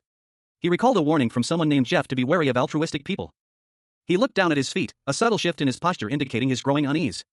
Then, he encountered another individual, a young man with dreadlocks, who he recognized as Blackhand. The dreadlocked man was also holding a sandwich. Blackhand revealed that Cashin was his next opponent. Cashin, shocked, demanded to know what Blackhand had done to someone called Screwdriver. Blackhand responded with a dismissive, "What the hell are you talking about?" Cashin Lee, a powerful psyker, found himself in an impossible situation. He stood in a dark alley, confronting a shadowy figure. His friend's life hung in the balance, and a desperate question echoed in his mind. What had happened to Screwdriver? The shadowy figure, a villain known only as Screwdriver, was injured, and Cashin's concern turned to alarm as he sensed a surge of dark energy emanating from the villain. A power far beyond anything he'd encountered before. He braced himself, preparing for a confrontation. Cashin unleashed a wave of psychic energy, a blinding flash of light and power that tore through the darkness. But Screwdriver, fueled by a malevolent force, met his attack head-on, their powers clashing in a violent explosion of energy. The force of the impact sending Cashin reeling. He felt a searing pain as the sharp object pierced his side. A cold dread washing over him as he realized the extent of his injuries. His vision blurred. And then, darkness. Cashin awoke to find himself in the body of a Korean high school boy, a newly minted villain. He was shocked, confused, and utterly unprepared for the events that were about to unfold. A counterattack in this situation? Amazing. A masked figure, seemingly a villain, scurried across a rooftop, pursued by a powerful force. The pursuer's foot, enormous in comparison to the fleeing villain, came down with a resounding thud. A sinister smile playing on the lips of the pursuer, who was revealed to be a young man with dark hair. He let out a low chuckle, ha dash. The young man stood defiantly before three other villains. One of them sneered, compensating for your lack of skill with numbers? His eyes narrowed, a surge of power evident in his gaze. And with a sudden burst of energy, he launched a wooden barrel at his opponents. The barrel hurtling through the air with incredible speed, smashing into one of the villains with devastating force. The impact sent shockwaves rippling outwards. As the young man followed up with a powerful kick, a flicker of something akin to determination hardened his gaze. Cashin, now inhabiting the body of a Korean high school boy, faced his opponent. A powerful aura crackled between them, the tension palpable. His opponent, a red-haired villain, sneered, questioning if 3 abilities were insufficient. The villain's eyes blazed with malevolent energy, a predatory grin spreading across his face as he prepared to strike. Cashin, despite his new body, reacted instinctively, his years of training kicking in. He unleashed a powerful counterattack, a blur of motion, leaving his opponent reeling. Later, on a rooftop overlooking the city, 2 figures watched the scene unfold from afar. One, a young man with fiery red hair, spoke quietly. His companion, a woman in a stylish black outfit and mask, expressed concern for Cashin, referring to him by his alias, Black Duck. The woman repeated the alias, Black Duck, in a questioning tone, her curiosity piqued. A young man with spiky brown hair, clad in a vibrant purple and orange suit, reclined comfortably in a chair, a drink in hand. He was clearly annoyed, muttering to himself about the incessant noise of someone nearby. His thoughts turning to the fact that this noisy individual didn't even have a villain name. The implication hung heavy in the air, this was a serious oversight for someone of his apparent power. Another villain, a woman with dark hair and striking makeup, leaned in, her expression a mixture of amusement and avarice. She suggested that the young man give her all his attention, promising a millionfold return. A conversation that was abruptly interrupted by the arrival of a third villain. The woman, still focused on the young man, wondered aloud what a good name for him might be. The newcomer, a burly man with red eyes, immediately recognized the pair and commented on their closeness, referring to them as lovebirds. The woman villain dismissed the newcomer's observation, focusing instead on the work they had just completed. The newcomer, however, seemed more interested in the young man, referring to him dismissively as Duck. The young man, clearly irritated, retorted with a sharp rebuke. Another villain, present but previously unnoticed, questioned the identity of the newcomer, setting the stage for a potential confrontation. The young man's visor activated, revealing a technological interface. The scene ends with a sense of impending conflict. 3 figures stood silhouetted against the night sky, a woman in a wide-brimmed hat and a plague doctor's mask, a man with a blindfold and a bow, and another with vibrant orange hair. The woman's gaze was fixed on the blindfolded man, a question hanging in the air. A beat of silence stretched between them. Then, a close-up on a pair of futuristic goggles, reflecting a complex digital interface. The wearer's expression was unreadable. A sudden burst of light and speed, a city skyline warping and twisting as if viewed through a digital lens. A young man's hands held a smartphone, displaying a text message exchange. The screen read, "Where's everyone? Can't see M." The reply, "Eh? No one?" A young woman with vibrant pink hair stared intently at her phone, a look of concern etched on her face. She looked up, her expression shifting to one of alarm as she glanced at the city around her. A sense of impending danger filling the air. Cashin Lee, a powerful psyker, found himself in the midst of a blinding, chaotic energy surge. The world dissolved into a vortex of blue and purple, his body racked with an unfamiliar power, leaving him gasping for breath as he landed heavily on the ground. He was in a new body, young, Korean, and filled with a raw, untamed energy. His eyes, once filled with compassion, now burned with a cold fury. He was no longer Cashin. He was a villain. A sneering figure, wielding a glowing hammer, appeared before him. "Have a taste of this, too," he jeered, launching a lightning-charged attack. A wave of raw power that slammed into the young Korean's body. But instead of flinching, he met the attack head-on. A surge of dark energy erupting from within him, forming a crystalline blade in his hand, which he used to deflect the hammer blow with surprising skill and strength. The villain was taken aback by this unexpected display of power. The young Korean, now fully embracing his new identity, countered with a vicious attack. A surge of dark energy overwhelming his opponent. "This bastard," the villain roared, his body consumed by the force of the attack. Cashin, now inhabiting the body of a Korean high schooler, unleashes a surge of raw power, his eyes blazing with a newfound intensity. A destructive force emanating from his very being as he roars a chilling command, "Die!" His opponent, a figure cloaked in darkness, barely manages to brace against the onslaught. But the sheer force of the attack sends them reeling, their dark energy struggling to contain the impact. Cashin, however, is not done. He channels his psyker abilities, a crystalline blue energy forming in his hand, preparing to unleash a devastating counterattack. The clash of powers is intense, a blinding display of light and energy as the two forces collide. The dark energy struggling to withstand the sheer force of Cashin's psyker abilities. Cashin's eyes glow with an unearthly light, his face a mask of grim determination as he prepares for the final blow. Cashin, now inhabiting the body of a Korean high school boy, stood poised, a surge of dark energy crackling around him. His new form, clad in a dark, almost sinister outfit, was a stark contrast to his previous self. He felt the power coursing through him, a raw, untamed energy that both thrilled and terrified him. A power he barely understood, yet instinctively knew how to wield. The energy built, a storm brewing within him. And with a guttural roar, he launched himself forward. His opponent, a young man with vibrant blue hair, sneered, calling him a bastard as Cashin hurtled towards him. But Cashin was faster, his fist connecting with a blinding flash of energy that sent the blue-haired youth reeling. A brutal display of power leaving the youth momentarily stunned. Cashin, however, didn't hesitate. Immediately following up with a swift, precise strike that sent a shockwave through his opponent, sending him flying backwards. The force of the blow was immense. And Cashin, still in control of his new, villainous powers, prepared for the next attack. A new opponent, a woman with fiery red hair, appeared, her eyes narrowed in anger. Cashin Lee, a powerful psyker, found himself trapped in the body of a Korean high schooler, a villain. A villain with burgeoning, volatile powers. He unleashed a raw surge of energy. A destructive force that sent his opponent reeling, leaving him defeated and broken on the ground. The aftermath hung heavy in the air, a tense silence punctuated only by the boy's ragged breath. Standing amidst the wreckage, the boy, now fully inhabiting his villainous persona, surveyed the scene. His opponent, groaning in pain, muttered a curse under his breath. A surge of dark energy crackled around the boy, a stark contrast to the righteous power Cashin once wielded. A gasp escaped someone's lips, the words, "He's too strong," hung heavy in the air, a testament to the overwhelming power on display. Cashin Lee, a powerful psyker, found himself in a dire situation. He had been overpowered by a seemingly insignificant opponent, a villain known only as Hammer Boy. The sheer disbelief etched itself onto Cashin's face as he lay defeated, his thoughts a whirlwind of confusion and frustration. A harsh curse escaping his lips as the reality of his predicament sunk in. He was alive, but utterly defeated. Hammer Boy, surprised by Cashin's resilience, stared at his opponent in disbelief. The sheer power emanating from Cashin's body was unsettling, a stark contrast to his earlier defeat. His eyes narrowed, a flicker of unease crossing his features as he assessed the situation. Hammer Boy, a C-rank villain with the Yor attribute, smirked, revealing a hint of amusement. He underestimated his opponent, but this only made the challenge more exciting. A confident glint in his eyes as he prepared for the next round. Meanwhile, Pointer, a B-rank villain with the flame attribute, watched the fight with interest. He saw an opportunity, a strong opponent would make for a more thrilling hunt. His gaze shifting to Cashin as he considered his next move. More villains were approaching, drawn by the commotion. A fly buzzed past, its tiny wings a blur against the stark white background. The sound, though insignificant, registered in the young man's mind, irritating him. His face contorted in a snarl, his eyes blazing with barely contained rage. "This F *****, he hissed, the words a venomous whisper. A surge of power pulsed within him, a cold blue light emanating from his eyes, a stark contrast to the fiery rage in his heart. He moved with unnatural speed, his foot striking the ground with a sharp thud. The impact sent a tremor through the air. As he confronted a figure clad in crimson and gold, a spear held aloft. The air crackled with anticipation. The crimson-clad figure declared, "He's mine." His voice was a low growl, filled with possessive menace. And launched himself forward, a blur of motion. Suddenly, another figure appeared, a dark silhouette against the vibrant blue energy field. "The Guardian of Order, Iron Mask," a voice boomed. Iron Mask, a B+ rank class striker, was here. The scene was set for a confrontation. A masked figure, clad in dark armor, stood poised, a powerful aura emanating from them. Their eyes glowed with an intense, almost supernatural light. A declaration of purpose resonated from the figure, "I will execute justice." The masked figure launched a powerful attack, a surge of energy propelling them forward. The impact of the attack was devastating, shattering the surrounding environment, leaving behind a trail of destruction and a figure with dark markings under their eyes, a look of grim determination on their face. A look of confusion and disbelief crossed the figure's face as they muttered, "What the?" More debris rained down as the aftermath of the attack continued to unfold.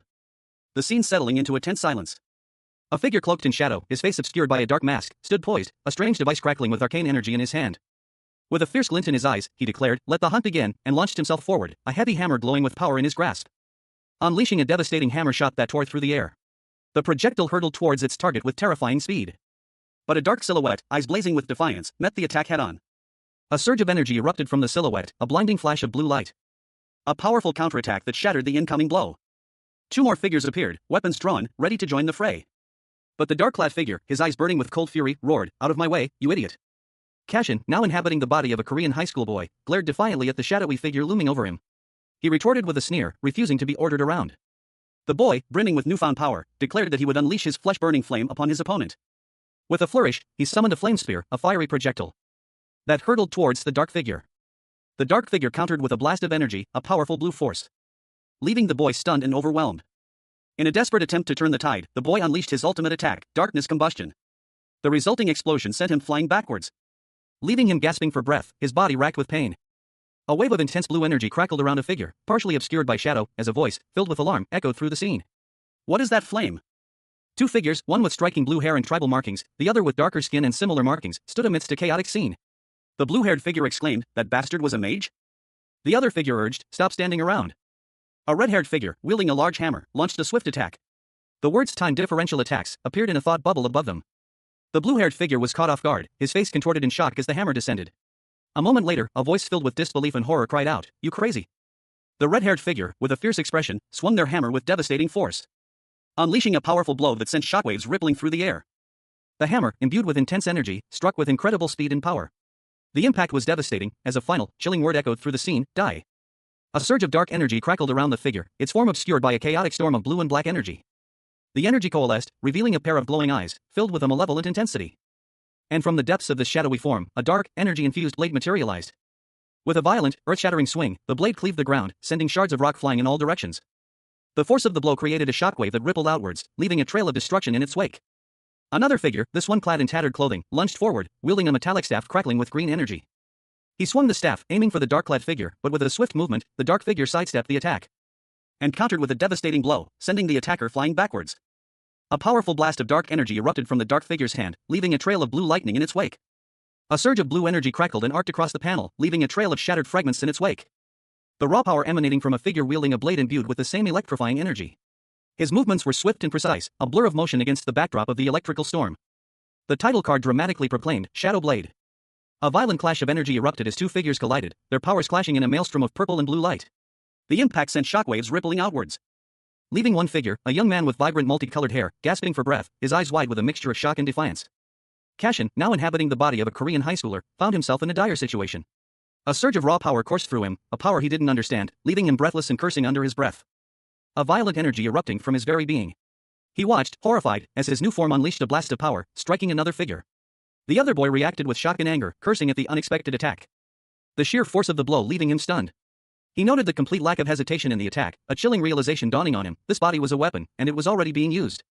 A terrifying thought taking root. A cold sweat beaded on his brow as he wondered if this was the extent of his new reality, a vessel for violence, controlled by forces beyond his comprehension. The image of the villainous form he now inhabited filled his mind. His eyes, glowing with an unnatural light, reflected the darkness that had consumed him. A stark contrast to the justice he once championed. He saw figures fleeing in the distance, their fear palpable. Were they after him? Was he being hunted? Suddenly, tendrils of dark energy snaked out, ensnaring him, pulling him into a confrontation. A voice boomed, declaring victory, leaving Cashin trapped and utterly bewildered. He was caught, but by whom? A sinister chuckle echoed through the desolate landscape. The villain, Binder, watched with malevolent glee as her plan unfolded, her purple eyes gleaming with dark energy. The information box confirmed her identity, Binder, a Class B villain, specializing in darkness attribute support. Meanwhile, Cashin Lee, now trapped in the body of a Korean high school boy, found himself ensnared by purple, energy-infused threads, his movements restricted. Binder's cruel smile widened. She explained that her power didn't just bind his body, it also trapped his desires and attachments, twisting them against him. Cashin, struggling against the strange, alienating sensation of his new body, felt a wave of despair wash over him. He couldn't muster any strength. Binder's final words hung in the air, he would be restrained by inescapable despair and experience hell. Suddenly, a new presence appeared, interrupting the villain's gloating. A red-haired woman, wielding a spear, launched a swift attack against the bound Cashin. A surge of dark energy erupted from the villain, his eyes blazing with malevolent intent. He roared a chilling command, "Kill him!" He lunged forward, a blur of motion, his voice laced with cruel amusement as he threatened to turn his opponent into a kebab. But before the attack could land, a blinding flash of light erupted from the villain's opponent. A powerful hand, clad in shimmering, sapphire blue armor, gripped a weapon of immense power. The weapon, a magnificent sword, glowed with an ethereal energy as it moved with impossible speed. And in a heartbeat, the villain was ensnared by a web of purple energy, his body convulsing in surprise. The figure wielding the sword laughed, a triumphant sound echoing through the air. He declared his intention to bring peace to the Villzone by defeating this rebel. With a burst of energy, he unleashed a powerful counterattack, the force of the blow sending shockwaves through the air. A final, decisive strike that echoed his vow, execute justice. A young man with vibrant red hair and striking yellow eyes, a cruel smile twisting his lips, unleashed a surge of crimson energy from his clenched fist. The raw power crackled with electricity, a testament to his formidable abilities. He declared, with a chilling confidence, that this was just the beginning of his attack. The red-haired youth's fist connected with his opponent, a dark-haired young man, sending a shockwave of purple energy rippling through the air. The impact was brutal, leaving the dark-haired boy reeling, a pained cough escaping his lips as he stumbled back. His attacker, a sinister grin plastered across his face, prepared for another strike. Another powerful blow landed, the force of the impact depicted by a burst of blue energy. Two more villains appeared, urging their comrade to finish off their helpless opponent. One shouted to trample him, while the other yelled to crush him. The red-haired villain laughed maniacally as he prepared to deliver the final blow, a third villain echoing the call to kill him. The dark-haired boy, battered and bruised, stared defiantly at his attackers, his eyes filled with a mixture of pain and determination. Cashin, a powerful psyker, found himself in a desperate struggle. He braced himself against a brutal attack, the force of the blow sending him sprawling. His attacker, a sneering figure in dark armor, taunted him, calling him small fry. Cashin, now inhabiting the body of a Korean high school boy, struggled to maintain control as he was overwhelmed by the villain's power. A cruel laugh echoed in the darkness. The villain sneered, questioning the extent of Cashin's abilities, calling him a weakling. A sinister smile played on the lips of the high school boy's body, a stark contrast to Cashin's usual demeanor. A chilling realization dawned on Cashin: he was trapped, inhabiting the body of a villain. The villain, now fully in control, mocked Cashin's feeble resistance. His words dripping with contempt. He was merely a vessel, a pawn in a larger game. A single, chilling word: die. A surge of energy crackled through the air as Cashin, the powerful psyker, found himself in a desperate struggle. He was surrounded, his body battered and bruised, his mind reeling from the unexpected turn of events that had landed him in the body of a Korean high school boy. A villain, no less. The world swam before his eyes, a dizzying kaleidoscope of flashing lights and distorted images. He gasped, his breath catching in his throat as the reality of his situation crashed down upon him. He was falling, tumbling through a vortex of chaotic energy, the ground rushing up to meet him. A single, desperate thought pierced through the confusion: I am. The scene shifted. Two figures watched in stunned silence as a powerful energy wave erupted nearby. One, a woman with vibrant red hair and striking features, let out a gasp of disbelief. The other, a young man with a look of utter shock on his face, could only utter a single word: ha. The camera focused on a single, glowing eye, radiating an intense, otherworldly light. The sheer power emanating from it was palpable, hinting at the immense transformation underway. A high-speed chase unfolds through a futuristic cityscape, the buildings scarred and broken. The camera follows a young man with spiky blonde hair, wearing a futuristic visor and a purple and gold outfit, as he is pursued by several other figures. He weaves expertly through the debris-strewn streets, dodging blasts of energy that narrowly miss him. But is eventually cornered, falling to the ground with a thud. A woman with dark hair, wearing a wide-brimmed hat and a peculiar mask, approaches him cautiously. She questions his actions, suggesting he's overthinking the situation. The blonde young man, now identified as Suho, replies that while he wishes things were simpler, he's concerned about the potential for widespread harm. His visor flickers, displaying complex data streams as he contemplates the risks. The woman and another figure, a man with gray hair and a red blindfold, exchange a worried glance. The scene ends with a sense of impending conflict. Cashin Lee, a powerful psyker known for his unwavering sense of justice, found himself in an unexpected predicament. He stood alongside a team of young villains, their expressions a mixture of apprehension and excitement as they surveyed the scene before them. A sense of unease washed over Cashin, something felt profoundly wrong. The city skyline before them was a horrifying testament to their destructive power. Towering buildings were shattered, leaving gaping holes in the urban landscape. A wave of guilt washed over Cashin as he realized the extent of the damage. A grim realization settled upon him: something had gone terribly wrong. He was trapped, not only in this nightmarish reality but also in the body of a Korean high school student who had recently embraced villainy. Suddenly, a surge of raw power erupted from within him, causing him to stumble back in surprise. His new companions reacted with a mixture of fear and excitement. "What the hell?" one of them shouted. The raw energy coursed through his veins, threatening to overwhelm him. His vision blurred, and he felt a terrifying sense of power he had never experienced before. His eyes glowed with an eerie, otherworldly light, a stark contrast to his previous calm demeanor. He was no longer Cashin Lee, the righteous psyker, he was something else. A female villain, her face etched with concern, gasped, "The binding is being undone." Another villain, her fiery red hair ablaze with energy, urged him on, "Don't get cold feet." The transformation was complete. Cashin, trapped in the body of a villain, was now faced with a choice: succumb to the darkness or fight to reclaim his soul. A group of figures, their faces obscured by shadow, plotted their next move. Their plan was simple, brutal: to completely overwhelm their target.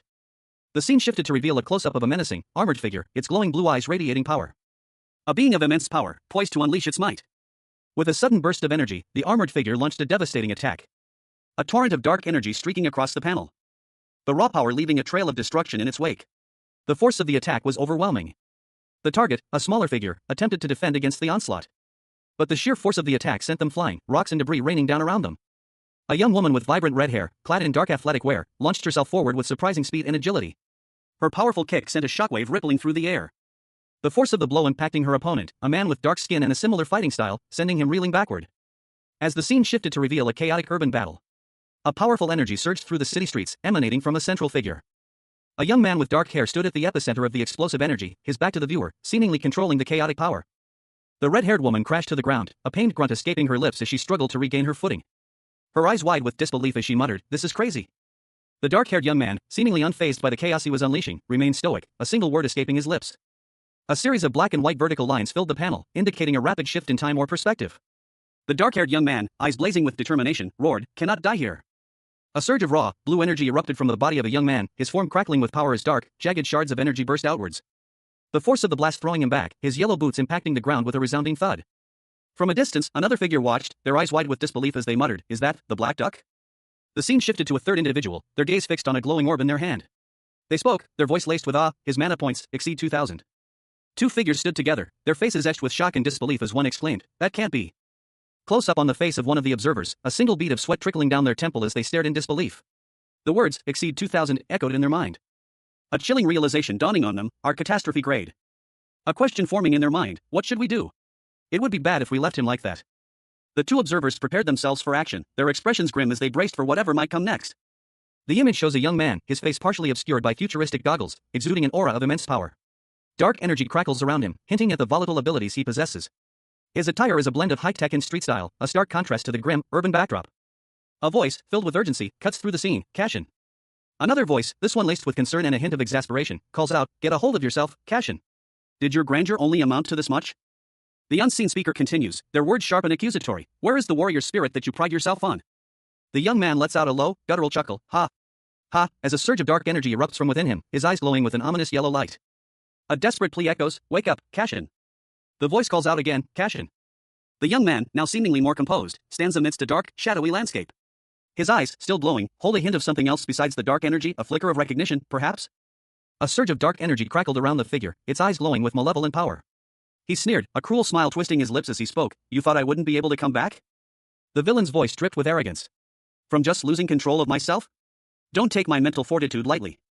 He clenched his fists, the dark energy intensifying. A sinister aura emanated from him, a palpable sense of menace filling the air. A silent, watchful presence observed him from the shadows. Its single, malevolent eye gleaming.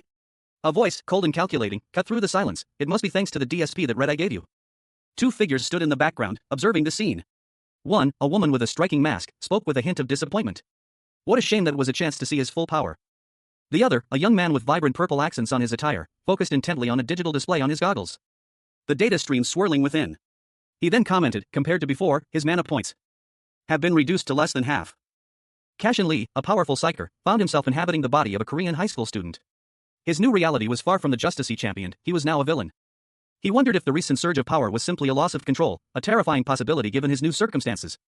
A question punctuated by a concerned voice asking if he was alright. He replied that he felt a little dizzy. A bead of sweat trickled down his temple as he struggled to regain his composure. The scene shifted to reveal several opponents lying defeated on the ground. He addressed them, his voice laced with a chilling indifference, asking if they wished to continue the fight. One of the fallen foes, a powerfully built man with fiery red hair, glared up at him with unconcealed fury. But the others quickly surrendered, their fear palpable. One of the defeated opponents questioned his authority to demand surrender. The high schooler, now fully embracing his villainous persona, retorted that they should surrender if they had cold feet. A young woman with vibrant red hair, her face contorted in a furious grimace, muttered through gritted teeth, I still. Her opponent, a dark-haired young man with striking features, launched a swift, powerful attack. A sharp command cutting through the air, give it a rest. The force of the blow sent a shockwave through the air, a visible ripple emanating from the point of impact, leaving the young woman reeling from the unexpected power. Her frustration boiled over as she retorted, I'm already embarrassed from ganging up on him, and now you won't even admit defeat? His eyes narrowed, a cold glint in them as he countered, are you planning to throw away whatever pride you have left? The woman's face twisted in a snarl, her anger escalating. You bastard. He calmly suggested, if you want to keep fighting so bad, why don't you plead with the boss? The panel shows the young man standing defiantly before a group of other villains. A powerful energy crackled in the air as the villain, his eyes blazing with malevolent intent, uttered a single word, screwdriver. He stood amidst his fellow villains, a formidable group poised for action. Their leader, a young man with vibrant purple goggles and a striking purple and gold outfit, commanded attention. Elsewhere, a figure's foot landed heavily on the ground, the impact echoing in the desolate urban landscape. A dark aura swirling around them. The figure, a young man with dark hair, stood before the leader of the villains, his face grim. It's your victory, he stated, his voice devoid of emotion. The villain leader, a smirk playing on his lips, offered congratulations. Congratulations for passing the test. The young man with dark hair, his eyes narrowed, remained impassive, his gaze intense. Later, the villain leader addressed the dark-haired youth again, his tone shifting. Were you satisfied? The dark-haired youth's lips curled into a subtle, chilling smile. Cashin, the powerful psyker, found himself in a precarious situation. He had traveled to Greece to visit a friend, but now, exhausted from the unexpected turn of events, he sought a moment of rest. He thought to himself, I can take a nap here. He leaned against a figure, a young man with vibrant pink goggles and yellow headphones, who seemed unfazed by Cashin's presence. The scene suggested a comfortable familiarity between them, a silent understanding in their shared moment of respite. But the tranquility was shattered.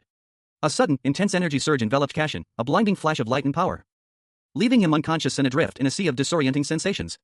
He awoke to find himself in the body of a Korean high school boy, a stark contrast to his previous life as a powerful psyker. A wave of confusion washed over him as he lay there, eyes closed, his mind reeling from the sudden and drastic change. The chapter begins at Philadelphia International Airport, a bustling hub of activity. A plane is visible in the sky, soaring above the airport's control tower. The American flag hangs proudly, a symbol of the nation's might, swaying gently in the breeze. Meanwhile, a smartphone displays a lively text conversation. One message reads, I'm here. Another asks, you asleep? The owner of the phone, seemingly anticipating a response from someone named Kongwoo, muses that it's likely around the time he's asleep. At the airport's arrival area, a woman with shoulder-length brown hair is seen on her phone, seemingly waiting for someone. A man holds a sign reading, "Welcome, Kwan Yuri." She looks up, a slight expression of surprise on her face as she notices something. The man with the sign, a blond man with a neatly trimmed beard, beams a welcoming smile. Cashin Lee, a powerful psyker, found himself in an unexpected situation. He had traveled to Greece to visit a friend, but a series of events led him to inhabit the body of a Korean high school student. This wasn't just any student, he was a villain.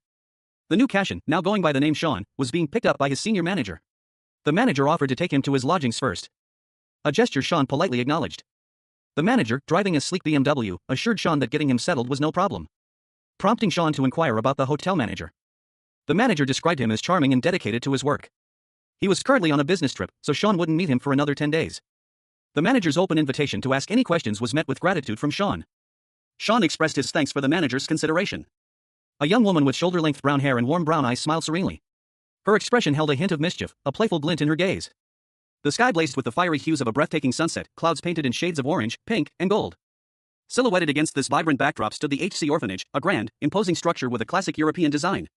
The building seemed to exude an air of quiet dignity. Inside, a young man with blonde hair and striking blue eyes sat pensively. He declared his intention to become a psyker, like his friend Jeff. Jeff, however, questioned his friend's sudden change of heart, reminding him of his previous aspirations to become a villain. The young blonde man, now identified as Cashin, responded defensively, claiming his earlier statement was made out of ignorance. The final panel shows a close-up of a cluster of daisies, the image fading into a question mark, leaving the reader with a sense of uncertainty regarding Cashin's future. The scene opens with a young man, his face alight with a mischievous grin, responding to a question. "Why do you want to become a psyker?" someone had asked. He chuckled, a hint of arrogance in his tone. His response was sharp and dismissive, "Since you're always fighting on the side of justice." Cashin, the powerful psyker, bristled at the implication. "Hey! Are you making fun of me?" he retorted. The other man, his face partially obscured, leaned closer, his voice low and serious. "Listen carefully, Cashin." Cashin, confused, tilted his head. "Why? Don't psychers beat up the bad villains?" A thoughtful expression crossed his face as he considered this new information. He wondered. Then, who's on the side of justice? Villains? The other man smiled knowingly. Whom? A person who fights for righteousness. A voice, calm yet firm, echoed in the young man's mind. Don't mindlessly believe in everything that you think is obvious. Things that you believe to be righteous may be different from truly righteous things. Become someone who does truly righteous things. The sun dipped below the horizon, painting the sky in hues of orange and purple. A young man with dark hair sat beside a taller, blond man on a rooftop, the gentle breeze carrying fallen leaves around them. The blond man rested a hand on the younger man's head, a serene smile on his face. Suddenly, a powerful force erupted, a dark energy tearing through the air. A desperate shout of Cashin echoed as the blond man was thrown back. The young man's eyes widened, a look of shock and confusion crossing his face. He found himself in a strange, unfamiliar room, the ceiling far above him. The scene was blurry, his vision still adjusting to the sudden shift. The scene opens on a cluttered storage room. A coil of wire sits on the floor next to a hammer, screwdriver, and wrench. The overall impression is one of disarray and neglect. Cashin Lee, now inhabiting the body of a Korean high school boy, awakens in a state of confusion. His thoughts are a jumble of disorientation as he struggles to understand his surroundings. Where am I? He wonders, his voice a mere whisper. He sits up, his head in his hands, a dark, swirling mass of energy floating nearby. A voice, seemingly emanating from the darkness, speaks to him. You finally woke up. Cashin, still disoriented, questions the entity. Were you the one who called me? He asks, his voice laced with suspicion and uncertainty. A close-up on Cashin's face reveals a look of shock and awe. His eyes widen as he takes in his new reality. Whoa! His vision clears, revealing a second figure, a boy with brown hair and goggles, standing nearby. The boy comments, I thought you were sleeping, but looks like you woke up. The boy with goggles smiles, his expression both playful and slightly mischievous. He seems unconcerned by the strange energy swirling around Cashin. Cashin stares back, his expression unreadable. He holds a dark, swirling orb of energy in his hand, his new abilities manifesting themselves. The Lampus Corporation's Republic of Korea branch loomed large against the cityscape, a testament to its power and influence. Inside, Cashin Lee, now inhabiting the body of a Korean high schooler, walked down a sterile corridor. His new reality was starkly different from his past life as a powerful psyker. A sudden surge of power coursed through him, a familiar yet alien energy, the power of a villain. He was greeted by a classmate, Sunbae, who offered congratulations on his early discharge from the hospital. Sunbae's words hinted at a level of experience and maturity beyond Cashin's current youthful form. Cashin found himself in a room with another individual, seemingly defeated and disarmed. Two swords lay discarded on the floor. With a flick of his wrist, he effortlessly deactivated a security system, leaving the defeated figure vulnerable. He stood over his opponent, his expression unreadable. Another individual, seemingly a subordinate, approached, kneeling before him in submission. The subordinate addressed him as boss. The weight of his new identity settled upon Cashin. A young man with vibrant purple hair and sunglasses, clad in a yellow jacket, held a large sword. His internal monologue echoed, "My sword." He examined the weapon closely, his expression a mixture of concern and confusion. A troubled frown etched on his face as he muttered, "I can't hear the sword cry of the North Dipper 4 Tiger sword." A second young man, this one with short, reddish-brown hair, appeared, his expression one of disbelief. He questioned, "What are you talking about?" The first young man, still holding the sword, shook his head, his voice laced with worry. He explained, "It's like it's lost its soul, its life force is gone." The red-haired young man's eyes widened in realization. He muttered, "This must be." His suspicions solidified as the purple-haired young man exclaimed, "Blood. I'm sure he must have done something. It's definitely his doing." The red-haired young man's face hardened with anger. A furious outburst escaped his lips, "Arg. I won't forgive that fur." His gaze remained fixed, a storm brewing within his eyes. The Heaven pub sign shone brightly against the cityscape. It was, according to an unseen narrator, the best restaurant in the Ville Zone. Inside, two young men celebrated. One, with dark hair, listened as his companion, a brightly dressed youth with goggles, announced that the meal was on him, to mark the other's success on a recent test. A question arose regarding the choice of location. The dark-haired youth wondered aloud if this was their only option. His companion, however, explained that the choice was deliberate, it was intended to boost the sales of his friend, Chaiha. He added that this was also a form of self-punishment for those involved in a previous incident during the test. He seemed quite pleased with this arrangement. The dark-haired youth, however, seemed unconvinced. Suddenly, a powerful energy erupted from the brightly dressed youth, revealing two shadowy figures lurking nearby. The dark-haired youth watched calmly as the figures were repelled by the sudden outburst of energy. A moment of quiet contemplation followed. His gaze lingered on the food, a subtle shift in his expression hinting at a complex internal conflict. Cashin, in the body of a Korean high schooler, found himself in a lavish bar. He eyed the opulent surroundings, a question forming in his mind, was this place always so generous with its service? A sharply dressed man with pink hair approached, gesturing towards a steak on a plate. He explained that this was a celebratory meal, commemorating Cashin's recent promotion to the position of Villezone boss in the Gadam district. Cashin, still bewildered by the sudden turn of events, questioned the man's statement, expressing his confusion at this unexpected announcement. The pink-haired man continued, explaining that Cashin's recent victories, where he single-handedly defeated several high-ranking opponents, had made him the obvious choice for the position. Cashin then brought up his previous fight with the pink-haired man himself, only to be met with a nonchalant forfeit from his opponent. Cashin revealed that he had already refused the position, expressing his dislike for tedious tasks. The pink-haired man, whose name was revealed to be Eris, instructed a waiter to add the steak to Cashin's tab.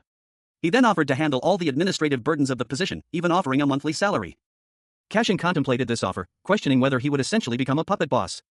But ultimately decided that the arrangement suited him, accepting the position under Eris's management. A young man with vibrant, futuristic goggles and a confident smirk stood before a grand, sunlit window. He was addressed by an unseen voice, proclaiming that the Gadam district's Villezone needed a leader with his strength and charisma. But he knew many opposed this decision. His companion, a man with dark hair and a partially obscured face, voiced his concern that the young man would be seen as an eyesore. Despite the doubts, the companion expressed faith in the young man. The young man, unwavering, declared there was no changing his mind. He was certain this was the right choice. The companion's eyes widened in surprise, a silent question hanging in the air. He then posed a pointed question, who was truly on the side of justice? A flashback sequence began, showing a conversation between the companion and another man. The companion defined justice as fighting for righteousness. But the other man cautioned that what one believes to be righteous may differ from what is truly righteous, urging him to become someone who does truly righteous things.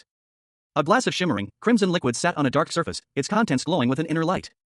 A young woman with vibrant purple and yellow attire, sporting goggles and headphones, addressed someone unseen. She pointed out that they lacked a villain name. She revealed that she had been contemplating a villain name for this individual. And declared it to be Cashin.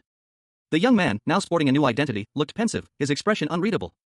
A stark declaration appeared, the top-class psyker Cashin no longer existed. From this point forward, Cashin's new identity would be the name of a villain consumed by revenge. His new villain name. Cashin Lee, a powerful psyker known for his unwavering sense of justice, stood in a dimly lit room. His dark hair framed a face marked by a striking, almost tribal-like design painted across his cheeks. A shadowy, swirling emblem, reminiscent of a malevolent eye, pulsed faintly behind him, hinting at the dark power he now wielded. The dark, almost obsidian-like fabric of his jacket shimmered subtly in the low light, the sharp lines of its design echoing the intensity in his gaze. He was no longer the righteous psyker he once was. A revelation struck him, he was Cashin, but trapped within the body of a Korean high school student who had recently embraced villainy. The scene opens on a sprawling cityscape, the buildings rising tall and imposing against a bright, cloud-filled sky. A young man with dark hair stands on a rooftop, gazing out at the city below. He holds a small, dark object in his hand. He turns away, his back to the viewer, as a plane flies overhead. Leaves drift down around him. A shadowy figure appears beside him, its form indistinct but menacing. "Are you worried about your older sister?" it asks. The young man remains silent, his shoulders slumped. He mutters, as if anything is going to happen. The shadowy figure speaks again, its voice low and ominous. "I didn't ask until now, but..." It continues, "Was power the reason why you joined the Villezone?" A powerful figure, cloaked in shadow, surveyed the scene. His gaze swept across a chaotic landscape, littered with the debris of a recent battle. The air crackled with residual energy. He mused, gaining power isn't bad either. A vision flickered before his eyes. 3 figures, clad in dark uniforms, their faces partially obscured, exuded an aura of menace. They were the leaders of the villainous organization known as Lampas. He recognized them instantly. A vision faded, leaving him with a steely resolve. He thought, if you have competent allies by your side. But before that, I need to get stronger first. The more I move my body, the stronger I get, and the more I use my skills, the more I get used to them. The figure, now revealed to be a young man with dark hair and a mask, continued his internal monologue. He was running, his breath ragged.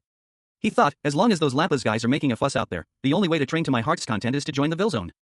He paused, a flicker of uncertainty crossing his features. He wondered, I don't know if it's the potential of a catastrophe-class villain. But because of it, I even got dual attributes which isn't even heard of. A hand reached towards the sky, bathed in sunlight. A sense of hope, however faint, flickered within him. He resolved, if I train properly, I can achieve the first step to my revenge. A young man with dark hair and piercing eyes stood confidently, his hand outstretched as if displaying power. A caption below him stated that they could even find the exterminator's sword, an object Jeff was searching for. The scene then shifted to a different young man, this one with a more subdued expression, his gaze intense and thoughtful. A shadowy figure, cloaked in darkness, its single eye gleaming ominously, filled the next panel. The first young man reappeared, a mischievous glint in his eyes as he addressed the shadowy figure. He accused it of forgetting something. The panel then showed a flurry of motion, suggesting a swift and sudden event. The young man with the subdued expression was now seen leaning against a railing, a thoughtful look on his face as he gazed at the cityscape. Fallen petals drifted around him. A close-up of his lips revealed a subtle, almost imperceptible, smirk. A caption revealed his inner thoughts, he had truly become the Villzone's boss. Finally, he stood with his back to the viewer, overlooking a sprawling city, his posture suggesting a newfound power and authority. The scene shifts to Siowa High School of Arts in the Gadam district. Inside the school, a hallway sign indicates 1 to 2. In a classroom, 3 female students are seen, 2 are huddled together, while the third looks away from them, seemingly absorbed in her own thoughts. A 4th girl, with vibrant pink hair, approaches them, inquiring, "What are you looking at?" One of the students replies that news about Gadam's Villzone has just been released. The pink-haired girl's eyes widen in shock as she reacts to this news. A dark figure with a striking facial marking is shown briefly. She exclaims, "That person." The other students explain that the figure is apparently the new boss of Villzone. 2 students discuss Nan's older brother, highlighting his exceptional fighting prowess. They commented that anyone caught by him would be instantly defeated. One of the students, a girl with vibrant pink hair, expressed her awe, finding the brother's reputation incredibly impressive. She was looking at her phone, seemingly reading about him. A dramatic close-up revealed a powerful figure with dark hair, intense eyes, and an aura of immense power. This was Cashin Lee, now inhabiting the body of a Korean high school boy. The image transitioned to show the pink-haired girl reacting with a mixture of surprise and apprehension to the sudden appearance of this powerful figure. Her thoughts revealed her shock and disbelief as she realized the identity of the powerful figure. He was the leader of the notorious Villzone gang. The scene shifted to an urban setting, showing a group of people on a rooftop. One of them, seemingly annoyed, spoke. He impatiently told them to leave him alone, finding their presence bothersome. A list of the top villains in the Gadam district was shown, with Cashin's name prominently featured among them. Another character reacted with disbelief and anger to this revelation. 2 young men stood on a city street, their conversation tense. One, with vibrant blue hair and striking tribal markings, remained silent, while the other, with dark hair styled in dreadlocks, pressed him. "Be honest," the dreadlocked youth insisted, "you're pissed because you're not up there, right?" The blue-haired man finally spoke, a cruel smirk spreading across his face. He scoffed, "I'm not. This guy's ranked number 6. This is all fake." But a flicker of doubt crossed his features as he added, "This isn't right." The dreadlocked youth, his own expression one of suspicion, pressed further. "Right? It's strange, isn't it?" A new image appeared, showing a villain profile card. The question hung in the air, but why did he choose Cashin as his villain name? The blue-haired man pondered this, then replied, "Huh? I thought about it as well. What about Cashin? It's the name of a top-class psyker." The dreadlocked youth's eyes widened in disbelief. "A psyker? There was someone like that?" The blue-haired man shrugged, "You're the only one who doesn't know. He's very famous." He seemed unconcerned, even as the other man's expression turned to one of furious determination. "I don't care about psychers. That bastard. I'll crush him with my fists." A young man with dreadlocks and striking makeup stared, aghast, at a figure cloaked in shadow and a skull-like mask. The masked figure calmly checked his phone, seemingly oblivious to the other's shock. A chilling narration box appeared, revealing a grim truth: the masked figure had been stabbed and killed for murdering an ally. Another young man, this one with vibrant blue hair and sharp features, appeared, his expression a mixture of curiosity and apathy. He commented that he'd heard of this incident before, referring to it as the floating superstition. The dreadlocked youth pondered the term superstition in a thought bubble. A dramatic image then flashed, showing a powerful, dark entity, suggesting a connection between the dead psyker and the acquisition of power. A close-up of the masked figure's face revealed glowing eyes and a technological enhancement. A narration box explained that by using a dead psyker's name as a villain's alias, one could gain immense strength. The dreadlocked youth's expression shifted to one of skepticism and slight disgust. He scoffed, declaring the idea stupid. The blue-haired youth countered, pointing out that many villains adopt this practice. He further explained that such villains are more common than one might think, particularly within their immediate vicinity. The blue-haired youth's annoyance grew, culminating in an irritated remark about the dreadlocked youth's actions. The dreadlocked youth, in turn, retorted with a sarcastic comment, and the scene ended with a narration box suggesting they avoid conflict, given their recent release from punishment. A masked figure, seemingly a villain given his attire and demeanor, pondered aloud. He questioned whether the shared name was merely a coincidence or something more sinister. Meanwhile, a smaller figure, seemingly a younger man, retorted that the masked figure had started the fight. The younger man's face was partially obscured, but a sharp, determined expression was visible. His gaze was intense, suggesting a hidden power or inner turmoil. A narration box revealed that this was Cashin, experiencing a new power. The scene shifted to a young man's foot stepping out of a shower, indicating a change of location and a shift in the narrative focus. The young man, now fully visible, was drying his hair after a shower. He expressed feeling refreshed. Someone commented that he had trained twice as much as usual that day. Concern was expressed about the strain on his body if he continued at that pace. Cashin Lee, a powerful psyker, found himself inhabiting the body of a Korean high school boy. He was currently in a locker room, toweling off after a workout, a dark, shadowy entity hovering near him. He muttered to himself, reassuringly, that he was staying within his physical limits during training. He continued to dry himself, seemingly unconcerned by the ominous presence. But a flashback revealed the reason for his caution. His face contorted in a grimace as he recalled a previous incident where he had lost control, transforming into a monstrous, berserk form. The transformation had left a lasting impact. The flashback showed him in this monstrous form, his body radiating dark energy. His power was clearly immense, but uncontrolled.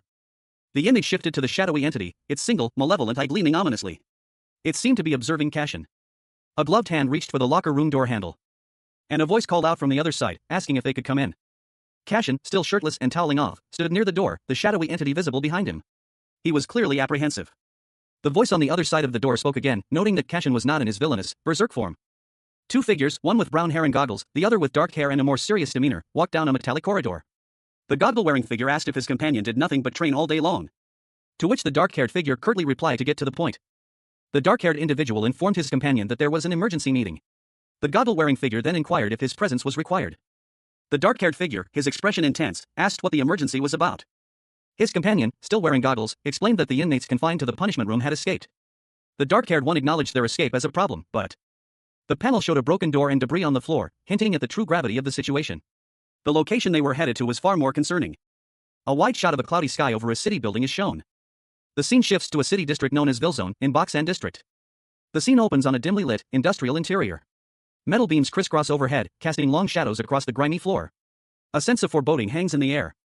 A group of villains, their faces partially obscured by shadows and hoods, are gathered in a clandestine meeting. One, a woman with long, flowing silver hair, speaks, her voice laced with contempt. She accuses someone of incompetence, highlighting their failure to completely eliminate their target.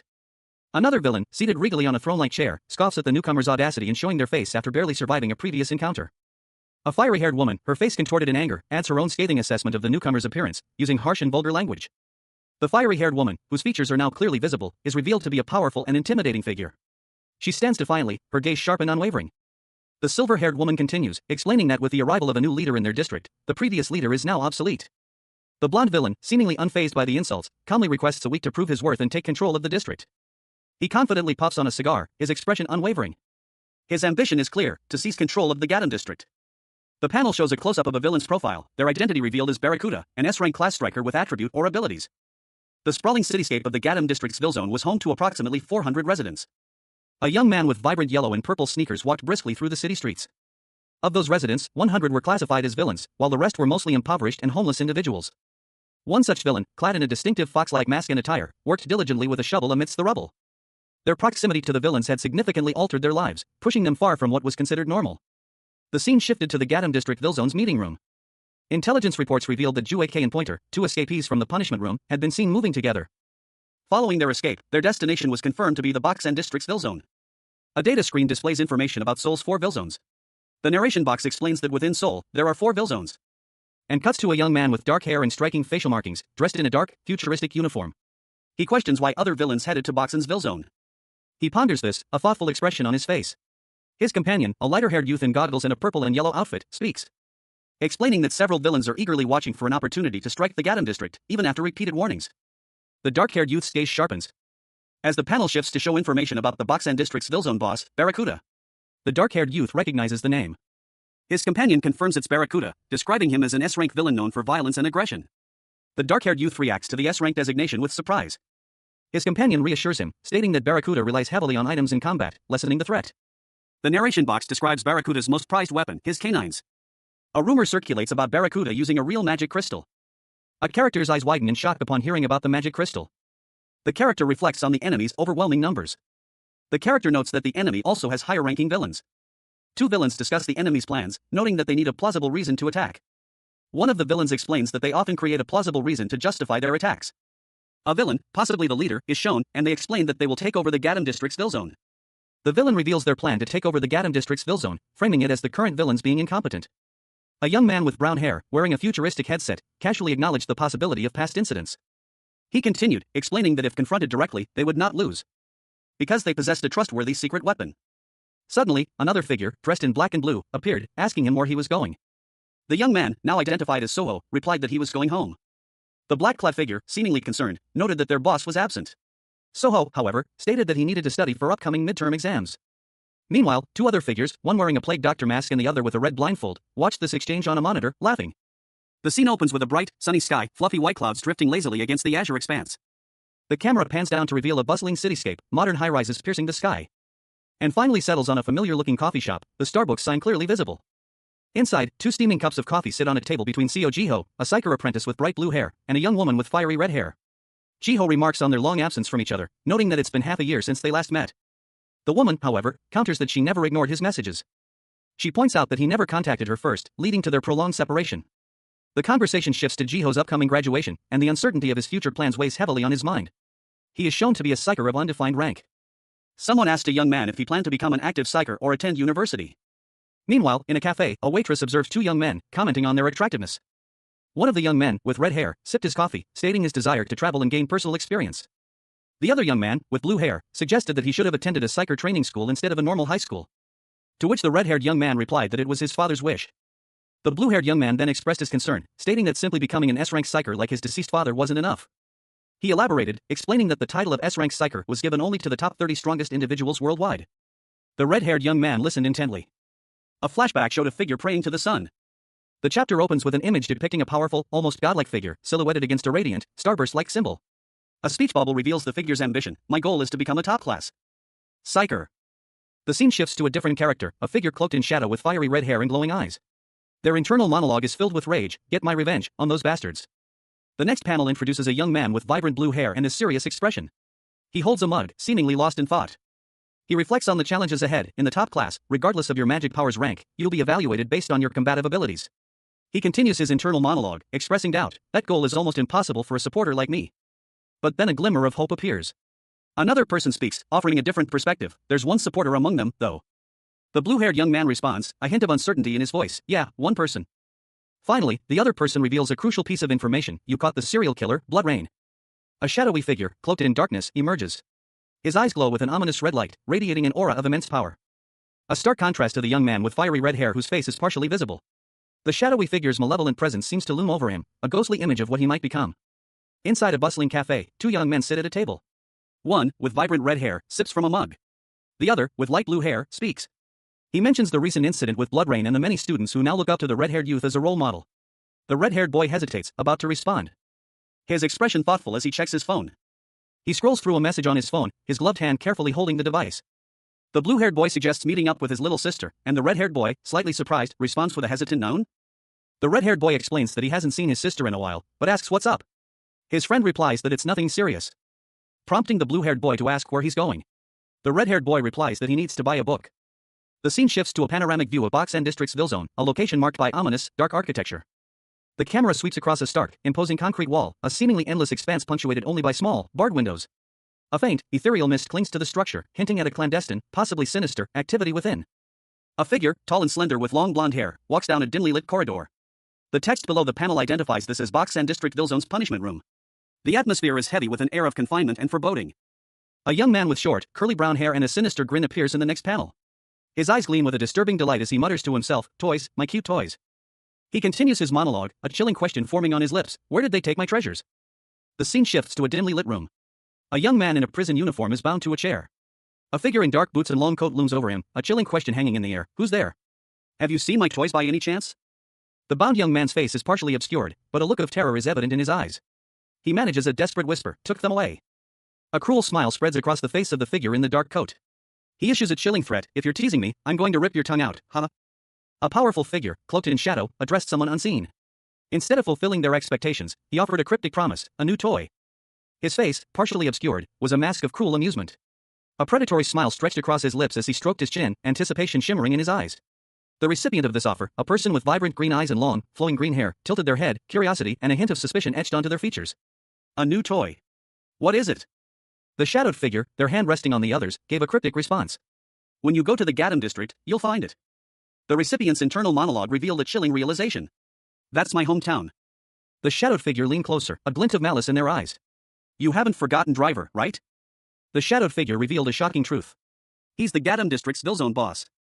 The image shifted to show a young man in prison garb, a cruel smile playing on his lips. His eyes gleamed with a disturbing light.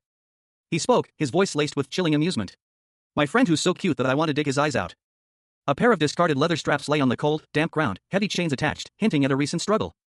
The chains, thick and dark, snaked across the floor, their metallic links glinting faintly in the dim light. A stark reminder of the power and violence that had taken place there. A voice, cold and commanding, issued an order, go to the Gadam district. The voice continued, a chilling promise, there will be some fun toys who will come to greet you. The camera focuses on a figure with long, light brown hair, sharp features, and piercing green eyes. A sinister smile plays on their lips. The scene opens on a bustling Korean city street, under a bright, cloud-filled sky. A large building looms in the foreground, advertising a final sale. A young woman with short, dark purple hair, Min Young, is seen on her phone, her expression one of mild surprise as she looks around. Elsewhere, a girl with long, bright pink hair happily waves as she walks down the street, seemingly heading towards Min Young. She approaches, her cheerful demeanor evident in her posture and gait. And the two young women meet. The pink-haired girl expresses surprise at receiving a call from an unknown number. Min Young explains that she changed her number after being discharged from the hospital. A flashback shows Min Young's face clouded with distress, haunted by a shadowy figure and a traumatic event she wishes to forget.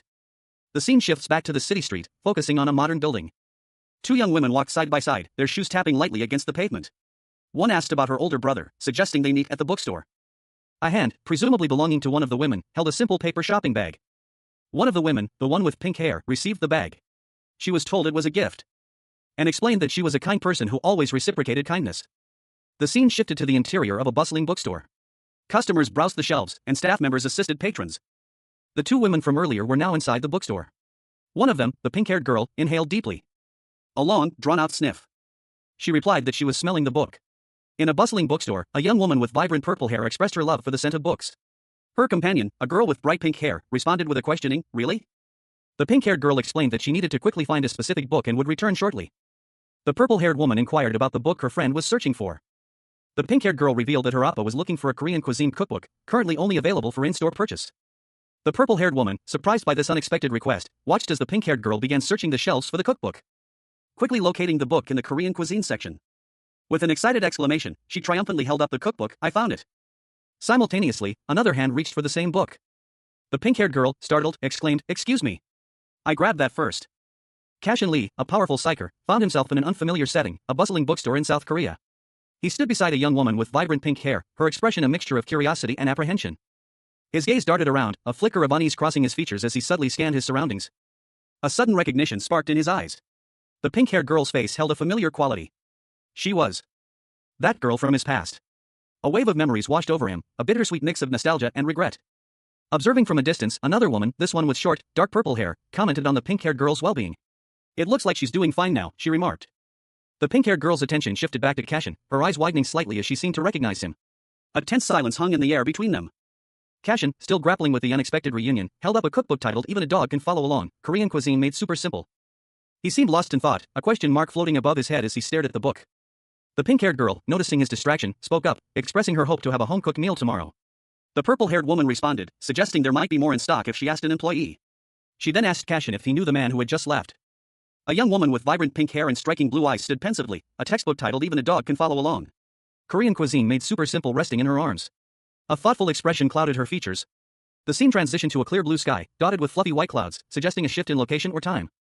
The camera angle shifted to reveal a brightly colored sign above an arcade, reading, Come an Arcade. The building's exterior was visible, hinting at the setting. A powerful fist connected with its target, the impact depicted with dynamic lines and a burst of red energy. The accompanying text bubble read One Punch. A small, cartoonish character appeared, expressing surprise and boasting about a new record. The text bubble read, Wow, I wet my pants a little. A new record. Two young men sat together, one commenting on the other's actions. One said, Crazy. You're playing well by yourself. The scene continued with the same two young men, one expressing boredom and longing for past bullying incidents. He stated, Everything's so boring. I miss the times when we bullied that loner, Quan. His companion responded with a question, why? What's up again? The bored young man pondered aloud, isn't there anything fun to do? A young man with vibrant pink hair, partially obscured by a stylish hat, stood in a city alleyway. His attire was striking, a dark coat, a checkered scarf, and a hint of blue peeking from beneath his jacket.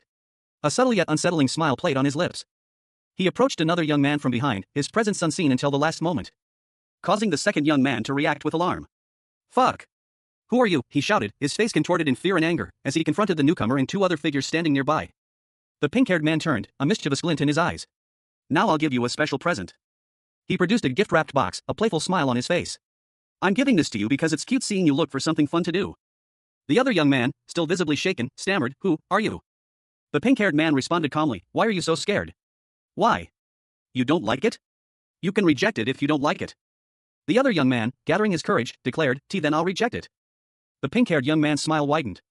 I reject your rejection. A young man with vibrant purple hair and a mischievous grin held aloft a large, ornately wrapped gift. His attire, a dark coat and striped scarf, suggested a certain flair for the dramatic. He declared that it was no ordinary gift. The purple-haired young man's form shifted, his clothes rippling and reforming into a sleek, dark suit with glowing purple accents. A sinister mask obscured his face, completing the transformation into a villainous figure. He assured two onlookers, a blonde young man and a bespectacled one, that they would surely enjoy what he had in store for them. The two men looked on with a mixture of apprehension and morbid curiosity as the villain prepared to unveil his gift. With a flourish, the villain revealed his creation, a small, seemingly innocuous toy. He boasted that it transformed into a cute toy, a statement that did little to alleviate the growing unease of the two bystanders. The villain, with a chillingly playful tone, suggested they play together with his new toy. The image showcases a chilling confrontation. A villain, identified as Toymaker, a class generator with the attribute Chaos, stands before the viewer. His A-rank status is clearly displayed. His face is obscured by a mask, yet his glowing red eyes and sinister grin radiate malice. Beside him, a young woman with vibrant pink hair and equally menacing eyes completes the scene, her expression mirroring the villain's malevolence. The scene shifts to a bookstore, where two young men stand. One, with vibrant red hair and a dark red hooded jacket, looks thoughtful. His companion, with light blue hair, is engrossed in his phone, seemingly oblivious to his friend's pensive mood. The red-haired young man continues to look around, his expression still thoughtful. Meanwhile, a young woman with bright pink hair cheerfully waves to someone off-panel, announcing her arrival. The red-haired young man and his blue-haired companion are approached by the pink-haired girl and another girl with purple hair. The pink-haired girl questions why he was waiting instead of meeting them at a cafe. The pink-haired girl happily displays her new cookbook, even a dog can follow along, Korean cuisine made super simple. A young woman excitedly presented a book to a young man with red hair. Ta-da! The book you were looking for, Appa, she exclaimed. He replied, I just mentioned it in passing. Thank you. A second young man with blue hair looked on, commenting, You cook? The red-haired young man responded, Yeah, as a hobby. The scene shifted to a bookstore. The red-haired young man asked a pink-haired girl, Have you recovered now? Min Young? A blush rose on Min Young's cheeks. The red-haired young man continued, Oh. Min Young wanted to give you this, Appa. It's a gift for saving me the other day.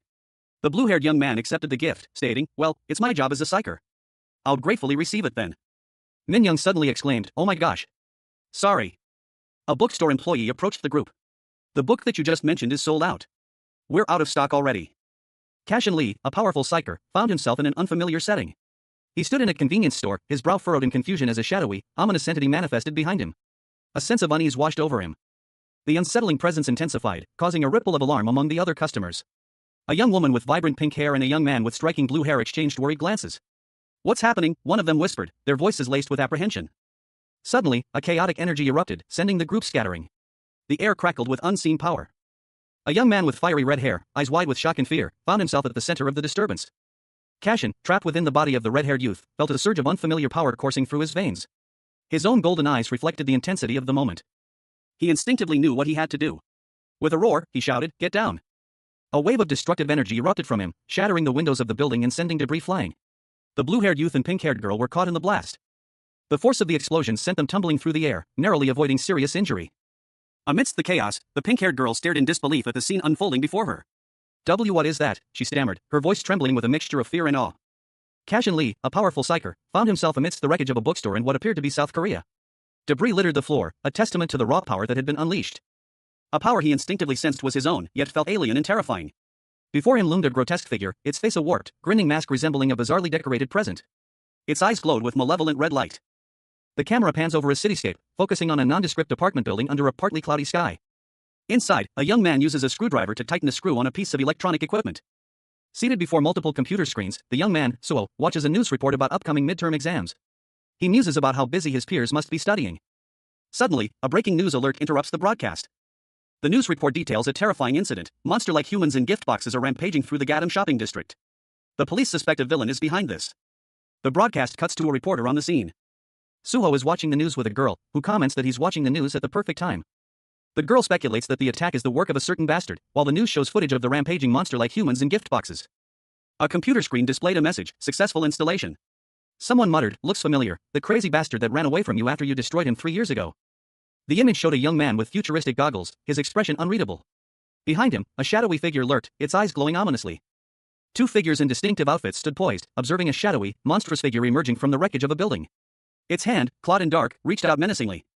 One of the figures, his expression a mixture of concern and surprise, whispered, "What is it? A villain? It's strange." The monstrous figure began to transform, its form shifting and contorting violently, revealing a terrifying visage behind a grotesque mask. The mask was blue and white, with a jagged, toothy grin and glowing red eyes. Confetti rained down as the villain's transformation completed, a chaotic and unsettling spectacle. A blinding flash of light erupted from the center of a chaotic scene, confetti and debris flying through the air, revealing a bandmaster monkey in a vibrant red uniform, its expression sharp and determined. Surrounded by other similarly stylized animal figures, all seemingly engaged in a bizarre, energetic conflict.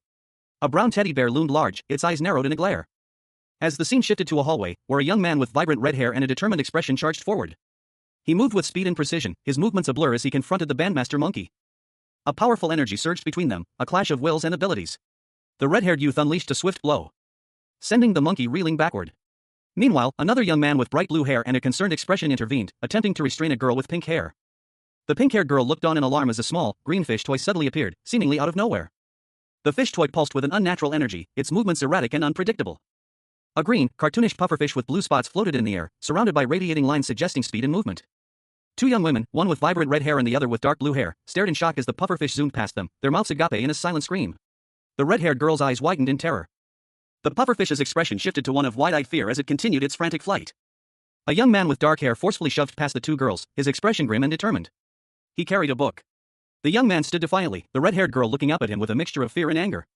The pufferfish lay on the ground, seemingly inert. He glanced down at the pufferfish, a flicker of something unreadable crossing his features. A question forming in his mind, a dummy? A dark, ominous energy pulsed from the center of the scene, tendrils of shadow snaking across the panel. A figure, partially obscured by the darkness, seemed to be struggling against its influence. A young man with vibrant blue hair watched with wide, fearful eyes. His mouth hung open in a silent scream, his fear palpable as he warned, "Be careful. It looks like something else is going to pop out." Another young man, this one with fiery red hair, prepared to confront the looming threat. He declared, "We're going to subdue him now. Please, back me up." With a surge of energy, he launched himself forward, a blur of motion as he vowed, "Leave it to me." The red-haired youth unleashed a torrent of fiery energy, his resolve hardening as he declared, "Villains need to be eradicated." The force of his attack was immense, a wave of searing heat that threatened to consume everything in its path. But it was abruptly halted. A voice cut through the air, a sharp cry of stop. A bystander, shocked by the sudden display of power, exclaimed, "A civilian?" The red-haired youth's attack had inadvertently struck an innocent person. Another figure, observing the scene, calmly assessed the situation. This civilian's a dummy being used and controlled. He's a person the villain's taken as a hostage. Cashin, now inhabiting the body of a Korean high school boy, found himself utterly bewildered. He questioned whether he was merely a pawn in a cruel game, a victim of some elaborate prank. A stern-faced woman, her expression conveying both authority and concern, addressed him. She urged him to maintain his composure and think rationally, emphasizing the importance of acting like a psyker. Her words resonated deeply within Cashin, reminding him of the fundamental tenet of all psychers, the unwavering protection of innocent lives. Cashin, grappling with his new reality, internally echoed the woman's advice, repeating the mantra of rational thought and composure. Suddenly, a masked villain attacked, his dark energy crackling menacingly. Cashin, despite his confusion, instinctively reacted, his own powers surging to meet the threat. The woman watched, surprised by the boy's unexpected display of skill and knowledge of psyker fundamentals. He countered the villain's attack with a swift move, his words sharp and urgent. The villain, taken aback by the unexpected counter, launched another attack. Cashin braced himself, his own power building. A powerful blow connecting with the villain's masked face. Cashin, a powerful psyker, found himself in the body of a Korean high school boy, Woo-chan, who had just become a villain. A masked figure attacked Woo-chan, landing a swift blow that sent him reeling. Woo-chan, dazed but still conscious, heard a voice calling out to him. A friend, desperate, urged him to get away from the masked assailant. Suddenly, a young man with vibrant blue hair appeared, his eyes blazing with determination. He was clearly a psyker, ready to intervene. The blue-haired psyker raised his hands, channeling his power. Observing the scene, Woo-chan, trapped in his villainous body, questioned the nature of the masked figure.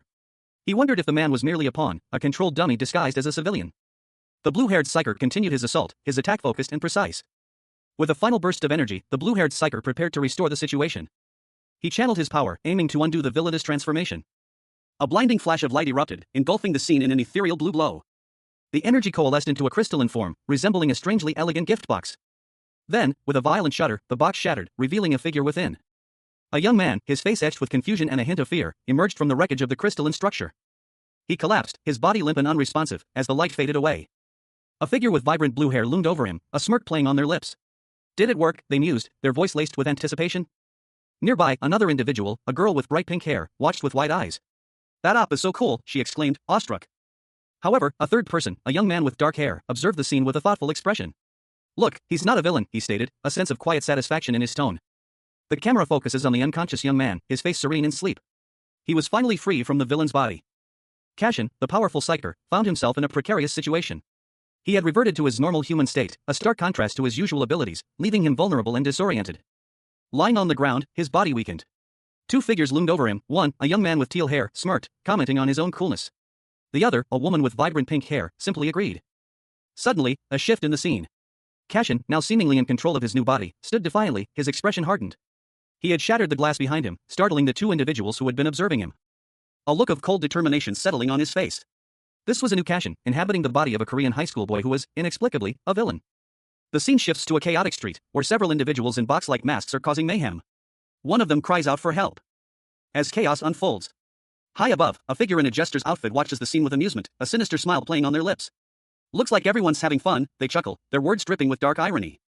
Cashin Lee, a powerful psyker, found himself inhabiting the body of a Korean high school student. He stood on a rooftop, a stark contrast to the sun-drenched Greek landscapes he'd known only moments before. A chilling realization dawning on him as he felt a surge of unfamiliar power coursing through his veins. The boy's eyes glowed with an ominous red light. He muttered to himself, feeling a surge of dark amusement. It seemed someone had interfered with his toys, and he intended to exact his revenge. He decided to hunt down whoever dared to cross him. A sinister grin stretched across his lips as he contemplated their hiding place. But before he could move, a voice stopped him in his tracks. A warning echoed in his mind, you can't go anywhere. He looked up, his eyes widening as he saw a figure perched on a nearby building, a powerful psyker, ready to confront him. The villain, still in the body of the high school boy, felt a surge of anger and defiance. A cruel smirk spreading across his face as he realized he had been warned. The confrontation had begun. A young man with vibrant blonde hair, clad in a dark, stylized outfit accented with gold, stood poised, a powerful, glowing purple staff in his grasp. He seemed to be contemplating something, a serious expression etched on his face.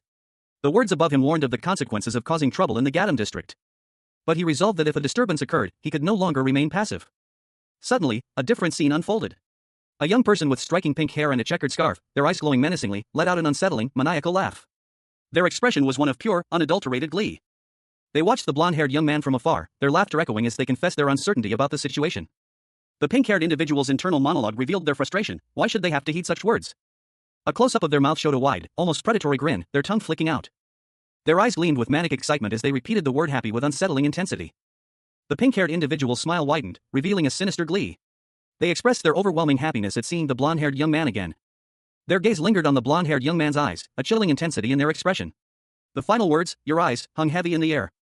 Cashin Lee, a powerful psyker, found himself inhabiting the body of a Korean high schooler. He stared at his reflection, his new eyes seeming alien yet familiar. A chilling realization dawning on him as he noticed the dark, villainous attire he now wore. A voice, cold and menacing, echoed in his mind. A voice filled with rage and a thirst for vengeance. I'll rip them out myself, the voice seethed, a promise of violence. Suddenly, a grotesque figure appeared before him, its features twisted into a sinister grin. Dark energy pulsed from its clawed hands. A Korean high school boy, his face contorted in a grimace of fury, vowed to personally exact revenge. He would tear them apart. The boy, now revealed to be a newly minted villain, possessed unsettling abilities. Dark energy pulsed from his fingertips as he prepared to unleash his power.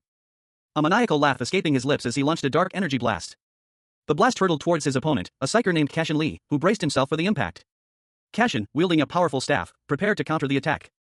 He swung his staff with incredible speed and force, sending a shockwave of energy to meet the villain's attack. The clash of powers created a blinding flash of light, leaving Cashin slightly winded but determined. A young man with vibrant pink hair, unsettling red eyes, and a mischievous grin, dressed in a black and white striped outfit and a Johnny hat, loomed over the scene. His presence exuded an aura of unsettling energy. He landed heavily, his yellow and black sneakers leaving scuff marks on the ground. A wave of irritation washed over him. They were really starting to annoy him. They're pissing me off, he thought. And he wasn't happy about seeing them again. His annoyance was palpable. The young man, now revealed to have light brown hair and a pair of futuristic goggles, smirked. His expression was one of barely contained rage. A news report flashed across the screen. Monster-like humans in gift boxes were rampaging through the Gadam shopping district in Seoul's Boksan district. A news report flashes across the screen, announcing the sudden appearance of monstrous humanoids wearing gift boxes. A group of villains, led by a striking figure in a dark coat, discusses their plans. They anticipate the upcoming conflict with a gleeful anticipation. One of the villains suggests a direct assault, proposing a simple and brutal approach to their objective. But another, a powerfully built man with a cybernetic eye and tattoos, is shown. He is identified as Rock Hand, an A-rank villain with the Yor attribute. Another villain, seemingly younger, expresses their indifference to the plan's complexity, as long as they can freeze everything. This villain, known as Ice Demon, is shown manipulating ice with their powers. A final villain issues a warning: don't touch driver. A close-up reveals a man with striking features, long, light blonde hair, piercing yellow eyes, and a gold nose ring. His smirk is predatory, hinting at a cruel amusement. His thoughts are revealed: that bastard's mine. The scene shifts to a woman with long, dark gray hair, dressed in a stylish coat. She speaks, a hint of malice in her tone, "Oh, taking the tastiest one." She continues, her gaze sharp and calculating, "Then should I take Raven?" A data box appears, identifying the character as Smoker, a class mage with the Wind attribute and an A-rank villain. He muses, "I've been craving chicken recently. I wonder what smoked would taste like?" Another character, unseen but heard, asks, "Can I also choose who I want?" A new villain is introduced, Black Ghost, a class assassin with the Darkness attribute and an A+ rank. He declares, "I have an interest in the person named Cashin." The woman from earlier reacts, surprised, "That's unusual, there's a guy who's piqued Black Ghost's interest." "You're talking about the newly appointed Gadam District Villzone boss." A hooded figure, their face obscured by a mask, stood amidst the skeletal remains of a factory. The air hung heavy with the scent of rust and decay. They spoke, their voice devoid of emotion, "Do whatever you want." The figure received a simple reply, "Thank you." A pause followed, then a question, "What are you going to do about Toymaker, though?" Two other figures, a man with blonde hair and a woman with long silver hair, sat in what appeared to be a luxurious office. The man smirked, a cruel glint in his eyes. He explained, "I was going to get rid of him anyway. His role was to start the festival, and he did what was expected." The blonde man's smile widened, a predatory gleam intensifying in his eyes. His expression spoke volumes of his malicious intent. He leaned back, a smug expression settling on his face. His words were laced with confidence, "I'll definitely get my hands on Gadam this time." The scene shifted to a bustling city street, the sounds of urban life filling the air. A sense of anticipation hung in the air. A sudden, powerful energy erupted from an unseen source, a shockwave rippling outwards. The word Kororara echoed through the city, a clear indication of something extraordinary happening. Cashin, now inhabiting the body of a Korean high school boy, found himself hurtling through the air, his new villainous form a jarring contrast to his former self. The box-like mask, adorned with unsettling red eyes, felt alien and constricting. He plummeted towards the street below, a chaotic blur of bizarre, cartoonish creatures flanking him in his descent. A guttural cry escaped his lips as he braced for impact. The impact itself was cushioned by a surprising embrace. A young girl, her face a mixture of fear and exhilaration, held him tightly as they tumbled together onto the pavement. "Kayak," she squealed, her laughter oddly at odds with the situation. A surge of energy, a torrent of icy blue light, erupted from within Cashin's new body. The mask on his face shifted, the stripes rearranging themselves into a more menacing pattern as the power intensified. His eyes glowed with an unnatural light. The villainous power coursed through him, a raw, untamed force that he struggled to control. "Rescue complete," a voice announced, breaking the tense silence. Two figures, one clad in red and the other in blue, appeared on the scene, their movements swift and precise as they engaged the now-powered villain. The red-clad figure launched a swift attack. But the villain, fueled by his newfound power, easily deflected the blow. He was stronger, faster, more dangerous than before. The blue-clad figure watched, concern etched on his face. One of the figures, the one in blue, spoke, his voice laced with urgency, "We need to catch the villain before there are any more casualties." His partner, however, voiced his apprehension, "Hey, hold up. Are we seriously catching them? It's way too dangerous. I already called for backup, so if we just wait," the first psyker replied, "the more we delay it, that villain just gets crazier." A conversation unfolds, the speakers unseen but their words heavy with implication. One voice presses, "Who's behind this, don't you?" The answer, delivered with a chilling finality, is, "the rumored madman. Toymaker." A young man with vibrant blue hair, dressed in a sharp, dark blue and black outfit, speaks with a knowing smirk. He reveals, "I've seen his records in the Gadam District's villain records before." A simple, almost dismissive, "Ah," follows. The scene shifts to a shadowy, ominous image. Two figures loom, their faces obscured by darkness, yet their glowing red eyes pierce the gloom. One is skeletal, the other wears a top hat. A sense of dread hangs in the air. A third figure, a young man with fiery red hair, is partially visible, his expression one of grim determination. He comments, "He's a dangerous guy who'd do whatever he wanted in the name of pleasure." The setting changes to a bustling city street, viewed from a high vantage point. The scene is one of urban anonymity, filled with the movement of everyday life. A young man with dark hair, dressed in casual clothes, is seen checking his phone, his expression thoughtful. He seems to be waiting for something or someone.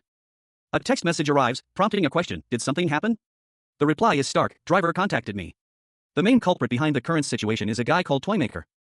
A shadowy, ominous figure, similar to those seen earlier, appears in the background. The implication is clear, the Toymaker is close.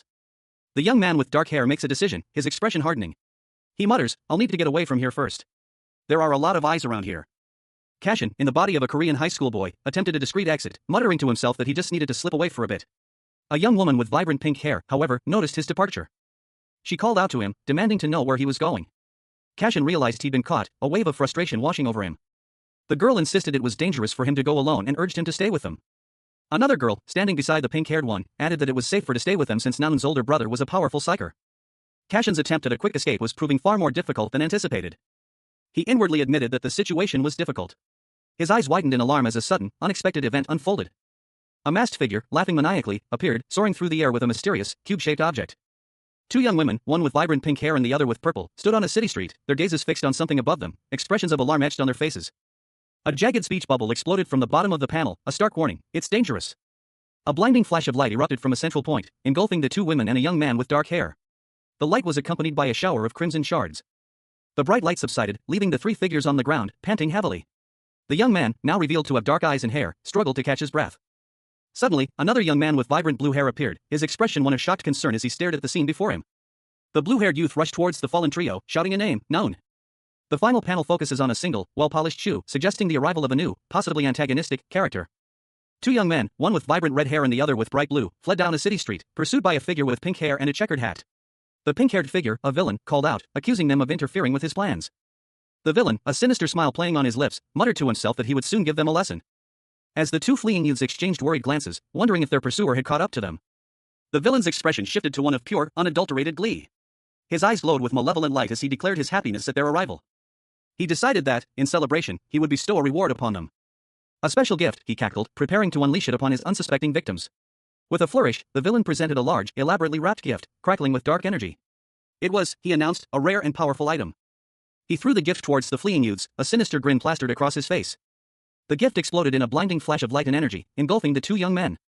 Cashin, now inhabiting the body of a Korean high schooler, found himself thrust into a confrontation.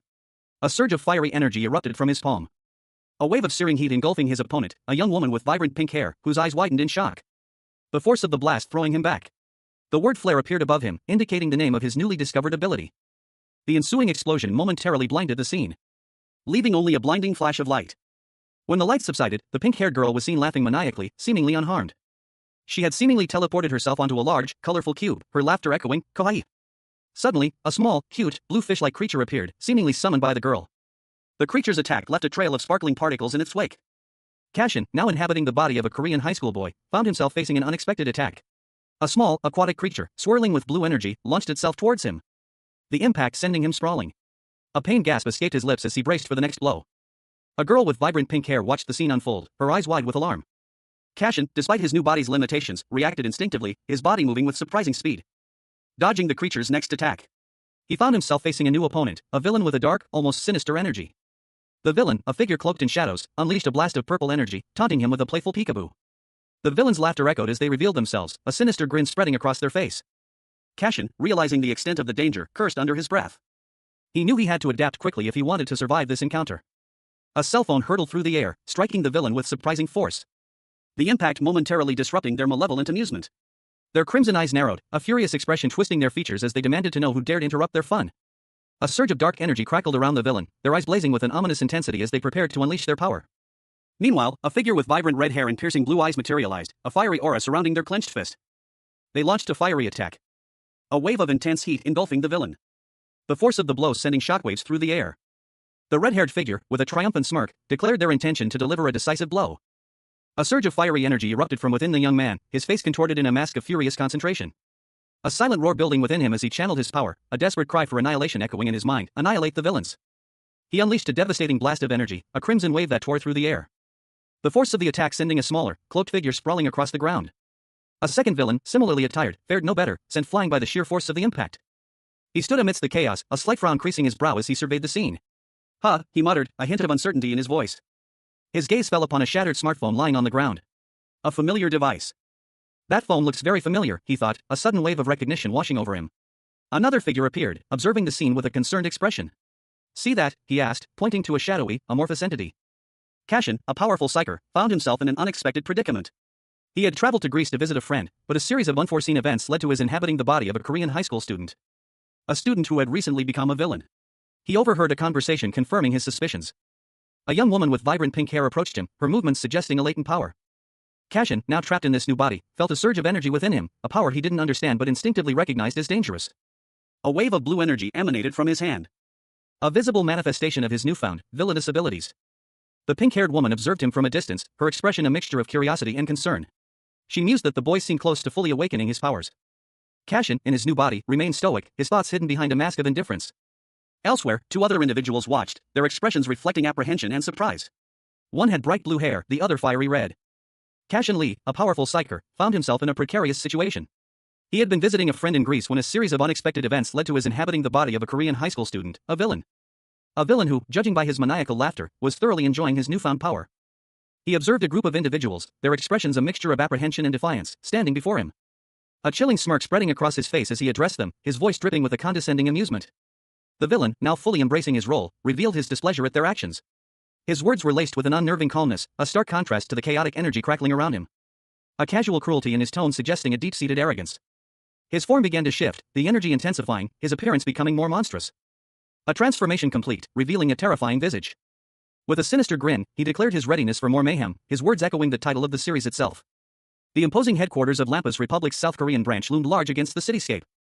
Inside, a young man with purple hair and a yellow jacket, carrying a katana, dashed past a stern-looking woman in a black uniform. He muttered something about needing to use the restroom. But the woman stopped him, her voice sharp. She claimed his presence was causing problems for someone named Woo-chan. The young man, seemingly unfazed, commented on her new car before being curtly ordered to get in. He obeyed, and the car sped off into the city traffic, leaving behind the bustling city streets. Inside, the woman, identified as Ham Ji-sun, a psyker, informed her companion that a villain attack was underway in the city's central district. She expressed concern over the potential damage, given the high population density of the area. Her companion, seemingly nonchalant, revealed that the villain known as Giftman had returned. A man with vibrant purple hair, sunglasses, and a yellow jacket sat in a car, checking his phone. A message arrived, his partner, Kim Woo-chan, had reported an incident and requested backup.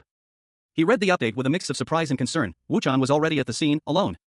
A glimmer of relief, however uncertain, flickered within him as he realized that Seo Ji-ho, the apprentice psyker, was with his partner. The man, still in his car with a woman beside him, decided to contact Woo-chan and Ji-ho. He intended to instruct them to avoid reckless actions and await their arrival. However, he was reminded that he had already instructed them to find a safe place and remain hidden until their arrival. He worried about the potential consequences of their acting without thinking. Despite his attempts at reassurance, a deep unease settled over him. The entire situation felt suspicious. His suspicions had already been aroused by the reappearance of a man who had vanished for 3 years. The man in the car mused that the newcomer was someone they had never fully understood, and that his return likely stemmed from a weariness of hiding.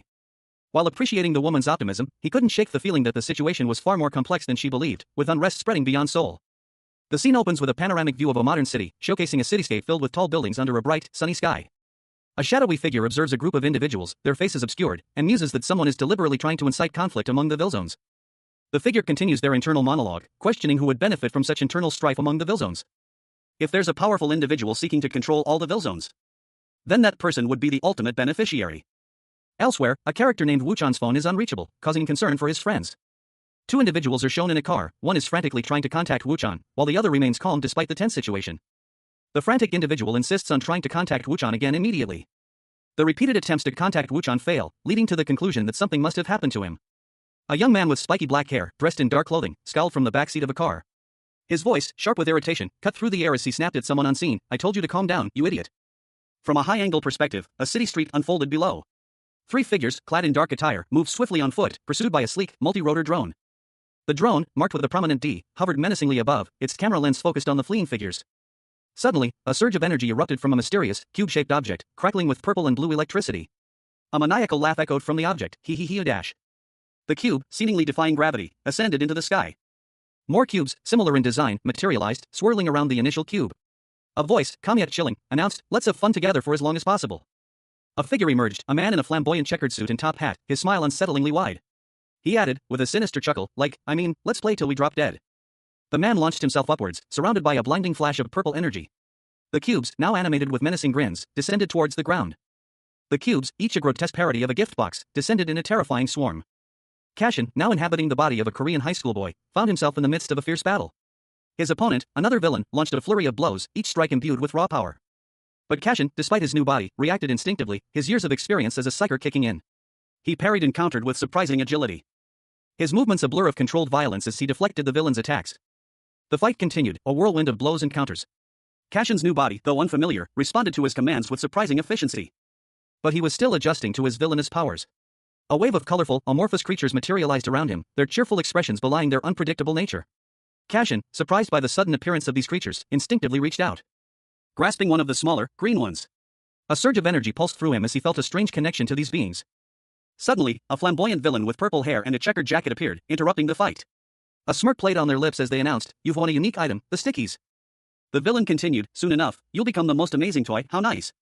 A villain, his face a mask of manic glee, cackled, his vibrant pink hair and stark black and white striped scarf contrasted sharply with his glowing red eyes. The impact of the villain's attack sent a shockwave through the air, leaving the victim, a young man with red hair, gasping and bleeding from the mouth.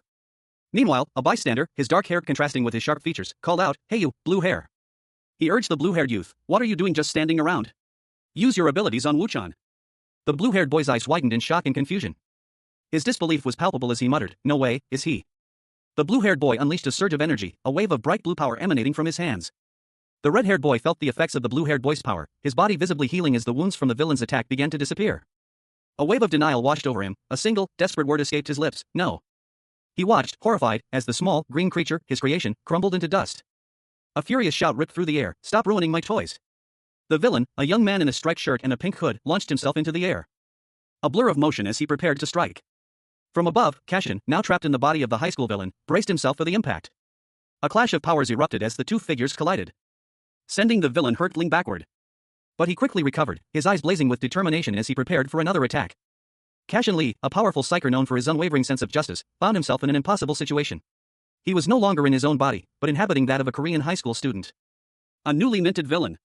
A surge of unfamiliar power coursed through his veins, a stark contrast to the controlled energy he was accustomed to wielding. A voice, sharp and mocking, cut through his disorientation. It announced, "I caught you. Trying to steal my ultra-super rare item." Cashin, still struggling to reconcile his new reality, found himself facing a flamboyant villain in a checkered suit and top hat.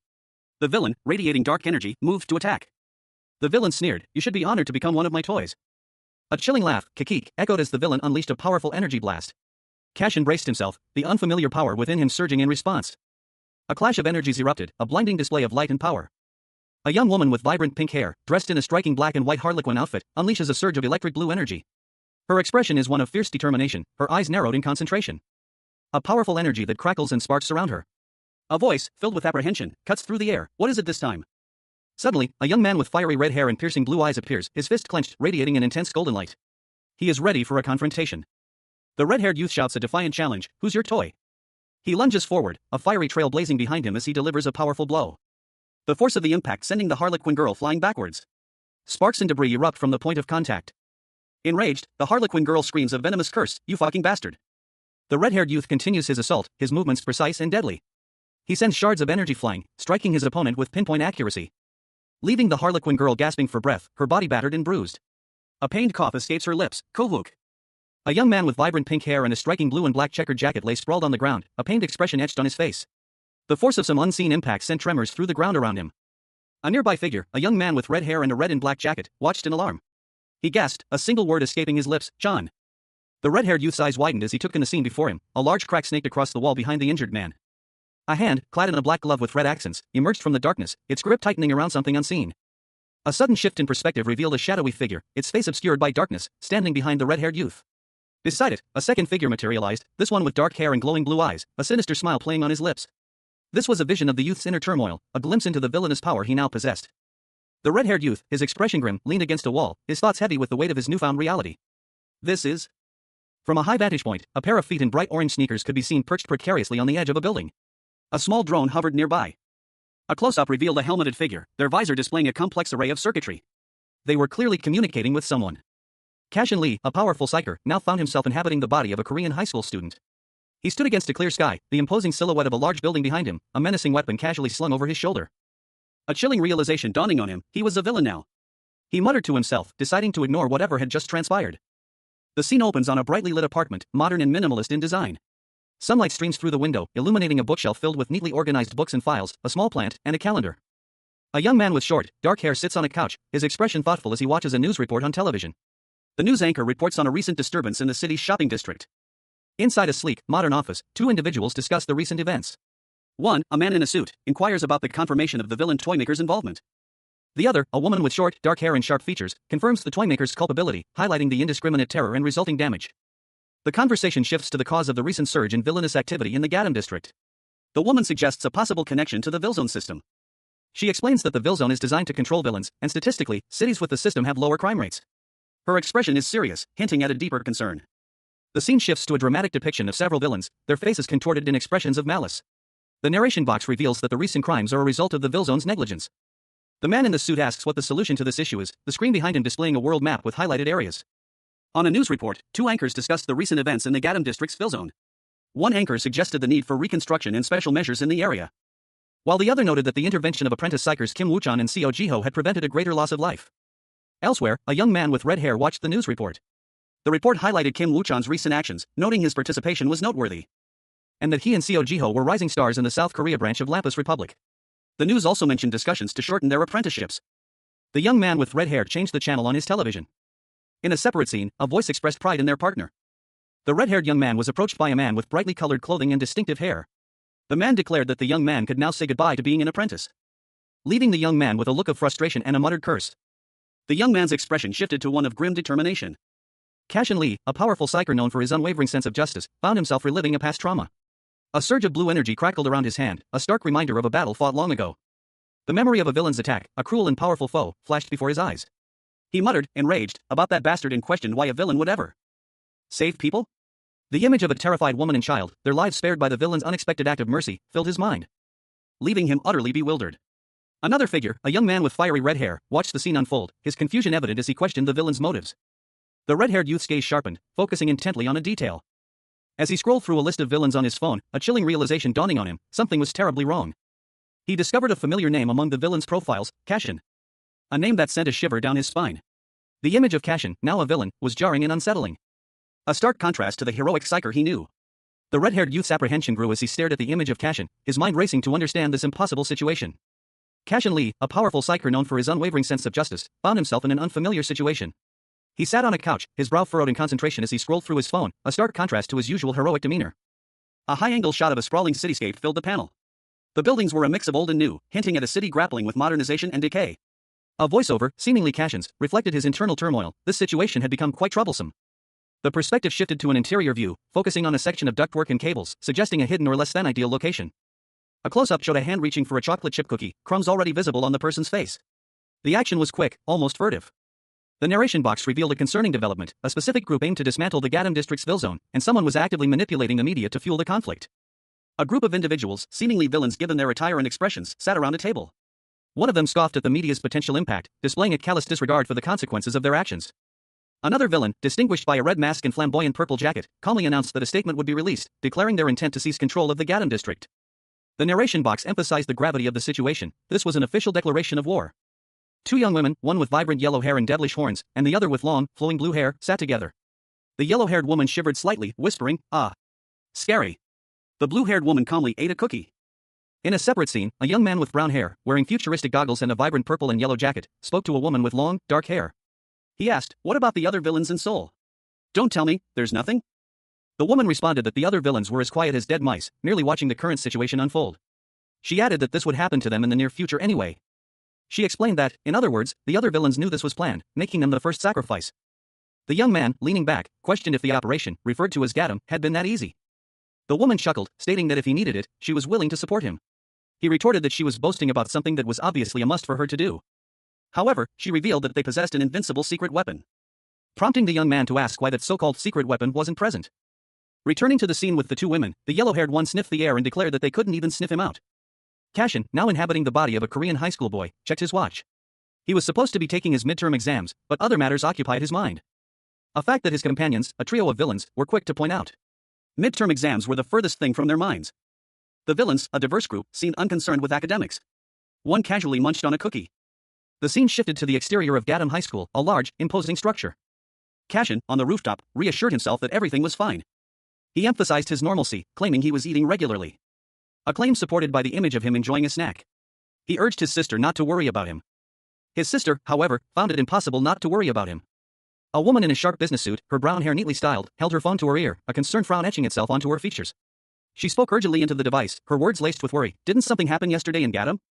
Meanwhile, a young man with dark hair, dressed in a casual school uniform, munched on a burger while speaking on his phone. He appeared unconcerned, even slightly annoyed. You're worrying too much. I was studying for my exams at home. A pause hung in the air, punctuated only by the faint sound of the young man's chewing. Then, the woman's voice, laced with disbelief, cut through the silence. Studying for exams, it's almost midterm exam time, right? The focus shifted to a close-up of a worn sneaker, suggesting a hurried pace. The implication was clear, the young man was not being entirely truthful. The woman's voice, sharp and insistent, filled the phone again. Did you study lots? You know what happens if your grades drop just because I'm not there, right? He sighed, a weary resignation settling over his features. I'll do my best for now. The woman's voice, firm and unwavering, cut through his weariness. Hey. It's a given that you need to do your best. It's the results that matter. As the young man continued his phone call, another figure appeared in the background, a taller man with reddish-brown hair, dressed in a more formal business attire. He seemed to be observing the young man with a subtle air of curiosity. The young man abruptly ended the call, his voice strained. I need to go to the toilet suddenly, let's talk again later. A friendly voice wished him well on his upcoming exams. The scene shifts to a sunny street, hinting at a change of location. Cashin Lee, now inhabiting the body of a Korean high school boy, stands pensively, a shadowy figure lurking nearby. He holds a snack in his hand. His expression is one of quiet contemplation, a stark contrast to the ominous presence behind him. Another young man, Kwon Kang-woo, is shown, his red hair and intense gaze hinting at a complex personality. The name Kwon Kang-woo is revealed, confirming the identity of the red-haired youth. Kwon Kang-woo's face is shown in close-up, his expression serious and somewhat defiant. He reveals that he has something to say. The Vesperma building stood tall against the setting sun, its name emblazoned in elegant lettering. Inside, Miss Kwon Yuri, a woman with shoulder-length brown hair, checked her phone, a slight frown furrowing her brow. She reflected on a recent conversation, wondering if her friend's anxiety over his upcoming midterms was the reason for his unusual behavior. She regretted not offering him her anxiety medication. A thought bubble identified her as Miss Kwon Yuri. Miss Kwon Yuri's expression shifted to one of mild concern. She was looking for someone, unable to reach them by phone. The scene shifted to reveal a man with blonde hair and a neatly trimmed beard, dressed in a sharp business suit. He explained that he had been making a phone call home. He then asked if anything unusual had happened while he was away. But she quickly assured him that nothing of note had occurred, that wasn't why she had been looking for him. The blonde man smiled serenely. A narration box explained that the general manager had returned from a business trip and had come to see Miss Yuri instead of going straight home. Manager Kwon Yuri, a young woman with shoulder-length brown hair, stood in a grand hallway, a slight frown creasing her brow as she stared at her phone. She muttered to herself, questioning the information she'd just received. The camera panned across the opulent interior of a large building, showcasing its lavish decor and hinting at the wealth and power within. Yuri informed someone on the other end of the call that they would be arriving shortly. Meanwhile, a tall man with long, silver hair stood silhouetted against a brightly lit window, his back to the viewer, a sense of anticipation hanging in the air. The camera focused on a glimpse of long, light-colored hair, suggesting someone was observing the scene from a hidden vantage point. Yuri arrived at a meeting, announcing to a man, presumably the general manager, that she had brought manager Kwon with her. A surprised reaction from someone off-panel indicated their shock at the general manager's presence. The scene shifted to show Yuri and the general manager standing together, awaiting further instructions. A hand reached out, seemingly to touch something or someone. A young woman with shoulder-length brown hair apologized for the late hour of her call. She was speaking to a man with long, light pink hair, who responded that it was a pleasure to meet her. His expression was one of amused interest. The sun shone brightly on a modern high school building, its clean lines and large windows hinting at a prosperous institution. Outside, two young men stood facing each other. One, with dark hair and a serious expression, asked the other, with vibrant red hair, if he had something to say. The red-haired young man shifted his weight, a brown paper bag hanging from his hand. His posture suggested a slight nervousness. His eyes fluttered closed briefly, a subtle sign of his inner turmoil. He then spoke, expressing his gratitude for the previous day's events. The red-haired youth continued, emphasizing the crucial role the other played in averting a difficult situation, leaving the dark-haired young man pensive. He wondered aloud if the red-haired boy had simply come to express his thanks. A flashback sequence showed the dark-haired young man calmly assessing a dangerous situation and taking decisive action, his actions highlighted by a radiant blue light. Cashin Lee, a powerful psyker, stood with a thoughtful expression. His red hair and piercing gaze hinted at the inner turmoil he was experiencing. He reflected on a recent event, concluding that even as a psyker dedicated to justice, there was always something to learn from every situation. And so, he continued his journey, the city skyline a backdrop to his quiet contemplation. Cashin approached a young man, offering him a paper bag. The recipient, seemingly surprised, looked up at him. The young man, his curiosity piqued, cautiously examined the bag. He wondered what it contained, a question mark forming in his mind. He opened the bag, peering inside. Cashin explained that his sister had asked him to deliver the package. The young man, still unsure, questioned if it was a gift. A dark, shadowy figure seemed to lurk behind him, adding to the unsettling atmosphere. Cashin clarified that it was a token of gratitude for his help the previous day, remarking on the unusual nature of the gesture, as his sister had never given a gift to a man before. Cashin Lee, a powerful psyker, found himself inhabiting the body of a Korean high school boy. His crimson hair and piercing blue eyes were a stark contrast to his previous life, but the intensity in his gaze remained. A chilling reminder of the transformation he had undergone. A voice echoed in his mind, a cruel reminder of his new reality. It was difficult to get this, so you better cherish it. He clenched his fist, a silent acknowledgement of the power now coursing through his veins. A small, chibi-like image of him appeared in a thought bubble, a subtle hint of his internal struggle. An internal conflict between his inherent sense of justice and the villainous nature of his new body. A sudden sound startled him. A classmate approached him, his expression a mixture of curiosity and suspicion. "Yesterday, did you perhaps," the classmate began, his voice laced with uncertainty, "see someone wearing black clothing?" The question hung in the air, a subtle threat underlying the casual inquiry. Cashin, now trapped in this new persona, felt a surge of unease. A cold sweat beating on his brow as he tried to recall the events of the previous day. His classmate's gaze intensified, suspicion hardening into something more sinister. A close-up on Cashin's eye revealed a flicker of his old self, a hint of the powerful psyker still lurking beneath the surface. But the surface remained calm. "Don't worry about it," he said, his voice betraying none of the turmoil within. Cashin Lee, a powerful psyker, stood on a rooftop in Greece, gazing at the clear sky. He was visiting a friend, but a sense of unease hung in the air. A stark contrast to the turmoil brewing within him. A woman approached, offering a simple farewell. "Good luck on your midterm exams today," she said, unaware of the extraordinary events about to unfold. Meanwhile, in a parallel reality, a Korean high school boy, clutching a mysterious package, felt a strange compulsion. A dark, shadowy entity seemed to emanate from within. He knew he needed to open it to understand. The contents held a power he couldn't ignore. The book's title, "Even a Dog Can Follow Along." Korean cuisine made super simple, offered a deceptive calm to the unsettling situation. A picture of a simple stew hinted at something more sinister. The boy's curiosity, and perhaps fate, pushed him forward. The scene shifted to a desolate urban landscape, the Gadam district Villazone. The setting reflected the harsh reality awaiting Cashin in his new life. The scene opens with a high-angle shot of a desolate, debris-strewn landscape. 3 figures, clad in dark, tactical gear, are seen cautiously navigating the rubble. One of them, seemingly injured, is being helped by another. A 4th figure, distinct in their lighter attire, approaches from a different direction. This individual, a young man with brown hair and futuristic goggles, directs his companions. He instructs them to set up a barricade. One of the figures, a hulking man in a dark, pill-pattern suit, expresses confidence in the young man's abilities. The young man, meanwhile, uses a technological device to reinforce the barricade, ensuring its strength. He then proposes digging a deep trap in front of the barricade, prompting a discussion about the necessary depth with another companion, a figure with a fox-like hood. The young man's thoughts turn to the impending arrival of reinforcements from Boksan, questioning their reliability and the depth of the trap needed. His concern is palpable. He is reassured by a woman in elegant, dark attire and a wide-brimmed hat.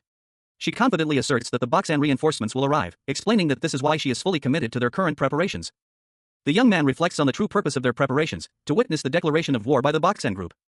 Suddenly, another figure appears, interrupting their preparations. He casually asks about their midterms, suggesting he arrived early. The pill-suited man is shown using his abilities to further reinforce the barricade, creating a powerful defensive structure. A figure clad in a dog-like mask and goggles wielded a shovel with surprising intensity, golden energy crackling around the tool as he dug furiously. The text proclaimed him the master of shoveling. The question hung in the air, "What are you doing?" A nearby individual, seemingly unimpressed, muttered about hammering and shoveling. A trio of individuals, including the shovel-wielding figure, stood amidst a scene of urban decay. One of them explained, "We're in the midst of preparations in case of an attack from our enemies." A dismissive comment followed, "Of course, dummy. Although there's only 13 of us. If we're well prepared, we can overcome it." The shovel-wielding figure, seemingly confident, held a device that resembled a futuristic tablet. The question, "Where are you going?" interrupted the preparations. The shovel-wielder responded, "To meet you Chaiha." His companions reacted with surprise. One of them exclaimed, "No way, day drinking?" Another companion added, "It seems he did badly in his exams." The scene transitioned to an exterior shot of a building with a sign reading Heaven Pub. The camera sweeps across a bustling cityscape, the neon glow of a sign reading Heaven Pub illuminating the urban sprawl. A sense of unease hangs in the air, hinting at the hidden dangers lurking beneath the surface. Inside a dimly lit bar, a man in a sharp suit and sunglasses meticulously examines a small, rectangular object. His expression is serious, his movements precise. He is approached by a stylish young man with pink hair, who casually inquires about the purchase of high-quality magical stones, his tone suggesting a large-scale transaction. The pink-haired man, exuding confidence, declares his intention to buy all the stones the suited man possesses. The suited man, however, raises a crucial point: does the buyer have enough funds to cover such a significant purchase? He emphasizes that they don't accept IOUs. Another man, dressed in dark clothing, enters the scene. He asks about the price of the stones, his expression a mixture of curiosity and apprehension. The pink-haired man remains composed, a slight smirk playing on his lips as he considers his next move. The suited man observes the pink-haired man's extravagant spending, commenting on his lavish approach to the transaction. The pink-haired man assures the suited man that his payment method is legitimate, not a fraudulent bank card, and offers to show him the merchandise first. A shadowy figure, cloaked in darkness, extended a hand towards Cashin, beckoning him inside with a simple request: "Please follow me inside." Cashin, now inhabiting the body of a Korean high school boy, hesitated for a moment before ascending the dimly lit staircase, a sense of unease settling upon him. He found himself in a clandestine meeting, where a mysterious woman with dark nails and a gold ring sat before 2 small, blue boxes. The woman revealed the contents of the boxes, several dark stones. Cashin, observing the transaction, muttered to himself, "It's not as many as I thought." She explained that a recent large purchase had been made by a pushover and inquired about the price. The woman pointed to the transaction form, stating that the price was clearly written there, and that due to the high value of the stones, the price was reasonable. Cashin, ever the pragmatist, boldly requested a 20% discount. The woman refused, finding his request difficult to fulfill. Cashin countered with a proposition, then I will buy 4 and you give me 1 for free? 4 plus 1 inch. A sneering figure with short, lilac hair and dark circles under his eyes let out a cruel laugh. He seemed amused, his expression one of malicious glee. This guy, seriously. The voice continued, outlining a business proposition. All right. I'll give it to you at the price you want. In return, you'll need to pay the entire amount in one cash payment. Tell me your account details. A young man with dark hair, sharp features, and a dark mark under his eye, stared intently at his phone. He appeared thoughtful, perhaps considering the offer. The young man's inner thoughts were revealed. He realized the significance of his position. I'm the only person who knows that there's a secret bank account under the name of Cashin in a Swiss bank. He sat at his desk, surrounded by books and papers. Another voice, this time internal, questioned him. Did you create an emergency fund? He responded to this internal query, Chef told me to, just in case something were to happen. His fingers flew across the keyboard, a rapid sequence of keystrokes, he accessed the account. And a triumphant exclamation escaped his lips. I'm in. He stared at the screen, a dark, shadowy figure appearing on the screen beside him. A low murmur escaped his lips. Oh. The shadowy figure beside him seemed to react to the amount of money. That's a considerable amount. The young man leaned back, considering his next move. He mused, if I knew this was going to happen, I would have put all my assets in here. What are you planning to use this money for? A shadowy figure, their face obscured, spoke of their plans. They intended to invest their newly acquired funds to enhance their abilities. The figure was revealed to be a young Korean man with dark hair, a serious expression, and a black-white logo on his shirt. He stood with his arms crossed, radiating an air of quiet confidence. In a luxurious setting, a conversation concluded. A polite farewell was exchanged. The young man, dressed in black and blue, departed. He was invited to return. A hand, adorned with dark nail polish, held a smartphone. A notification appeared on the screen. The notification displayed a significant financial transaction. A person with short, pink hair and noticeable piercings reacted with surprise. The pink-haired individual's surprise turned to intrigue. They wondered about the identity of the person responsible for such a large sum. The scene shifted to a bustling city street. The question of where to eat hung in the air. A brightly lit cafe menu board advertises today's special, mango parfait. Below, a young man's thought bubble expresses his delight at the prospect, he loves mango parfaits. The interior of the cafe is shown, showcasing various pastries and beverages on display. The menu board lists prices for coffee, shakes, and other items. 2 meticulously crafted mango parfaits are presented, glistening under a soft light. The image emphasizes their delicious appearance. Inside the cafe, 2 young women sit at a table. One comments on how delicious the parfaits look, needing a sugar boost. The other notes the abundance of mangoes. One of the young women, while enjoying her parfait, is asked by the other about the whereabouts of Min Young, a person who helped them yesterday. She admits she doesn't know. She suggests that Min Young probably went home. The other girl questions this, uncertain. The pink-haired girl continues eating her parfait, seemingly lost in thought. Suddenly, a dark-haired man appears, causing the 2 girls to react with surprise and alarm. He moves quickly, creating a sense of urgency. A young man with dark hair sprinted through a city street, his movements swift and determined. Behind him, a young woman with vibrant pink hair reached out, her expression a mixture of concern and urgency. Her fingers outstretched as if trying to grasp something just beyond her reach. Her wide, blue eyes reflected a palpable sense of desperation. The young woman's hand, still reaching, came closer to the fleeing figure. The scene shifted, focusing on her school uniform. A single word, Naun, appeared in a thought bubble, suggesting the woman's name. Naun's eyes widened, her pupils dilating as if she were witnessing something extraordinary. A sudden surge of energy emanating from her. The panel then shifted to show a hand reaching for a spoon on a table. Another thought bubble appeared, this time containing a question, Naun. What's wrong all of a sudden? A powerful, dark energy erupted from the fleeing figure, revealing a sinister, horned silhouette. The silhouette of a person Naun recognized. The final panel shows the transformation complete, revealing a dark, powerful figure. The caption reads, he is, that person. A young woman with vibrant pink hair and striking blue eyes sat at a cafe table, her hands clasped over her mouth in a gesture of shock and disbelief. A decadent dessert sat before her, untouched, the sweetness of the parfait was lost on her as a wave of alarm washed over her. The credits for the creative team behind the webtoon scrolled across the page, a brief pause before the story continued. The scene opens on a quaint cafe called Cafe Eden, nestled in a quiet neighborhood. Sunlight streams down on the building, illuminating the vibrant blue hydrangeas blooming outside. Inside, 2 young people enjoy elaborate desserts. One of them, a young man, announces his intention to use the restroom. As he leaves, a shadowy figure suddenly appears in the hallway, causing a young woman to flinch in surprise. The figure's eyes, visible through a patterned mask, are filled with a chilling intensity. The young man washes his hands in the restroom, seemingly oblivious to the events unfolding outside. Meanwhile, the young woman from the cafe is shown, her expression filled with worry. She reflects on the recent events, hoping that her friend didn't see the mysterious figure. Cashin Lee, a powerful psyker, found himself in an unfamiliar situation. He was no longer in his own body, but inhabiting that of a Korean high school boy. A cold sweat beaded on his brow as he considered the implications of his predicament. A dark energy pulsed in his veins, a stark contrast to the calm he usually felt. He was now a villain, and the power felt both exhilarating and terrifying. His mind raced. He wondered what would happen if he were to expose the boy's true nature. The thought hung heavy in the air. A decision that could have far-reaching consequences. He was trapped in a moral dilemma, his sense of justice clashing with his current reality. Suddenly, a young woman with vibrant pink hair appeared in the doorway. Her eyes widened in surprise as she saw him. Her voice laced with a mixture of fear and confusion. "Why are you here?" she asked, her question hanging in the air. Cashin, in the villain's body, remained silent, his expression unreadable. A shadow of his former self seemed to linger behind his eyes. Elsewhere, someone checked their phone, a frown creasing their brow. "She's late, and ignoring my messages," they muttered to themselves, a growing unease settling in their heart. A high-pitched scream pierced the air as Cashin Lee, a powerful psyker, found himself inexplicably inhabiting the body of a Korean high school boy. His vision swam with disorientation. A horrifying realization dawning on him, he was now a villain. Panic seized him as he witnessed his own hands unleashing a destructive wave of energy, shattering the very structure around him. Chaos erupting in the aftermath. He instinctively scooped up a terrified girl. Carrying her through the debris-strewn hallway, his mind racing. He urged her to flee. The girl, Naun, struggled, unable to move her own body. A voice, cold and sharp, cut through the chaos. "Are you her friend?" Naun's fear intensified as she watched the destruction unfold around her. She was paralyzed by terror. A chilling command echoing in her mind, "Go and tell her older brother this message." Cashin, trapped within the villain's body, stared back at the scene with the grim determination hardening his gaze. The transformation was complete.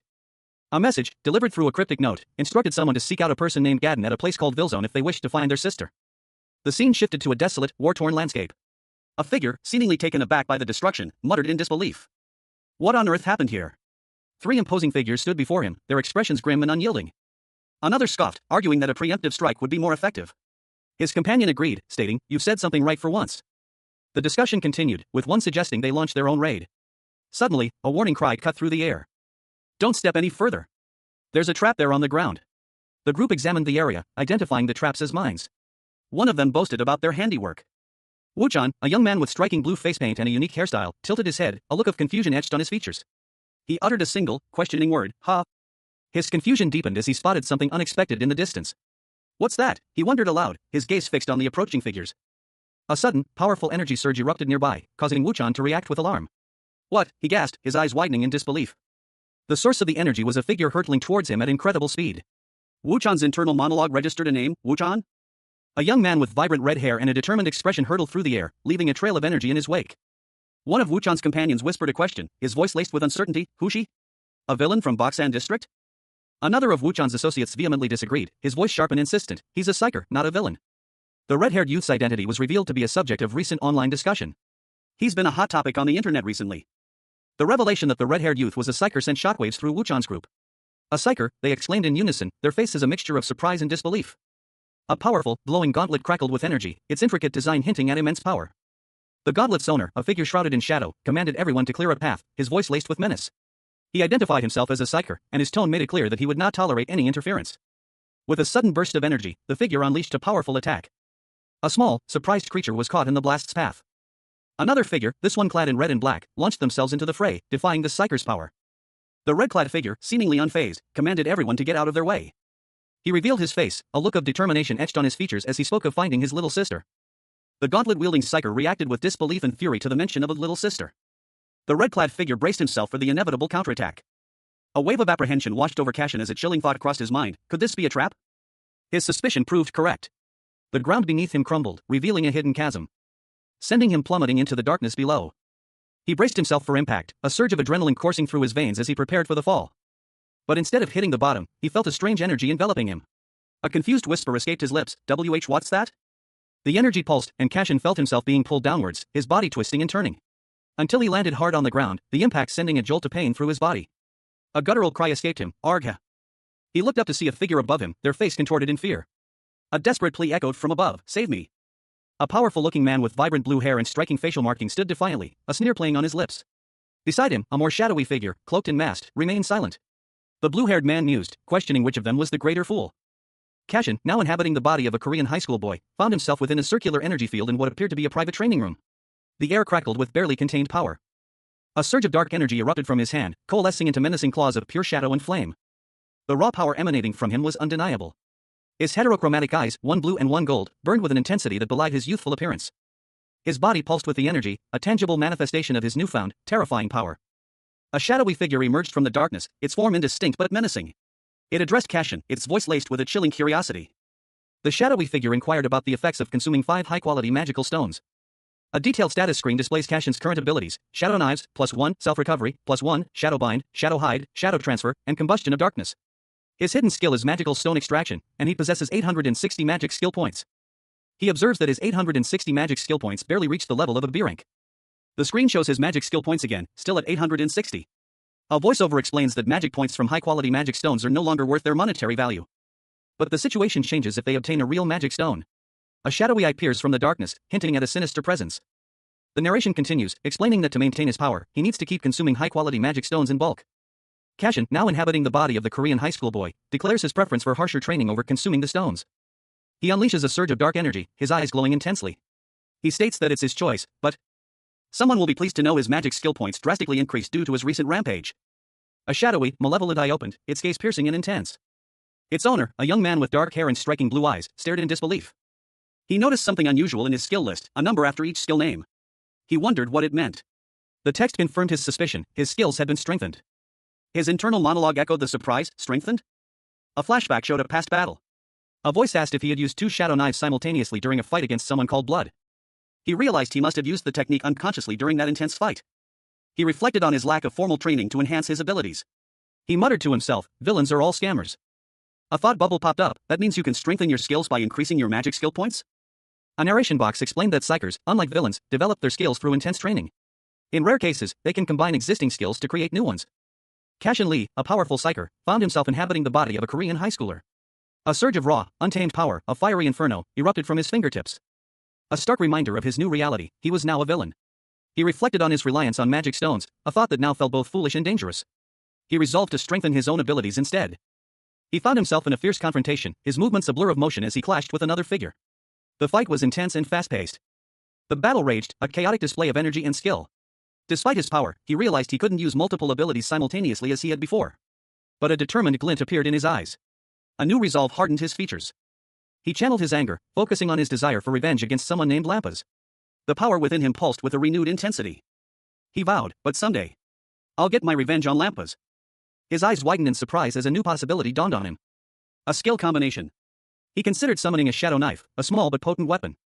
A surge of dark energy crackled, coalescing into a blade of immense power in the hands of a young man. His grip tightened. As he focused his intent, a mental command forming in his mind: add the dual attribute skill, Dark Flame, to the blade's tip. The dark energy pulsed, responding to his will. A brilliant blue flame erupted at the blade's edge, and he tested the new power with a swing, a questioning look on his face. Success! A wave of surprise washed over him as he realized the skill combination worked flawlessly. But then, a new question arose. He unleashed a dark, swirling energy, a sinister eye-like entity emerging from the depths. A triumphant laugh escaped his lips as he marveled at his newfound power. However, a seed of doubt began to sprout in his mind. Was this ease of skill combination truly his own doing, or was there something more at play? The narrative shifted to reveal a flashback, showing Cashin Lee, a powerful psyker, whose potential was among the best of his kind. The ominous eye-like entity pulsed with dark energy, a clear indication of the immense power Cashin possessed, even in his new, villainous form. A dark, swirling vortex filled the center of the panel, a silent, ominous presence. From outside, a voice called out, sharp with concern, Cashin. Are you in there? Inside the vortex, Cashin, now inhabiting the body of a Korean high school boy, reacted. A surge of blue energy erupted from his arm as he muttered, driver? The energy subsided, and a young man with brown hair and futuristic goggles appeared, his back to the viewer. He stated calmly, someone's here to see you. Cashin, still adjusting to his new reality, questioned, what are you talking about? As if someone would come to see me. The young man, seemingly unfazed, replied, someone called Kim Woo-chan. A look of suspicion crossed the young man's face as he crossed his arms, muttering to himself, why does Psyker come to the Ville Zone? Cashin's eyes narrowed, a flicker of his old self returning. A dark, swirling energy pulsed behind him, mirroring the vortex from earlier. He thought, Kim Woo-chan. The sun dipped below the horizon, casting long shadows over the city as the sky blazed with a fiery sunset. The scene shifted to the Boksan district, a known Ville Zone. A figure hurried through the grimy alleyways, navigating the narrow, decaying passageways. The air thick with the stench of decay and desperation. A man, clad in dark clothing, carried an unconscious young woman in his arms. He moved with a grim determination, his face obscured by shadows. A surge of dark energy pulsed from him, a sinister aura clinging to his form. The scene opens on a dimly lit industrial warehouse, the air thick with anticipation. A sense of foreboding hangs heavy in the air. A masked woman with long, silvery hair peers into the shadows, a question forming on her lips. Looks like he's here, she wonders, her voice barely a whisper. Meanwhile, a hooded figure, their face obscured by a mask, moves stealthily through the warehouse, their presence a silent threat. The masked woman and another individual with blonde hair are seen in a dimly lit room, seemingly waiting. Tension crackles between them. In another part of the warehouse, a young woman with vibrant pink hair lies unconscious, her vulnerability stark against the harsh industrial setting. A man with sharp features and piercing yellow eyes watches over her, a cruel smile playing on his lips. The man's gaze lingers on the unconscious woman, his expression one of cold calculation. He is clearly the mastermind behind this operation.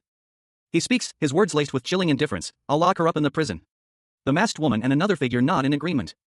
A sudden burst of purple energy erupts from the masked woman, revealing her true power.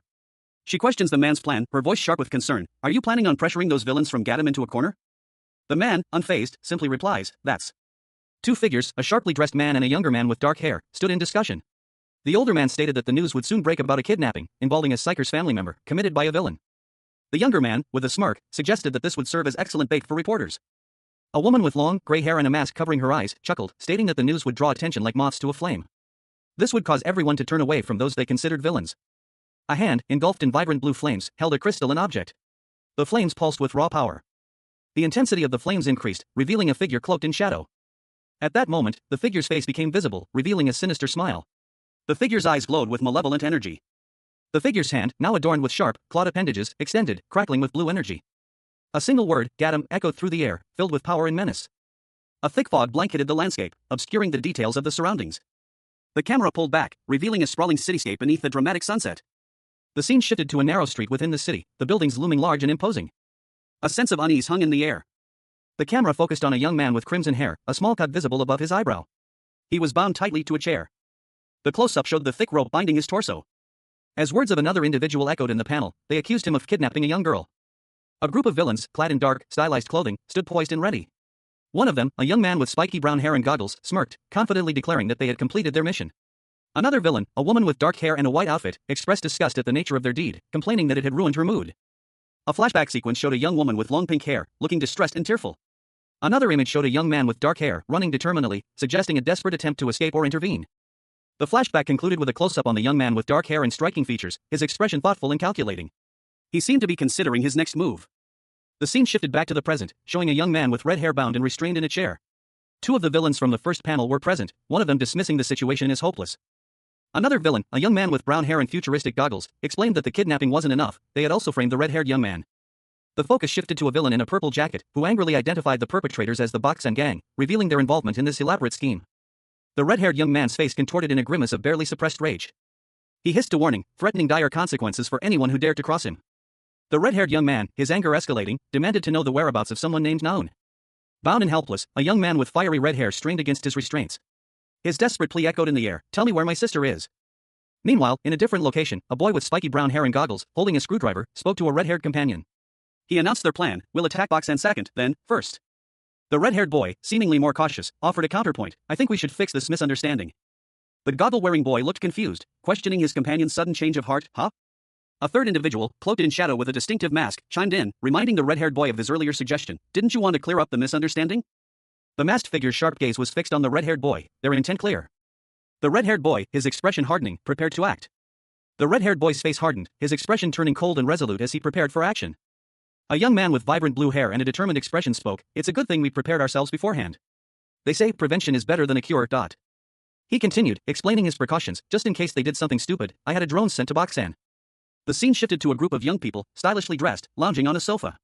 Among them was a boy with brown hair and goggles, holding a remote. The others were more sharply dressed, exuding an air of confidence and perhaps menace. One of the sharply dressed individuals commented, impressed, "The image quality is great. You upgraded the drone camera, didn't you?" The focus returned to the blue-haired young man, his expression serious. He analyzed the footage. It's most likely Black Ghost since the guy has a transformation skill. The boy with goggles responded skeptically, "You can't tell just by looking." The blue-haired young man insisted, "He transformed into you." The boy with goggles, surprised, exclaimed, "That's me? How does that look like me? Take off your goggles and look again." He reconsidered, "Oh, really?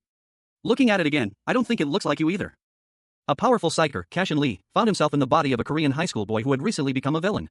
His companions, seemingly unfazed by his sudden departure, declared their intention to teach the culprit a lesson. But the boy, now trapped in this new reality, realized the gravity of his situation. He was being framed for kidnapping.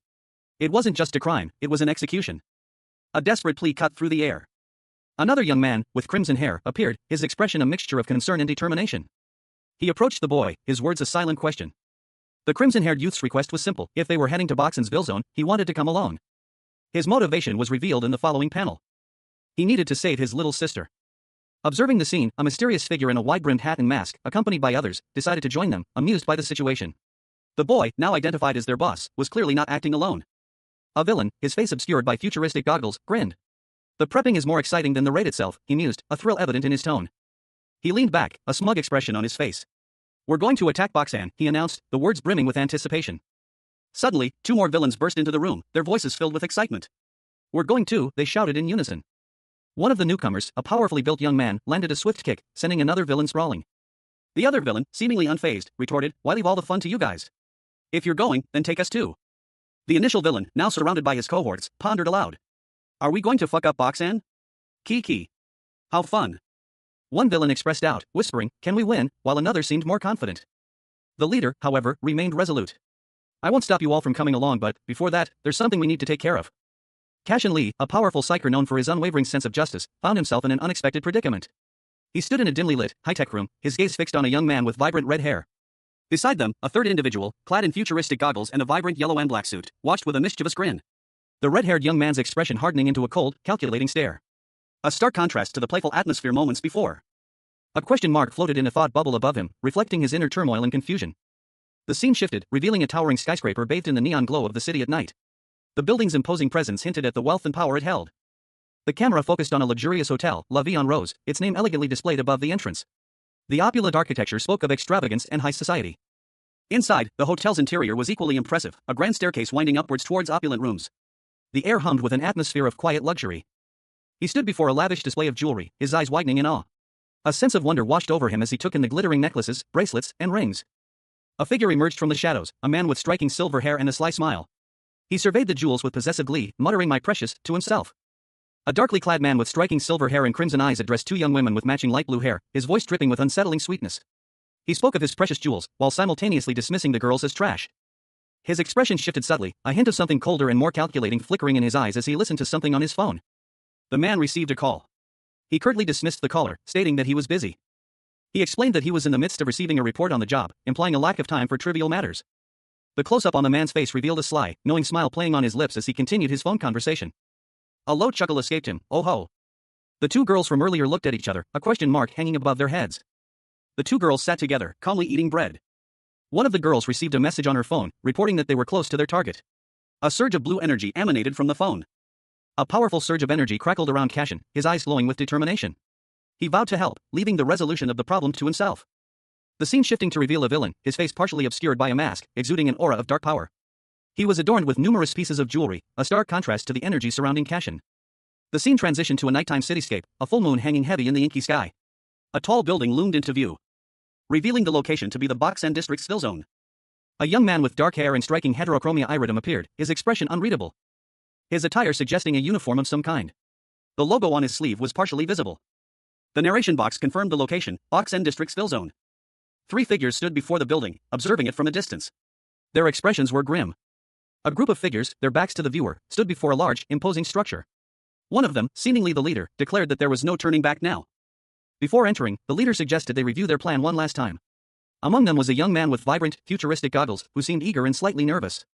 Another member of the group, a more seasoned-looking individual, scoffed at the newcomer's apparent apprehension, reminding him that his inexperience was no excuse for inaction. The newcomer, still slightly anxious, was then urged to join the others.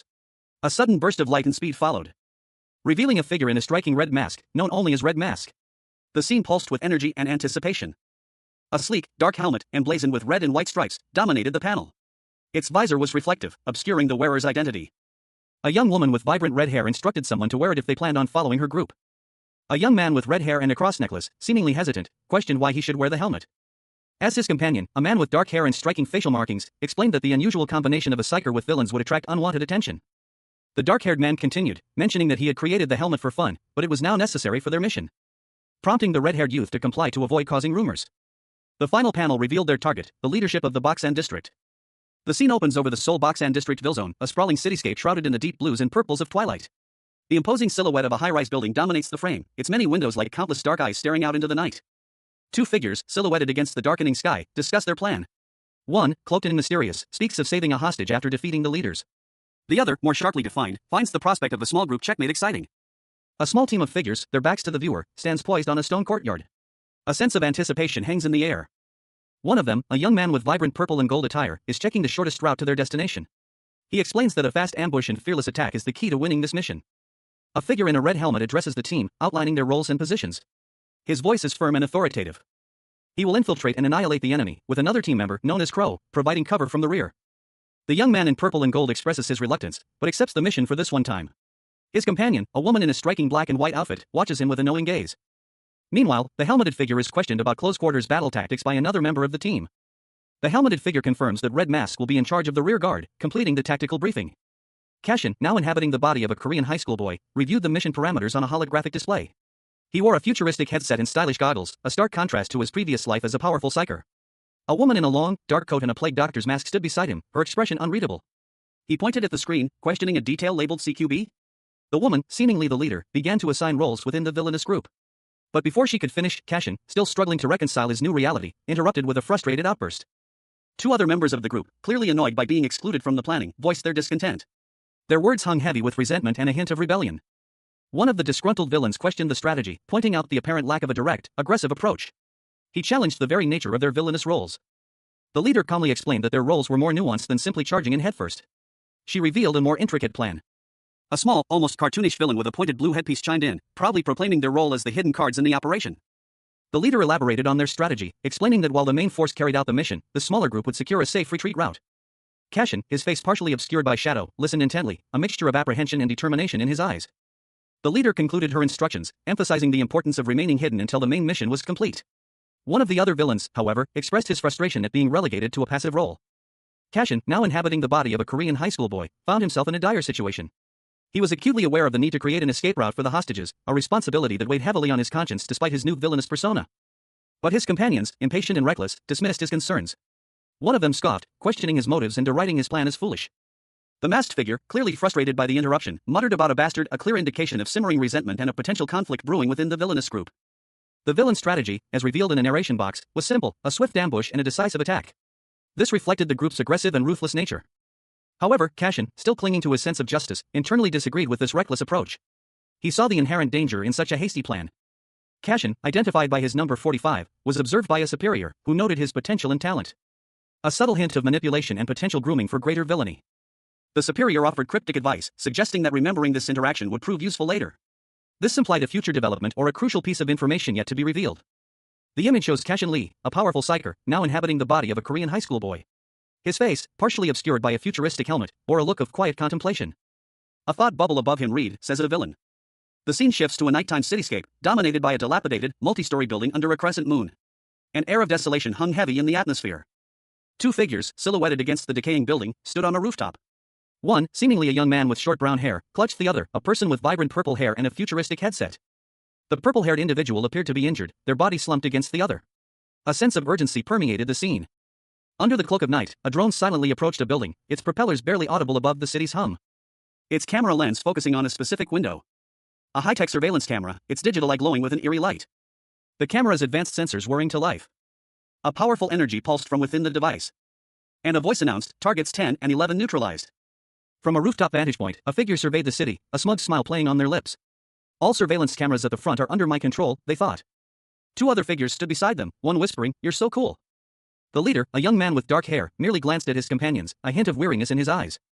Cashin, now inhabiting the body of a Korean high school boy, unleashes a powerful kick, sending his opponent flying through the air. The force of the blow causes a nearby building to crumble. As the villain, now clearly overwhelmed, lets out a pained groan. Meanwhile, a figure in a red and black suit, a psyker named Lee, is seen rushing towards the scene. His determined expression is hidden behind a helmet. A young woman, her face etched with worry, whispers a plea for safety. Lee, propelled by his unwavering resolve, leaps across the rubble-strewn landscape and assures her that he will arrive soon to save her. The scene opens on a dimly lit, metallic corridor. Pipes and conduits crisscross the ceiling, casting long shadows down the narrow passage. The air hangs heavy with the scent of rust and dampness. A young woman with vibrant pink hair lies unconscious on a dark, rocky surface. Her school uniform is rumpled, and a faint trickle of blood stains her temple. A hand reaches out, gently touching her hair. The hand's owner remains unseen. The young woman's eyes flutter open. She murmurs, A wave of disorientation washes over her as she struggles to recall the events that led to this moment. A sudden, sharp pain pierces her head. She gasps, a jolt of energy coursing through her body. Whoa! A young woman sits up, eyes wide with shock and fear. Her body trembles violently. She tries to stand, but stumbles, falling to her knees. A cold sweat beads on her brow. A vision flashes before her eyes, a figure, dark and imposing, his face obscured by shadow. That person. Cashin Lee, a powerful psyker, found himself in an impossible situation. He was no longer in his own body, but inhabiting that of a Korean high school boy, a villain. A wave of confusion washed over him as he processed the unfamiliar sensations and surroundings. His mind raced, trying to piece together what had happened. He recalled a visit to a friend in Greece, but the details beyond that were hazy. The last thing he remembered was a sudden, overwhelming darkness. Meanwhile, a young woman with vibrant pink hair watched from a distance, her expression a mixture of concern and apprehension. She seemed to be observing Cashin, or rather, the villain he now inhabited. Her eyes widened, a silent question forming in her mind. She clearly recognized something unusual about the situation, something that defied her understanding. The scene shifted to a dark, dilapidated corridor, the air thick with an unsettling atmosphere. The location felt ominous, hinting at the villainous nature of Cashin's new reality. Cashin, still grappling with his new reality, looked out at the cityscape. The view was shocking, revealing a city scarred by destruction and conflict. A sense of grim determination settled upon him. He realized the gravity of his situation. He was a villain now, but the psyker within him still yearned for justice. The conflict within him was palpable. One of them agreed with the plan, solidifying their resolve to escape the impending danger. Two villains stood amidst a cityscape at night. One, a powerfully built man with blue hair and a large warhammer, sneered at his companion. He barked in order to be quiet and get on with the plan. The blue-haired villain's companion, a shorter man with dark skin and elaborate braids, angrily explained that they were excluded from the plan because of their incessant talking. The shorter villain protested, incredulous that his constant talking was the reason for their exclusion. He felt it was unfair. The blue-haired villain, unimpressed, internally berated his partner for his thoughtless actions. The shorter villain's strange behavior was noted by his partner, who questioned his unusual actions. The blue-haired villain dismissed the question, stating that his partner had always been strange, even before the plan was explained. A flashback sequence showed a third villain, a woman with purple hair and goggles, observing the blue-haired villain from a distance. The blue-haired villain struggled to explain his partner's behavior. The woman, however, seemed to find the blue-haired villain's partner's behavior peculiar, noting that his actions seemed odd. Two young men, one with vibrant blue hair and the other with dark hair and colorful braids, stood amidst a cityscape. The blue-haired man moved closer to his companion, prompting the latter to question his meaning of giving off psyker vibes. A sudden question echoed in the air, "Who's there?" The dark-haired young man's eyes widened in alarm as a monstrous, shadowy figure appeared before them, its presence filling them with dread. Terror seized the young man as he recognized the figure, a name escaping his lips in a choked whisper, Jeju-ak. The blue-haired man trembled, whispering in fear, "Oh no! We got caught." A group of figures, their appearances partially obscured, confronted the two young men. One of them, a stern-looking individual, questioned their presence in the Boksan district, implying their visit was unwarranted. The dark-haired young man reacted with disbelief, muttering, "No way, you guys." A close-up revealed the face of one of the confronting figures, their expression grim and unforgiving. The scene shifts to show the two young men surrounded by the group, their expressions a mixture of fear and apprehension. Three figures, two with striking, otherworldly appearances and one with a more ordinary look, confronted a young man with dark hair and tattoos. One of the extraordinary figures, with vibrant blue hair, addressed the young man, demanding to know if he had come to surrender to Boksan. But the young man, clearly taken aback, simply responded with a confused "huh." He then vehemently rejected the notion of surrender, angrily stating that they had come to fight, daring them to attack. His expression was one of furious defiance. Meanwhile, a powerful figure, cloaked in shadow, appeared, their arrival marked by a sudden burst of energy. They questioned the commotion, wondering why it was so noisy. The young man's eyes widened in alarm as he registered the newcomer's presence. A sense of unease washed over him. The newcomer, a powerfully built man with a red eye and a beard, was revealed to be someone the young man recognized. Shock and disbelief were evident on his face. The scene opens with a sweeping aerial view of a city in ruins. Crumbling buildings and desolate streets paint a picture of urban decay, a stark contrast to the vibrant life it once held. A muscular man with fiery red eyes and a fierce expression stands amidst the destruction. He mutters to himself, clearly agitated. He turns, his gaze hardening as he addresses unseen figures. His words are laced with contempt and suspicion. The response is immediate and filled with disbelief. A young man's face contorts in shock and outrage. Another figure, a woman with fiery red hair, interjects, offering a different perspective on the situation. Her tone suggests a more strategic mind at work. Her words are met with immediate defiance from a group of young men, their intentions clearly stated. The muscular man observes the unfolding conflict, a hint of approval in his expression. He comments on one of the young men's performance. Meanwhile, one of the young men, wearing a gas mask, realizes the gravity of their situation, his fear palpable. A surge of dark energy crackled around Cashin, taking the form of jagged, crystalline shards. He braced himself, his resolve unwavering despite the immense power he faced. A formidable opponent, unseen but clearly present, issued a challenge, "Prove to me that your courage surpasses even rock." Cashin, channeling his inner strength, responded with a defiant roar.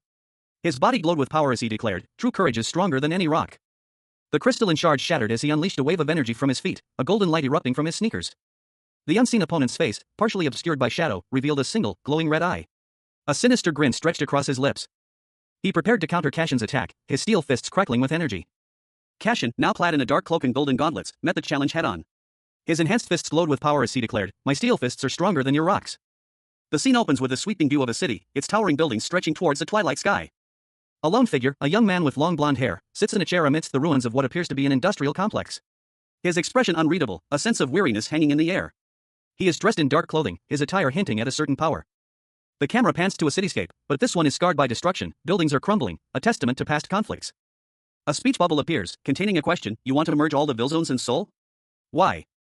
A young man in a futuristic-looking outfit is shown, his face partially obscured by goggles. He appears to be a villain, given his attire and the setting.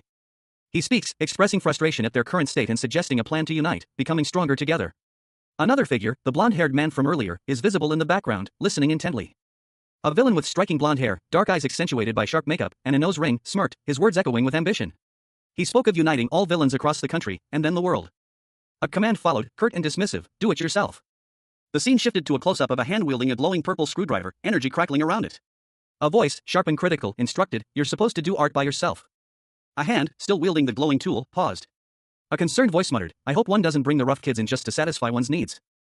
A young man with brown hair, dressed in a vibrant, almost futuristic outfit, stared in disbelief. What are you saying?" he stammered, his voice laced with shock and confusion.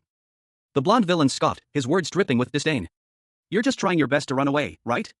Like those wimps who bully those weaker than them." The young man, his face set with determination, retorted, "Whatever, I'm against it." Meanwhile, the blonde villain observed two figures in the distance, a glint of recognition in his eyes. He muttered, "And those two over there seem to be on the same page as me? Driver." His face contorted in rage, the blonde villain roared, "You bastard." A warning was issued, a preemptive measure to prevent unnecessary conflict. The speaker's tone suggested a sense of foreboding, hinting at the potential consequences of ignoring their words. A plea for restraint, a suggestion to avoid escalating the situation and expending precious energy. The image showed a close-up of intense, glowing eyes, reflecting the gravity of the moment. A simple yet powerful request, "Heed my words." The emphasis on the words highlighted their importance, underscoring the potential danger. A young man with blonde hair, wearing futuristic goggles, stood poised, energy crackling around him. He seemed ready for action, his expression serious and determined. A threat was implied, a stark warning of the consequences of disobedience.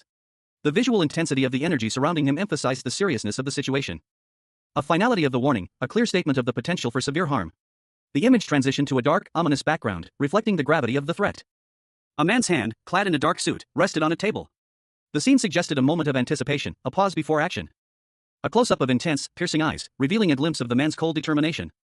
The sharp focus on the eyes heightened the tension, leaving the reader anticipating his next move. A figure with long blonde hair and dark clothing approached, stating that they had a report. A smaller, brightly colored figure with teal hair and glowing blue accents on her outfit looked on curiously, asking what was going on. The teal-haired figure reported that she had found villains from the Gatam on the outskirts of the Villzone. A closer look revealed the teal-haired figure's identity, Lenny's girl, a B-rank villain with light attribute magic. Lenny's girl continued her report, stating that 3 B-rank villains had been found. The blonde-haired figure, seated and observing, reacted with surprise, questioning if there were only 3. The blonde-haired figure then asked who was currently at the scene. Lenny's girl responded that Rockhand was currently there, engaged in combat. The image showed a dynamic scene of Rockhand fighting an opponent. Lenny's girl confidently asserted that if the villains were only B-rank, Rockhand should be capable of handling them alone. The blonde-haired figure listened, a smirk playing on their lips. A close-up reveals a portion of a face, a young man with blonde hair, a gold ring piercing his lower lip, and a thoughtful expression. He is deep in contemplation. His thoughts forming a silent judgment, the situation felt suspicious. Meanwhile, a young woman with short, light blue hair, dressed in a dark jacket and short skirt, stood confidently in a dimly lit industrial setting. She spoke, dismissing the possibility of a genuine threat. Those antagonists were merely bait. The blonde young man scoffed at the apparent simplicity of the trap, addressing an unseen driver, warning them that such obvious tricks would not work on him. His expression hardened, and he unleashed a powerful counterattack, his power manifesting as glowing blue energy. A technique he named Barracuda's K9 teeth. Confident in his abilities, he declared his readiness to face any other villain bosses, including the driver. The scene opens with a powerful declaration. A voice, filled with fierce determination, cuts through the air. "Don't think I'm the same as before." The speaker is revealed, a figure cloaked in shadow, their face partially obscured, but their eyes burning with an intense, almost malevolent light. They raise their hands, crackling with blue energy, a clear display of formidable power. A surge of energy erupts from their hands, the blue flames growing brighter, more intense. The scene shifts to a nighttime cityscape, a sprawling metropolis under a dark sky. A voice, this time more curious than menacing, observes, "So that's where the leading members are?" A wide shot shows the city from above, highlighting a specific building. The perspective suggests a rapid approach. The camera focuses on a group of figures perched atop a building, observing the target location. One of them, seemingly the leader, takes credit. "It's all thanks to me." Before they can move, a suggestion is made. Before we enter, shall we check to see who's inside the building? A closer look reveals a small, high-tech device. One of the figures identifies it. What's that? A sub-miniature drone. A young man, his face partially obscured by a headset, offered another device to someone unseen. He explained that he had more of these at home. The figure in a red and black helmet mused that it would become troublesome if the recipient of the device became his enemy. 3 figures, each with a distinct and striking appearance, stood together in a confident pose. One wore a large black hat and a mask, another sported goggles and a vibrant purple and yellow outfit, and the third had a more subdued, dark attire. One of the figures, the one in the helmet, reacted with alarm, questioning if their presence had been discovered. The helmeted figure deemed the situation annoying, deciding on a swift ambush as a response. With a sudden burst of dark energy, one of the figures launched a surprise attack. The dark energy swirled around him as he moved with surprising speed. But he managed to evade the attack, leaving a trail of dark energy in his wake. 3 figures, cloaked in shadow, stood silhouetted against the night sky. The central figure, a woman in an extravagant wide-brimmed hat and dark attire, exuded an air of quiet menace. Flanking her were 2 others, one in a full bodysuit, the other in a more casual outfit, their faces obscured by helmets and goggles. A low, sinister chuckle escaped the woman's lips, a sound that hinted at the dark amusement she felt. Elsewhere, a figure emerged from the darkness, their voice echoing through the night. They demanded to know where everyone was hiding. A figure with long, flowing hair appeared, partially obscured by a swirling mist, their identity still shrouded in mystery. The 3 figures from earlier reappeared, their faces now visible. The central woman's gaze was sharp and calculating, while the other stood behind her, seemingly ready for action. The woman with long hair spoke, her tone laced with disdain, suggesting that she had found those who were hiding. The camera focuses on the woman's upper body, highlighting her attire and confident posture. She expressed surprise, noting the arrival of 2 additional figures, known as Driver and Crow. The 2 figures in the background, Driver and Crow, reacted to the woman's statement. Crow, in particular, expressed uncertainty about the woman's identity. A powerful-looking woman with long, gray hair and sharp features sneered, her gaze cold and calculating. Since Driver is the boss, she stated, her voice dripping with disdain, I'll let him have you. A masked figure, their face obscured but their lips curled into a cruel smile, let out a short, sharp laugh, ha. The masked woman, her back turned, addressed the 2 men behind her. Since I have something I need to take care of, she said, her tone dismissive, you guys go ahead. One of the men, a young man with spiky brown hair and goggles, spoke up. He wanted to talk to the masked woman for a bit. The masked woman cut him off sharply. It's girls' talk, she said, her voice laced with annoyance. Don't even try to get involved. The masked woman's face, partially visible, showed a hint of amusement. The young man with spiky hair looked concerned at his companions. He questioned whether it was all right not to help. Another of the young men, dressed in a red and black suit, spoke, his voice low. He observed that Crow was having fun. A sudden burst of blue energy erupted from the scene. The scene opens with a dark, night sky, speckled with distant stars. A shadowy figure, cloaked in darkness, moves with swift, silent grace across the rooftops. A young man with dark hair and a sleek, dark suit accented with vibrant blue streaks leaps across the cityscape, his movements fluid and powerful. He is pursued by another figure, cloaked and mysterious. Meanwhile, a woman with dark hair and a striking black outfit watches from a distance, a mischievous glint in her eyes. She speaks to a man beside her, a younger man with brown hair and a vibrant purple and gold outfit, instructing him to simply delay the pursuer. The young man in purple and gold lets out an evil chuckle as he prepares to engage the pursuer. He advances, his weapon at the ready. The woman in black watches with a predatory smile, her anticipation palpable. She comments that with the obstacles removed, she can finally proceed with her plans. The woman, now closer to the scene, unleashes a wave of dark energy, her movements graceful yet menacing. She speaks to someone unseen, suggesting they enjoy some private time together. The young man in black, having witnessed this display of power, questions the meaning of hindrances. A sneering voice echoed, dismissing any notion of opposition, delusional. They're not hindrances but saviors. The camera focused on a pair of elegant, high-heeled boots, their owner a mysterious woman with long silver hair, clad in a chic fur coat and dark attire. Dark, purplish energy crackled around her feet. As she calmly declared, the ones to save you. Several black feathers, imbued with the same purplish energy, swirled around a wicked-looking staff, its head resembling a curved sickle with a glowing crimson jewel. The woman, her identity still shrouded in mystery, confidently stated, since there is no one here to stop me. A swarm of shadowy, raven-like creatures, each with glowing red eyes, emerged from the darkness, surrounding her menacingly. Their presence amplifying the ominous atmosphere. The woman stood at the center of this dark storm, a sinister smile playing on her lips. The scene opens on a stark white background, a sudden shift from the previous panel. A dark, ominous Korean script dominates the lower portion, hinting at impending action. As a voice, sharp and commanding, cuts through the silence. Intruders! Kill them all on sight, the order echoes, painting a picture of immediate danger. A foot, clad in a dark sneaker with a blue accent, is shown moving with incredible speed, a blur of motion against the stark lines of a hallway floor. A visual representation of swift pursuit. 3 figures, their backs to the viewer, sprint down a long, brightly lit corridor, fleeing the unseen threat. The camera focuses on a pair of intense blue eyes, narrowed in concentration, belonging to a young man with dark hair. A palpable sense of determination emanates from the gaze. As he prepares to confront the danger head-on. A chaotic scene unfolds before him, a group of villains, armed and aggressive, surges forward. The villain's shouts ring out again, a desperate cry of intruders. Kill them, underscoring the urgency of the situation. A close-up reveals one of the villains, Sharktooth, a hulking figure with prominent fangs and a menacing expression. A data box appears, identifying him as a B+ rank villain, specializing in water-based attacks. A group of figures, led by a young man with dark hair, burst through a doorway. The young man's expression is fierce, and he shouts a battle cry to knock them all down. The young man launches a swift attack, a blur of motion, sending his opponents sprawling. One of them, a figure in red, looks surprised. Powerful bolts of energy crackle around him as he moves. The scene shifts to a chaotic flurry of motion. The young man, now surrounded, fights with incredible speed and skill, effortlessly deflecting blows and countering with lightning-fast strikes. His movement's a whirlwind of energy. He dashes forward, a blur of motion, leaving a trail of energy in his wake. The young man delivers a powerful blow, shattering his opponent's weapon and sending them flying. Cashin Lee, a powerful psyker, found himself in the body of a Korean high school boy, a newly minted villain. He launched a powerful kick, only to be met with a sneer. "You sure know how to fight," his opponent taunted. The villain's monstrous maw opened, revealing rows of razor-sharp teeth crackling with dark energy. "However, those pillow fists will have no effect on me."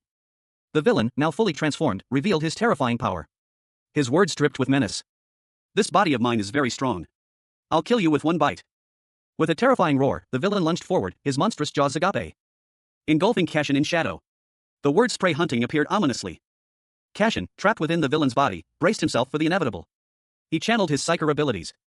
A monstrous figure, its face a grotesque parody of a smile, lunged forward, crackling energy arcing from its clawed hands. But before it could reach its target, a blur of motion intercepted it. Cashin, now inhabiting the body of a Korean high schooler, moved with impossible speed, his movements a whirlwind of controlled power. A surge of energy erupting from his form as he met the creature's attack head-on. The impact sent tremors through the air, the monster staggered back, its eyes wide with surprise, giving Cashin the opening he needed. He launched himself forward, his movements precise and deadly, landing a powerful blow that sent the creature reeling. Pieces of its form shattered and dispersed like glass. The monster, its body ravaged, collapsed to the ground, its once menacing features now contorted in agony. A final, desperate surge of energy pulsed from the creature. Before it finally succumbed, its power extinguished. Cashin, a powerful psyker, found himself inexplicably inhabiting the body of a Korean high school student, a villain, no less.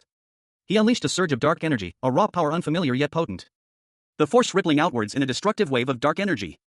The impact of the blast sent his opponents sprawling, their bodies crumbling under the sheer force. He had effortlessly subdued them. Two figures watched from the shadows, observing the aftermath.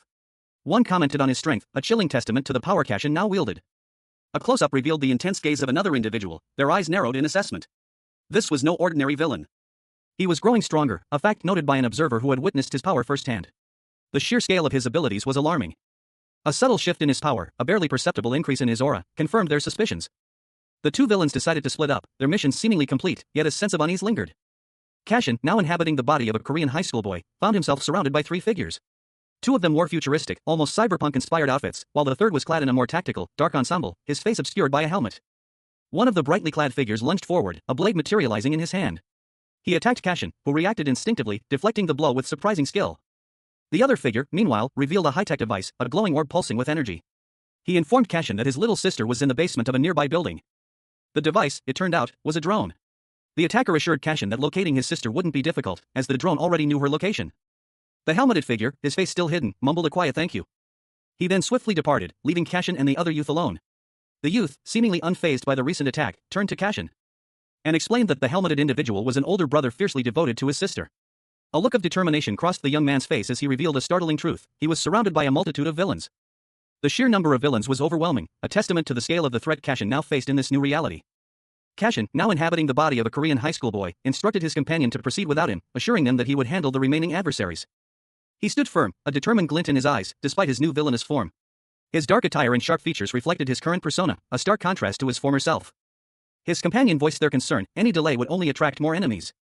Cashin, however, needed time. He had to wait for another member of their group, known only as Crow, to complete their task. Reassured by Cashin's confidence, his companion expressed their trust and departed, leaving Cashin alone to face the remaining foes. With his companion gone, Cashin prepared for battle. A surge of energy pulsed from his weapon as he braced himself. A sinister smile played on his lips as he prepared to engage. He wielded his weapon with practiced ease, the purple energy crackling around it. Cashin unleashed a devastating attack, his power overwhelming the remaining enemies. Cashin Lee, a powerful psyker, found himself in a precarious situation. A surge of purple energy erupted from him as he was violently thrown backward. The force of the impact sending tremors through the ancient Greek city. A voice, calm yet menacing, echoed in his mind: shall we have a great conversation about what's happened? Meanwhile, in a dark, shadowy alleyway, a young man with long, flowing silver hair and a determined expression spoke, his voice laced with resentment. It was getting on my nerves from the start. I hate so much that I'm being treated the same as you are. He raised a dark, imposing staff, teal energy crackling around it. A surge of power building within him. He unleashed a devastating blast of energy.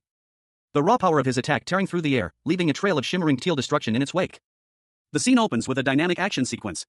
A figure, clad in dark clothing and wielding a long, slender weapon, engages in a swift, acrobatic battle against an opponent with long, dark hair. The movements are blurred, suggesting intense speed and agility. The dark-clad figure expertly dodges a blow, their movements fluid and precise. Continuing their relentless assault with a flurry of strikes. The opponent is clearly outmatched, struggling to keep up with the speed and precision of their attacks. The dark-clad figure, now revealed to be a young man with a distinctive mask, lands a decisive blow, forcing their opponent to retreat. An onlooker comments on the young man's impressive agility, referring to him as a crow. The opponent, a woman with striking features and long, dark hair, acknowledges the young man's skill, but counters that his agility is not his only strength. The young man retorts, implying that she is always seeking the last word in any argument. He prepares for a more serious confrontation, his expression hardening. The young man declares it's time to get serious. A powerful woman with long, silvery hair and piercing eyes loomed over her opponent. Her expression was one of cold calculation, a cruel smirk playing on her lips as she held a dark weapon. This time, she hissed, "You might really die." The villain's hands, adorned with dark markings, moved with unnatural speed, gathering a dark, swirling energy. Releasing a torrent of dark energy in a devastating attack she called Death Chain Breath. The dark energy surged outwards, a terrifying display of power. But the young man, despite the overwhelming force of the attack, reacted swiftly. Spinning and dodging with surprising agility, his own dark weapon, a side-like object, whirling into action. He countered with a move of his own, a dark energy flowing from his weapon. Unleashing a wave of dark energy that clashed with the villain's attack. He called his counterattack Crow Peekaboo, a technique that involved manipulating dark energy into a swirling vortex. A surge of chaotic energy erupted, swirling in a tempest of purple and teal hues. The raw power was palpable, a vortex of untamed force. Leaving a woman with striking silver hair and a dark mask gasping for air, submerged in a dark, churning water. Her eyes widened in disbelief, she clearly hadn't anticipated such a powerful attack. The water around her roiled and churned, the remnants of the energy blast still visible as shimmering particles. Slowly dissipating into nothingness. The scene was one of utter devastation, a testament to the sheer force unleashed. From the depths of the water, a dark, elegant shoe emerged, followed by a slender leg clad in black stockings. The woman, seemingly unfazed, began to rise. She stood, completely dry, her dark mask concealing her expression. "A hut that was nothing," she scoffed, a hint of amusement in her tone. Two dark birds perched on her shoulders echoed her words, "Kayak, it's nothing." A surge of dark energy, crackling with blue electricity, erupted from below. The power was immense, threatening to consume everything in its path. Revealing a figure cloaked in shadows, their face obscured by a wide-brimmed hat and a long, beak-like mask. The air crackled with anticipation. Cashin, now inhabiting the body of a Korean high school boy, found himself facing a formidable opponent. He unleashed a torrent of energy, a vibrant teal force erupting from his hands. A wave of power that crashed against his enemy, the impact creating a blinding flash of light and a shockwave that rippled outwards. The force of the attack sent the villain reeling, a pained cry escaping his lips as he staggered back. His dark, imposing form momentarily obscured by the lingering energy. A sharp, metallic clang echoed as a piece of his equipment shattered. Cashin pressed his advantage, his movements a blur of motion as he continued his assault. Shards of dark metal raining down as he relentlessly pursued his foe. He summoned a swirling vortex of dark energy, trapping the villain within its grasp. The villain struggled against the constricting force, but Cashin's power proved too strong. He was completely enveloped by the dark, swirling energy. A voice, cold and menacing, echoed through the air. "Sad and pitiful crow. If you breathe in a tiny bit of that black smoke, your blood flow will stop and your lungs will burn." Cashin, the powerful psyker, unleashed a torrent of energy, a breathtaking display of his abilities. But the exertion left him visibly weakened. A voice, laced with mockery, cut through the air, "You look like shit after showing off like that. Ho ho ho dash." A figure emerged from the shadows, their face obscured by a mask, their voice dripping with condemnation, "You've committed an unforgivable sin." The masked figure, radiating an aura of immense power, prepared to strike. A surge of purple energy crackling around them. The attack hit with devastating force, engulfing Cashin in a maelstrom of purple energy. As the dust settled, a voice, filled with rage, echoed, "How dare you break my treasure?" Cashin, now inhabiting the body of a Korean high school boy, felt a surge of confusion. His thoughts raced, "My skill. Wait." A masked figure, radiating power, scoffed. "For a crow to have that much strength, nonsense." Cashin's mind reeled. He silently questioned, "Wait, don't tell me, they awakened?" A dark, shadowy figure emerged, its presence ominous. Its form slowly taking shape. Revealing a menacing, cloaked figure with glowing red eyes. The figure declared, "From now on, you will be judged by the way of the crow." Cashin, overwhelmed, could only manage a silent, questioning gasp. The masked figure watched, a hint of something unreadable in her expression. A shadowy figure emerged from the darkness, its form vaguely humanoid but distorted, its movements suggesting immense power. Its presence radiating an aura of malevolence, a palpable sense of dread filling the air. The creature's features slowly resolving into a terrifying visage, a mask of pure evil. The scene opens on a sign reading Boksan District's Villzone basement second floor. A figure, blurred by speed, races through a dimly lit corridor. The figure is a young man in a dark jacket and red cap, his movements swift and purposeful. He pauses, glancing back, a question forming in his mind. Are those guys intentionally being considerate towards me? The young man continues his hurried pace, a thought crossing his mind. I'm now indebted to them. He clutches a small, metallic device in his hand. The device glows faintly, guiding his steps. As he approaches his destination, a figure in a futuristic helmet appears, confirming, it's around here. A surge of icy energy erupted from the ground, shattering the earth around a masked figure. Crystalline shards of ice shot outwards in a violent explosion. The force of the blast sending the figure sprawling backwards. Their eyes widened in surprise. But they quickly recovered, rising to their feet with surprising agility. The masked figure moved with a newfound power, their feet leaving trails of ice in their wake.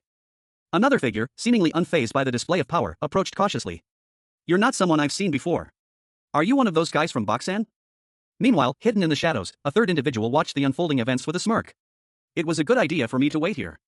The hidden figure continued their internal monologue. I knew at least one of you guys would come to rescue the hostage. A fiery energy began to coalesce in the hidden figure's hand. A burst of flame erupting as they prepared to counterattack. The masked figure, seemingly sensing the threat, braced themselves and unleashed another wave of ice, creating a defensive barrier against the oncoming flames. A figure clad in a red helmet and black jacket unleashed a torrent of fire, shouting a defiant command to shut the fuck up and get lost. Observing from a distance, another figure, partially obscured by a swirling blue aura, mused on the interesting display of opposing abilities, fire and ice. The observer noted that such a skill was well suited to a quick-tempered personality. The scene shifted to a dramatic display of power, fire and ice. The blue-clad figure, now more clearly visible, crossed their arms, ice shards forming around their hands. They anticipated the coming conflict with a sense of amusement, commenting that it would be quite interesting. The two figures clashed, a fiery blast meeting a surge of ice. The blue-clad figure moved with surprising speed and agility, dodging the flames and countering with icy blasts. A surge of purple energy erupted from the city below, a chaotic display of power that tore through the night sky, leaving behind a trail of shimmering, purple fragments that drifted like fallen feathers. The camera pulled back to reveal the source of the energy, a towering skyscraper, the Boxanville Zone. The building loomed large against the darkening sky, its many windows like vacant eyes staring out into the night. A closer look revealed a number, 12. The 12th floor. The scene shifted to the interior of the building, specifically the 12th floor, identified as the Boxanville Zone, 12th floor. A figure, clad in dark clothing with blue accents, walked down a dimly lit corridor. His back was to the viewer. The figure turned, revealing a young man with dark hair, one blue eye, and one orange eye. Dark markings resembling stylized flames framed his eyes. His expression was cold and calculating. A voice, cold and commanding, sliced through the darkness.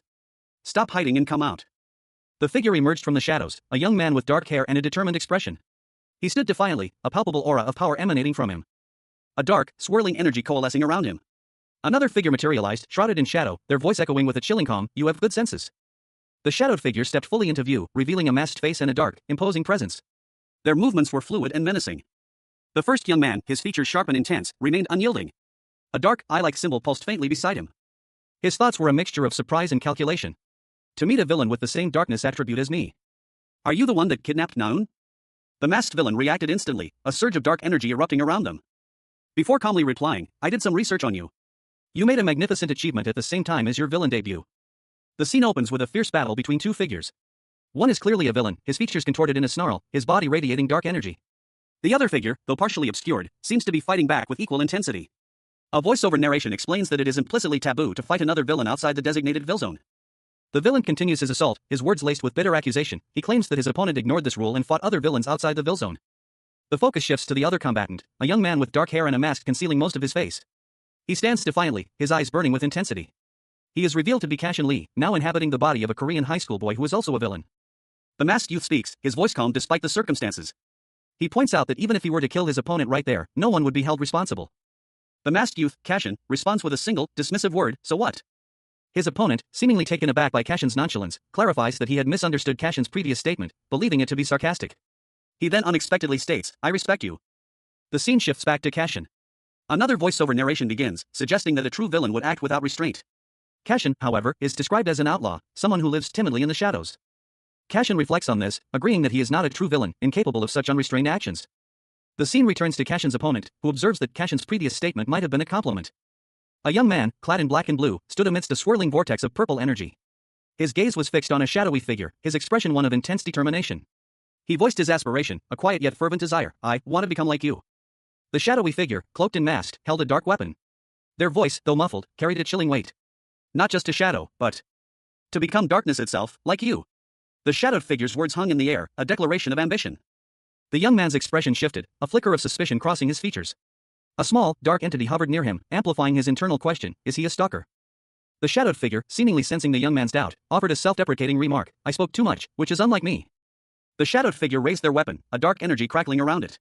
Their words were a challenge, a call to action, then let's begin.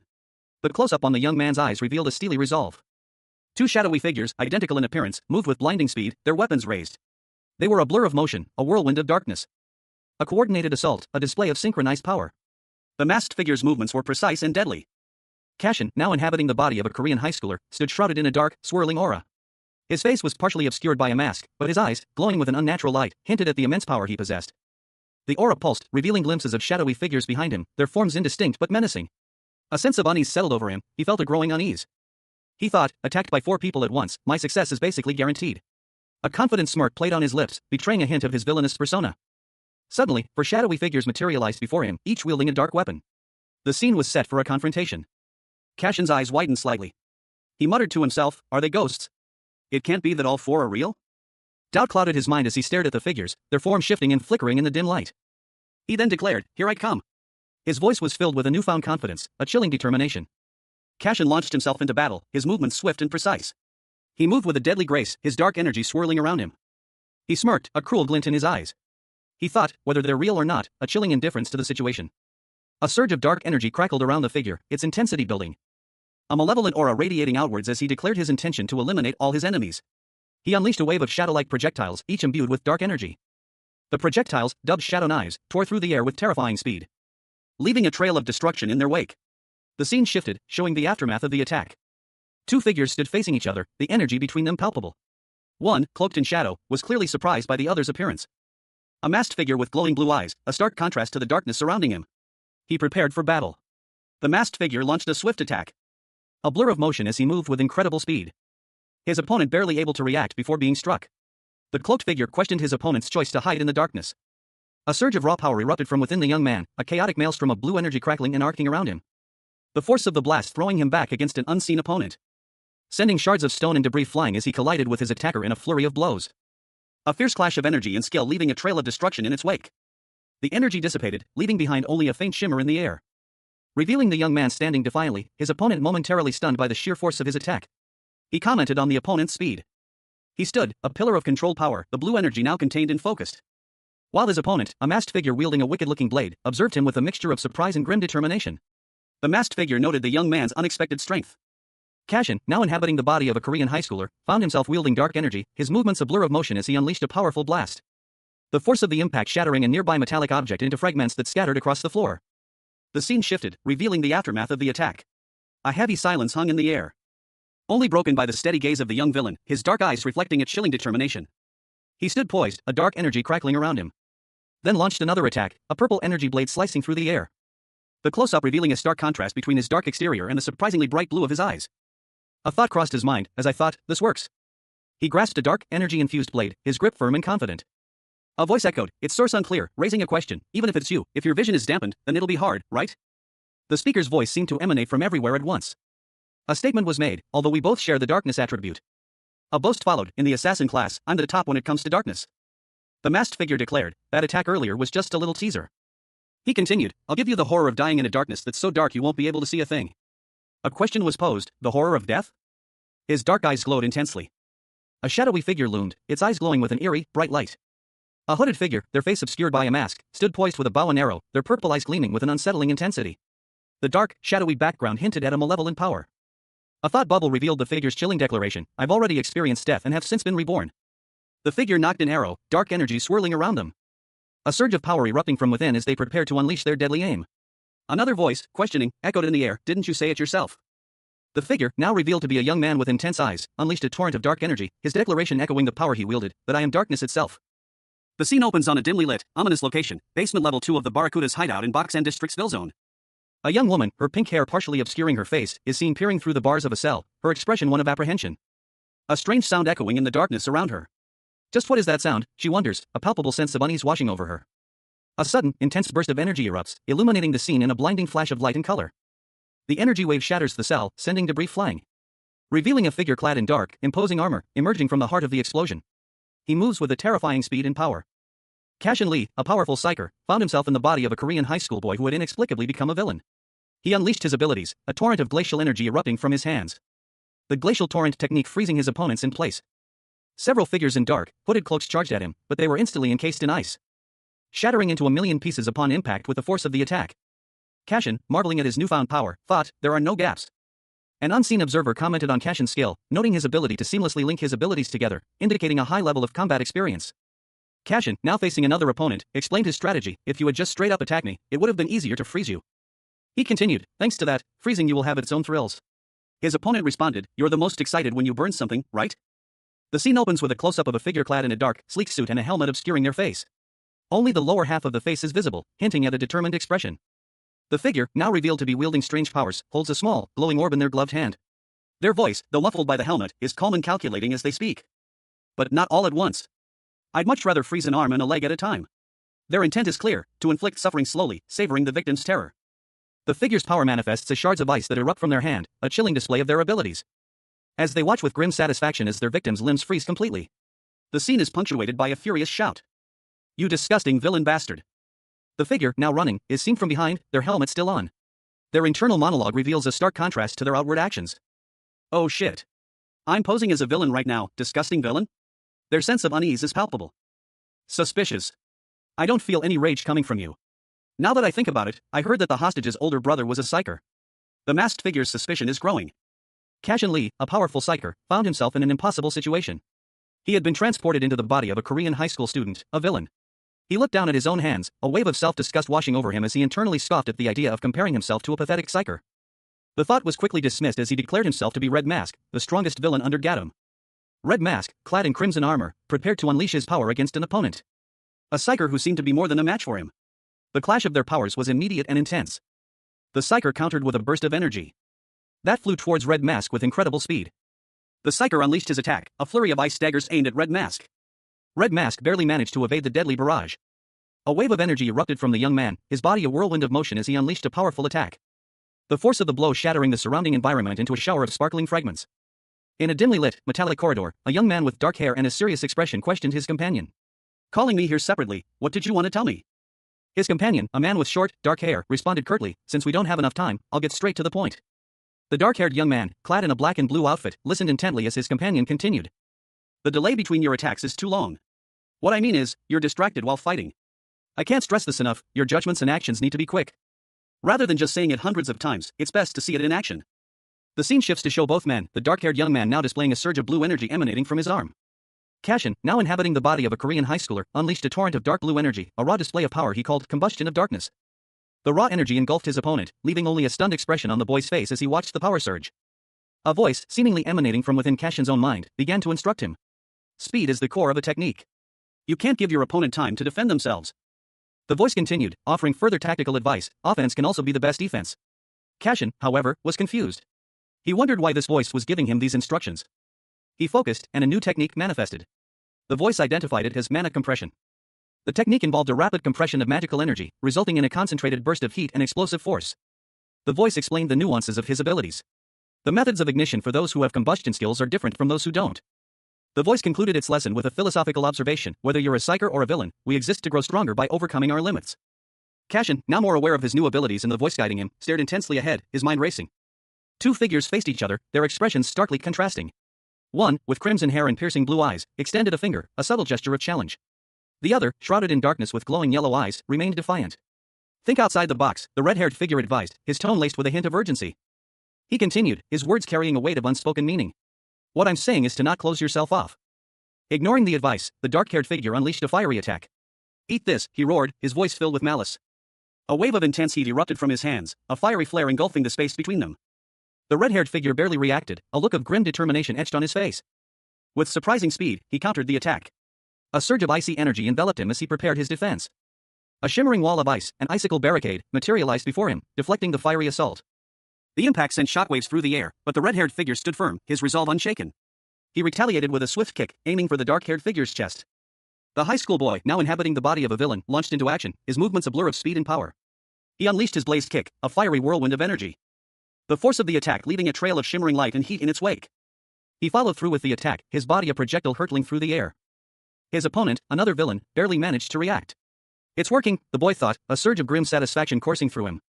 But his triumph was short-lived. The villain countered, his attack relentless and precise. If it continues like this. The boy realized, a cold sweat beading on his brow. His opponent's power was far greater than he had anticipated. The villain's attack pattern shifted dramatically. His attack pattern has suddenly changed, the boy noted, his heart pounding in his chest. He felt a surge of defiance. How dare he think I can be his opponent? He thought, his resolve hardening.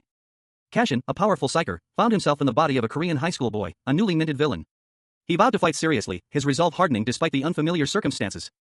Unleashing his glacial torrent, a powerful ice-based attack. The sheer force of the attack sent his opponent reeling. But the unexpected recoil surprised him. A wave of disorientation washed over him, leaving him vulnerable and cursing his carelessness. His opponent, frozen in place, watched as Cashin struggled. He realized his power to freeze people was active, but he couldn't activate his ignition system. A thought occurred to him, perhaps he should remove his mask first? He tried to move, but his body refused to obey. A wave of helplessness washed over him. As he felt himself falling, the world spun around him. And a voice called out from above, asking if he was there to save him. Cashin Lee, a powerful psyker, found himself inexplicably inhabiting the body of a Korean high school boy. His eyes, usually filled with the calm resolve of a seasoned justice seeker, now blazed with an unfamiliar, cold intensity. A name, Naun, echoed in his mind, a whisper of a past he didn't recognize, yet felt intimately connected to. Trapped within a dark, metallic corridor, the boy's voice, now Cashin's, pleaded for release. He felt a surge of power, alien yet familiar, coursing through his veins. A power he instinctively knew he could control, a power that was now his weapon against the desperate pleas echoing in his own mind. With a surge of newfound power, Cashin unleashed a torrent of energy. A blinding flash of light that shattered the metallic bars of his prison, leaving him free, but in a world that felt both terrifyingly familiar and utterly alien. A scream pierced the air, a desperate cry for help. Naun's voice, filled with terror, reached him. He recognized the name, the voice, the fear. And a chilling realization washed over him, his actions, his judgments, needed to be swift, decisive.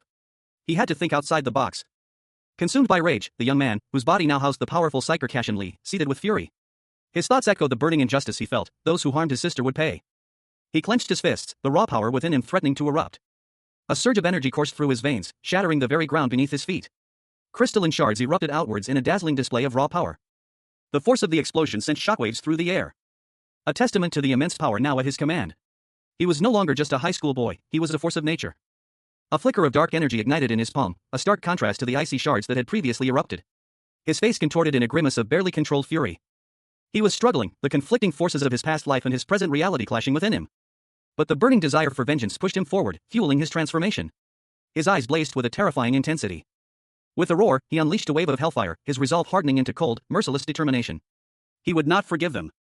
The scene opens on a location identifier, Boksan District Villzone, Barracuda's hideout, above ground level 12, floor level 12. A young man, his instincts screaming that something is wrong, grips a dark, energy-charged weapon. He senses that victory is far from assured. He moves swiftly, his dark energy trailing behind him like a shroud. And approaches a figure, his voice laced with shame as he addresses his superior. The superior, a man with long blonde hair and a piercing gaze, observes him intently. Suddenly, a surge of dark energy erupts from the young man, a powerful display of his abilities.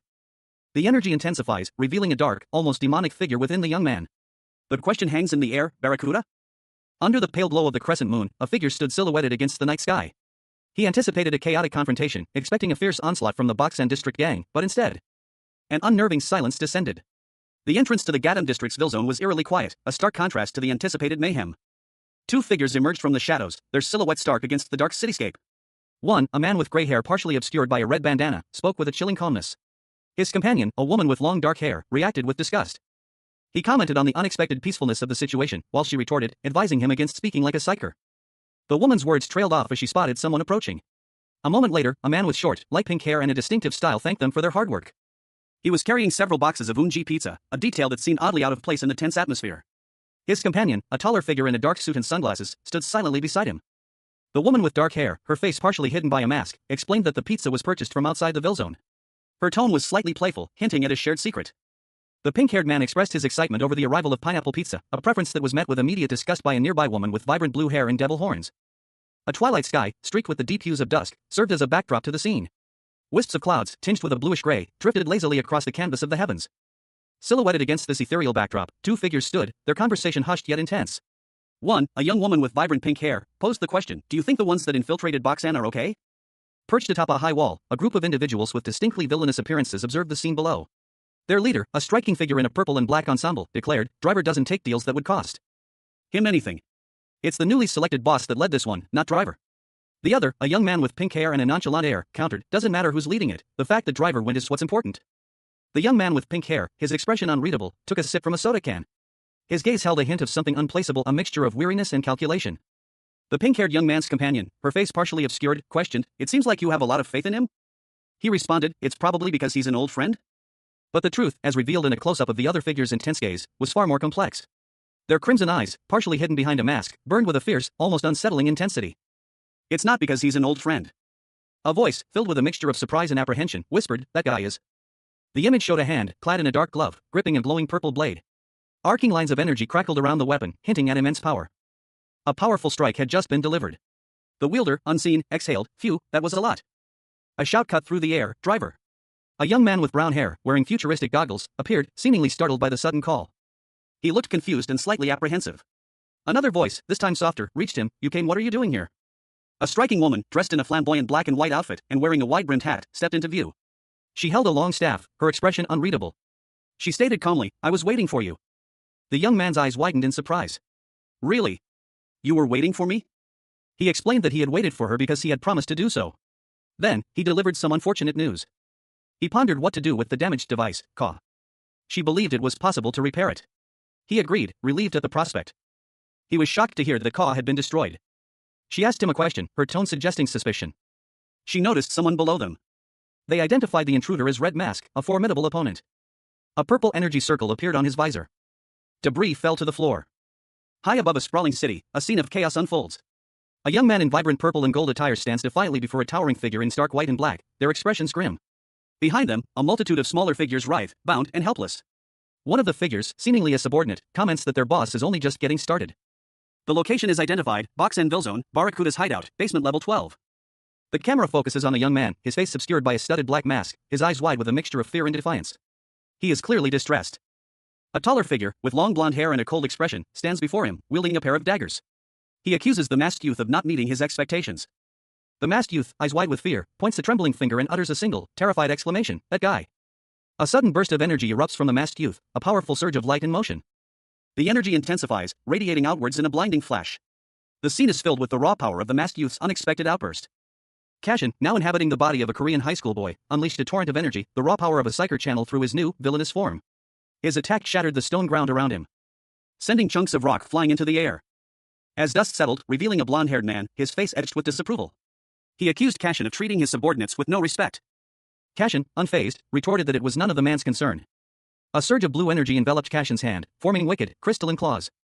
A shadowy figure, observing from the darkness, noted that Cashin's weapon was made from a real magical stone. Meanwhile, Cashin questioned the absence of his driver. The blonde man assured him that the driver would arrive shortly, but that he himself would suffice as an opponent for now. A villain, clad in dark attire and wielding a menacing claw-like weapon, sneered. She dismissed the notion of a rookie getting involved, claiming to have business with someone else. But her gaze shifted, and she revealed that her true target was the person before her. The villain's expression hardened. Her eyes, sharp and intense, held a glint of malice. She stated that she knew of the other's actions, a kidnapping and an attempted frame-up. A surge of dark energy crackled around the figure, revealing a young man with intense eyes. His face was partially obscured by shadows. He questioned the villain's demand for compensation, retorting that, given the villain's wrongdoing, a beating was the only just outcome. The young man's body glowed with power, his eyes blazing with righteous fury. He was ready to fight. The villain, however, laughed maniacally, mocking his defiance. An unseen individual addressed the protagonist, questioning his perceived arrogance following his victory over Dark Ghost. They pointed out his surprisingly effective combat skills despite his low mana. Continuing their assessment, the speaker suggested the protagonist's previous victories were largely due to luck against weaker opponents, and doubted the effectiveness of his tactics against a stronger adversary, an S-ranker. A new character, a woman with long dark hair and a piercing, appeared. She insinuated that the protagonist's success stemmed from his equipment rather than his skill. The protagonist reacted angrily to this claim, demanding to know the source of this information. He angrily shouted the single word, "Driver." The S-ranker, seemingly unfazed, simply narrowed his eyes. The protagonist, now visibly tense, repeated the name Driver. He internally mused that the S-ranker was trying to provoke him, likely because his own skills were insufficient. The protagonist prepared himself, summoning dark energy and a shadowy mask, ready for battle. He mused that responding to the villain's provocations would be a different kind of fun. With a surge of power, the villain shattered the surrounding stone, the fragments raining down around him. Before the main course, he thought, it wasn't bad to enjoy the appetizers. He clenched his fist, a surge of energy crackling around his hand, preparing to unleash his power. And he asked if they should see how delicious this snack would be. A sinister grin spread across the villain's face, his sharp teeth glinting ominously. The villain launched a powerful attack, energy coursing through his body. And the psyker, now inhabiting the villain's body, felt the familiar sensation of energy forming into spikes. Barracuda, the ruler of Boxan, declared his authority with a dramatic flourish. He stood defiantly, a powerful figure amidst a surge of blue energy. As a formidable opponent, cloaked in purple energy, rose to meet him. The clash of their powers sent shockwaves through the air. A fierce battle of wills and abilities erupted. Barracuda, undeterred, met his opponent's attack head-on, sending the other flying back with a powerful surge of energy. He followed up with a swift, decisive blow, leaving his opponent vulnerable and defeated. Barracuda scoffed, dismissing his opponent as insignificant. Cashin, now inhabiting the body of a Korean high schooler, felt a surge of unfamiliar power coursing through his veins, a dark energy he didn't recognize, yet undeniably felt. The energy erupted from him in a violent burst, shattering the very air around him. A pained groan escaped his lips as he struggled to control the overwhelming force. He unleashed another wave of energy, a destructive blast that ripped through the space before him. The raw power sent his opponent flying, a testament to the sheer might of this newfound ability. A maniacal laugh escaped the boy's lips as he reveled in his newfound strength. He continued his assault, a flurry of blows fueled by dark energy. With a swift movement, he dodged his opponent's counterattack, his movements precise and deadly. A sinister grin spread across his face as he landed a decisive blow, his eyes gleaming with a cold, calculating light. Gotcha! The impact sent his opponent reeling, their body racked with pain. Cashin, now fully embracing his villainous persona, unleashed a final, devastating attack, ending the fight. Cashin, now inhabiting the body of a Korean high school boy, found himself in the midst of a fierce battle. His opponent, a formidable villain, launched a series of swift attacks, each blow charged with raw power and dark energy. Despite his new body's limitations, Cashin's innate psyker abilities instinctively reacted, deflecting the blows with surprising agility. He was still adapting to his new form, but his reflexes were sharper than he expected, creating an opening. Seizing the opportunity, Cashin countered with a powerful strike, a blinding flash of energy erupting from his hand. The villain staggered back, momentarily stunned, but quickly recovered, his eyes narrowed in anger. The near-miss sent a jolt of adrenaline through Cashin. He realized he was in grave danger. That was too close, he thought, his heart pounding in his chest. He channeled his remaining energy, preparing for the next attack, summoning his full power. This is the strongest weapon, he declared, his resolve hardening. With a final, desperate surge, he unleashed his ultimate technique, Barracuda's canines. A young man with spiky blonde hair unleashed a barrage of energy projectiles, each one a crystalline shard that tore through the air with deadly precision. The attack was swift and merciless, a technique he called homing skewer. The shards homed in on their target with unwavering accuracy. He dodged the initial attack with a burst of speed, leaving a trail of shimmering energy in his wake. Then, he countered with a devastating blow, shattering the ground beneath his feet. A powerful shockwave rippled outwards, a testament to his raw power, leaving his opponent vulnerable and exposed. A blur of motion erupted as Cashin, now inhabiting the body of a Korean high school boy, found himself thrust into a fierce battle. He moved with an instinctual grace, his body a whirlwind of controlled power as he deflected and countered the attacks of several shadowy figures. Each strike was precise, each movement economical. A symphony of controlled chaos unfolding before him. He was fighting with a skill far beyond his current understanding. A raw power coursing through his veins, a power he didn't fully comprehend but instinctively knew how to wield. The fight was intense, a blur of motion and energy. But Cashin, despite his new form, was beginning to gain the upper hand. He unleashed a wave of energy, a blinding flash of light that pushed back his opponents, leaving them reeling and disoriented. He paused, catching his breath, a flicker of his old self momentarily surfacing in his mind. TCH. I was expecting this, but it's still annoying, he thought, analyzing the situation. He realized that his new abilities included a skill that detected moving objects. Meanwhile, a new figure emerged from the shadows, a young man with futuristic goggles and headphones, observing the fight with a detached curiosity. Cashin, still in the midst of battle, reflected on his opponent's skills. If I didn't hear about Barracuda's canines before then, he mused, his mind racing to understand the full extent of his new abilities and the nature of his enemies. His opponent, seemingly unfazed by his power, taunted him. You said you had business with me, but was it just to show me your dodging skills? A young man with long blonde hair and piercing green eyes stood defiantly, a wicked smirk playing on his lips. He wielded a glowing green weapon, its energy crackling around him. The narration box above him stated that for someone like him to be the boss of the Villzone, it made his driver seem rather insignificant. He mused that the difference between their magic rankings was ridiculous. His opponent, a dark-haired young man with intense eyes, stood ready for battle, a dark aura surrounding him. He declared that this was not a fight he could lose. The blonde man countered, explaining that no matter what his opponent used, even a dragon, it would be like hitting a rock with an egg. His attack patterns were too obvious because he was too predictable. The blonde man's expression shifted to one of suspicion and slight annoyance. He continued, stating that at most, the dark-haired man was merely following his opponent's movements, indicating a lack of experience fighting anyone strong. The dark-haired young man acknowledged that his driver was right. He was heavily reliant on his items. The blonde man's face showed a hint of concern. Cashin, now inhabiting the body of a Korean high school boy, found himself questioning his reliance on his enhanced abilities. He wondered if this was a weakness, a crutch he needed to overcome. A nagging thought fueled by the driver's taunting words. The driver had sneered that Cashin, in his new form, was nothing more than a has-been who could only bare his teeth. A subtle, yet effective provocation. An unseen observer noted that the goal of inciting Cashin had been achieved. Cashin, unfazed, countered with a defiant retort. He didn't care about his reliance on his enhanced abilities. his words laced with a newfound arrogance. So what if he relied on his items? The question hung in the air, a challenge. His opponent, however, was quick to dismiss his bravado. A scathing remark followed, questioning Cashin's worth without his enhanced abilities. Enraged, Cashin unleashed a torrent of raw power, his enhanced abilities flaring to life. His movements were a blur of motion. A fierce display of strength and skill. He moved with a speed and precision that belied his youthful appearance, culminating in a devastating attack. With a roar, he delivered a killing blow, his intent clear, to end the fight. Cashin Lee, a powerful psyker, found himself inhabiting the body of a Korean high schooler, a villain. His eyes glowed with an unnatural, malevolent green light, a stark contrast to his usual kind demeanor. A surge of unfamiliar power coursed through him. As he unleashed a torrent of energy, a raw display of villainous might. The raw power was exhilarating, terrifying, and completely alien to his nature.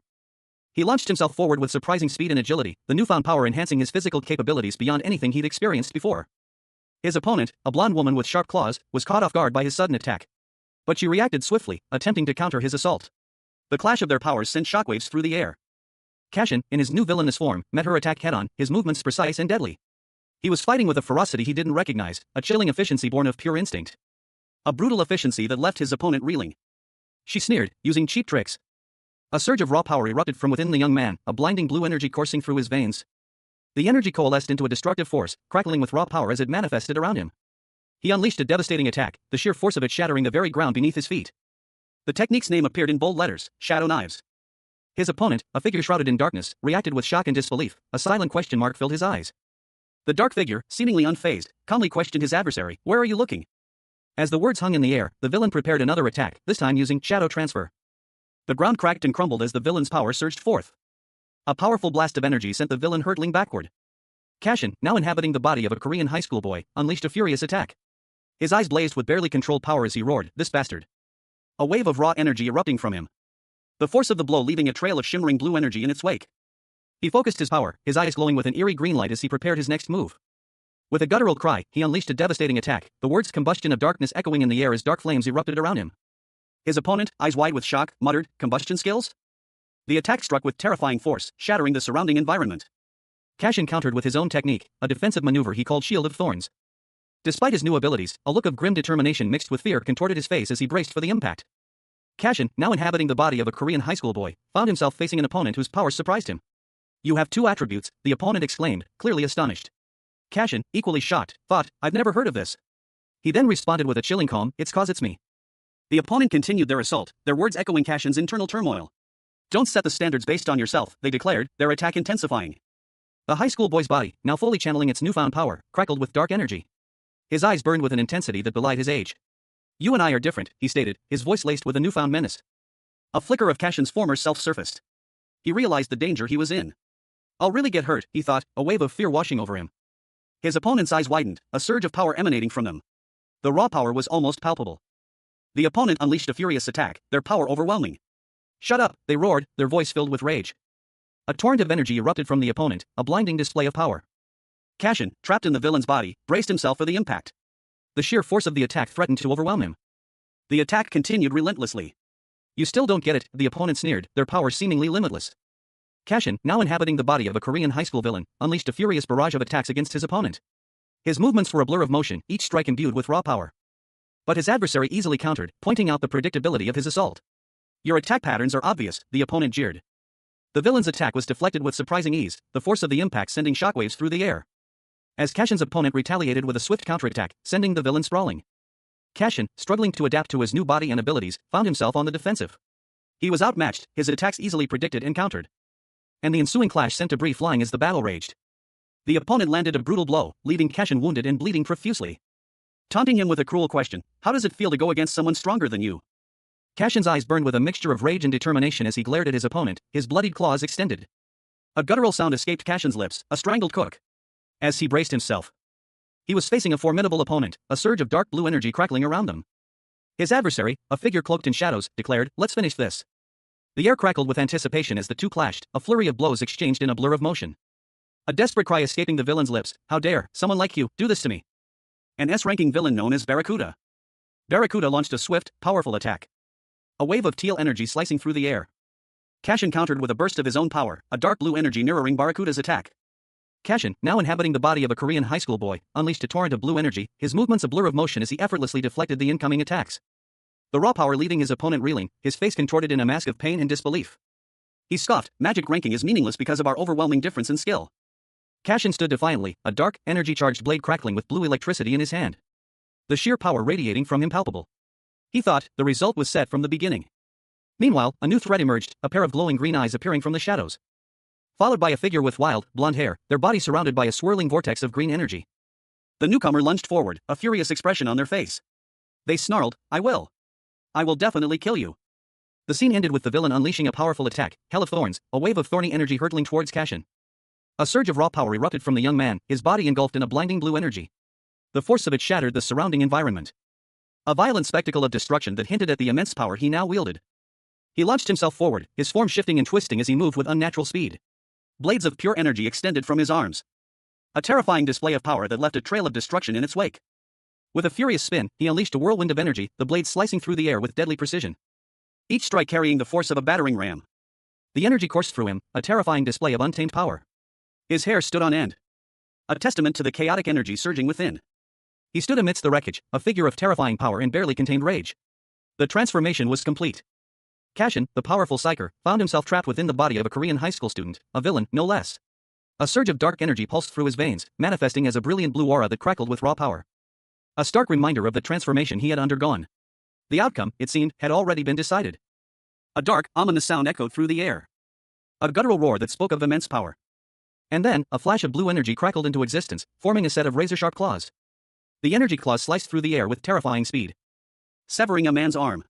He cried out in agony, my arm. Another figure, seemingly unfazed, calmly observed the scene. You should have been satisfied with Boxan, he stated. The attacker, eyes blazing with dark energy, retorted, is that a cheap price to pay to lose both your arms for being greedy?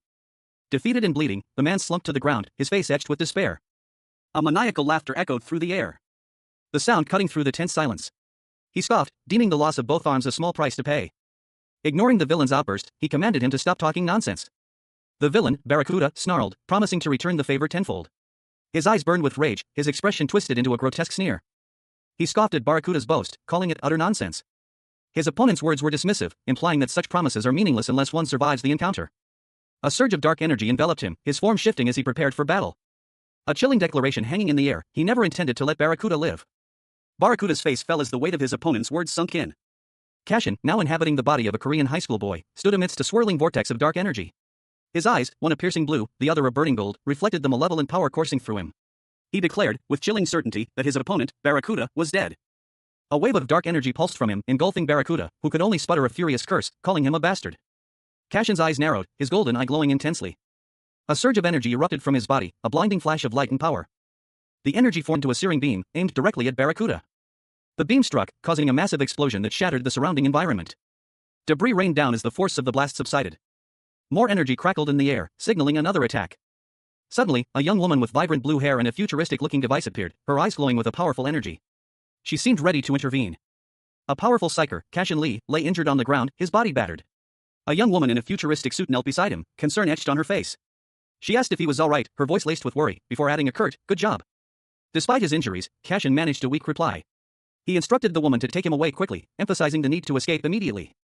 He knew they needed to find a safe place, somewhere hidden from their pursuers. The woman, her eyes glowing with energy, began to concentrate, preparing to use her abilities. A swirling vortex of blue energy materialized before them, a portal opening to another location. Cashin and the woman stepped into the shimmering portal, disappearing into the swirling blue light.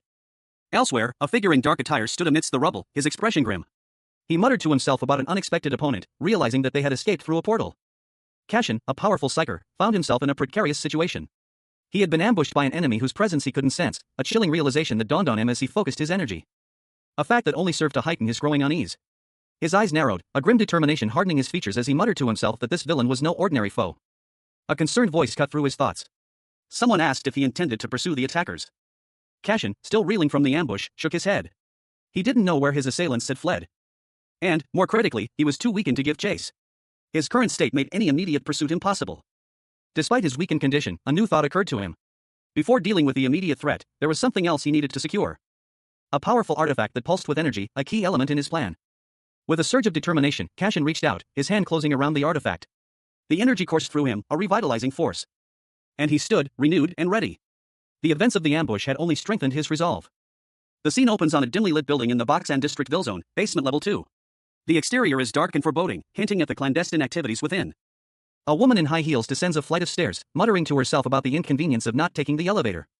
She continues down the stairs, accompanied by a young man in a vibrant, futuristic-looking outfit. He expresses excitement at the prospect of a fight potentially disrupting the elevator. Rounding a corner, they encounter a man in dark clothing, seemingly waiting for them. Tension fills the air. The man in dark clothing speaks, accusing the others of having been present during a previous altercation. He remains silent, his expression unreadable, as the weight of the accusation hangs heavy in the air. The woman comments on the intensity of the previous fight, as the three figures stand together in the dimly lit corridor. One of the figures, clad in black and blue, reported that he had let Barracuda escape. His companion, dressed in vibrant purple and yellow, reacted with disbelief, questioning what he meant. The first figure simply stated that Barracuda had run away. The disbelief continued as the second figure explained that Barracuda had escaped. A thought bubble above the second figure revealed that he was thinking about the common kid thing lenses. The first figure, arms crossed, calmly stated that someone had interfered. He then shifted the conversation, inquiring about Kim Woo Ch, or rather, Red Mask. The first figure, his face partially obscured by a dark mask, assured his companion that there was no need to worry about Red Mask. A holographic projection then appeared, showing Red Mask and a woman, presumably his sister, safely escaping. The first figure confirmed that they were safely on their way out. The second figure suggested they should leave as well, proposing a meeting with others to secure a safe exit. However, the first figure retorted that he was only saying this because the second figure had brought it up. As they prepared to leave, a drone's camera feed showed Red Mask engaged in a fierce battle. Despite having predicted this, the second figure noted a problem. Cashin Lee, a powerful psyker, stood alongside a mysterious woman in a wide-brimmed hat. He suggested they help those in need, but she demurred, stating that she had other pressing matters to attend to. The woman's response was curt, she had unfinished business in the area. A scene change reveals a villain, Barracuda, smirking confidently. The location is identified as Barracuda's hideout in the Boksan District Ville Zone. A pained groan emanates from within. A man with blonde hair, his body battered and bruised, lies on the floor. He laments his current state. Reflecting on his past ambitions to conquer all Ville Zones. His disappointment is palpable. He continues his lament, his voice filled with despair as he realizes he now wants to conquer the world. The scene shifts to show Cashin, his face partially obscured, standing over the injured man. A nearby figure, presumably a subordinate, informs Cashin that the man's arms can be restored if treatment begins immediately. However, the injured man reveals that his arms were severed. A powerful psyker, Cashin Lee, found himself in a precarious situation. He had traveled to Greece to visit a friend, but now, he stood in a stark, metallic corridor, facing a man with a weary expression. Cashin requested the man to wait while he retrieved something. The man, his face etched with exhaustion and a hint of apprehension, remained silent, his gaze fixed on Cashin as he left. Meanwhile, a young woman with short, light blue hair and advanced technology integrated into her attire activated a device, a swirling vortex of blue energy appearing before her. The words "jump place" materialized above the portal. The portal pulsed with energy, a clear indication of its power and purpose. As the young woman stepped through, disappearing into the swirling blue light. She reappeared in a different location, the energy still crackling around her as she surveyed her surroundings. Suddenly, a powerful energy surge erupted from her, causing a violent explosion that shattered the surrounding area. The force of the blast sent her flying backwards. A powerful energy blast erupted from the villain, a surge of purple and blue light engulfing the figure of Cashin Lee, a psyker known for his unwavering sense of justice. He braced himself for the impact. The force of the attack throwing him back, leaving him disoriented and gasping for breath. A wave of confusion washed over him as he struggled to regain his bearings. The villain, his face contorted in a grimace, addressed Cashin, his voice laced with a hint of annoyance. He complained about the difficulty of finding him. His eyes, glowing with an unnatural light, narrowed as he glared at Cashin, his anger palpable.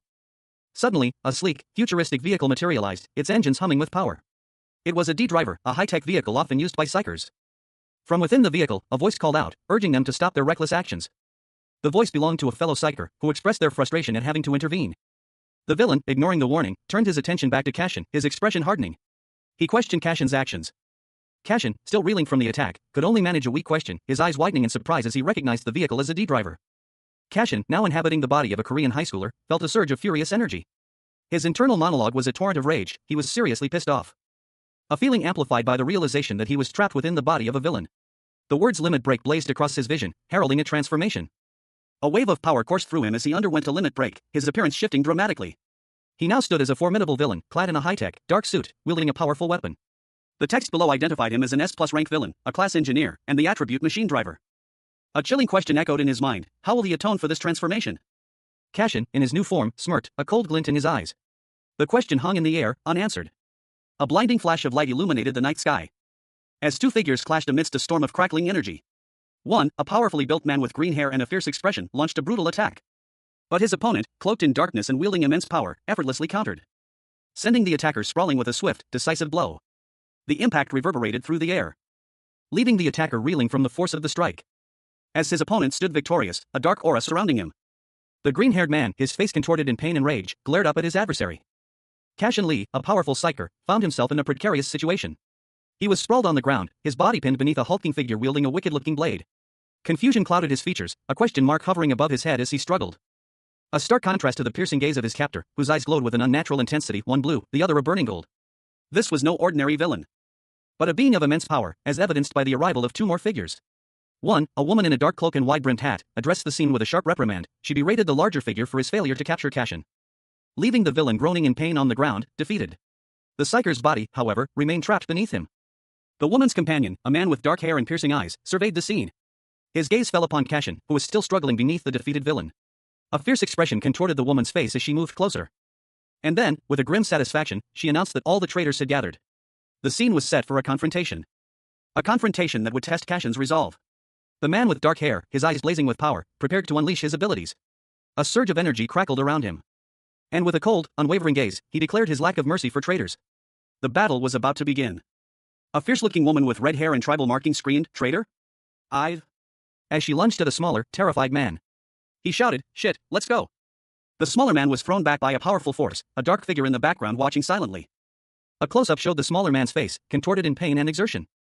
Meanwhile, the dark figure, seemingly in control, declared, "Releasing my last target of hunted prey." Another figure asked, "What the hell are you doing?" The scene shifted to a different location. A victorious dark-clad figure boasted, "I defeated them." Another figure, seemingly injured, retorted, "Seems like you were the hunted though." The dark figure snarled, "Shut up." A third figure, light blue-skinned and injured, groaned, "Ow, my head." As the dark figure observed, "Came back faster than I thought." The dark figure turned to his companions, asking, "Who ran away?" "You." One of the companions exclaimed, "Barracuda, ran away?" The dark figure's eyes glowed with an inner light, a woman's face briefly visible behind him. A surge of furious energy coursed through him, a silent scream trapped behind gritted teeth. He cursed the unseen perpetrator, a guttural whisper of "that bastard," escaping his lips. He stumbled back, his body battered and bruised, the raw energy of his recent struggle still radiating from him. A young man with vibrant blue hair and striking makeup approached, his voice laced with concern as he questioned the absence of his companion. "What about Driver? You didn't come together?" The blue-haired youth shook his head, confusion etched on his face. Now that I think about it, I don't see Driver." Her gaze drifted upwards, a subtle shift in her demeanor hinting at a plan forming in her mind. Under the watchful eye of the moon, she stood silhouetted against the night sky, her thoughts shrouded in mystery. A quiet determination hardening her features as she contemplated her next move. Right around now, he should be. The narrative opens with a recounting of recent events, the catastrophic chaos that had engulfed the Gatham district, attributed to the villainous acts known as Blaster and Blood Drain. A voice accuses someone of attempting to frame them for these very crimes. The scene shifts to a close-up of a person's eye, glowing with intense blue energy, suggesting the use of powerful abilities. They are further accused of spreading rumors about their violent capabilities, specifically dismembering their victims. A figure, seemingly empowered by their own abilities, confronts the accuser, demanding accountability for their actions. The confrontation escalates, with the empowered figure unleashing a powerful energy blast, striking the accuser, who is shown to be injured and incapacitated. The empowered figure declares their innocence, emphasizing their inability to commit such heinous acts. Their words are met with disbelief, as the scene ends with a lingering shot of the empowered figure. Cashin, the powerful psyker, found himself in a desperate struggle. His eyes glowed with an inner light as he grappled with an unseen force, sweat beading on his brow. A question formed in his mind, a silent plea against the overwhelming power. Who's behind this? The confrontation ended abruptly. A voice, laced with surprise and a hint of admiration, echoed in the aftermath, as expected. "Just like that person said, you're incredible." The scene shifted, revealing a new adversary. A woman with striking blue hair stood calmly, observing the aftermath of the battle. The villain, still in his new body, raised his weapon, a powerful energy cannon, aiming it at her. But hesitated. A wave of disbelief washed over him as he muttered to himself, "That bastard, she's fine after taking that hit?" His gaze narrowed, focusing on the mysterious woman. A single thought echoed in his mind, "That person?" The blue-haired woman, seemingly unfazed, explained, "That person is wanting to meet with you." The villain, still adjusting to his new reality, responded with a dismissive air, "I decline meetings that aren't booked in advance." A statement that clearly irritated the woman. She responded with a sharp, dismissive TSK, "You're saying things that will have consequences." Cashin Lee, a powerful psyker, found himself in an unexpected predicament. He had traveled to Greece to visit a friend, but a series of unforeseen events led to his inhabiting the body of a Korean high school student, a villain. A surge of energy erupted around him, a blinding flash of light and power, revealing two figures, an older man in an ornate suit and a younger man with dark hair and intense eyes. The older man seemed calm, almost amused by the situation. A device pulsed with energy, its glow mirroring the intensity of the scene. The older man's words hung in the air, "A precious meeting." The younger man, now revealed to be the villain in whose body Cashin resided, scoffed. "That's a word that doesn't suit you," he retorted. A wave of energy washed over the older man as the younger villain prepared to unleash his power. A palpable tension filling the space between them. The younger man's eyes gleamed with a dangerous light. He challenged the older man, his voice laced with menace. Maybe, what you want is a war? The older man, unfazed, calmly raised a hand, signaling for the confrontation to cease. I'm not here to fight, so don't misunderstand, he stated. The chapter opens with a close-up of a young man, his face partially obscured by futuristic goggles. Intricate, glowing circuitry patterns emanate from the device, bathing his features in an ethereal light. A scene of intense energy surrounds him. 3 figures stand before him, their forms shimmering with power. One of them, a man with silver hair and a sharp gaze, speaks, his words carrying a weight of unspoken threat. He remarked on how precious the words must be for the young man to come and tell him in person. The silver-haired man continues, his tone laced with a strange mix of disdain and affection. He declares that his subordinates are precious to him, even if they are incompetent. The young man in the goggles, his expression unreadable, tilts his head slightly. A question hangs unspoken in the air. He silently questioned their incompetence. The young man speaks, his voice calm but firm. He reveals that he was the one who ordered the Barracuda to take over Seoul. A statement that leaves the silver-haired man visibly surprised. It was you, he asks, his voice laced with disbelief. The silver-haired man lets out a low chuckle, a sound that speaks volumes about his amusement and perhaps something more sinister. His expression is one of quiet satisfaction. He reveals his true intentions, stating that Seoul is merely the beginning of his grand scheme. The final panel shows the silver-haired man, his eyes glowing with an unnatural light, his smile widening into a predatory grin. He stands before a vast, shimmering screen, a map of the world displayed upon it. His ambition is clear, global domination. A gloved hand, adorned with a ring, gestures dramatically. The figure, partially obscured, speaks with chilling confidence, all the world's villains will soon fall under their control. The scene shifts to reveal a young man, clad in vibrant, futuristic attire, wielding a staff crackling with energy. He is addressed, the speaker noting his surprise that such a young villain is causing global chaos. A powerful, tattooed man, seemingly unconcerned, dismisses a warning about future consequences. His nonchalant response, not really. Another figure, older and stern, appears, his words laced with skepticism. He counters the villain's bravado, suggesting that his current confidence might not last. The older man's face is illuminated by a bright light, emphasizing his grim prediction, the young villain will ultimately fail. A defiant voice cuts through the air, issuing a warning against interference. The words are sharp and filled with menace, don't lay your filthy hands on us. The young villain, surrounded by swirling energy, confidently asserts his power, warning against opposition. His words carry a chilling certainty, those who defy him will regret it. A sinister grin stretched across the face of a man with piercing purple eyes, his expression radiating malevolence. Meanwhile, a young man with vibrant pink energy swirling around his eyes stood, a symbol of power forming above his head. Cashin, now inhabiting the body of the high school boy, stared at a glowing blue crystal in his hand, a sense of wonder washed over him as he realized its significance. A shadowy entity beside him questioned his inaction, prompting him to explain his astonishment. Cashin admitted to being overwhelmed by holding the object, a mana stone, in his hands. Before the entity revealed that it was a mana stone extracted from a weapon, slightly less potent than a raw mana stone. The image focused on the mana stone, highlighting its unique properties. A thought bubble appeared above the character's head, lower amount of mana? However, it contains the unique properties of the weapon. The character, a young man with dark hair, held a glowing blue crystal. He contemplated, then if I eat this, then you will gain the unique properties of Barracuda's canine teeth. The young man's eyes glowed an eerie green as he consumed the crystal. His expression was one of intense focus and determination. He grimaced slightly, a thought bubble appearing above his head, it's a shame that it has a lower amount of mana. The crystal began to glow intensely as he held it, a faint blue light emanating from it. It was clearly different from a regular mana stone. The mana coursed through his veins, a surge of power coursing through his body. A sinister grin spread across his face as his eyes blazed with newfound power. The transformation was complete. Cashin, now inhabiting the body of a Korean high schooler, unleashed a surge of dark energy. His eyes glowed with an ominous red light as he prepared to strike. A wave of raw power that rippled outwards, the very air crackling with energy. His opponent, a shadowy figure with similar crimson eyes, braced for impact. And the two clashed in a blinding display of power. Blasts of energy tore through the air as the battle raged. Cashin, despite his new body, moved with the grace and precision of a seasoned warrior. He deflected blows with effortless ease, countering with swift, brutal attacks that left his opponent reeling. His movements were a blur of motion. A storm of blue energy erupting from his hands. He was clearly gaining the upper hand. And with a final, devastating blast, the sun shone brightly over a sprawling cityscape. A modern metropolis of glass and steel, where the hum of activity was almost palpable. News reports circulated about a recent power struggle between villains in the Boksan district's Ville zone. The conflict, it was reported, stemmed from escalating tensions between the Boksan and Gadam villain factions. A mysterious figure, their face obscured, was identified as a key player in the Boksan Ville zone incident. Inside a modern building, a young man with vibrant red hair sat lost in thought. His gaze fixed on his phone, a troubled expression clouding his features. He seemed deeply concerned by the news reports. Two young men sat together, one with vibrant purple hair and a yellow jacket, the other with short, dark red hair. The purple-haired man held 2 soda cans, while the other held one. Did you stay up all night? You look really tired, the red-haired young man remarked, his concern evident in his tone. In another room, a young woman with long pink hair lay asleep in a bed, her face serene. She was simply sleeping soundly.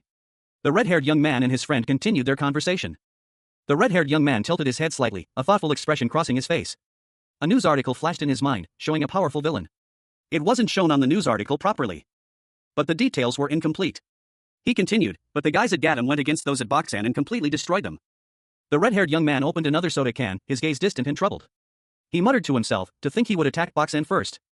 His eyes, a striking shade of blue, held a deep concern. A wave of unease washed over him. The red-haired young man's thoughts continued, those villains were the ones that kidnapped Naun. His friend, the purple-haired man, reacted with shock. Really? What? The scene opens in a brightly lit airport terminal. A young man with red hair sits, listening intently as another, more flamboyant individual with purple hair and yellow jacket recounts a recent event. He exclaimed incredulously, it was Boxan? No way. When he checked the men who kidnapped his sister, they were. The purple-haired man continues, his expression a mix of disbelief and anger. He states, don't tell me, you went to Boxan's Ville Zone? The red-haired young man responds, his voice low and strained, I received help from the villains of Gatham. A look of utter shock crosses the purple-haired man's face. He whispers, really? The red-haired young man looks down, his expression grim. He explains, yes, that was the only option I had in order to. The purple-haired man interrupts, his voice laced with concern, Wuchan. A woman with a headscarf appears, sighing in relief. She says, it's a relief since things worked out great. The red-haired young man, however, remains unconvinced. He mutters, I can't believe it even after listening. Cashin Lee, a powerful psyker known for his unwavering sense of justice, found himself in an unexpected predicament.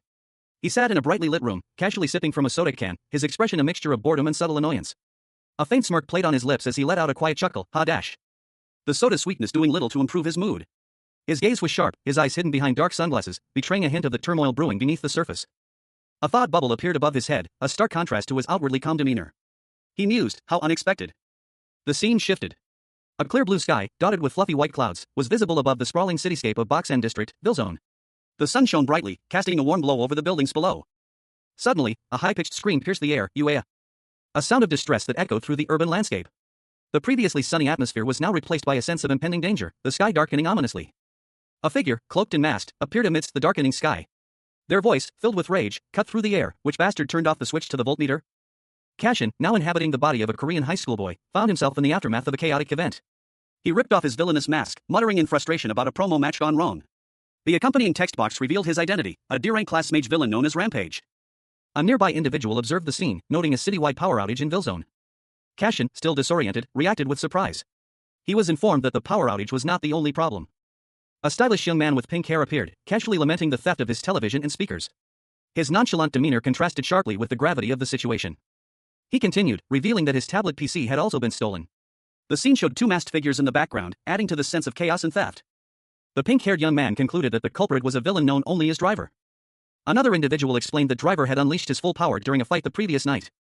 The pink-haired young man, connecting the dots, realized that the current chaos was a consequence of Driver's actions. Meanwhile, a new character, a young woman with gray hair, observed a masked figure, noting that his usual cheerful demeanor was absent, suggesting a deeper issue at play. A young man with short, gray hair and a red blindfold scowled, his expression one of barely contained fury. A voice, seemingly from someone nearby, commented on his terrifying demeanor when angered. Two other individuals, one in a bulky, masked suit and the other in a more casual outfit, watched the scene unfold. They discussed the young man's recent actions, mentioning that his limit had been released. A stylishly dressed individual with pink hair and elaborate clothing appeared, observing the situation with a calm, almost bored expression. They dismissed the incident as relatively minor. The scene shifted to a dark, metallic environment, filled with sparks and the wreckage of machinery. A voiceover stated that this situation had occurred before. A man, seemingly working on repairs, was shown amidst the chaos. The narration explained that during a previous incident, he had drawn electricity from outside a designated zone, causing widespread disruption. The pink-haired individual from earlier reappeared, still seemingly unconcerned, pondering the situation. A close-up showed the red blindfold of the gray-haired young man, highlighting a unique symbol on it.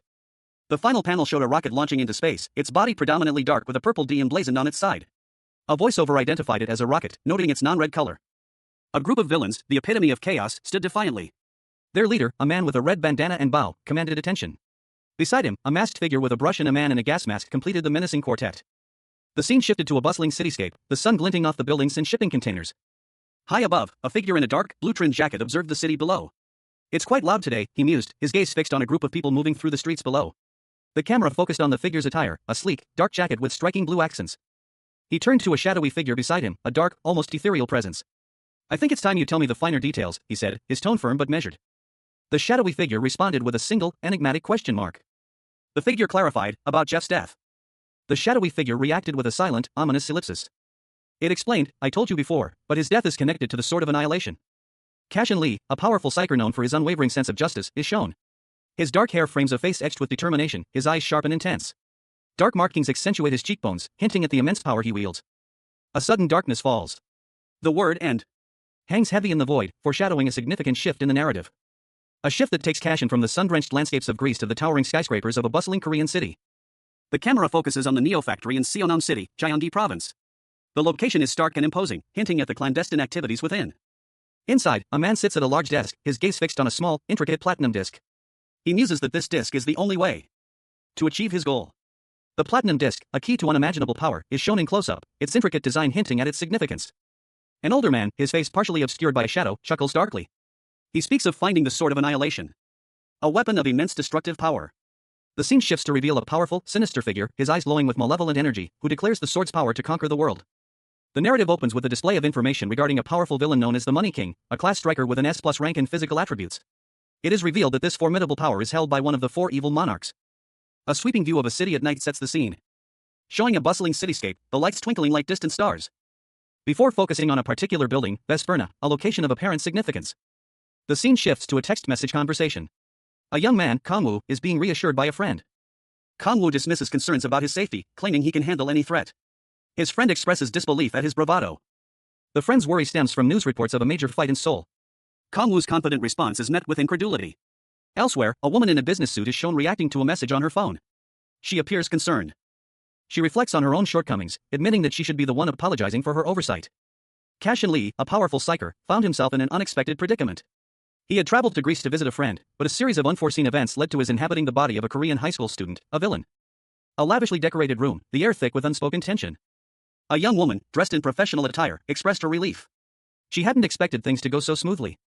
Her companion, a tall man with long, silver hair, responded that there wasn't much to help with. He pondered the placement of a framed picture. The woman approved of his suggestion. And then, she asked a pointed question, was the person in the photograph his friend? The silver-haired man stood silently, a pensive expression on his face as he gazed at a painting of a bridge. His companion stood beside him, her gaze fixed on the framed photo.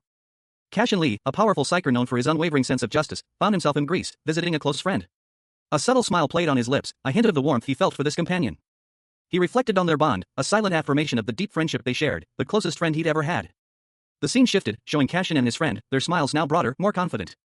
They stood in front of a modern building, the city lights reflecting in the glass. Barracuda, a notorious figure, was known throughout the land as a tyrant. He was Boksun's ambitious Villzone boss, whose ultimate goal was the conquest of Seoul. However, after suffering a devastating defeat in battle, Barracuda, along with several other villains, went into hiding to escape Boksun's wrath. Boksun's Villzone vanished after Barracuda's disappearance, and the organization fell under the control of a new leader, Jwack. The story opens with a panoramic view of a sprawling cityscape, bathed in the warm glow of a bright sun. The scene is peaceful, a stark contrast to the events that are about to unfold. Inside a sleek, modern facility, a whiteboard displays a list of ominous items: villain, sword of annihilation, for evil monarchs, and platinum disc. The items listed on the whiteboard hint at the dangerous power and ambition of the villains in this world. 2 glowing orbs, resembling soccer balls, collide with intense energy. One is dark, the other light blue. A large, clawed, crystal hand emerges, seizing one of the orbs with surprising force, revealing a young man with dark hair and a striking facial marking, now wielding the captured orb as a weapon. He is clad in a dark uniform accented with blue. A speech bubble reveals that these orbs can grant skills. Despite the power these orbs offer, a subsequent panel shows that mastering them requires rigorous training. The young man, now identified as the protagonist, leaps through the air, demonstrating his newfound abilities with the orb. The narration box explained that the combatant's skills were relatively weak. A powerful blue energy erupted from the young man's hand, forming a sharp, crystalline projectile that tore through the air. He launched himself forward with incredible speed, the energy projectile striking its target with devastating force. 2 glowing crimson crystals shattered, releasing a surge of energy. From his hands, several shadowy blades extended, seemingly guided by an unseen force. A voice confirmed that a weapon's attribute had been added to his abilities. The narrative opens with a cryptic statement: of course, there's always an expectation. The panel shows a list of ominous terms: villain, sword of annihilation, for evil monarchs, platinum disc. Among the villains, there are tenacious villains who are obsessed with becoming stronger. The image depicts shadowy figures, their forms barely visible, engaged in some intense activity. Among those villains, there are a few who are considered monsters. The scene shows a stylized image of a scale, with golden coins and banknotes floating around it, suggesting wealth and power. Power and authority, there are special cases of villains. The image continues the previous scene, emphasizing the abundance of money and the concept of power. Who have a fixed goal that were born different and no one dared to approach. The image shows a bright light emanating from a dark background, symbolizing something unique and powerful. They are referred to as the 4 evil monarchs. The panel shows 3 figures, their faces partially obscured, standing against a dark, starry background. The focus shifts to one of the figures, a man in a suit, his face partially visible, exuding an aura of menace. You said that the key to finding the Sword of Annihilation is the Platinum Disc. The panel shows a close-up of a character's hand, possibly holding the Platinum Disc, and a speech bubble containing this statement. Cashin Lee, a powerful psyker, now inhabiting the body of a Korean high school boy, stood on a futuristic balcony, a shadowy entity floating beside him. He pondered aloud, his voice laced with suspicion. Why did the four evil monarchs possess the Platinum Disc? The shadowy entity, Moros, seemed to observe Cashin intently, its single, malevolent eye gleaming. Its presence unnerving, Cashin turned his gaze back to Moros, suspicion hardening into a direct challenge. He questioned the entity, his voice firm. Moros, what are you hiding? A data screen appeared, revealing Cashin's villain profile. His villain name was Cashin, his awakened villain class was catastrophic, and his attributes were darkness and a dual attribute of darkness ball. His main skills included shadow knives, self-healing, shadow hide, shadow transfer, shadow bind, and combustion of darkness. His hidden skill was magic crystal extraction. His magic points were 1120. Cashin examined the data screen, a flicker of surprise in his eyes. He noted that not only had his magic points increased, but his skills had also improved. He mused that the effects of the real Mana Stone were quite significant. His expression shifted to one of grim determination. He realized that his magic points and skills had indeed improved, specifically his shadow knives and self-healing abilities. However, even with these enhancements, he knew it wouldn't be enough to face the four evil monarchs. A data screen reappeared, showing the updated stats. His magic points remained at 1120, but his shadow knives and self-healing skills had leveled up. Moros's voice echoed in his mind, a stark reminder, high magic points didn't automatically translate to superior combat skills. Two figures, cloaked in shadows and surrounded by swirling, ethereal energy, stood back to back. One, clad in dark blue, bore a striking resemblance to a young man, the other, in crimson, exuded an air of quiet intensity. Their combined power was undeniable. The young man in blue, his face partially obscured, considered the situation. Though the power was undeniable, it was a force that couldn't be ignored. He realized that to confront them, he would need the immense magical power of an S-rank psyker. However, rushing wouldn't necessarily resolve things faster, taking a roundabout route would only prolong his goal. Why take the long way when the path was directly in front of him? He pondered this question, his expression thoughtful and serious. The scene shifted to a pair of bright orange sneakers, suggesting a change of location or a shift in focus. A vibrant, energetic young man with bright orange hair and futuristic goggles appeared, announcing the arrival of a visitor. A hooded figure, their face obscured by a mask, urgently pleaded for attention. The hooded figure suddenly collapsed, their body falling limply to the ground. Two figures stood poised against a stark, metallic backdrop. One, clad in a vibrant purple and orange ensemble, sported goggles and a somewhat surprised expression. Beside him, a taller figure with dark hair and striking blue accents on his attire maintained a stoic, almost brooding demeanor. The taller figure, arms crossed, addressed the others with a hint of challenge in his tone. Why don't you ask yourself? A narration box appeared, proclaiming the taller figure as the strongest villain in history. The outlaw who is one with the darkness, but also controls it. A third figure, shrouded in a dark cloak and mask, addressed the taller one. Cashin. You are the reincarnation of darkness itself. If it's you, you're worthy to receive my loyalty. Please take me in. The masked figure's offer was met with a chuckle from the figure in orange and purple, and a thoughtful silence from Cashin. Cashin rejected the masked figure's offer of loyalty. I reject. The figure in orange and purple questioned Cashin about his test. He passes with just the document screening.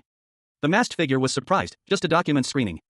The scene opens with a high-angle shot of a server room, the metallic gleam of computer equipment contrasting with the aged, industrial aesthetic of the space. Pipes and wires snake across the ceiling, a testament to the complex systems humming within. A gloved hand, adorned with a purple gauntlet, rummages through a toolbox. The words "a small problem has occurred" float above, a stark contrast to the casual nature of the hand's movements. Two figures stand in the server room. One, a young man with vibrant orange hair and futuristic goggles, asks, "What do you mean by a small problem?" His companion, a taller, more stoic figure with dark hair, explains that electricity, water, and daily necessities support will soon be cut off, along with transportation. The orange-haired youth then questions if this is happening in Villzone, the area lawfully assigned to villains. A look of concern crosses his face as he wonders if this will be a big problem. The taller figure responds that Villzone should be run by support received from the government and private enterprises, but acknowledges that this is still a problem. He suggests solving it by bribing someone, prompting a sarcastic laugh from the orange-haired youth, who remarks that this is such a villain's way of solving things. The orange-haired youth dismisses the support cutoff as an insignificant problem, adding that it will be a little annoying but manageable if they find another way. He then concludes that the person who cut off the support is the center of the problem, a realization that dawns on him with a triumphant bingo. The panel shifts to reveal that among the four evil monarchs, there's someone called Money King. A sinister-looking man with glowing purple eyes smirked, a dark aura swirling around his hand. He muttered to himself, I think he's played a hand in this. Cashin, now inhabiting the body of a Korean high schooler, his face etched with concern, silently processed the information. For evil monarchs. Money King? His companion, a young man in a vibrant, futuristic outfit, explained the gravity of their situation. Not only with the start of our support getting cut off, we will face a stronger threat in the near future. The young man continued, his voice laced with worry. If that person was set and determined to start things, Gadam's Villzone would fall in half a day. He answered his own question, a grim realization dawning on him. It's because I rejected that old man's offer. The scene shifted to show both Cashin and his companion. His companion pondered aloud, is it just because of his desire for power? Cashin's eyes narrowed in thought. If it's not power, and not even for money. A sudden realization struck Cashin, his eyes widening. Ah. Is it because of that? His companion, beaming, revealed the answer. There's a special object in Gatam. Cashin Lee, a powerful psyker, found himself in an unfamiliar situation. He stood in what appeared to be an industrial setting, a dark, swirling orb of energy floating nearby. His expression was one of cautious curiosity, his gaze fixed on the mysterious entity. A story was being told, a tale passed down through generations. A story of a legendary villain, whose powers surpassed all others. A villain so strong, nothing could kill him. That villain's name was... the one who cannot be killed. The narrative shifted, revealing a dark, ominous location. A sense of foreboding filled the air. The black iron armor he used was sealed here. A terrifying image of the armor, engulfed in flames, filled the panel. The skull-like visage of the armor was terrifying. The scene opens over the Seoul Namkong District Villazone, a tranquil expanse of sky and clouds. A majestic estate, nestled deep within the mountains, comes into view. Its imposing architecture hints at wealth and power. Inside, a glimpse of an ornate room is visible through a window, suggesting a life of luxury. Two men sit at a table inside the estate. One remarks on the peaceful atmosphere of the place. One of the men, enjoying a cup of tea, notes how well its scent matches the peaceful atmosphere. The other man, however, is less impressed, questioning the presence of the king's dog. The second man, sharply dressed and with a noticeable facial tattoo, demands an explanation for the first man's presence. A man in a suit, identified as Mujin, a Class S villain, sits in a chair. He explains that he is there to make an offer, as ordered by the president. Director Kim, Neo Sentry, observes Mujin, commenting on his robotic-like voice. A figure clad in black, their face obscured by a helmet with glowing red eyes, pondered something silently. A thought bubble above them read, a nice offer. The president, a woman with vibrant turquoise hair, explained the dire situation. The president lamented the drastic decline in the human rights of villains. She continued, advocating for a world where villains' rights were protected, a world where they could have their freedom and authority secured. A man with glasses, listening intently, interrupted her. He tersely told her, "You're talking too much." The man in black, his red eyes gleaming, held a knife to the throat of the man with glasses. The blade shimmered with an ethereal, icy light.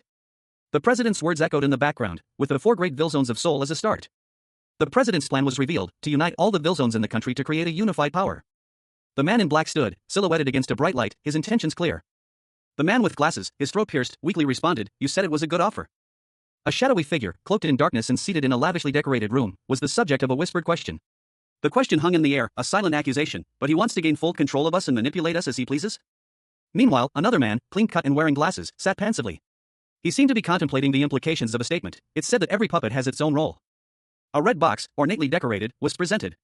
Its contents remained hidden, shrouded in mystery. A small gift, as it was described, was revealed to contain 5 gleaming, golden shards, each radiating an intense light. The shadowy figure from the first panel observed the exchange, a subtle shift in his posture suggesting a calculation. He spoke, his voice devoid of warmth. "There isn't any other meaning to this. He is giving this to you with good intentions, so it'd be wise for you to accept it." The figure's face, hidden behind a mask, was only partially visible, yet his red eyes glowed ominously. A sense of foreboding filled the air. A figure, cloaked in shadow and wearing a mask that obscures their face, is seen peering through a window into a brightly lit room. Only their red eyes and a hint of a dark suit are visible. The masked figure's internal monologue reveals their apprehension. Managing all the villains as one would not be an easy task. In a lavishly decorated room, a man with dark hair, glasses, and intricate facial tattoos sits thoughtfully. He questions the sanity of someone attempting to unify all the villains in the country. A data box appears, identifying the man as J-Lope, a Class A+ villain with a physics-based power set. He is then asked about his plans.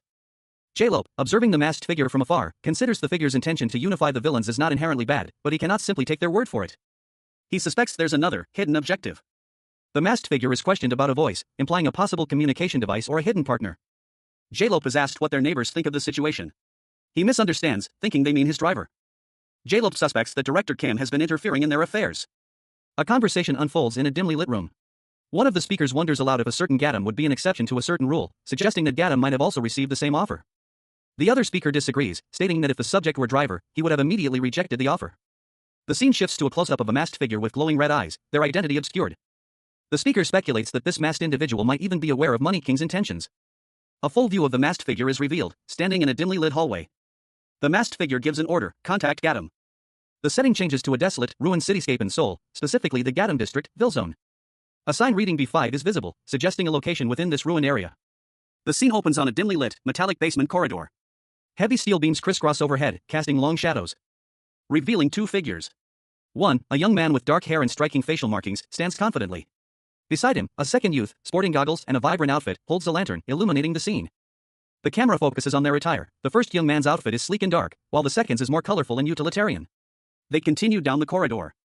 And the second youth remarks that this basement level was originally a parking garage, later remodeled for safety purposes. He explains that the black iron armor in the area emits a foul sound, though the loudness isn't the main issue. Because the sound is a sinister voice that invades the mind. The dark-haired youth questions if the armor talks like a human, to which the other replies that it's more like listening to a ghost. A close-up shows a fiery, ominous eye, hinting at the sinister presence within the armor. And the dark-haired youth concludes that a sinister thought is attached to the armor. Cashin, now inhabiting the body of a Korean high school boy, found himself in a precarious situation. He needed to verify something he had just witnessed, but the circumstances were already proving troublesome. This was it. He stood before a heavily fortified vault, accompanied by another villain, a tall, dark-haired man with piercing eyes.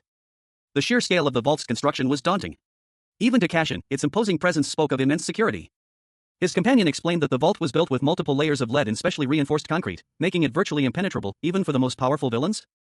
However, he questioned the wisdom of entering, given the potential risks. The other villain, seemingly unfazed, stated that this was their intended destination.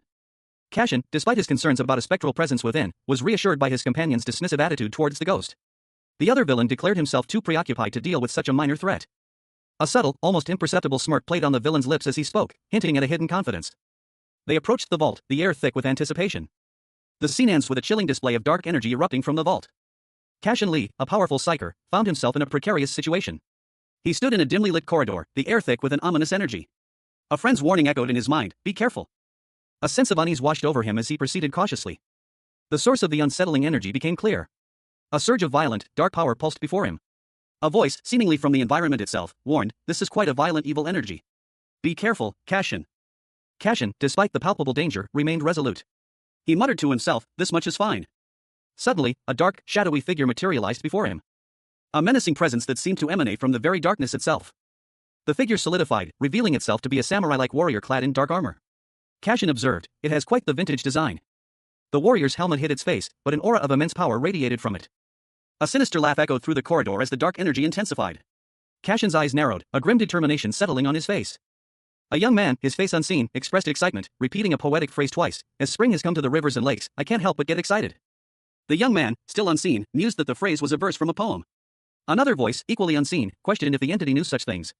A third voice, also unseen, added that it was about how flower buds overcome the bitter winter winds. A shadowy, malevolent entity, its single eye glowing ominously, declared, "At the end of my waiting, you came to me."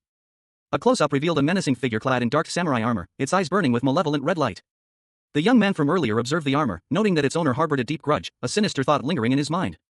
The young man, determined, declared his willingness to take any risks to become stronger, vowing to dominate and claim the armor as his own.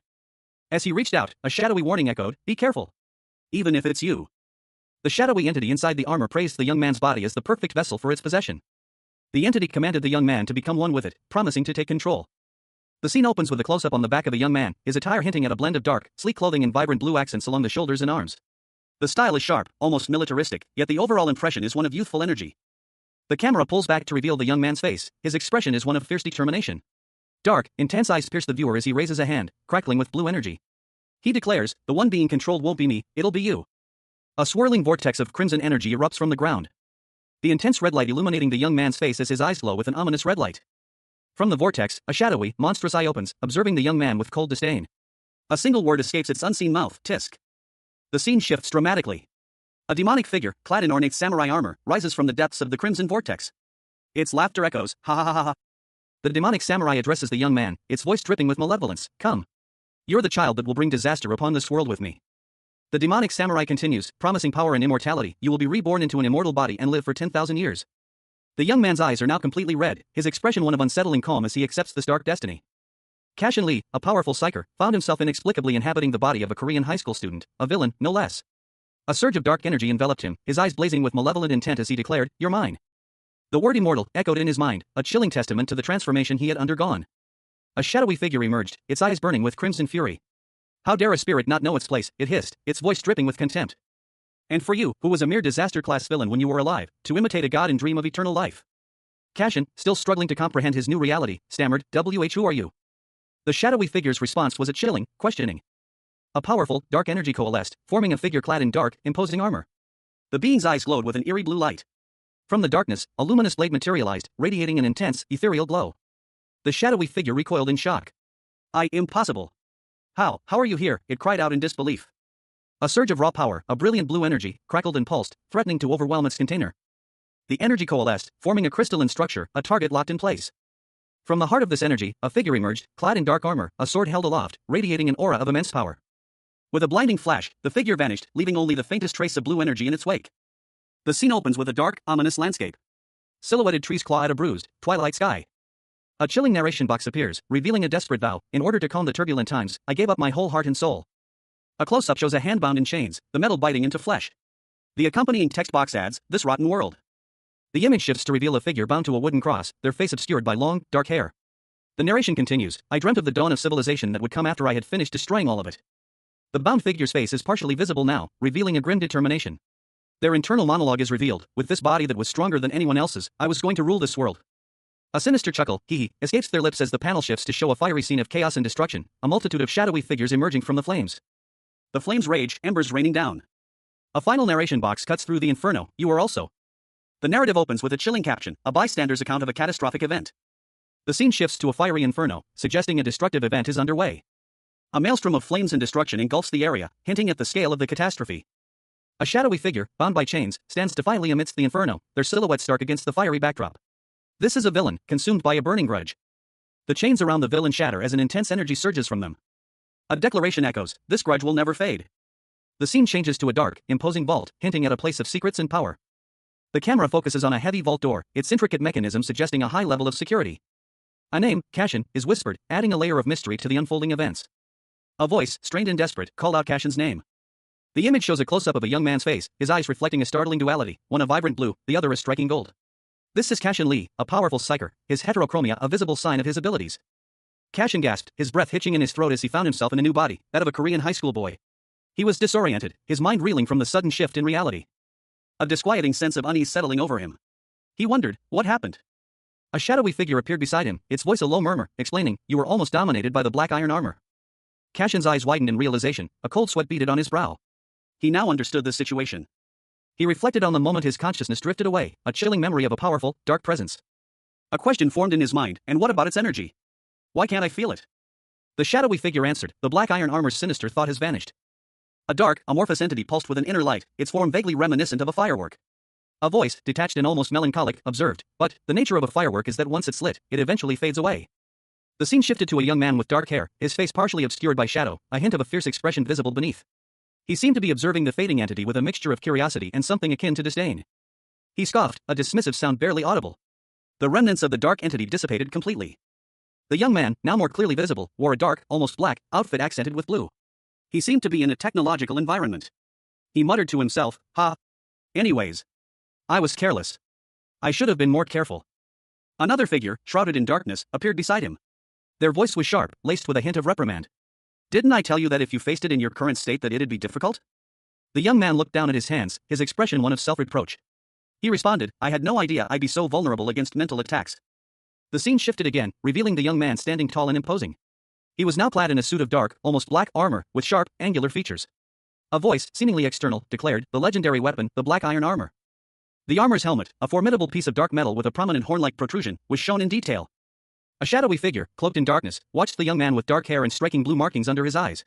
He was clad in a dark uniform, accented with blue stripes. The figure questioned him, "What are you doing?" The young man responded calmly, "I'm checking to see if it's all right." Despite its ominous appearance, the shadowy figure acknowledged, "Although it looks like that, it's a high-level weapon." The young man's hand, now adorned with sharp, clawed appendages glowing with blue energy, reached out. And with a focused intent, he initiated the process, magic crystal extraction. The blue energy pulsed, and shards of crystalline material erupted from his hand, swirling in a vortex of blue flames. The scene shifted to a dark, imposing vault. Heavy, metallic sounds echoed as the vault door was opened. Meanwhile, elsewhere, a gloved hand nervously fiddled with the Rubik's Cube. A thought bubble appeared above the hand, "He's late."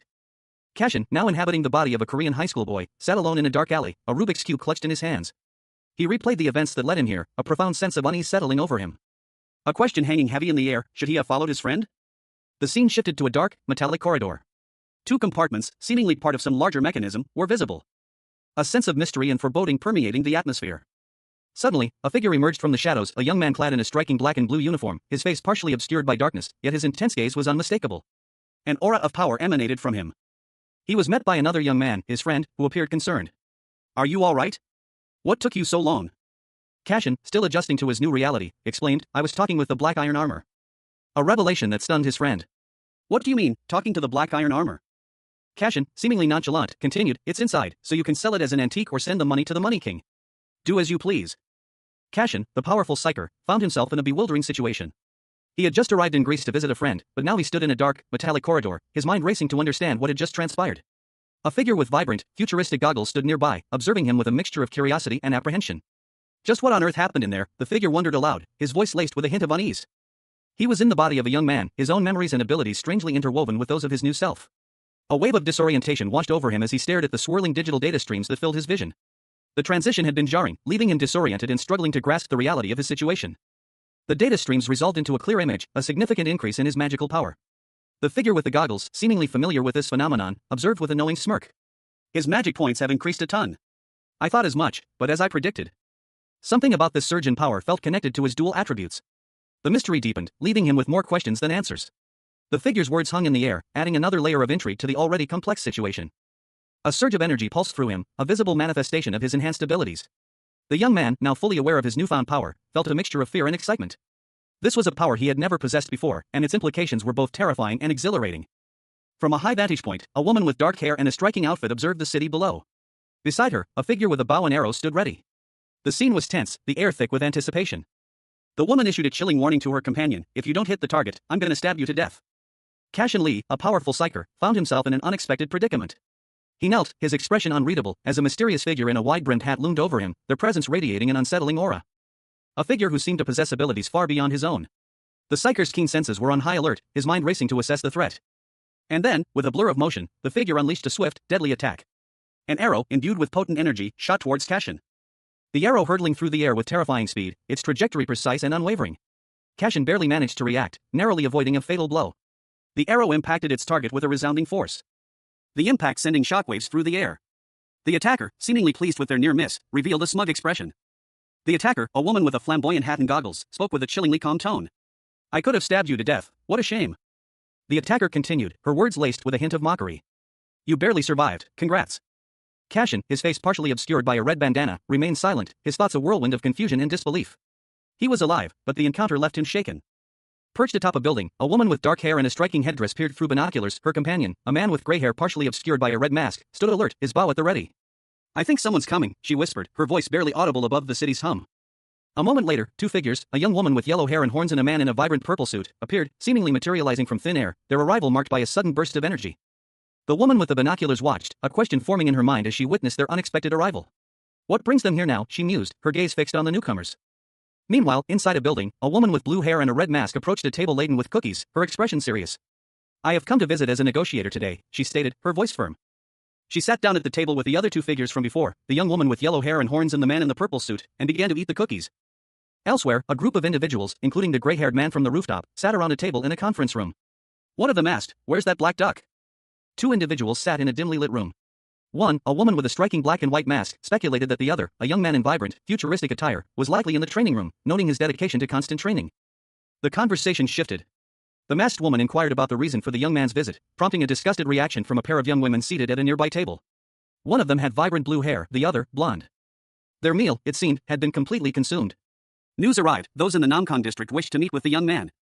The young man, still in his futuristic gear, appeared pensive, a question mark floating above his head. The masked woman, her expression serious, revealed the results of her investigation. It seemed someone working for Money King had visited them. She questioned whether they had been threatened by Money King. The young man listened intently. The masked woman explained that if they had been threatened, they wouldn't be so quiet, emphasizing the dangerous nature of the villain Mujin. She revealed that Mujin was one of the best fighters in the country, undefeated. A dramatic close-up of Mujin, his figure shrouded in shadow and red energy, wielding a menacing sword. The narration box emphasized his reputation as the most evil sword. A young man with short brown hair, wearing a futuristic headset and a vibrant purple and gold outfit, sat at a desk. He mused, certain that someone had been persuaded to work with him, and that if they sent someone from Namkon, then Xinhua district would be no exception. Meanwhile, a figure with long dark hair and a red mask, their expression serious, was asked what they intended to do. The masked figure responded that they were going to meet with them. Another individual, observing the scene, questioned the decision, suggesting that their boss's opinion should be sought. The conversation then turned to the anticipation of a meeting between Cashin and Mujin, with a hint of amusement at the prospect. The amusement continued, with a comment on how similar Cashin and Mujin were in their impulsive nature, both prone to jumping headfirst into situations. A final agreement sealed the plan. A dark, ominous image of a figure with dark hair and glowing eyes appeared, hinting at the impending meeting. The panel emphasized the upcoming meeting between Cashin and Mujin. The young man from the beginning, anticipating the meeting with a gleeful expression, couldn't wait. A surge of blue energy crackled and pulsed, illuminating a metallic corridor, at the center of which stood Cashin Lee, a young man with dark hair, dressed in dark clothing. He held a glowing blue tablet, his expression unreadable. The tablet displayed a detailed profile: villain name, Cashin, special information, awakened villain, catastrophic class, attribute, darkness/dual attribute, darkness fall, awakening trigger, anger. His main skills included shadow knives, shadow hide, shadow transfer, and more. A note at the bottom read, an increase in magic points and even new skills. Cashin questioned, internally, if this was due to the real mana stone that was smelted inside the legendary armor. He confidently affirmed to himself that the two new skills, combustion of darkness and shadow armor, were from the black iron armor, manifested from its innate attributes. The display showed the shadow armor skill description: 20 hours duration, high mana consumption. Cashin pondered the high mana consumption of the shadow armor skill, wondering if it was proportionate to its high value. He mused that the strong willpower skill seemed like a buff skill. Cashin, now inhabiting the body of a Korean high school boy, examined a skill displayed on a futuristic interface. It was a passive ability that increased his resistance to mental attacks, similar to his self-healing power. A development that piqued his interest. Resistance to mental attacks, a useful asset in his current predicament. A shadowy figure loomed in the background, a stark contrast to the boy's contemplative expression. The image evoked a sense of foreboding, hinting at the challenges that lay ahead. A grim reminder of his new reality as a villain. He silently acknowledged the skill's usefulness in navigating this dangerous path. A dark, amorphous entity spoke, its voice laced with surprise. It commented on the recent extraction of magic stones from legendary great armor, a feat that even it found unexpected. A testament to the boy's reckless but effective actions. Cashin's eyes, now sharp and focused, reflected a newfound determination. A subtle shift in his gaze hinted at a plan forming in his mind. A silent promise to use his newfound abilities to his advantage, regardless of the moral implications. The scene opens with a dramatic close-up of two figures, their faces partially obscured by shadow. One appears to be a woman with long, light hair, adorned with a necklace; the other, a man with dark hair and sunglasses, exudes an air of menace. Behind them, shadowy figures swirl, hinting at a larger group, and a bright light bursts forth from a central point, suggesting an energy surge or a powerful ability. A voiceover, seemingly from one of the shadowy figures, reflects a sense of inadequacy. He admitted that he wasn't strong enough to fight them. The perspective shifts to a young man with dark hair, his eyes blazing with determination as he unleashes a surge of bright blue energy from his hand. A defiant declaration escaping his lips, he vowed that with this newfound power, he would no longer be considered weak, no matter where he went. Another voice, seemingly observing him, comments on his newly acquired power, noting that his body seems eager for a fight. The young man, now brimming with newfound confidence, expresses a desire for a worthy opponent. He stands defiantly, the blue energy crackling around his hand, his gaze intense and unwavering. His appearance has subtly changed, with a hint of darkness now visible around his eyes. The imposing skyscraper of the Lamp's South Korean branch loomed large against the sky, its stark lines a testament to the organization's power and reach. Inside a dimly lit gym, a young man with vibrant red hair and a determined expression practiced his punches, his breath coming in ragged gasps as sweat beaded on his forehead. He was clearly pushing himself to his limits. Two figures, one with dark hair and piercing blue eyes, the other with darker hair and intense golden eyes, faced each other. A voice, seemingly disembodied, echoed in the air: whether you're a villain or a psyker, you're a being that overcomes your limits in order to grow. The image shifted, revealing a younger version of the blue-eyed figure, his expression thoughtful. The disembodied voice continued: don't be shackled by common sense. The scene changed again, focusing on the darker-haired figure. A new voice, sharp and confident, declared: fast, bold attacks are a surefire way to win. The camera zoomed in on the red-haired young man's intense, focused gaze. His inner voice resonated: the key to skills is speed. He clenched his fist, a fiery aura crackling around it. With a blur of motion, he unleashed a powerful punch, a wave of fire erupting from his fist as he launched a flame gust. A wave of fiery energy erupted from the young man, the source of the intense heat seemingly emanating from within his very being. The force expanding outward in a devastating shockwave. The target, a small, mechanical device, was caught in the blast's epicenter. And instantly destroyed. The young man, his red hair ablaze with the residual energy, stood defiant amidst the fiery chaos, leaving behind only fractured remnants of what once was. The young man clenched his fist, his eyes narrowed in determination. Meanwhile, another figure, cloaked in shadows and wielding a staff that crackled with blue energy, prepared for a counterattack. The red-haired youth watched the approaching figure, his resolve hardening. He would catch up to his opponent. He vowed to surpass his rival, a cold determination etched onto his features. Two men in suits, one with dark hair and the other with blonde hair, walked down a hallway, their expressions serious and preoccupied. The dark-haired man checked his watch impatiently, their steps echoing softly as they approached a closed double door. The next panel showed a report detailing recent movements of the Villzones. A person with vibrant purple hair and a yellow jacket reviewed the report, their focus intense. The report contained images of several villains. In an office, a conversation unfolded. One individual asked if the other remembered their previous discussion about the Villzones' unrest throughout the country.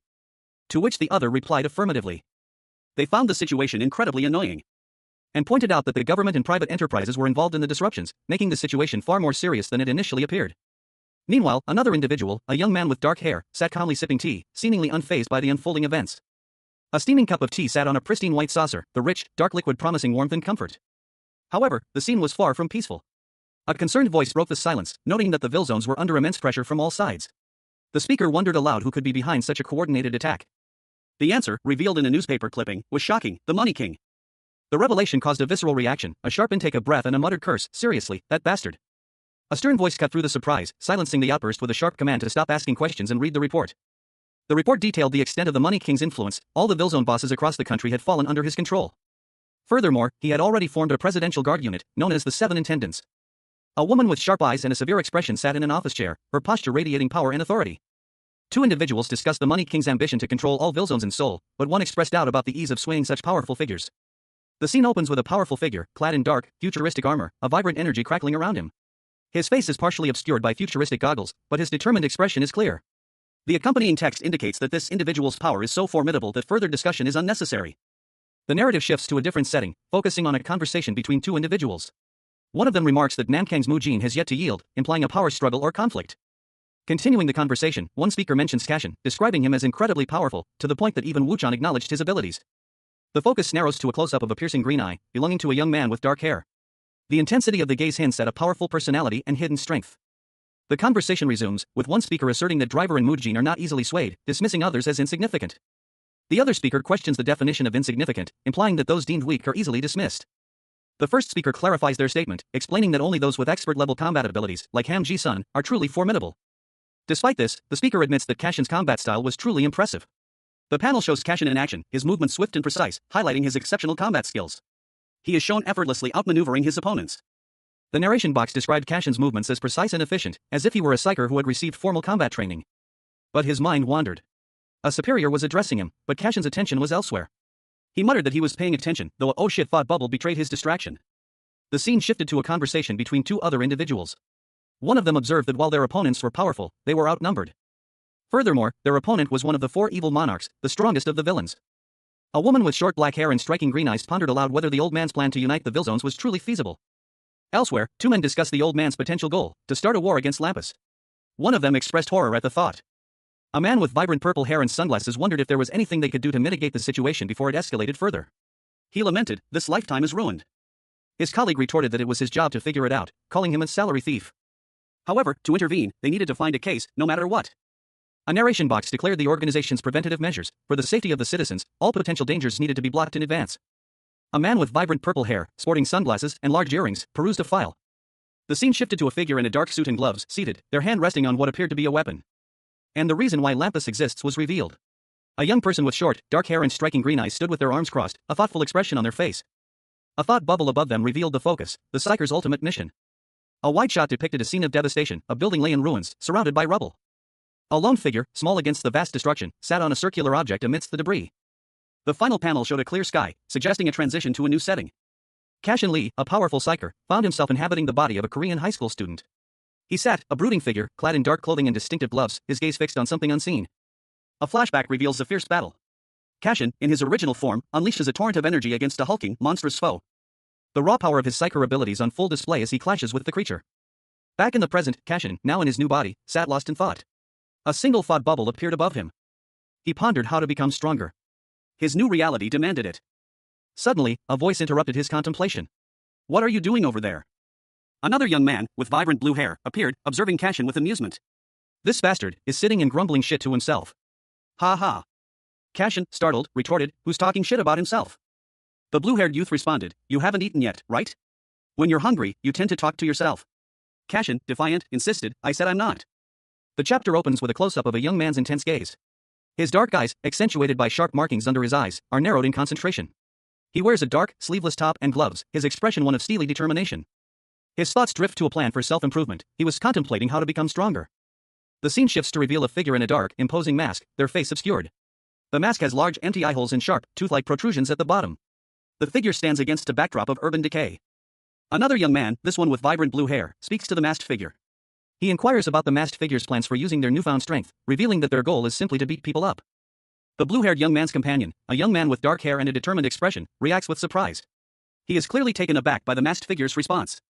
The blue-haired young man explains that the masked figure's motivation is to impress a girl he likes. The dark-haired young man vehemently denies this. Suddenly, another individual appears, causing the group to react with surprise. The masked figure asks if this is Crow. The scene shifts to a distant view of two figures walking away from the group, leaving the reader to wonder about their identities and intentions. A group of shadowy figures, their faces obscured, moved through a hazy, crimson-tinged landscape. The air crackled with an unseen energy. Meanwhile, in a bustling city, a man with dark hair, glasses, and intricate facial tattoos observed the scene from a distance, a smirk playing on his lips. The focus shifted abruptly to a close-up of a person, seemingly a young child, happily licking a brightly colored lollipop.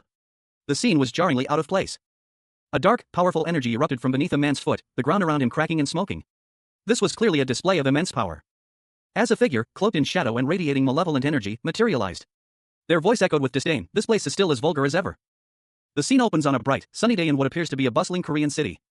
Two individuals stand in the foreground, their conversation overheard by the reader. One, a young man with dark hair and glasses, speaks, his words revealing the identity of the other, the boss of the Namkang district. The other, a figure cloaked in shadow and wielding a menacing sword, is identified as Mujin, the most evil sword. The scene shifts to a group of men, their expressions a mixture of curiosity and apprehension. One of them questions Mujin's presence in Gadam. A close-up on Mujin's face reveals a subtle, almost imperceptible smirk playing on his lips. One of the men, seemingly the leader, orders his subordinates to retrieve their boss.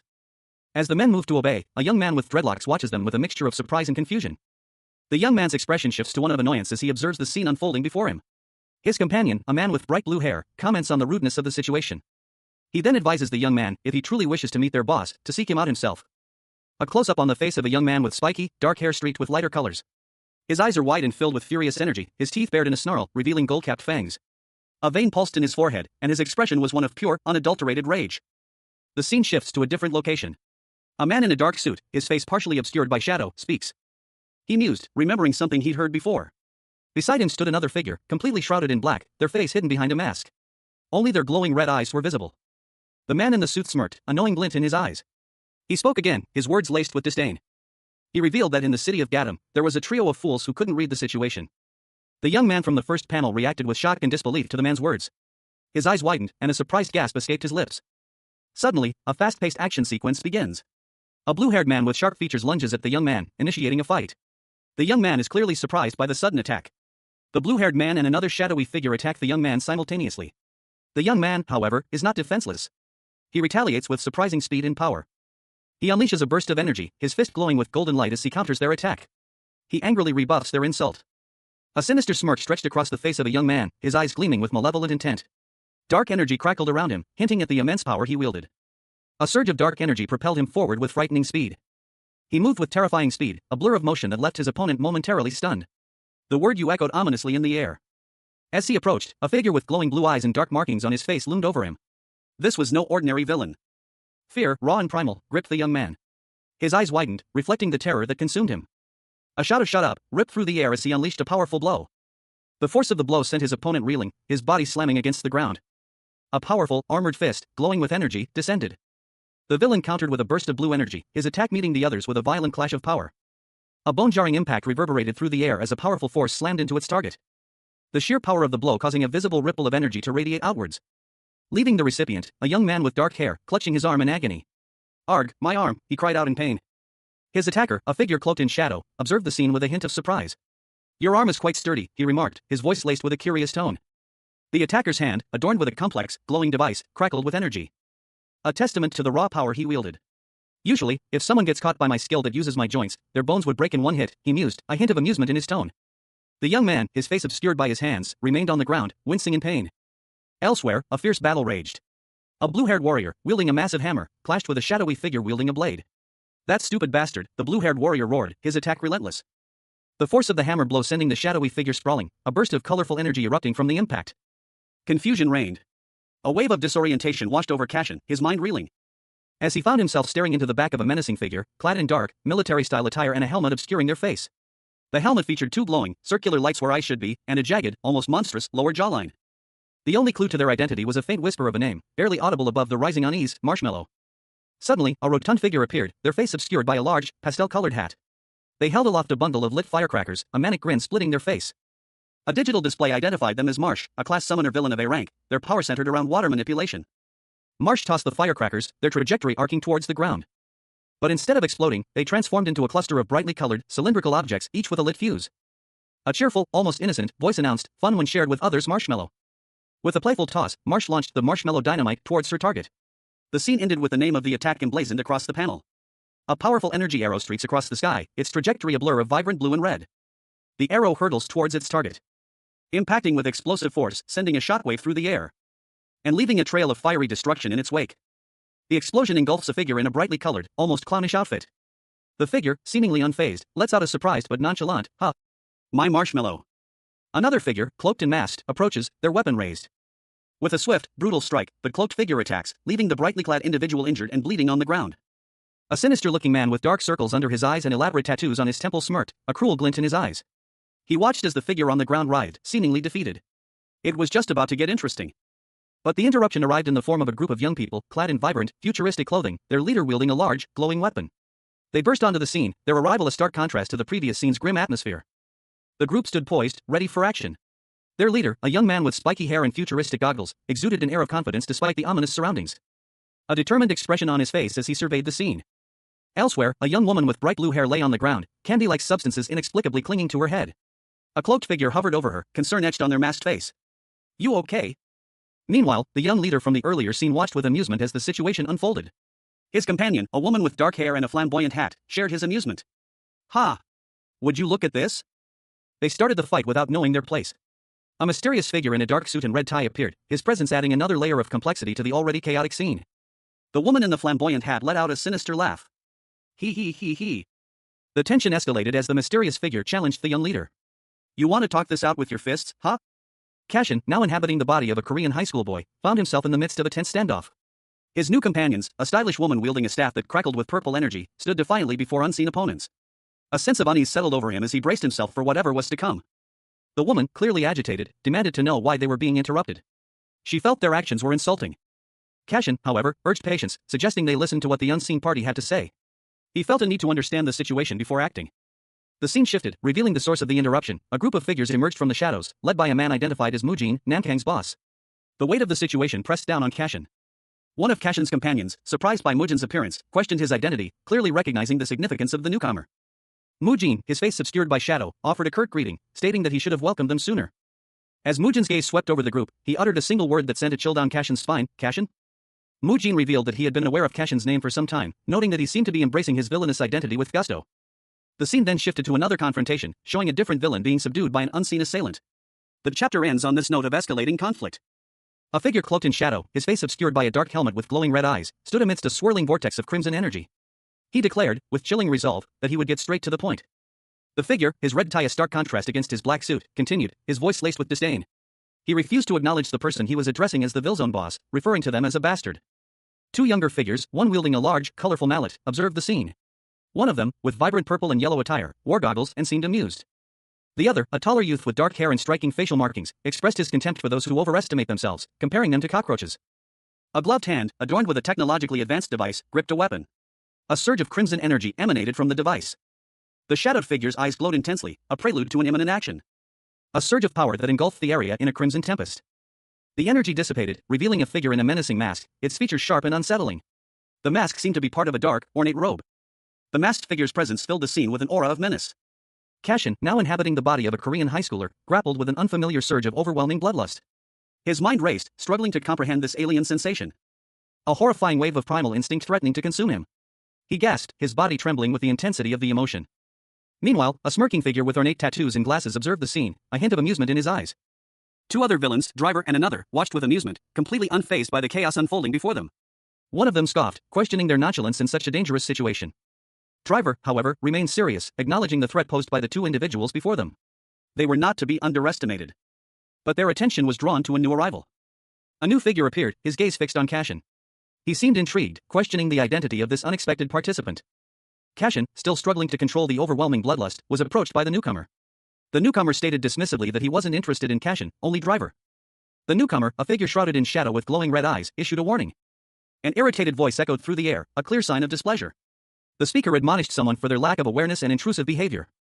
But the response was surprisingly nonchalant. A condition was proposed instead of blind obedience. The scene shifted to reveal two figures, a man with distinctive tattoos and glasses, and a shadowy figure in a dark suit, his face obscured by darkness. Tension hung heavy in the air between them. A challenge was issued.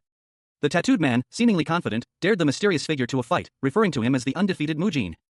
A nervous chuckle escaped the lips of a young man with orange-tinted glasses and a purple jacket, his face partially obscured by his hands. His companion, a figure in a white coat and mask, seemed equally amused. As a sudden surge of energy erupted, signaling the start of the conflict. The tattooed man braced himself, his expression hardening as he prepared for the incoming attack. A fierce clash of powers ensued, a flurry of motion and energy.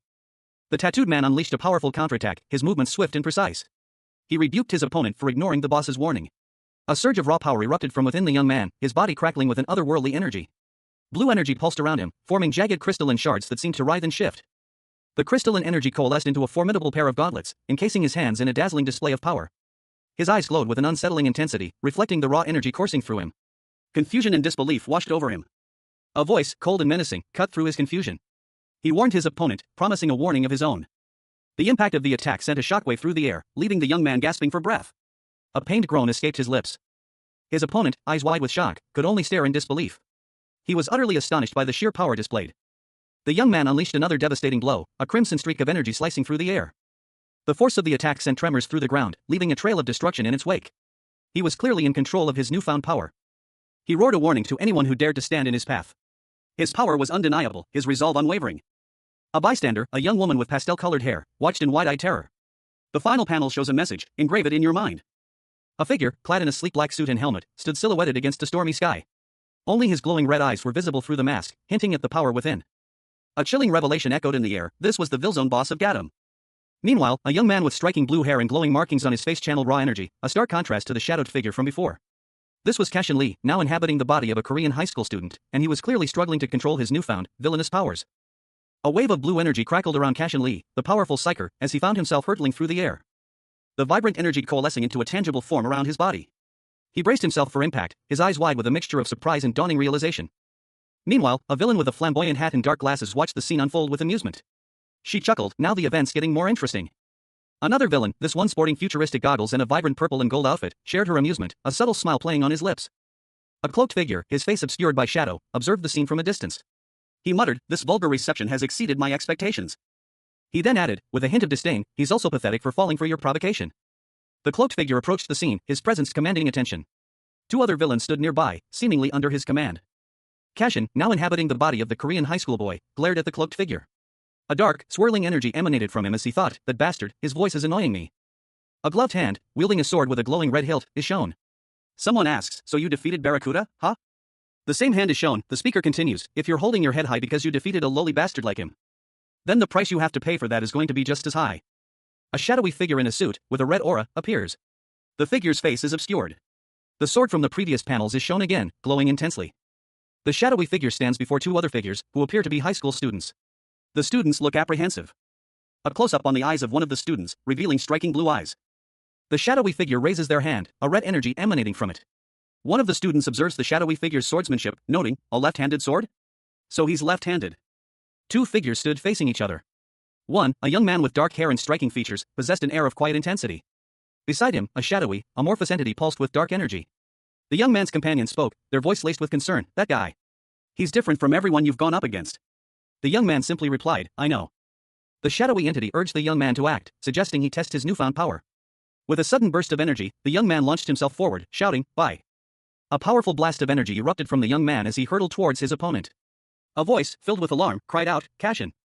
The young man, now identified as Cashin, collided with his opponent, a figure cloaked in darkness wielding a sword. The impact sent shockwaves through the air. A fierce clash of power ensued. As Cashin's opponent unleashed a whirlwind of attacks. A technique called flying sword slash. Cashin, dodging the onslaught, was sent hurtling through the air. The force of the blow causing a building to crumble behind him. Cashin Lee, a powerful psyker, found himself unexpectedly inhabiting the body of a Korean high school student. This wasn't just any student, he was a villain, and his new reality was a whirlwind of chaotic energy and destruction. A stark contrast to his previous life dedicated to justice. From the perspective of a bystander, a young man with vibrant purple and yellow attire watched the scene unfold, his expression a mixture of disbelief and dawning horror. He muttered to himself that the situation was getting serious. The villain's opponent, a figure cloaked in shadow, materialized before him, their eyes burning with an intense, malevolent light. The air crackled with anticipation. As the two clashed in a flurry of blows. The villain, now Cashin, moved with surprising agility, his movements a blur of motion. The fight was intense, a whirlwind of energy and skill. Cashin, despite his new body, instinctively reacted with the precision and power of a seasoned psyker. But his opponent was equally matched, their movements swift and deadly. The clash of their powers sent shockwaves through the surrounding area. Cashin's new abilities, honed by his villainous counterpart, were formidable. He parried a blow with a swift movement, the energy of the impact causing sparks to fly. And countered with a devastating strike, his blade a blur of motion. The force of the attack sent his opponent reeling. He followed up with a powerful kick, sending his opponent flying. The fight was far from over, but Cashin had gained the upper hand. A wave of energy, imbued with an ethereal blue glow, surged outwards, leaving a trail of shimmering light in its wake. He was impressed to think that his opponent could predict and counter such a swift maneuver. With a powerful kick, he launched himself forward, aiming for a decisive blow. But his opponent's defenses remained impenetrable, finding an opening proved to be a challenge. He unleashed another burst of energy, a desperate attempt to break through, only to be met with unwavering resistance. Then, he propelled himself upwards, a surge of power coursing through his veins, preparing for a final, decisive strike. His fist, crackling with raw energy, was poised to deliver a devastating attack. A masked figure, clad in a dark suit and tie, materialized amidst a surge of electric blue energy. His crimson eyes glowed menacingly beneath the helmet, radiating an aura of palpable power. A violent explosion erupted, sending shockwaves of fiery orange energy outwards, the force of the blast obliterating nearby buildings in a fiery maelstrom, leaving behind only rubble and devastation. From the heart of the destruction, a dark figure rose, wielding a long, wickedly curved blade. The figure moved with unnatural speed and grace, a crimson glow emanating from the weapon as it sliced through the air. The masked figure launching a swift, precise attack. A flurry of shadow-like blades erupting from his hands, each one imbued with dark energy. The technique was labeled shadow knives. The masked villain, his movements a blur, unleashed a devastating barrage of attacks, leaving his opponent reeling. A surge of blue energy crackled, forming chains of pure power. The chains solidified into sharp, ethereal blades, extending outwards like deadly rays of light. With terrifying speed and precision, the energy blades sliced through the air, targeting multiple opponents simultaneously. Two figures, clad in dark, shadowy attire, watched the display with a mixture of surprise and calculation. One was a young man with vibrant purple and yellow clothing, the other a woman in a wide-brimmed hat and goggles. The woman's voice cut through the air, so that's how he uses that skill. A figure in dark clothing, wielding a glowing red blade, deflected an incoming projectile with a swift, precise movement. The figure moved with impossible speed, a blur of motion as they unleashed a flurry of attacks. Continuous strikes rained down on their opponents, each blow precise and deadly. The attacks culminated in a blinding flash of light, leaving the outcome uncertain. Cashin, now inhabiting the body of a Korean high school villain, found himself in the midst of a fierce battle. He moved with surprising agility, his movements a blur of dark energy and precise strikes. A whirlwind of attacks that left his opponents reeling. His new body seemed to possess abilities far beyond his own, a terrifying power he was only beginning to understand. He effortlessly deflected a blow, the force of the impact sending a shockwave through the air. And with a swift counterattack, he sent his adversary sprawling. A cold sweat beaded on his brow as he realized the full extent of his newfound abilities. The other villain, surprised by Cashin's skill, exclaimed in disbelief. He was clearly outmatched. Cashin, adapting to his new powers, launched a devastating attack. He moved with a speed and precision that defied belief. A blur of motion culminating in a powerful strike that left his opponent vulnerable. Cashin stood over his defeated foe, a grim determination etched on his face. He had mastered his new abilities, but the weight of his actions pressed heavily upon him. A fierce battle raged between two figures, their movements a blur of motion. One, clad in dark, flowing attire, wielded two swords with deadly precision.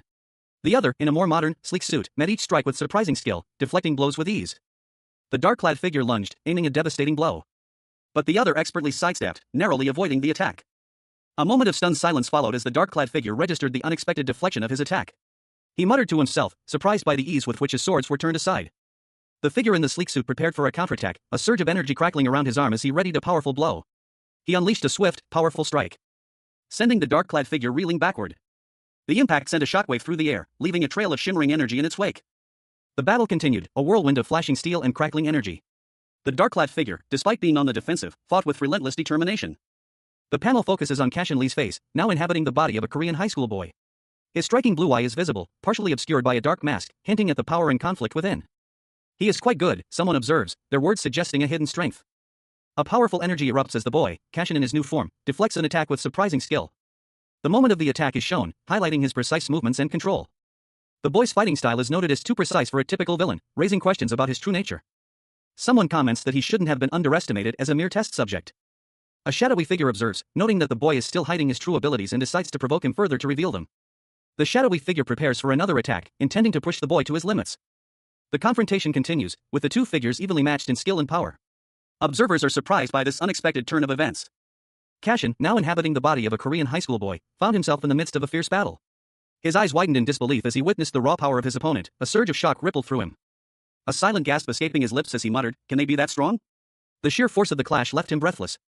Observing the aftermath, a figure clad in purple and gold, seemingly impressed, clapped slowly.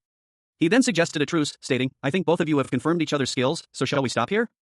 Cashin, however, vehemently rejected the offer. He turned his back on his opponent, his resolve hardening. A simple eye decline hanging heavy in the air. His opponent, a figure in black, stood silently, watching him. The purple-clad figure looked surprised by Cashin's refusal, his expression shifting to one of confusion. He tilted his head, a silent question hanging in the air. Drawing a crimson blade, his resolve unwavering. He added, "We're going to keep fighting until one falls." Cashin's eyes narrowed, a grim determination settling upon his face. He silently echoed the sentiment, "Until one of us falls?" His opponent scoffed, delivering a final, cutting remark, "You're not determined enough." A voice, cold and commanding, echoed in Cashin's mind, "If you're a villain, then act like a villain." The words hung in the air, a challenge, a mandate. Cashin, now inhabiting the body of a Korean high school boy, felt a surge of unfamiliar power coursing through his veins, a power he instinctively understood as inherently villainous. He smirked, a cruel twist of the lips that felt both alien and exhilarating. "You need to fight like a madman with everything you've got," the voice urged, and Cashin, or rather, the boy he now was, felt a thrill of dark anticipation. The scene opens with a wide shot of a city under a bright blue sky. A sense of unease hangs in the air. As a voice, filled with doubt, questions, "Like a madman?" A figure in a black suit and mask, wielding a crimson blade, confronts another individual. He sneers, "You're scared I won't call you vulgar, so you're saying crude things." The masked figure's words seem to have an effect. Another young man with striking blue and black hair watches from a distance, a dark, swirling symbol appearing behind him. A thought crosses his mind, "Seems like you were successful in provoking him." The masked man's power is revealed. He declares, "The power I possess is the Annihilation's wild energy." His grip tightens on his crimson blade, a menacing aura radiating from the weapon. He boasts, "I can cut through anything." With a swift motion, the masked villain unleashes a devastating attack, a powerful energy wave slicing through the city buildings. The young man with blue hair watches in stunned silence. The scene opens on a tense standoff. Mujin, a young man with spiky dark hair and a determined expression, stands alongside a woman in a sleek, white outfit. They face a hulking, shadowy figure whose features are obscured by darkness. A narration box reveals a crucial detail: Mujin's power is not merely the raw energy of annihilation, it's something more. As Mujin unleashes a powerful attack, shouting the word "crystallize." The next panel shows the shadowy figure, its form partially obscured by a purple aura. A narration box explains that this figure's ability centers around manipulating or allowing him to reinforce any part of his body. This ability is not only useful for attack but also provides significant defensive advantages in close-quarters combat. The panel focuses on Mujin, his eyes glowing with an intense blue light, highlighting his own unique power. Another narration box contrasts this with the darkness attribute, which excels in stealth rather than direct confrontation. The woman from the first panel, observing Mujin, thoughtfully touches her chin. She murmurs, clearly pondering something. Her thoughts are revealed in a thought bubble. Is he an exception to that? The final panel shows Mujin, his face partially obscured by shadow, but his intense gaze and glowing eyes are clearly visible. The image emphasizes his power and mysterious nature. A small, doll-like figure with vibrant blue hair lay on the ground, eyes closed. A voice, surprised and slightly high-pitched, exclaimed that the figure was awake. The figure stirred, its eyes fluttering open. A young man with dark hair knelt beside it, concern etched on his face. He softly asked if the figure was all right, offering it a marshmallow. The doll-like figure, now identified as Mujin, inquired about the whereabouts of someone named Mujin. A man with dark hair, glasses, and tattoos appeared in the background, gesturing vaguely. The tattooed man's eyes widened in shock, a surge of energy emanating from him. A sudden, intense burst of energy filled the scene as the tattooed man and another figure clashed in a flurry of motion. The tattooed man moved with surprising speed and agility. Their movements a blur of light and shadow. The fight was fast and furious. The tattooed man, seemingly overwhelmed, was surrounded by several shadowy figures wielding knives. He fought back valiantly. But the odds were stacked against him. He was thrown back, his body impacting the ground hard. With a final, desperate effort, he unleashed a wave of dark energy, forming large, shadowy knives that sliced through the air. A surge of dark energy crackled, emanating from the ground in a jagged line. As the figure, clad in black, launched a swift attack. He moved with surprising speed, his movements a blur of motion. A crimson arc of energy sliced through the air, a flying sword-slash technique, leaving a trail of shimmering light in its wake. Another wave of energy, this time a brilliant blue, erupted from the ground, forming a sharp, crystalline blade that met the crimson energy. The impact causing a blinding flash of light. Only a single, malevolent red eye remained visible in the aftermath. The force of the collision sent the black-clad figure reeling. But he quickly recovered, a smirk playing on his lips as he muttered, "Those knives are quite annoying. Is it a darkness-attributed skill?" Cashin, now inhabiting the body of a Korean high schooler, unleashed a surge of raw power. Crystalline shards of energy erupted from his hands, the force of the blast shattering the surrounding area. An observer watched in disbelief, muttering to himself about the familiar nature of the attack. He's using the same skill again? The technique was labeled Shadow Knives, a testament to its deadly precision and the darkness it embodied. The energy continued to surge, leaving a trail of destruction in its wake. The sheer force of the attack was staggering.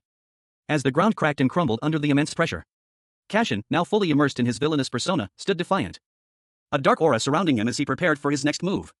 The energy continued to build, a powerful wave of dark energy emanating from him. A close-up on his eyes revealed a stark contrast, one blue, one golden, reflecting his internal conflict. A power he barely understood threatening to consume him.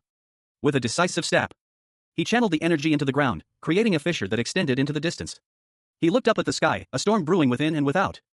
Cashin, now inhabiting the body of a Korean high school boy, stood atop a jagged spire of dark energy, his silhouette stark against the stormy sky. Two swords, sheathed, hung at his hips.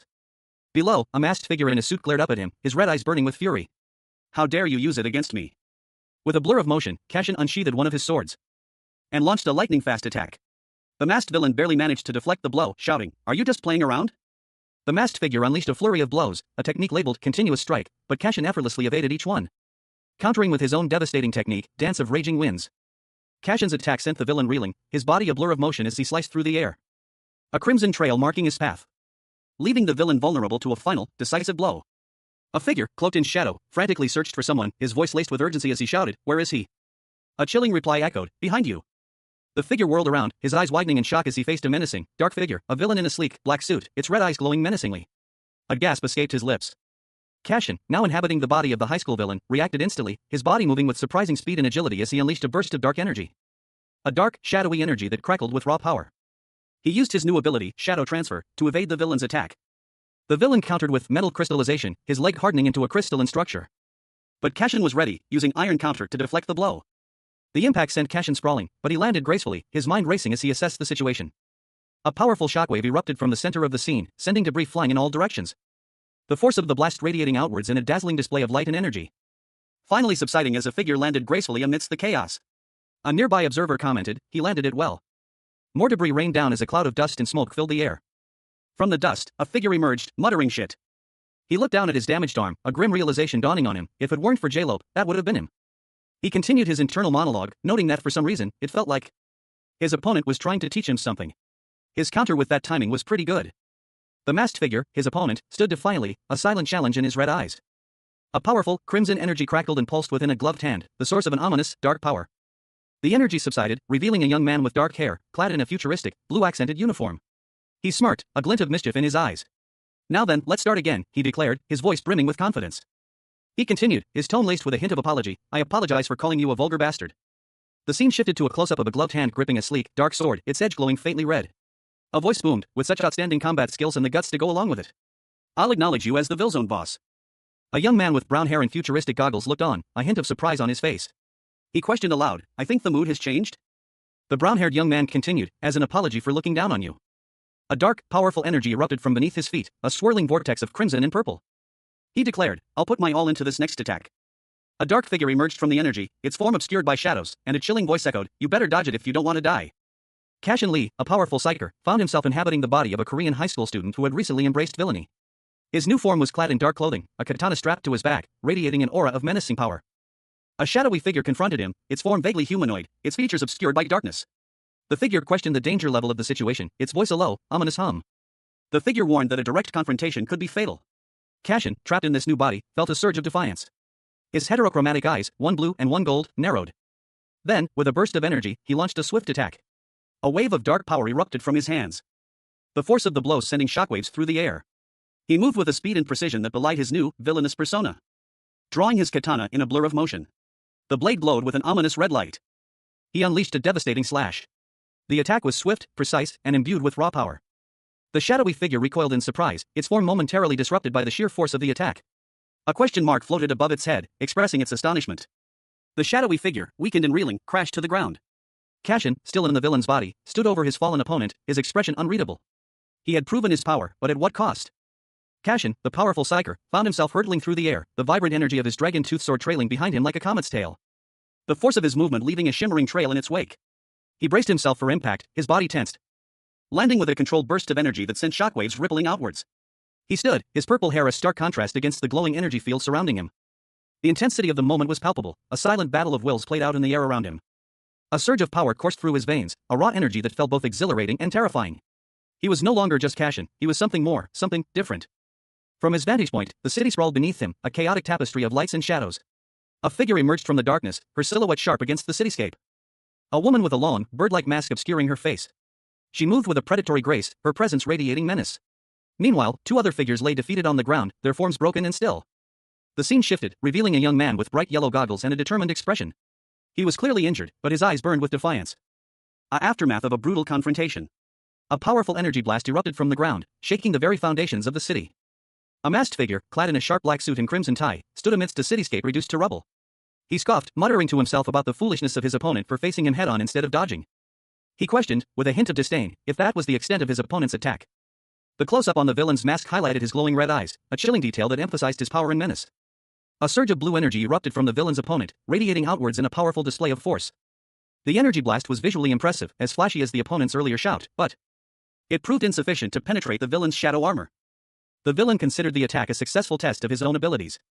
He stood confidently, a dark, shadowy entity floating beside him, a testament to his power. A display then showed the cooldown timer for his shadow armor, 19 hours and 58 minutes. A masked figure, cloaked in shadows, observed the scene with narrowed eyes. He muttered to himself, incredulous at the resilience of his opponent. The hit from his dragon tooth sword should have been devastating. The impact of the attack sent shockwaves rippling through the air, leaving a trail of shimmering energy in its wake. The masked figure remained, seemingly unfazed by the display of power. He mused that even an S-rank villain, without a strong defense, would be vulnerable to such an attack. Yet, his opponent stood defiant, seemingly unscathed. The masked figure found this impossible to comprehend. The masked villain's red eyes glowed intensely, reflecting his disbelief and growing unease. He could only utter a single word, a testament to his astonishment, no way. The masked figure's internal monologue raced, could his opponent's power actually surpass his own? He noted that the other villains had fallen silent, perhaps overwhelmed by fear. The young man with dark hair and a tribal-like marking on his face smirked, a dark aura swirling around him. He muttered to himself, never-ending provocation, ha. Cashin, now inhabiting the body of a Korean high school boy, stood poised, dark energy crackling around his hands. He declared that since his opponent had just attacked, it was now his turn. His opponent, a figure in a featureless mask and sharp suit, scoffed, remarking that Cashin was as agitated as a puppy desperately needing to relieve himself. Cashin launched himself forward, a blur of motion. A surge of blue energy propelling him towards his masked adversary. The masked villain reacted swiftly, deflecting Cashin's attack. A powerful energy blast shattered the villain's defensive amulet. From the shattered remains, a blinding light erupted. A figure emerged, clad in advanced armor, its visor glowing with an ominous purple light. Cashin Lee, a powerful psyker, found himself in the body of a Korean high school boy who had inexplicably become a villain. He unleashed a torrent of energy, a raw display of power that ripped through the air. The force of the blast leaving a trail of shimmering light in its wake. The impact of the attack was devastating, a shockwave radiated outwards, leaving behind a scene of utter destruction. A figure, silhouetted against the chaos, watched with concern. Another young man, clad in vibrant, futuristic armor, appeared, his voice laced with alarm as he questioned Cashin's actions. What are you doing? A third individual, a woman with striking purple hair, intervened, her words carrying a note of exasperation. She urged them both to stop, suggesting they had caused enough destruction. Haven't you both had enough fun? The woman continued, her tone firm but measured. She reminded them that even in their enjoyment, there were limits that should not be crossed. If you've had your fun, then you should both know when to draw the line. A palpable tension filling the space between them. The close-up reveals Cashin Lee, a powerful psyker, now inhabiting the body of a Korean high school boy. His eyes, though still holding a flicker of his former self, reflect a newfound darkness. A darkness that mirrors the villain he has become. He stood defiantly, a shadowy figure looming behind him, as if a manifestation of his newfound power. The thought crossed his mind, this was a test, a chance to explore the depths of this new persona. But his expression remained stoic, betraying little of his internal turmoil. Another figure, a psyker named Suho, approached, his weapon held at the ready. Soho had achieved his goal, but the situation remained tense. A sudden, violent clash erupted. The force of the impact sent shockwaves through the surrounding area, leaving behind only debris and lingering tension. Suho, along with two other figures, silently departed, leaving the scene. Soho's companion, a young woman with vibrant purple hair, voiced her confusion. She questioned their abrupt departure, wondering if the others were angry. And then, more importantly, what had become of their planned meeting? The sun dipped below the horizon, painting the sky in hues of deep purple and crimson. A breathtaking, yet ominous, twilight descended upon the city. From above, the sprawling cityscape of Seoul revealed itself, a dense labyrinth of towering buildings and narrow streets, teeming with life even as darkness fell. Inside the Gadam Villezone executive meeting room, a tense atmosphere hung in the air. One of the executives, a woman with shoulder-length auburn hair, questioned, so they really just left? Another executive, seemingly younger, with dark hair and a more casual demeanor, responded curtly, looks like it. A sudden, sharp intake of breath followed, as a third executive, this one with long black hair, exclaimed, hold on, a fight's just a fight. The long-haired executive, her face etched with concern, continued, you should head back after you've finished what you came here to do. She then mused, why did Mujin just leave when he knows when to take things personally and when not to? A thought bubble appeared above the long-haired executive's head, did another problem arise? Meanwhile, in a different part of the building, two women with vibrant, contrasting hair colors, one blonde, the other with bright blue, sat at a table, their faces expressing disappointment. Today's cookies are a serious disappointment, one of them sighed. Back in the executive meeting room, the conversation shifted. One of the executives, a man with striking red and blue face paint, asked, never mind that, who are they? Another executive, this one with spiky brown hair and orange goggles, seemed surprised. A thought bubble appeared above his head, ah. You've never met them before, right? I should tell you who they are. The focus shifted to a young man with dark hair and striking blue markings on his face, his expression unreadable. The scene opens on Garnet, a villain with striking red and black hair, a dark mask, and an intense gaze. Seated beside him are two other figures, Aroma and Hote, their vibrant outfits and playful expressions contrasting sharply with Garnet's serious demeanor. Aroma and Hote greets someone off-panel with a cheerful hi. Garnet observes Aroma and Hote, a thoughtful expression on his face. He notes that they are not from the usual villain group, Gatham.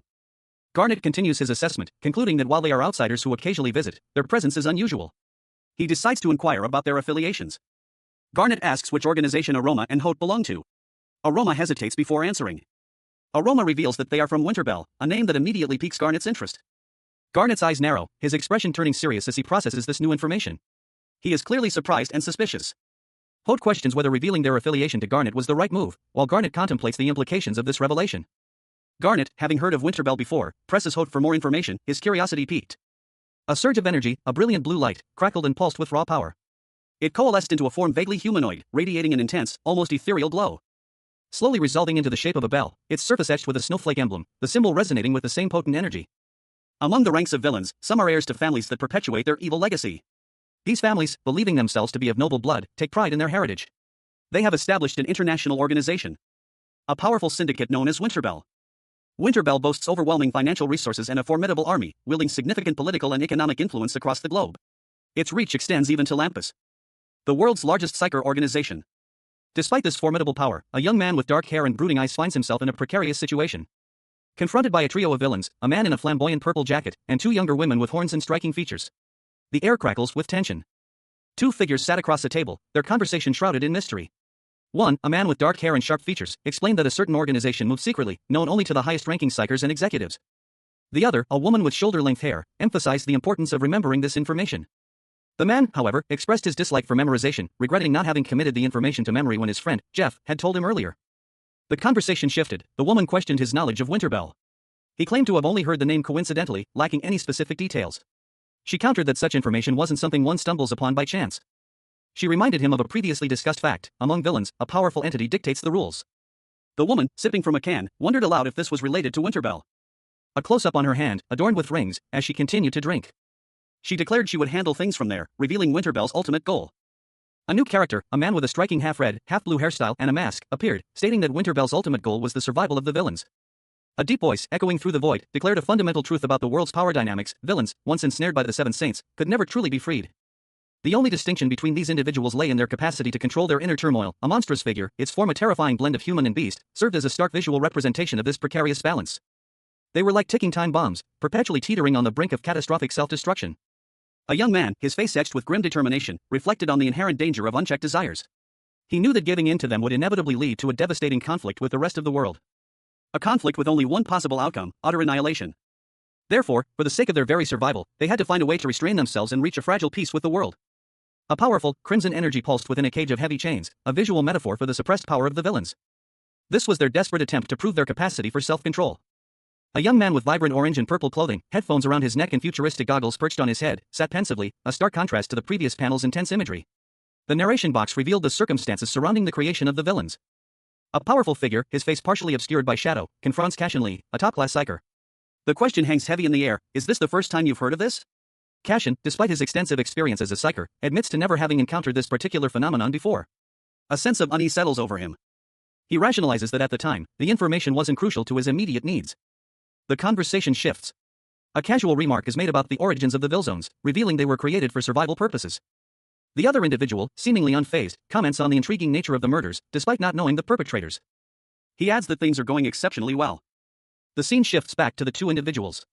One of them, with a self-assured air, declares themselves an eloquent speaker by birth. Cashin's hand, adorned with a striking blue gauntlet, subtly adjusts itself. A subtle shift in his demeanor is noticeable. The other individual, seemingly pleased with the turn of events, exclaims bingo. Two individuals engaged in a conversation. One of them remarks on the significant financial investment required for the manufacturing, research, and development of a certain item, leading to a question about the identity of the individual within Winterbell capable of managing such resources. The other responds that this person is beyond imagination, revealing the named driver as the answer. The scene shifts to show a confrontation. One of the individuals asks if the other is also affiliated with Winterbell. The scene shifts to an interior, showing a chandelier. A man is shown clutching his neck, his face contorted in pain, muttering about the throbbing pain. He is reprimanded for his carelessness, his complaint about the pain dismissed as a punishment. Despite this, he expresses a need for comfort. Cashin, now inhabiting the body of a Korean high school boy, observed the shadowy figure of the villain he had become. A contemplative expression settled on his face as he mused that this new persona was far from ordinary. They had never believed he would withstand a direct hit from the dragon-tooth sword. The villain, examining a damaged artifact, declared it ruined and in need of replacement. He mused that its easy destruction only proved the attacker's strength. Someone nearby commented that thanks to the villain's actions, they could now hear his true voice, unmarred by the usual distortion. The villain, his body still bearing the marks of battle, was sharply told to stop talking nonsense and seek medical attention. He announced he was leaving. A mysterious figure, partially obscured, adjusted a mask, their identities still hidden. A voice, seemingly belonging to the mysterious figure, identified the villain as the one who had acknowledged their presence. Cashin Lee, a powerful psyker, found himself in a precarious situation. His consciousness, once inhabiting his own body, now resided within the form of a Korean high school boy. A boy who had recently embraced the path of villainy. Observing him from a distance, a shadowy figure mused, he might be worth investing into. The scene opens with a young man with vibrant purple hair, his back to the viewer, seated before a complex array of technological equipment. He is addressed by an unseen voice, driver. A question hanging in the air. A second figure, a man with dark hair and intense eyes, steps into view, his expression serious. He inquires, "Are you also a Winterbell?" The purple-haired young man, now seen from the front, wears futuristic goggles. He appears thoughtful, a slight smirk playing on his lips. He responds, stating, "I don't have any special relationships with them. If you really want to put a label on it, then I have a business relationship with them." The dark-haired man pauses, a beat of silence hanging between them before he asks, "What about you?" A third individual enters the scene. This person is striking, with dark hair, a dramatic red mask, and an air of confidence. They ask, "What do you think?" The masked individual lunges forward, shouting, "Bastard, let me deck you." A chaotic scene unfolds as several other characters join the fray. Amidst the chaos, the dark-haired man explains, he's a vassal who serves the Winterbell's monarch.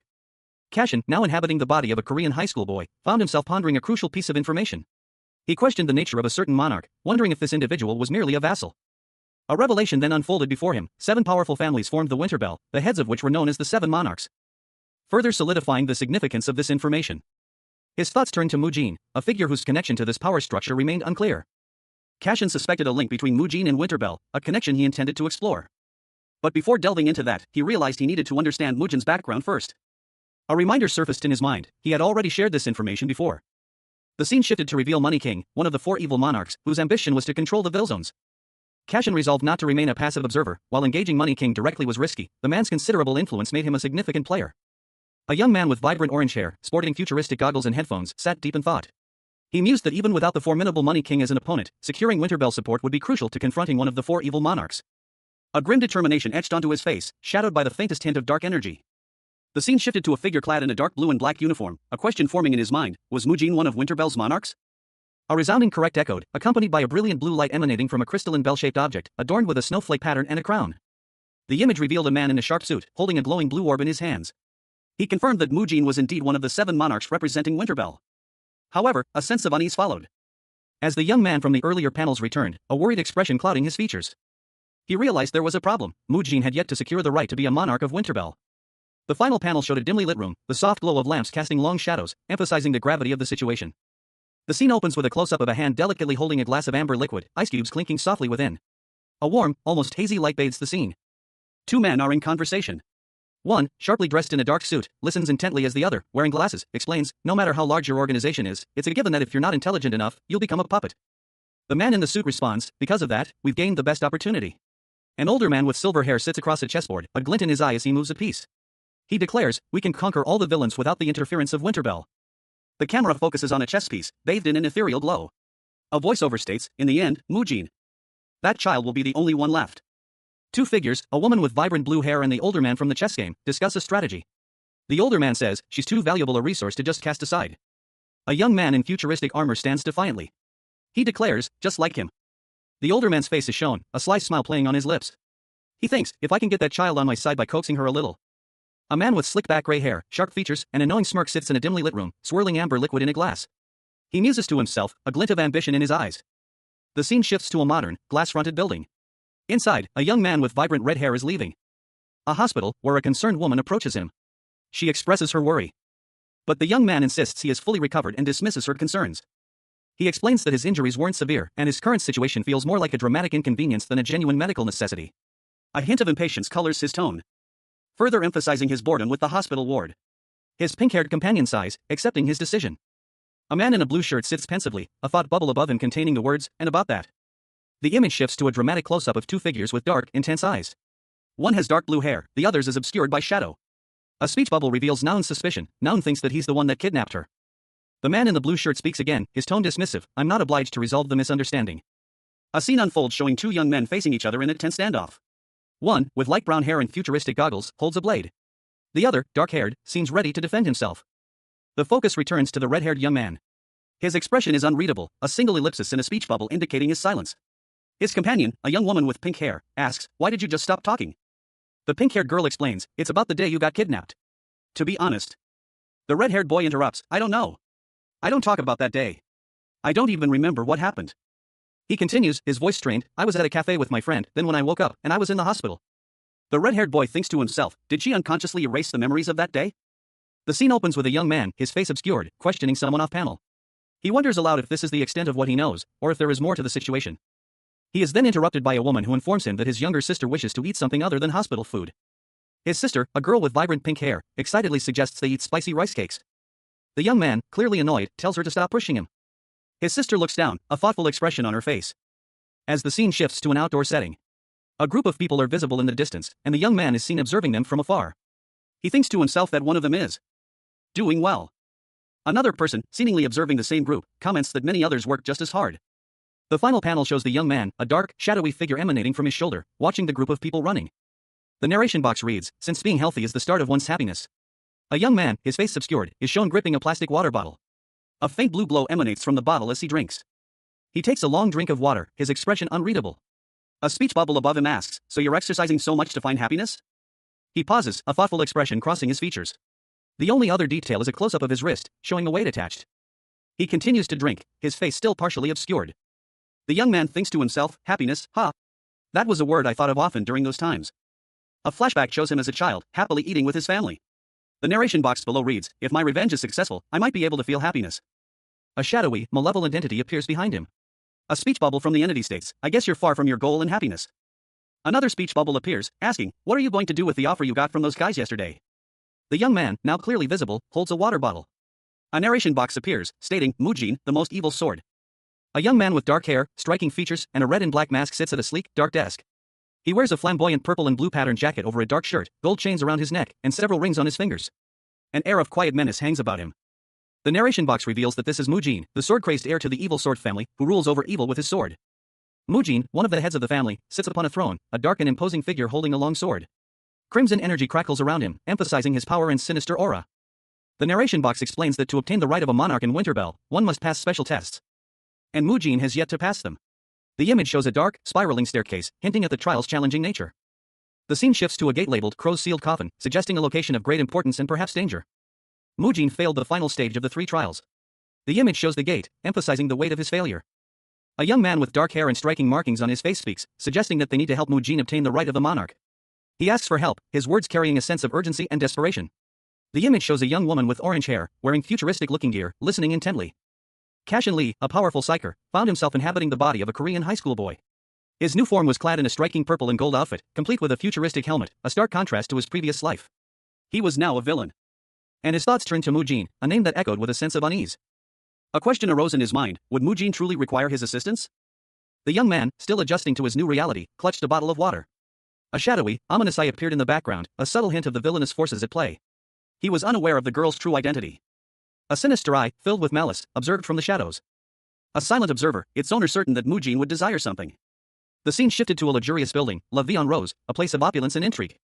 The camera panned to the Brand Royal building, a location that suggested wealth and power. A woman in a dark suit walked through the opulent hallway, her purpose unknown. Cashin Lee, a powerful psyker known for his unwavering sense of justice, found himself in an unfamiliar, opulent hallway. The grandeur of the surroundings starkly contrasted with the growing unease he felt. He was being watched. 2 figures in sharp suits stood silently, their faces obscured by sunglasses, flanking a woman with dark hair pulled back severely. The air crackled with unspoken tension. One of the men reached for a heavy, ornate door handle, his movements precise and controlled. Cashin's heart pounded in his chest, he knew, instinctively, that something was terribly wrong. The door opened to reveal a young man with blonde hair, his expression serene despite the ominous atmosphere. He seemed completely unaware of the tension building around him. A woman with striking red lipstick and a stylish hat nonchalantly ate a macaron, her eyes sharp and calculating. She exuded an air of dangerous confidence. Beside her sat another young man, this one with dark hair and piercing red eyes. He was adorned with extravagant jewelry, his expression a mask of cool indifference. The 4 of them sat around a large table, a tableau of unsettling calm before the storm. The blonde-haired young man seemed to be the center of attention, though his expression remained unchanged. A grandfather clock in the background ticked ominously, each second a reminder of the impending danger. A young woman with dark hair, striking red eyes, and a military-style cap adjusted it slightly, her expression serious and composed. She stood in what appeared to be a lavishly decorated room, the purple and white color scheme hinting at wealth and power. The scene opens on a luxurious building, with lobby on Rose Royal, suggesting a location of wealth and power. A caption box reveals that, with few exceptions, the majority of the Villzone bosses have sided with the Money King. This alliance is discussed amongst three figures seated around an ornate table in a lavishly decorated room. The air is thick with tension as they contemplate the implications of this shift in power. One of them, a woman with dark hair, expresses her concern that if this continues, they risk losing everything.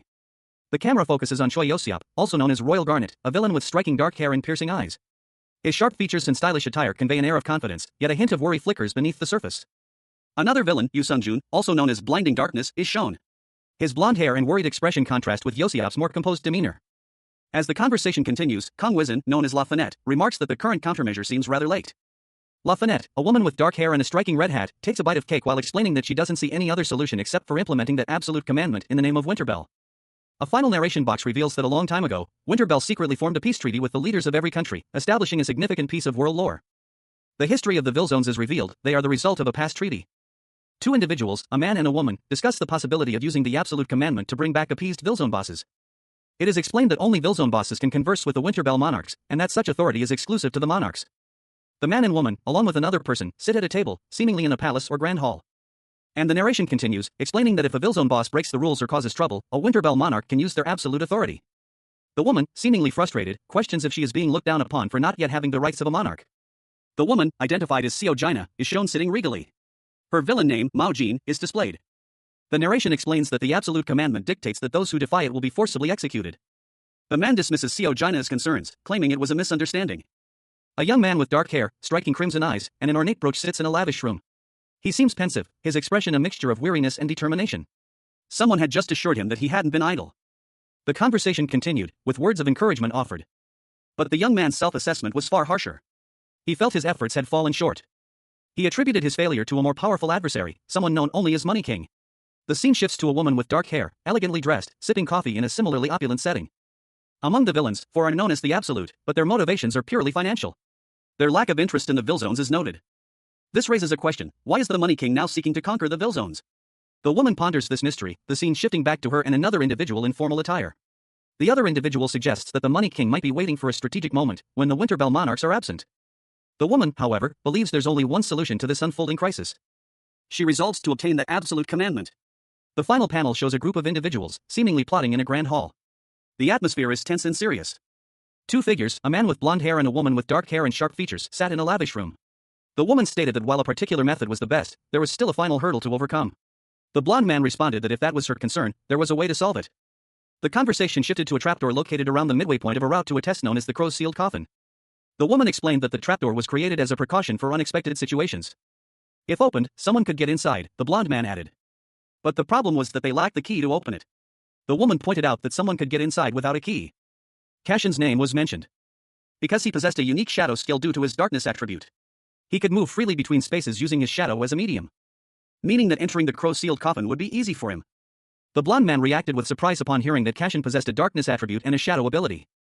One of the individuals, seemingly a leader, expressed surprise at the news, stating that they had never encountered such a skill before. However, they cautioned that the mere presence of this skilled individual did not automatically solve their problem. Their concern was further emphasized by the fact that the skilled individual would need to navigate countless traps to reach their objective. Yet, another person confidently asserted that if it was Cashin, this would pose no challenge. A visual depiction of Cashin's prowess showcased his exceptional skill and power, confirming the previous assertion. Another individual, observing the scene, confidently stated that even the numerous traps set by the crow would be unable to stop Cashin. The conversation shifted to a different matter. One of the individuals inquired about the outcome of a previous offer. The other responded that while the specifics of the conditions were uncertain, they had received a positive response, indicating a willingness to negotiate. This positive development was viewed as an opportunity to foster a beneficial relationship. Meanwhile, another individual's expression hinted at their surprise at the events unfolding. The group's discussion returned to Cashin, with one member remarking on the uniqueness of his combat style. The scene opens with a discussion among a group of individuals, their words painting a picture of immense power. They speak of a villain whose strength far surpasses all others, a being whose abilities dwarf even those of the most skilled psychers. This villain, a figure of imposing presence, is depicted with striking features, piercing blue eyes, a sharp, confident smirk, and dark markings across his face.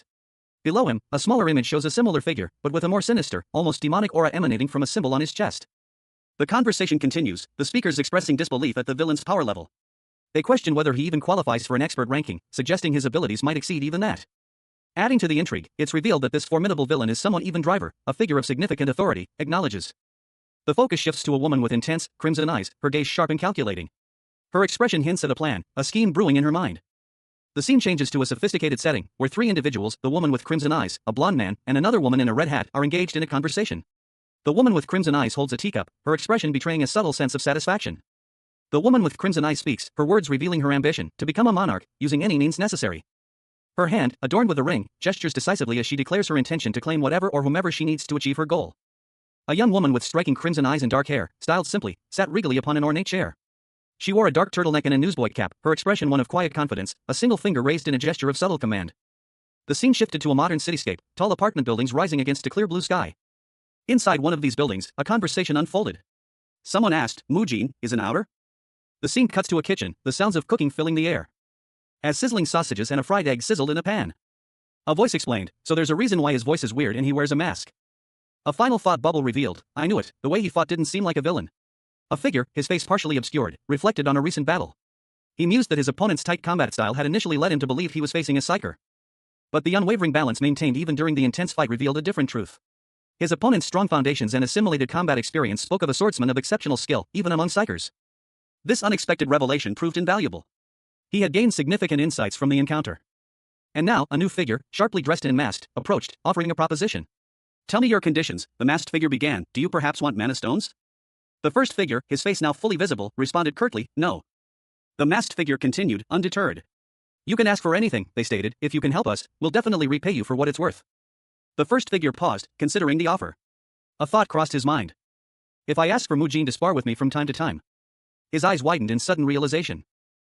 Wait. A shadowy, vaguely humanoid figure with glowing eyes hovered in the kitchen. A young man, his face unseen, stood before it, muttering to himself. "Now that I think about it, I'm fucking pissed," he fumed. He continued his angry monologue, his frustration palpable. As a mere outer, being a Villzone boss isn't enough. He wants to become a Winterbell monarch as well. The shadowy figure seemed to smirk, a silent response to his outburst. "Seems like you're jealous," he thought, a mixture of resentment and disbelief coloring his thoughts. He could be a Villzone boss, but how could an outer be a part of Winterbell? The young man shook his head, dismissing his concerns. "I don't think now's the time to be worried about someone else." A sudden, sharp pain shot through him. "It's burning." He turned, a grimace twisting his features as he saw the shadowy figure pulsating with an intense, inner light. The kitchen seemed to grow warmer. The heat intensified, causing him to retreat. The shadowy figure continued to glow ominously. Meanwhile, a text conversation unfolded on his phone. His sister, Nuna, asked if he'd eaten breakfast. He replied that he was eating now, and that he wasn't eating convenience store triangle kimbap again. A plate of fried eggs and sausages sat on the table, a simple breakfast in stark contrast to the supernatural events unfolding in the kitchen. Cashin, now inhabiting the body of a Korean high school boy, sat at the table, a fork halfway to his mouth. He was eating something, but his expression was far from pleasant. Someone commented that his sister seemed healthy and doing well. He simply replied that that was good. Later, he spoke with a young woman, possibly his sister. He stated that he needed to continue with what he was doing. She responded that it was the best she could do for him. A dark, ominous voice echoed in his mind. "Are you going to accept Winterbell's offer?" He responded silently, "I plan to." He was eating a burnt piece of food, his expression grim. Another voice, this one more cynical, observed, "You've already made up your mind." The warning continued, "The obstacles that you need to overcome are going to be more than difficult." A small, cartoonish image of a triangle kimbap was shown. Cashin thought to himself, just in case something happens, I need to have at least one reliable support. He looked at a small, triangular kimbap, a thoughtful expression on his face. The sprawling cityscape of Seoul stretched out before them, a concrete jungle punctuated by towering skyscrapers and the occasional glimpse of a clear sky. Amongst the dense urban fabric, a particular building stood out, its antenna piercing the hazy atmosphere. Inside a sleek, modern facility, a tense standoff unfolded. Three figures, their attire hinting at a rebellious nature, confronted a lone individual. "Who the F*** do you think you are to block our way?" "Get lost," one of them snarled, their voice laced with menace. The lone figure simply smirked, a chilling hee-hee. "Nice," escaping their lips. The lone figure, shrouded in shadow, remained unfazed. Don't be shocked after I tell you," they stated, their voice calm yet chilling. With a dramatic flourish, the figure revealed their face, partially obscured by a studded mask. "I'm darkness reincarnate and the outlaw who controls darkness," they declared, their voice echoing with power. Their power surged, a dark aura emanating from their body. "I'm the Earth's strongest villain and Master's most loyal servant," they boasted, their confidence unwavering. The three figures exchanged worried glances. One of them spoke, "Are you crazy? Let's just go back." Another of the trio retorted, "I came here to meet Cashin, not a bastard like you. Anyways. Master isn't here right now," a third added, their tone laced with a hint of fear. The masked figure scoffed. He's not here? Even if Master was here, you guys wouldn't be able to meet him." Their eyes narrowed, radiating menace. "You guys, who aren't even worth more than sewage water, dare to try and meet Master?" You bastards, know your place, they roared, their power visibly intensifying. Cashin Lee, a powerful psyker, found himself inexplicably inhabiting the body of a Korean high school student. Disoriented, he recoiled from the foul stench. A wave of nausea washing over him as he registered the revolting odor of sewage. He was confronted by a group of young men, their expressions a mixture of apprehension and subservience. One of them, bolder than the rest, addressed him with a mixture of fear and deference. You dried fish-looking thing, do you want to die? Their unease was palpable as they questioned his presence. Cashin, still struggling to reconcile his new reality, calmly inquired, what brings you guys here? His appearance was starkly different. He wore a dark, almost menacing outfit, accented with bold blue stripes. A shadowy, ominous orb hovered near him, a clear indication of his newfound, villainous powers. One of the young men, his face obscured by a mask, interrupted their subordinate, snapping, shut it. I'm talking here. The masked youth's words were met with a chilling response from the others, a low, guttural wee. His followers, eager to please, voiced their unwavering loyalty, want to become stronger, boss. Let's train together. The scene opens on a sterile, metallic corridor, the cool blue light reflecting off the smooth surfaces. It is clearly some kind of advanced technological facility. A young man with dark hair and striking markings under his eyes stands defiantly. A shadowy, eye-like entity floats behind him, suggesting a connection to his powers. He is asked if he wants to be stronger. He questions the sudden surge in his abilities, revealing his true motivation, a confession to a girl named Kiak. Two other young men, one with vibrant blue hair and the other in a mask, interrupt him violently. The masked man is thrown back by a sudden burst of energy. He is challenged on whether he has ever properly trained to become strong. The blue-haired young man boasts about his gym workouts, but the dark-haired youth counters that passion alone is insufficient. True strength requires will and endurance. The dark-haired young man reflects on the intensity of the training, regardless of its difficulty. Surrounded by two equally buff, albeit less expressive, companions, a young man with dark skin, dreadlocks, and a determined expression declared, I do. Passion. The will. I have it all. He continued, his eyes gleaming with newfound resolve. More importantly, he vehemently declared, I no longer want to be treated like a weak piece of trash anymore. A fierce determination hardening his features as he added, I want to become stronger. A figure in a dark blue suit, his face partially obscured by shadow, observed him from a distance, a question hanging in the air, what are you going to do? He responded, there's no reason for me to reject it when they are volunteering to do it. The man in the dark suit, his face now fully visible, revealed his plan. If I want to go against the four evil monarchs, including Money King and Lampus, then I need to make those on my side stronger. His gaze hardened, a sinister glint in his eyes as he spoke of his plan to bolster his forces. Addressing the trio, he stated, all right. If you really want to get stronger, then you need to properly prepare yourselves. The young man with dreadlocks and his companions responded enthusiastically, nice. A gruff voice announced the terms of a peculiar test, 1,000 push-ups, 1,000 chin-ups, 1,000 squats, and a 30 kilometers run, all to be completed within a week. Three young men, each with a distinct and somewhat exaggerated physique, reacted with disbelief to the announcement of this strenuous test. One of them questioned aloud, a test?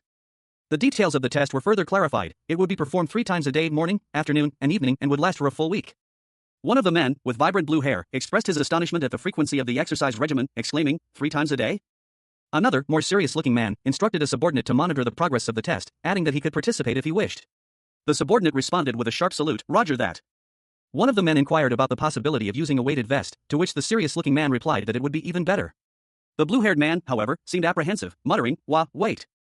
Cashin, the protagonist, was then called by name. Cashin entered the room, curious about the commotion. He asked if something fun had happened. He was then informed about the 100 kilograms weighted vest, to which he reacted with a look of disbelief and slight annoyance. Cashin Lee, a powerful psyker known for his unwavering sense of justice, found himself in an unexpected predicament. He stood before a shadowy figure, a dark aura swirling around it, the air thick with unspoken tension. A young man with vibrant, almost electric, energy, a stark contrast to the darkness surrounding Cashin. He seemed eager, almost playful, yet there was an underlying intensity in his eyes. He had something important to say. The image shifted, focusing on a detail, a glimpse of a purple jacket with bright yellow accents. The vibrant colors hinted at a personality as bold as the clothing itself. The scene changed to a luxurious hotel, the lobby on Rose Royal, exuding opulence and sophistication. The setting suggested a meeting of some importance, a gathering of powerful individuals. 2 young women, their appearance striking and unusual, sat comfortably on a plush sofa, sipping drinks. One had bright yellow hair and the other, vibrant blue. Both wore attire that hinted at a unique, perhaps even supernatural, background. A pair of stylish boots came into view, their owner unseen, looming over the 2 women. The perspective shifted, revealing a woman in a sharp business suit, her expression serious. She inquired about the meeting's conclusion. The blue-haired woman, seemingly unfazed, casually responded, confirming the meeting's end. The scene was one of controlled power and subtle tension. 2 young women, one with vibrant yellow hair and the other with bright blue, sat in a cafe, sipping drinks. The yellow-haired girl explained, it was because the other had pushed herself too hard, a consequence of her dual roles as a Winterbelle and a Villzone boss. Elsewhere, a young woman with dark hair clutched her shoulder, a grimace on her face. She was alone in a well-lit room, her expression serious. She silently resolved to show others something important. A burden she carried as a monarch lacking the necessary qualifications. Back at the cafe, the blue-haired girl was reassured that losing the key to the test room wasn't her fault. The yellow-haired girl suggested handing the responsibility of Namkhong to someone else. The blue-haired girl, however, felt it was alright if others abandoned her. She preferred to abandon them first. The yellow-haired girl responded that he only eats and trains, a sudden shift in conversation. Two young women, one with vibrant pink hair and the other with striking blue hair, listened intently as a woman with dark hair explained the high school boy's routine. He lived in the training room, exercised at the park, and attended school diligently. The pink-haired girl, her eyes wide with a mixture of surprise and amusement, added a detail: he was surprisingly dedicated to his studies. The blue-haired girl scoffed, a single word escaping her lips: idiot. The dark-haired woman's expression hardened, her gaze sharp as she looked at the pink-haired girl. The pink-haired girl, tears welling in her eyes, nervously asked if they could pretend they hadn't heard the blue-haired girl's comment. The dark-haired woman calmly responded that the boy only ate and trained. The blue-haired girl silently sipped her drink, her expression unreadable. The dark-haired woman's gaze remained fixed, a hint of suspicion in her eyes. A sprawling cityscape unfolds beneath a clear sky, the buildings a mix of modern and dilapidated structures. The scene is set in a bustling, yet somewhat gritty urban environment. A panoramic view that slowly descends, revealing two figures perched atop a building. One is a woman with blonde hair and golden armor, the other is partially obscured, only a red hat visible. The woman in golden armor comments on the city's relative quiet, contrasting it with the lively rumors she'd heard. Her companion, a woman in a red hat and a striking red outfit, is shown beside her. The woman in red, her face partially obscured by a red hat and what appears to be a scar, is the focus. Her companion, the armored woman, remains largely in shadow. The conversation shifts, the woman in red asks why her companion hasn't left yet, implying a meeting with someone named Cashin was expected. The woman in red explains that she already relayed her message to Cashin through a driver. A data box appears, identifying her as La Fenette, a class striker villain with a B+ rank. The armored woman is fully revealed, she is tall and imposing, with dark skin and silver hair. A data box identifies her as Blinding Darkness, a class night villain with an A rank. Blinding Darkness questions La Fenette's lingering presence, suggesting there's something else she needs to do. La Fenette retorts, suggesting Blinding Darkness is taking an excessive interest in her affairs. High above the city, a powerful figure, clad in ornate golden armor, loomed over a smaller, vibrant woman in a red hat. Her lips were painted a striking crimson, and a mischievous glint shone in her eyes.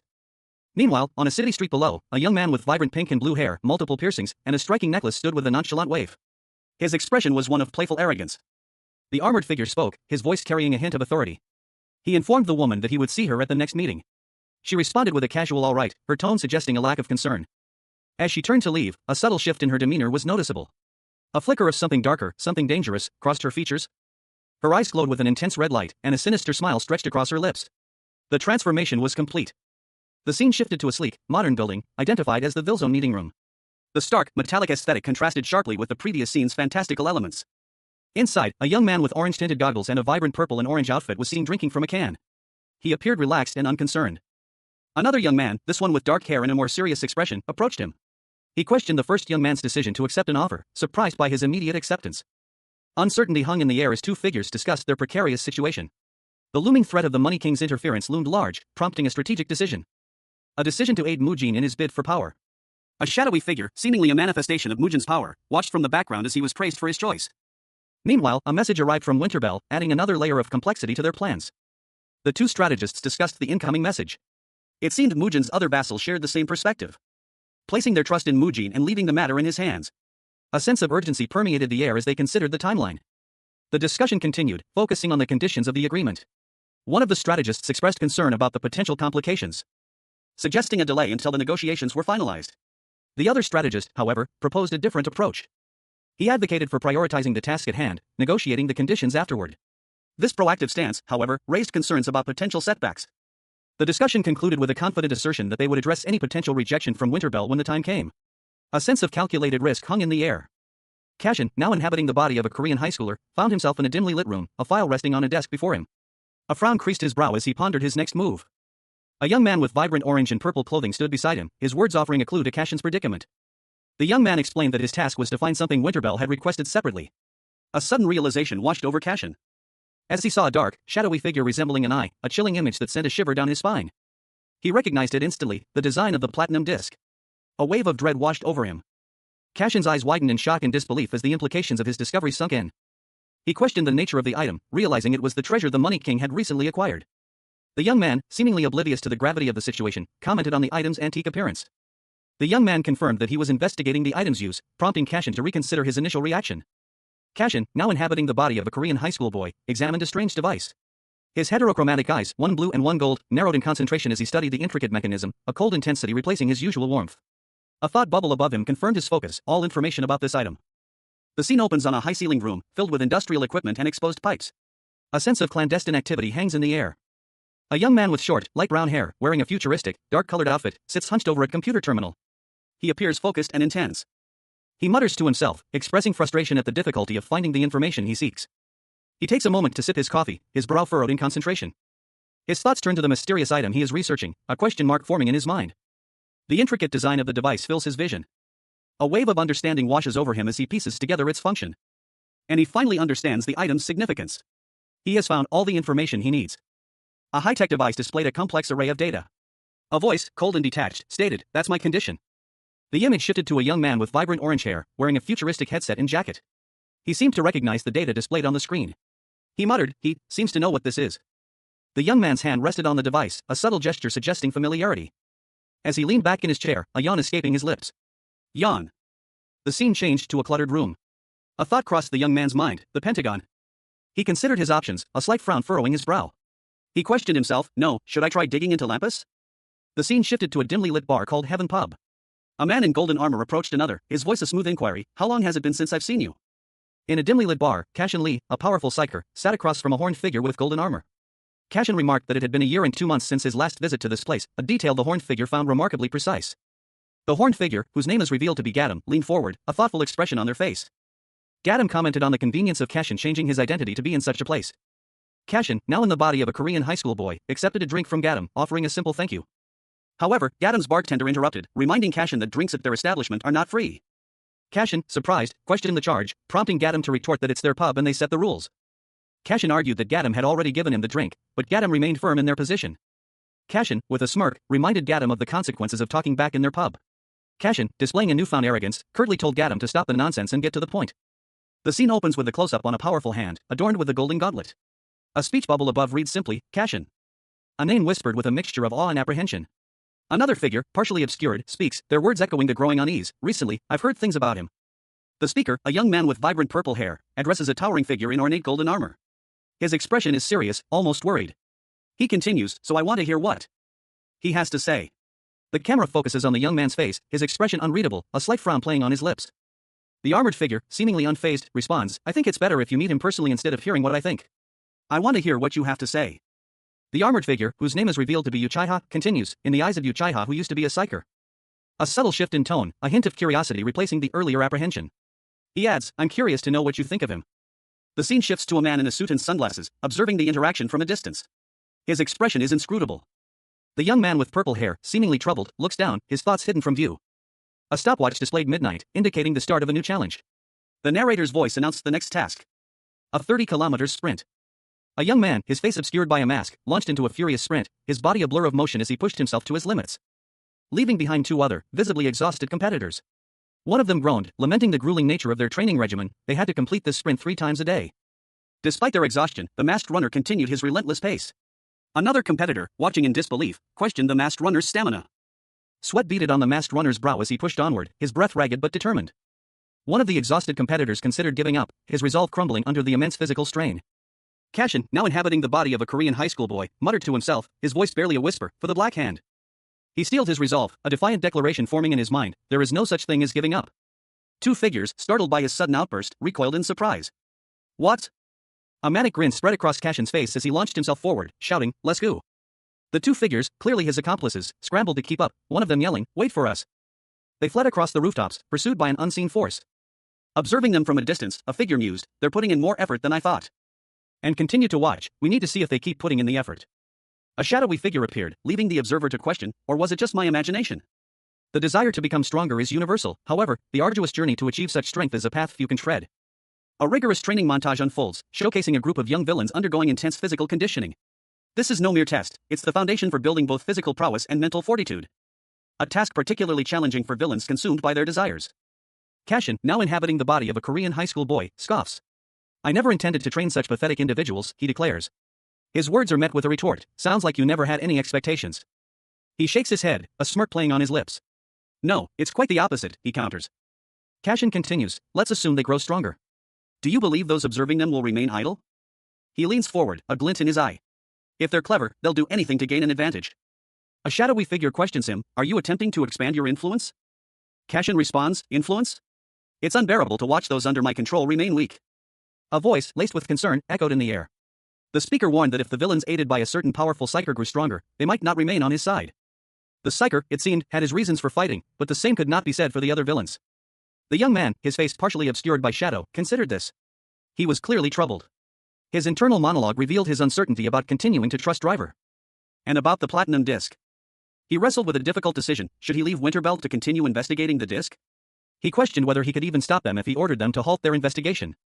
But then realized that if he couldn't stop them, he might as well leverage the situation to gain information. He concluded that, since he was gaining information without any effort on his part, there was no reason to interfere.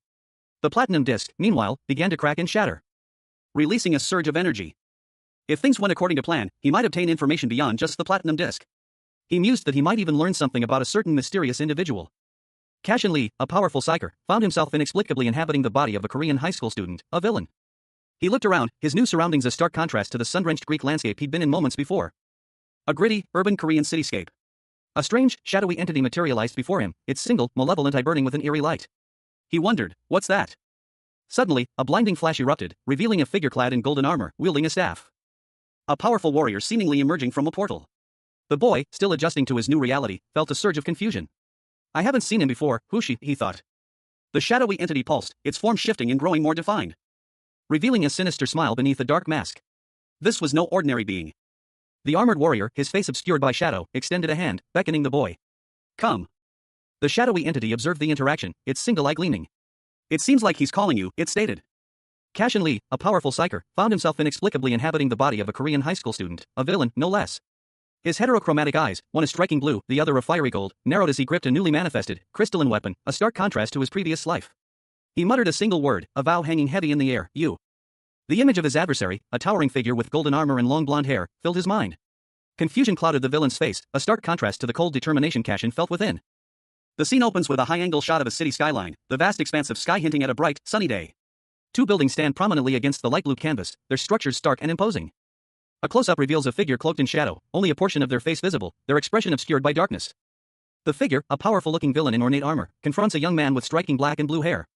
The villain accuses the youth of lacking a sense of duty. The young man, defiant, retorts that the accusation is hypocritical, given the villain's own actions. The villain, irritated by the youth's insolence, demands he stop talking nonsense. The young man, his eyes narrowed, calmly asks who the villain is. The villain responds that the young man should already know, implying that he has been warned before. The young man, realizing the villain's arrogance, concludes that this is the reason for their behavior. A figure cloaked in shadow, his face obscured by darkness, yet radiating an intense golden aura, declared, I am blinding darkness. He continued, identifying himself as a vassal serving the monarch of Winterbell. The eyes of another individual, sharp and intense, widened in surprise as he questioned, Winterbell. This second figure, clad in dark, futuristic attire, was the one who had requested access to the platinum disc. A question arose, is him? The first figure, the vassal of Winterbell, was shown again, his features more clearly visible now. The vassal of Winterbell addressed the other, saying he had heard that the other had stepped up to help. The other countered that he hadn't stepped up to help, but rather accepted a request. The individual in dark attire challenged the vassal's understanding of the situation, suggesting a misinterpretation of the order. He then revealed that he had recently learned of the vassal's activities. The individual in dark attire brought up the vassal's defeat and destruction of Barracuda and Boksan. A powerful figure, radiating an aura of victory, stood defiantly. Their expression was one of smug satisfaction, a hint of arrogance in their posture. They sneered, their words dripping with disdain. It seemed the recent victory was, in their eyes, insignificant. The victor's confidence was challenged. A voice, sharp and accusatory, cut through the air. They were criticized for their lack of thoroughness, implying the opponent's defeat was not as impressive as it seemed. Unfazed, the victor countered, boasting of another recent victory, this time against a more formidable foe. Their laughter echoed, laced with arrogance and a hint of menace. The words preposterous son of a bitch hung in the air, a clear sign of their contempt. The challenger pressed their attack, questioning the victor's self-proclaimed triumph. They scoffed at the idea that a single encounter could define the victor's true strength or skill. The challenger's words struck a chord. A young man, observing the exchange, silently agreed with the assessment. He believed the victor's claims were exaggerated. The victor dismissed the young man's silent agreement with a dismissive label, liar. Their gaze hardened, revealing a deeper contempt. They then delivered a scathing judgment, suggesting the young man's character was inherently flawed. The young man's patience finally snapped. He retorted, criticizing the victor's excessive talkativeness. His words were sharp and to the point, a clear sign of his growing frustration. The young man challenged the victor to stop talking and start fighting. His words were laced with a hint of defiance, and a subtle display of power manifested in his hand. He questioned the victor's courage, implying fear was the reason for their endless chatter. The victor's response was a chilling statement, suggesting that even the rumors they had heard about the young man were true, hinting at a dark secret or hidden power. Cashin Lee, a powerful psyker known for his unwavering sense of justice, found himself in an unexpected predicament. He had traveled to Greece to visit a friend, but a series of unforeseen events led to a shocking twist. He was now inhabiting the body of a Korean high school student, a villain. Before him stood a figure radiating power, a being of immense energy. The air crackled with raw magical force as the being spoke, his voice carrying an air of authority. "Be grateful," the being commanded, his words laced with a chilling finality. Cashin, trapped within this new body, felt a surge of defiance. He would not let this villainous persona consume him. He vowed to purify this bad habit, to reclaim his sense of justice. The scene shifted. Cashin, still in the body of the high school villain, found himself in a dimly lit bar, the Heaven Pub. The atmosphere was thick with anticipation. He meticulously wiped down the bar top, his movements precise and deliberate, a stark contrast to the chaotic energy he had just witnessed. A young woman with vibrant purple hair and striking features entered the bar. Her gaze was sharp, her demeanor hinting at a hidden power. A voice, curious and detached, pondered the nature of a certain individual. It wondered what it would be like to experience the world through the eyes of Yu Chaiha, a former psyker. The scene shifted to reveal Yu Chaiha, now inhabiting the body of a Korean high school boy, his appearance drastically altered. He stood in a dimly lit bar, his pink hair and flamboyant attire a stark contrast to his previous persona. A subtle frown played on his lips. A powerful, imposing figure loomed in the next panel, their dark eyes fixed on the young man. The being's regal attire and imposing presence suggested immense power. The imposing figure addressed the young man, their voice a low, questioning murmur, "Will you tell me?" The young man, seemingly unfazed, responded with a curt, dismissive reply, "There's not much to it." The conversation continued, the imposing figure describing the young man's personality. "He's someone who's aggressive, violent, and doesn't care about hierarchy." A question followed, laced with disbelief, "He's violent?" The imposing figure explained the consequences of the young man's personality. "Because his personality is shit, there are no villains that follow him." "Ah, maybe one?" The other individual offered a final assessment, "He's so shameless and unprincipled." A conversation unfolds, revealing a perspective on a certain individual. He is described as a shameless scammer. This perspective is then questioned, prompting a reflection on how another person, Yu Chaiha, views him. The scene shifts, a new character, with pink hair and striking features, inquires about a recent fight between Cashin and Mujin. She admits to not having witnessed the event, piquing the interest in its outcome. The intensity of the fight is described, but it is revealed that a third party, known only as Driver, intervened. The interruption is highlighted, leaving the conclusion of the fight unresolved. The conversation continues, with one participant labeling the subject of their discussion as a troublemaker. Gratitude is expressed for the information shared, and a departure is noted. A final statement is made, comparing dealing with the subject to disciplining a rabid dog. Cashin, a powerful psyker, found himself in a perplexing situation. He pondered the recent events, a question forming in his mind, why hadn't they intervened sooner? The scene shifted to reveal a figure with striking features, a tall, imposing individual with long, purple hair and ornate golden armor, standing before an open doorway. Their back was to the viewer, obscuring their face. The explanation for the lack of intervention arrived in the form of a thought, a revelation that clarified the situation. It wasn't that they hadn't tried, their methods simply didn't work for this particular individual. A stylish individual with short, lavender hair, striking red eyes, and gold hoop earrings, appeared, a smirk playing on their lips. Their attire was flamboyant, a fur-trimmed coat adding to their striking appearance. The individual continued their explanation, their words hinting at a deeper, more complex reality. If a certain action had been taken, it would have backfired spectacularly. The scene shifted to a high-rise building, bathed in sunlight, a stark contrast to the previous indoor setting. A bright, golden orb of energy pulsed with raw power, crackling with electricity. This was the lightning orb, a potent force. The orb descended, unleashing smaller orbs of energy that scattered around a dark-clothed figure, who stood seemingly unfazed by the display of power. A figure observes the scene, noting that the boy's power seems to be light-based, the opposite of his own. The boy, radiating golden energy, stands poised, two orbs of light floating beside him. Meanwhile, a woman with elaborate golden armor and horns speaks, revealing she has investigated him. She comments on his unique skill with darkness and shadows. The woman challenges the boy, questioning his ability to use his shadow powers in a place filled with light.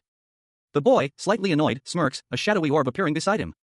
The woman confidently asserts that light always overcomes darkness, highlighting the boy's disadvantage in terms of attributes and class. She declares his defeat inevitable due to his class being different from other light attribute villains. Confronted by an unseen accuser, the high school boy, Cashin in disguise, flatly refused to admit arrogance or repent for his actions. Meanwhile, a shadowy figure, their face partially obscured, observed Cashin with a sinister smile, declaring him a bastard that needs to be purified by light. The shadowy figure then issued a challenge, a sharp command, "Come." With a surge of power, the shadowy figure unleashed two orbs of blinding light, aiming them directly at Cashin. Cashin, however, reacted swiftly, deflecting the energy blasts with surprising ease. He simply said, "Okay." The shadowy figure was taken aback by Cashin's unexpected response and skill. Seizing the opportunity, Cashin launched a counterattack, his movements a blur of speed and power. He moved with incredible speed, his attack a torrent of blue energy. Cashin, now inhabiting the body of a Korean high schooler, felt a surge of dark energy within him. His expression was one of grim determination, a stark contrast to the boy's usual demeanor. A powerful psyker, radiating golden light, confronted him. "That despicable darkness that you possess." The psyker unleashed a blinding golden energy. A wave of light that promised purification.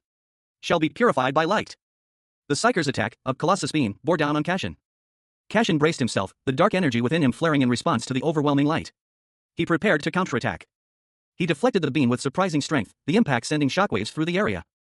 The psyker staggered back, clearly surprised by Cashin's unexpected power. The battle was far from over. A powerful surge of energy erupted from the villain, his form crackling with raw power. His eyes glowed with malevolent intensity as he unleashed a devastating attack. The force of the blow sending shockwaves through the air. But Cashin, now inhabiting the body of the Korean high school boy, met the attack head-on, his own abilities flaring to life.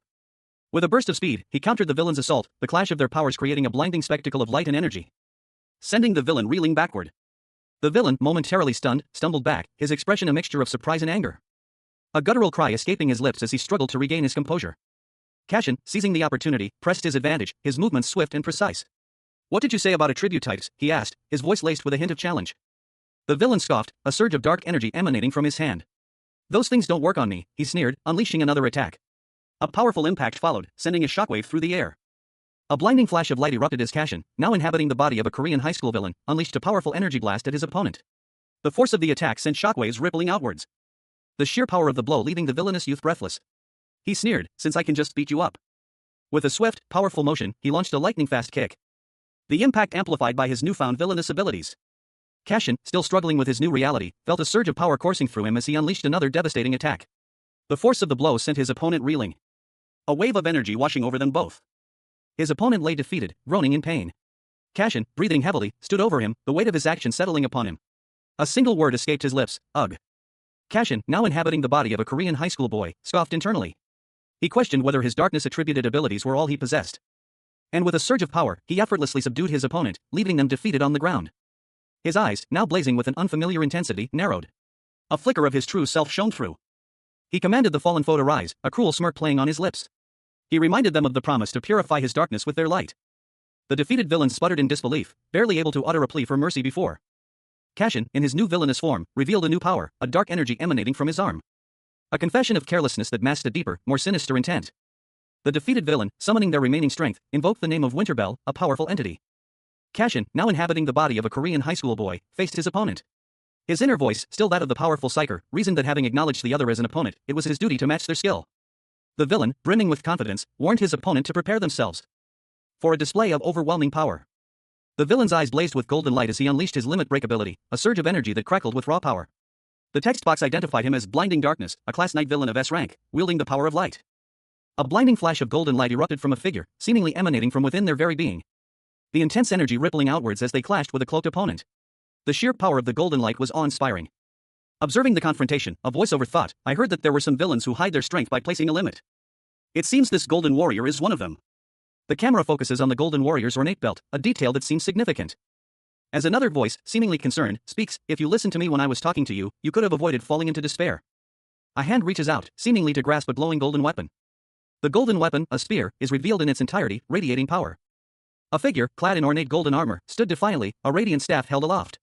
Golden energy crackled around him, illuminating the scene with an almost divine light. "Don't expect mercy from me," he declared, his voice resonating with power. He continued, his words sharp and cold, "I'm going to make you pay for provoking the king's wrath." With a fierce flourish, he unleashed a torrent of golden energy. Beams of light streaking across the sky like incandescent arrows. A powerful blast that left a dark-haired young man, standing his ground, barely visible against the blinding light. Another surge of energy erupted, a swirling vortex of golden light. A concentrated blast of power building to an unimaginable level. "Mega lightning orb," the young man muttered, his eyes wide with a mixture of fear and fascination as a dark orb materialized in his hand. It pulsed with a malevolent energy. A blinding flash of golden light erupted, the source of the energy seemingly emanating from within the very fabric of reality itself. Expanding outward in a dazzling display of raw power, the intensity of the light almost unbearable to witness. From the heart of the explosion, a figure emerged, wielding a golden spear that crackled with the same potent energy. He declared, "Look." He boasted, "This is the ultimate power." His opponent retorted, "How stupid. You still can't beat me." The two figures clashed, a maelstrom of light and dark energy swirling around them. A stark contrast between the radiant golden light and the ominous, electric blue energy. As the golden light began to fade, a voice echoed, "Where light shines." A new figure emerged, shrouded in a dark, electric aura. He declared, "Darkness coexists." A final burst of energy, this time a searing white light, erupted from the dark figure, leaving behind a trail of destruction. Cashin, now inhabiting the body of a Korean high schooler, unleashed a torrent of dark energy, a swirling vortex of blue and black that ripped through the air. The attack taking the form of shadow knives, each blade a sliver of darkness hurtling towards his opponent with terrifying speed. The impact was immediate and devastating. A blinding flash of light erupted as the energy collided. A shockwave of raw power radiating outwards. From the heart of the explosion, a golden spear materialized, its tip gleaming with an ethereal light. wielded by a tall, imposing figure with long, flowing white hair and ornate golden armor. His eyes widened in surprise. The newcomer, unimpressed, simply stated, "How boring." Cashin, equally unimpressed, agreed. Despite the apparent ease of his victory, the newcomer warned, however, this isn't the end. A figure, cloaked in golden armor, stood amidst a blinding light. His face was obscured by shadow, but a single tear traced a path down his cheek. A powerful, glowing spear materialized in his hand. He muttered to himself, a grim determination hardening his features. He still had one trump card left. With a powerful thrust, he launched the spear, its trajectory a brilliant streak of light cutting through the darkness. A golden spear, imbued with the power of light, hurtled towards its target. He declared his intent, his voice ringing with righteous fury. He would purify his opponent. The spear flew with incredible speed, a blazing comet streaking across the sky. The impact was imminent. The name of the technique flashed across the page, Shining Spear. The spear struck with devastating force, creating a shockwave that rippled outwards. But from the heart of the explosion, a figure emerged, clad in dark, shadowy armor. The name of this new defense appeared, Shadow Armor. The armored figure's opponent stared in disbelief, a gasp escaping his lips. What? Cashin, now inhabiting the body of a Korean high school boy, found himself thrust into a desperate battle. A surge of dark energy erupted from his hands. The raw power of a villain coursing through his veins. He unleashed a torrent of dark energy, shattering the stone beneath his feet. A wave of destructive force that tore through the air. The word Shadow Knives materialized above his outstretched hand, a testament to his newfound, terrifying abilities. The dark energy coalesced into razor-sharp blades, hurtling towards his opponent. His opponent, a figure cloaked in shimmering robes, reacted swiftly, deflecting the onslaught with a wave of their own power. A clash of energies that sent shockwaves rippling through the air. The force of the collision sent both combatants reeling. But Cashin, fueled by the villain's power, was far from defeated. He braced himself for the next attack. The impact of the next blow sent a shockwave through Cashin's body, causing him to stumble. His vision blurring as he fell to his knees. He looked up to see his opponent standing over him, victorious. Cashin Lee, a powerful psyker, found himself in an impossible situation, inhabiting the body of a Korean high school student who had recently become a villain. His skills, honed in his previous life, were still potent. But the sheer power emanating from his new form was undeniable. A surge of energy crackled around him, a testament to his transformation. A violent clash of energy left a trail of destruction in its wake. The raw power of the villain's abilities was evident in the shattered remnants of the battlefield. Cashin, trapped in this new body, felt a surge of frustration. He hadn't used his full strength, yet he was still overpowered. This shitty situation. I didn't use my whole strength, but to think I would be pushed back like this, he thought, his mind reeling from the unexpected turn of events. He turned to see another figure, seemingly unfazed by the recent battle. How long are you going to keep sitting there, he demanded, his voice laced with irritation. The other figure, a man with a stern expression, simply responded, no way. Explaining, the one who had bad synergy wasn't him. This revelation caused Cashin to pause, his mind racing to understand the implications. The man pressed further, challenging Cashin's current display of power. What are you doing spacing out? Don't tell me that's all you've got, he challenged. A shout cuts through the air, hey you guys. Two figures stand on a rooftop, observing a confrontation below. One is a young man in a dark jacket, the other a warrior in golden armor, who is engaged in combat with a mysterious figure whose lower body is obscured. The warrior is clearly losing ground. As the mysterious figure effortlessly dodges the warrior's attacks. A woman with vibrant pink hair and a red outfit appears, commenting, it was noisy so I came but as I expected. The woman and a young man in a vibrant, almost futuristic outfit land gracefully beside the warrior, their arrival seemingly interrupting the fight. The young man states, we came at the right time. The warrior, surprised by their intervention, questions them, it hasn't been long since you've had a fight but you're fighting again? You're interfering again? The warrior sighs, muttering to himself, what a shame. The warrior begins to withdraw, explaining, this was a great opportunity to show you my true skills. The young man in the futuristic outfit shrugs, saying, there's nothing I can do since we were interrupted. His companion adds, we just came to watch the fight though? I brought popcorn. A powerful figure, cloaked and masked, addressed an unseen opponent. His voice, though muffled, carried an undeniable threat, but next time, be prepared. The masked figure's words hung in the air as Cashin, now inhabiting the body of a Korean high school boy, turned away. A question echoed in his mind, that's the end? He started to walk away, but a booming voice stopped him in his tracks. Where do you think you're running off to? The voice belonged to a towering figure in golden armor, who, along with two other individuals, blocked Cashin's path. The armored figure continued, I have a lot of questions to ask you. Until you answer all of them, you can't leave. The armored warrior pressed his advantage, his tone sharp and accusatory. What is a Winterbell's vassal, like you, planning? Cashin, caught off guard, could only stammer a confused response, what do you mean? Meanwhile, one of the other figures, a young man in a vibrant, futuristic suit, observed the scene with a thoughtful expression. His internal monologue revealed his confusion, no matter how much I think about it, it's strange. He voiced his concerns to the armored warrior, his words laced with disapproval. Asking me for a favor isn't enough, but then you come and look for me then fight me, so what's the reason? It doesn't matter if you're a villain acting on your own, but this is crossing the line. The young man in the futuristic suit considered the situation and conceded a point. Now that I think about it, he's right. Cashin, now inhabiting the body of a Korean high school boy, vehemently denied the accusations of ulterior motives. He rejected the suggestion with a sharp, indignant outburst. His thoughts turned inward. If he remained inactive, who would suffer the consequences? The answer was clear: Mujin, the most evil sword. A pointed question hung in the air: wasn't Mujin the very person he served? Even from a distance, the sheer power emanating from Mujin was unsettling. Just looking at it sent a chill down Cashin's spine. The image of Mujin, a dark, imposing figure, loomed large behind the young boy's form. An unseen observer noted that Cashin seemed to be actively trying to prevent Mujin from becoming the Winterbell monarch. The question hung in the air, unanswered, as a figure emerged, his features obscured by shadow and a golden helmet. The camera focuses on an ornate chandelier in a lavish room, its warm light casting a golden glow across the ceiling. A group of villains, each with their unique appearance and style, sat around a large circular table. One of them, a young man with brown hair and goggles, questioned their purpose, wondering if it was just for a casual tea time. Another villain, a woman with dark hair and a wide-brimmed hat, responded with a nonchalant "Hmm." A pink-haired villain, dressed in flamboyant attire, expressed her suspicion that their gathering was not for a simple tea party but rather a session of villainous gossip. She wished it were a more private affair. Another villain, a man in sunglasses, stood nearby. She questioned why they were doing it in such a public place. Meanwhile, the woman in the hat, seemingly unfazed, declared that she would listen, but if the conversation proved boring, she would resort to violence. The woman in the hat, with a mischievous grin, repeated her threat, accompanied by two small, top-hatted birds perched on the table. The young man with goggles, intrigued, expressed his excitement at the prospect of an interesting story, especially if the woman in the hat deemed it worthy. Another villain, a woman with a large, ornate headdress, announced it was time to hear from their guest. The guest, a large, imposing figure with dark skin and purple hair, sat solemnly, his expression one of deep sadness. A close-up on the guest's face, partially obscured by a mask, shows a slight grimace as he prepares to speak. A woman with striking white hair and a red hat sat across from a young man with dark hair. She began, "I'll be honest." She continued, trailing off, "I'm." The scene shifted to a group of individuals seated around a large table. One of them, a man with dark hair and a stern expression, spoke, against Mujin becoming the Winterbell monarch. The woman from the previous scene responded, "I've had my suspicions that you thought that." "And the reason?" The woman, seemingly a reporter, jotted down notes in a small notebook, her expression sharp and focused. The man at the table stated, "Mujin doesn't have the qualifications to become the Winterbell monarch." "Not qualified," someone questioned, as a powerful energy surge erupted from a figure in the background. The man continued, "The Mujin I fought against was someone who possessed amazing combative skills." He added, "It was far from being clumsy or having bad modifiers." A heated discussion unfolds between three individuals. One, a young man with vibrant orange hair and futuristic goggles, vehemently denies the accusations leveled against him. His accusers, a woman in a flamboyant hat and dark attire, and another with a more subdued appearance, remain unconvinced, their expressions hardening with each exchanged word. The woman in the hat explains that Mujin, a powerful figure, would be deeply disappointed by such a betrayal. The other individual counters that Mujin is not one to be swayed by mere disappointment. Traitors, they insist, deserve immediate execution. The young man, taken aback by the accusation of treason, vehemently protests their claims, demanding they cease their nonsensical pronouncements. He reveals that his actions were solely motivated by a desire to protect Mujin.